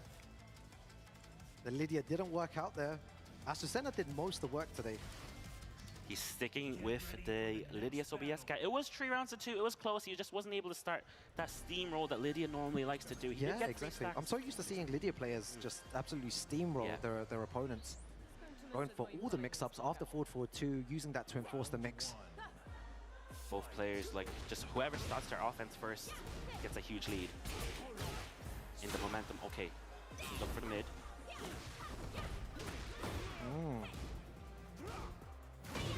Oh, gets the heat engager. Yeah.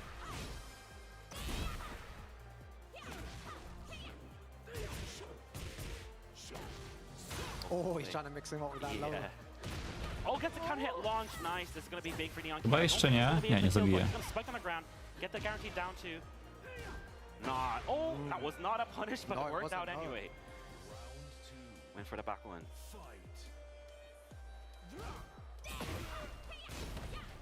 Nice stand transition from Mixing his Lydia. opponent up.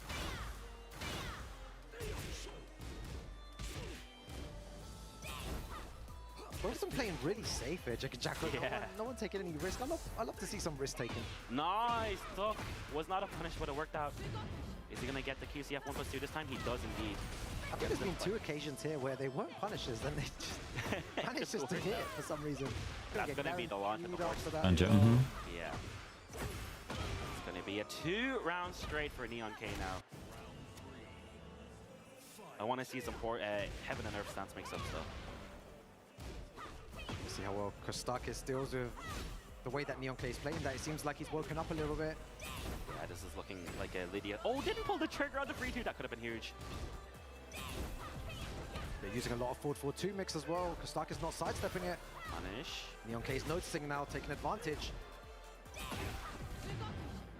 Yeah, if you don't step that 4-4-2. Oh! What a call out on the low. Straight over for the full launch. Can carry to the combo as well. Didn't get the heat burst. Oh, right. Still was heat available. Goes for the Rager, and I don't think that's going to be the right option. Neon K is going to punish that correctly. It's 1 apiece here. Yeah, nice. Stop the breaks there. Just use movement to bait out the Rage Art from Kostakis. Looked like he folded under pressure. Zobaczymy, bo tutaj zmieni, bo dość zaskakująco jest. Ta walka wyglądała zupełnie inaczej niż ta pierwsza. Chyba teraz jeszcze dostawił Wiktora, ale po przegranej zmienił. And also remember the walls weren't a big part there. Was it a bigger stage? Yeah, and you do want those big fancy wall-oki combos for Victor. Let's make this a fight to be proud of, Rukan. Let's go. 1 apiece from both these players. Nice round start. 1+2 counter hit. And that counter hit launch, so good. Bon appetit. There's the wall-oki there. You love to see it, Victor. Chevalier. Full block and punish from Neon K. That was great. Doesn't opt to go for the heat burst.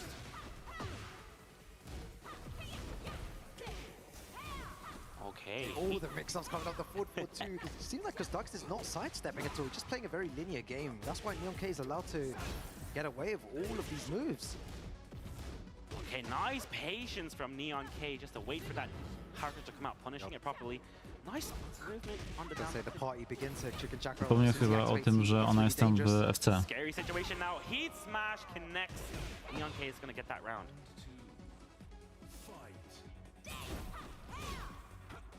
Oh, what? They're running with us 2 whiffed like that? Okay. That's worked on so many occasions. Just trying out the hop kick like that. Bon appetit. Just shy of the wall, but he goes for the mid. Oh, the low, sorry. Yeah, let's see what the combo is like. Goes for more pressure. 4-4-2 pressure. I've said it so many times here. That's the way that Neon K wants to get started. Kostakis needs to be sidestepping these 4-4-2s. He tried it there, it just didn't work. All right, no more heat for either player. Good wall positioning for Kostakis right now. Goes for Ale ścianka. I tu jeszcze zniszczy. Tak, wybuch. Now should not be able to kill here, but it's going to be a lot of damage, chunk of health, and it's going to be 10 seconds left on the clock. Plus, what's the mix from Victor? Goes for the power crush, gets blocked. Oh, ładnie. Block and punish. Man, really good stuff by Kostakis there. Very, very, very on point from Kostakis launching that horse 1+2. Okay, count hit 4-4-2 gets the heat engage. Heaven and Earth goes for the mid. I think that's why he's step blocking there. He doesn't want to get Italia! Oh my gosh, he went for the unblockable. Oh, the huge whiff doesn't do anything with it. Huge to low. Huge whiff. What's the mix again? Goes for the mid. Just constant mix-up from Neon K. No to teraz jeśli Kostakis przegra, to raczej według mnie zmieni postać przed resetem, żeby sobie przetestować. Yeah, that's what we wanted to see from Kostakis. Big counter hit, low launcher. What's the mix-up? Goes for the mid. Oh, nice punish as well. All right, Lydia with 3 stacks. If she can get into heat, she'll be a big monster. Big improved moves. Nice. Activation here with the horse too. Big trouble as well. Nice. Good launcher. Koniec. Gonna be it with the Dobra, heat Greku, smash zmieniaj, connecting zmieniaj. Neon K. Breathing, nervous. Is he actually gonna do this? One more game and he will reset the bracket in this grand finals. Who was that in the crowd? Someone was... I think someone's rooting for Neon K. Oh, for Neon K? Okay. Let's go Neon. Damn. Oh, damn, what was that? I see they said 4-4-2 is a lovely move. All right. Jednak się zmienił. Ciekawe. Oh, it's super funny. All right. Nice. Oh, Seems like the crowd want more 4-4-2. It's a good move. Oh, drops the QC. I think it's not, you know, in my opinion, I know how strong it is, but ever since, you know, a good friend of mine told me, you know, CSC, he showed me how to play around Lydia, and now that I go against Lydia players, I tend to sidestep more from range 3, because I know they want to start their offense with 4-4-2. And it's something I'm not seeing for Kostakis right now. Maybe a bit of matchup. Yeah, like at range 3, you should be looking Co ten out for that Kostakis 4-4-2. robi? You should be Chłopie, looking to chłopie. sidestep. Ta goście And wzięło once you teraz tego sidestep, Wiktora. launch for a chicken chakra, they're never gonna, they're really not gonna try to do that again. Ale walki są bardzo Next time szybkie. they'll try to delay the timing of the 4-4-2, which creates that mind game. Beautiful offense here from Kostakis. A huge momentum on the side right now. Nice hop kick. First one we've seen all set, but drops the combo. All right, Neon K playing super fast right now as well. Goes for the low, guaranteed 4-4-3. One more hit for Neon K. You do not want Kostakis to make this comeback if you're Neon K. You gotta close it out. Close it out while you still can. Nice. Pięknie, pięknie kucnął. No i teraz będzie reset. Reset point now for Neon K to bring it back and reset this grand finals. Yeah, Neon K is trying to reset everything here. The speed that he's playing at is very difficult to stop. Caught you ducking for the high, did the mid. Oh, and he goes for the low there. Huge, huge. This is big. It's going to be just reverting all of that wall carry Neon K did previously. Pushing towards the center of the stage. Here's the wall. Neon K went for a hop kick as well. Did not work out. What's the mix after the wall combo? Goes for the low. Goes for the low again. Goes for the mid. Low. Oh, and he gets it. And look at the Gwarantowane. like Kostakis was playing Mega so szczęśliwie z tym kątem mu Neon K wypadło. with the right read at the right time there. Kostakis still has a bit of heat left to work with. Spent the stack to delete the great half. Oh, could have got a 2-2 to wall. Czekał, bo myślał, że może zrobi Ragearta. Running low, one more hit could do it for either player. Blocks it down for and gets the wall. Ale jest reset. Teraz powinien zrobić papier na ten kamień. Neon K has Stronę. reset this grand finals versus Kostakis. We are officially in a new set. Yeah, exactly. Now, let's see if Kostakis switches his characters. They have the option to switch side as well if Neon K wants to switch because it is officially a new set. But I think they're staying. Then they're going to be staying both on the same side. All right. What a performance with the Lydia. And he's been cold with it. He's been playing Azucena all day, right? So it's really good to see him pick up the Lydia, pick up and play, and perform like this. I like how you said pick up and play. Is Lydia a pick up and play character? I feel like if you're a new player and you want to learn a character and you want good success as well, quick success, then Lydia's your character. Quite easy to learn, quite easy to play. Really? I think so. Rukang approved. All right. Where the character select though, so Neon K could switch it to a different character if he wanted to. He did win pre-reset with the Lydia, but he's not obliged to stick with her now. This is a reset now. This is officially last set of the LCQ of the day. Let's see who makes it. Zastanawiam się, czy gdybym był na miejscu Neon K, to bym zmieniał stronę, ale chyba nie. Nawet jeśli wolałbym pierwszą, no to jednak w tym secie dobrze mu się grało na drugiej stronie. Yes. The champion of the LCQ. Only one player gets to say that. Yo, I was the LCQ champion of the EMEA Cup. Exactly. And then tomorrow they might be able to say that they're the champion of the whole tournament. Bracket reset here. Neon K with the Lydia. Kostakis opting to stay with the Victor. Right, we're getting into it official. Stawiam Wiktora, może on po prostu nie chce grać z Frizenem jednak. Starting off with a counter hit 4-4-2 into the mid. This is looking all Lydia right now. Splat from there as well. Look at the damage. Myślę, że z Neon K'em Frizen będzie miał trudniej. Oh my god. All right, no more heat for Neon K, but does not need Piękny punish te, tak, debujeczka. Is he gonna break the floor though? He does have the option to if he needs to. No, decides to keep it. Goes for the low. Trying to use single jabs, using homing moves, and a really good option from Kostakis. It's a heat smash. Don't think there's any way back for Neon K here. Dobra runda. Może to jest to, czego Kostakis potrzebował, czyli chwilka odpoczynku. Oh, finishes the string.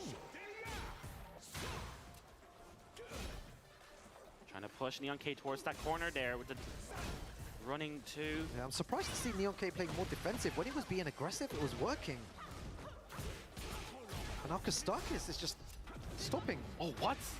You went for the parry there, but got the heat burst in.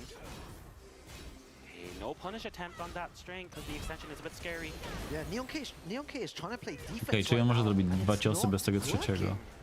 Yeah, beautiful. Why doesn't he go back to the strategy that was working before, that he won three games? Being hyper aggressive against Kostakis. He's trying to play defense and it's not working. That's not to say that he doesn't have defense. It just means that with using this character, you need to be more aggressive. And it's just not working because Kostakis is playing so well. Let's see if he can adapt to this Kostakis gameplay. Nice, gets the low floor break because he spent the stack. There you go. This is how you play Lydia. You need to be offensive. You have strong 50-50. Back is against the wall. There's no reason to let him out. Again, hop kick. Frau Hopki. Nice. Uses the political sword for the wall carry. Gets the 4-4 free to delete the great health. And huge damage. Back one to end. I tu jeden, oczywiście. What a Lydia Sobieska round. Yeah, exactly. The way that he played there, just 50-50s, then the sidestep hop kick was working in his favor. Right. Nice whip punish on that down for two. Really unlucky with a punish there. Oh wow, the defense playing well. Homing. Yeah. QCF4 Yeah, into the other homing. Look at the change of style here. Look at the difference. This is the difference. He must be listening to you. Alright, heat smash. Wygląda tak, jakby Neon K'owi źle się grało tam na górze. Yeah, good option. Kończy. That's got to be the round, right, Rukang? Yeah, it has to be the round. Ooh, end it with the expulsion. I thought a rage out was going to come, but end it with the guaranteed kill anyway. Yeah, it was quite obvious what the issue was there. I'm sure Neon K is going to rectify that straight away. He might actually switch character, but we understand what the core issue there. There was a lot of defensive play and it was not working.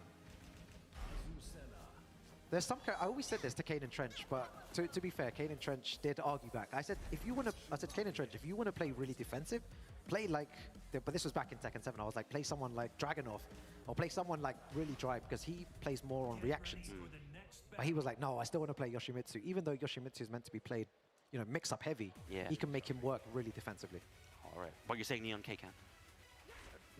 I'm not sure yet. I don't know. You put me in a hard situation. I don't know if he can. But he's using Asusene, but with Asusene he plays so differently. Yeah. You could see. Switching from the Lydia to. A jednak zmienił, proszę, nie spodziewałem się. Asusene has brought him this far already in the bracket. He's been playing Asusene all day in this LCQ.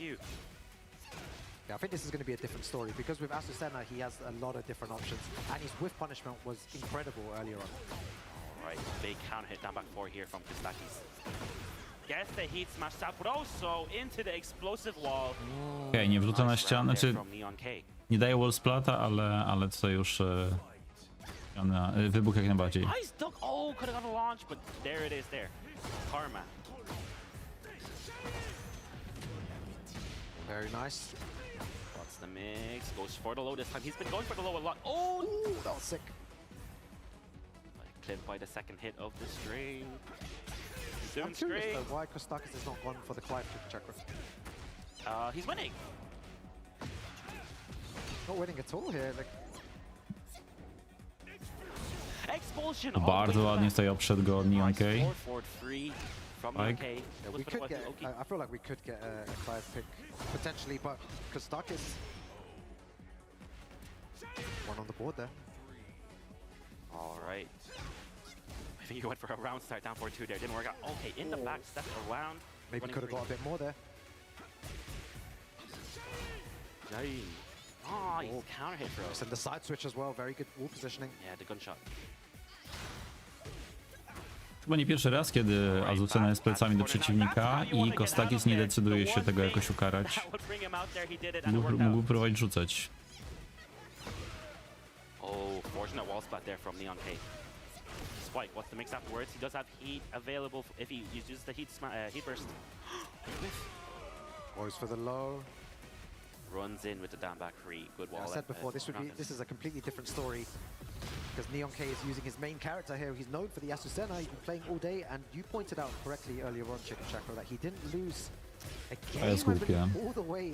Można sobie wybrać, czy robimy 2 czy 3 ciosy. Finals there. Trzeba zgadywać karę. Yeah, his Azucena has been undefeated in this top 8. That's crazy. Undefeated using Azucena. Nice. What, the wall was there? Excuse me. Okay. Be a big combo now. You can decide the heat burst to extend it. There it is. To od jutra połowa tekkenowego świadka będzie używać Azuceny. Yeah, big low. Nice duck. Nice counter hit confirmed. 67 za to? To za damage. Yeah, Kostakis maybe not. He's asking maybe for someone to give him some advice against Azucena. I think Oracle went up to give some advice. Oracle's like, no, not you. I want Nino. Oh, Nino. So Nino Wait, was who's going to give him advice? Did you say? He wants Nino. He wants Nino. But Okay, Nino's going to give him some good advice on how to take out his Azucena. So Nino, a player that's already qualified for tomorrow's finals. Yeah, previous last year's ETC champion. Yep. Maybe this year's, who knows? But giving Kostakis some advice here, a friend of his. Już chyba trzeci raz ten weekend, kiedy Nino podpowiada to Kostakisowi. Right. Let's get into it. What do you think Kostakis can do to sort of alleviate this pressure from Azucena? Do you know what, to be fair, it's really difficult to dissect because of the way that he's been playing all day. No one's been able to take a game from him. I mentioned before. Get ready for the next battle. J'espère que tu n'es pas un de ces incompétents à l'esprit limité. And opting to stay with the Victor. I pointed before, not switching to the Clive. To the Clive, he's sticking with the Victor Chevalier. When in France, pick the French character.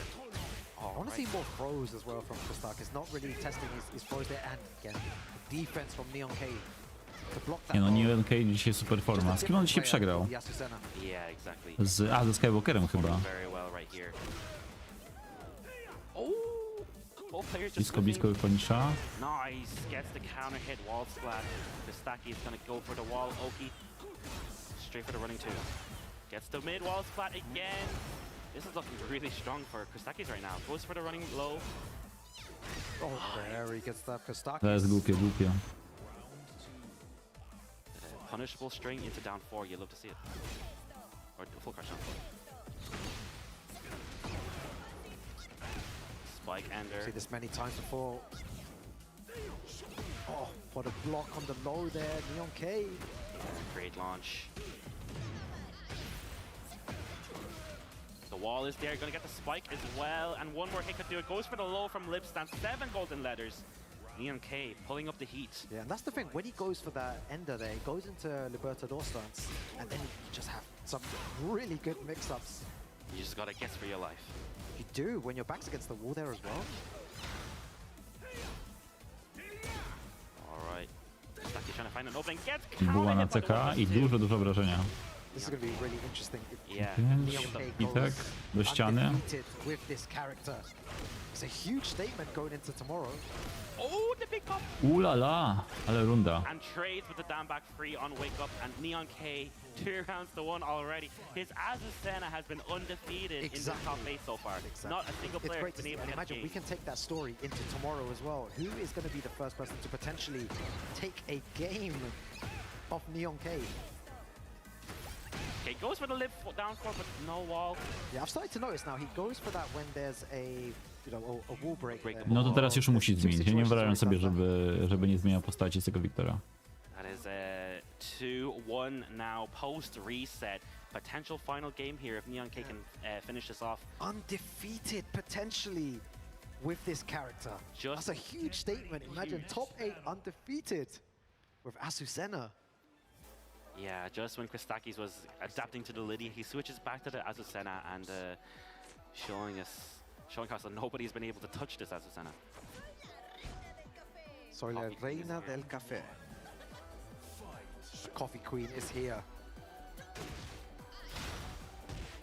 Jednak.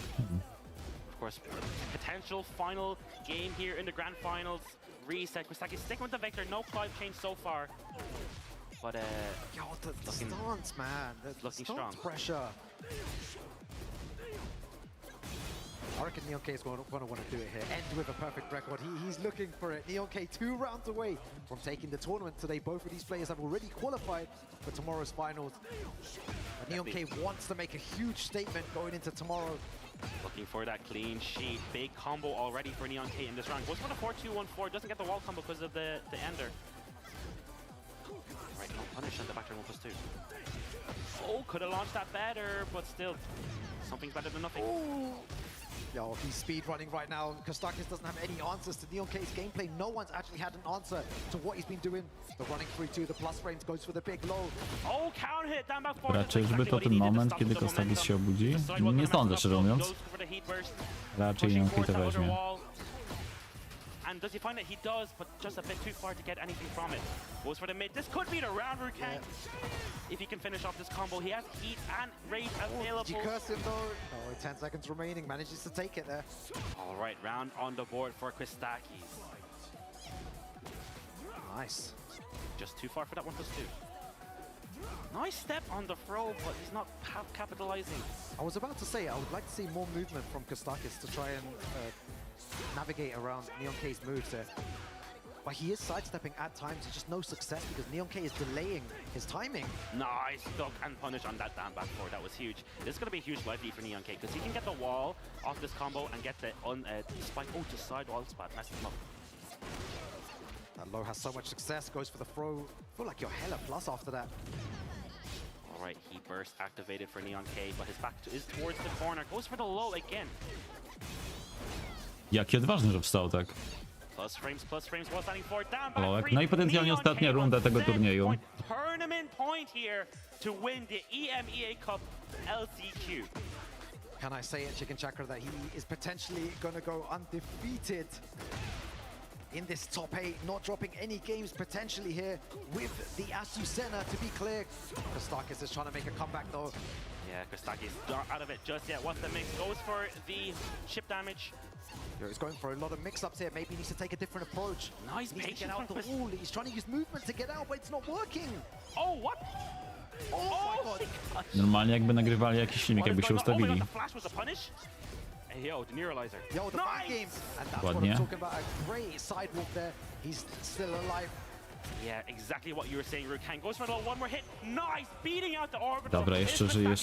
First player to take a game off Neon K's Azucena. I've been saying this for so long now. You need to use movement to beat this character. Okay, forget about the movement. Just throw out the launcher.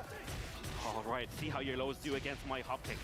Is he going to be the first one to take a game off the Azucena here? I know Neon K is going to be angry if that happens. Ducks into the mid. Be able to continue the story tomorrow. Forward, Ładny punish.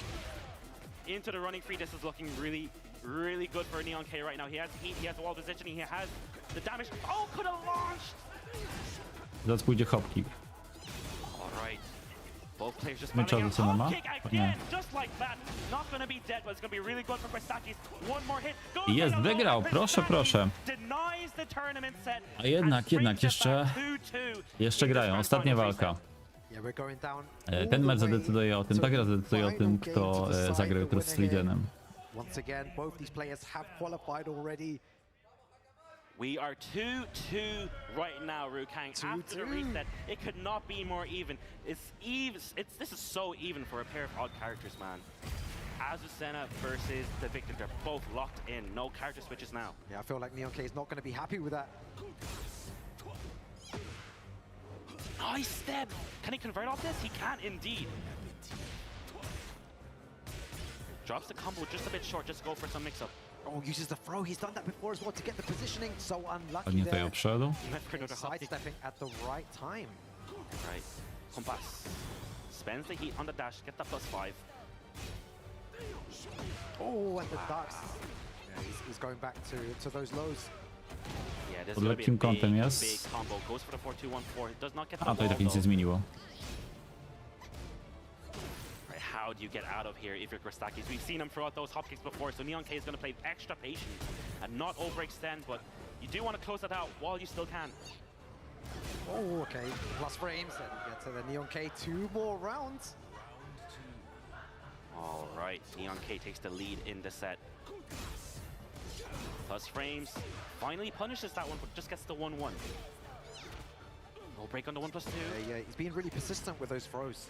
It's paying off. Oh, what? Jumping punch? Oh, we're playing Tekken 2. Nie, on to musiał zrobić przypadkowo. Okay, the trade on the running 2. Oh, very fortunate trade for both players. Yeah, very strange there. NeonK pops activate. He and the movement there. 1 more round and he takes it. NeonK looking to win the LCQ here. Back at tournament point at Phoenix Gate. We got the icons in the back fighting. We got NeonK versus Grostakis fighting. The ground is burstable. No break on the 1+2 again. Is this a weakness in Grostakis' defense? Oh my god, NeonK playing so well. No punish on the back turn 1+2. No punish on the. Oh my gosh, so many things not working out. Yeah, it's moving at 100 miles per hour right now. NeonK is on the front foot. Oh, take it. He's going to get the guaranteed damage afterwards. No, he I doesn't. co jeszcze? The heat smash. Koniec. Brawo. Jeden z moich faworytów wygrywa turniej i jutro, tylko właśnie jutro będzie grał z Frizenem. Nie wiem, czy to dobrze, moim zdaniem nie. Lepiej, żeby z Frizenem grał Grostakis, bo NeonK jest w formie. Jest to forma, a nie foremka. Nie będzie robił zamków z piasku. To słuchajcie, dzięki za dzisiaj. Widzimy się jutro o 12:30. A potem może w tygodniu na czymś, a jak nie, to w piątek bardzo wczesnym ranem, wręcz nocą, z czwartku na piątek na Evo Japan. Zrobię rajda i będziemy się gnać.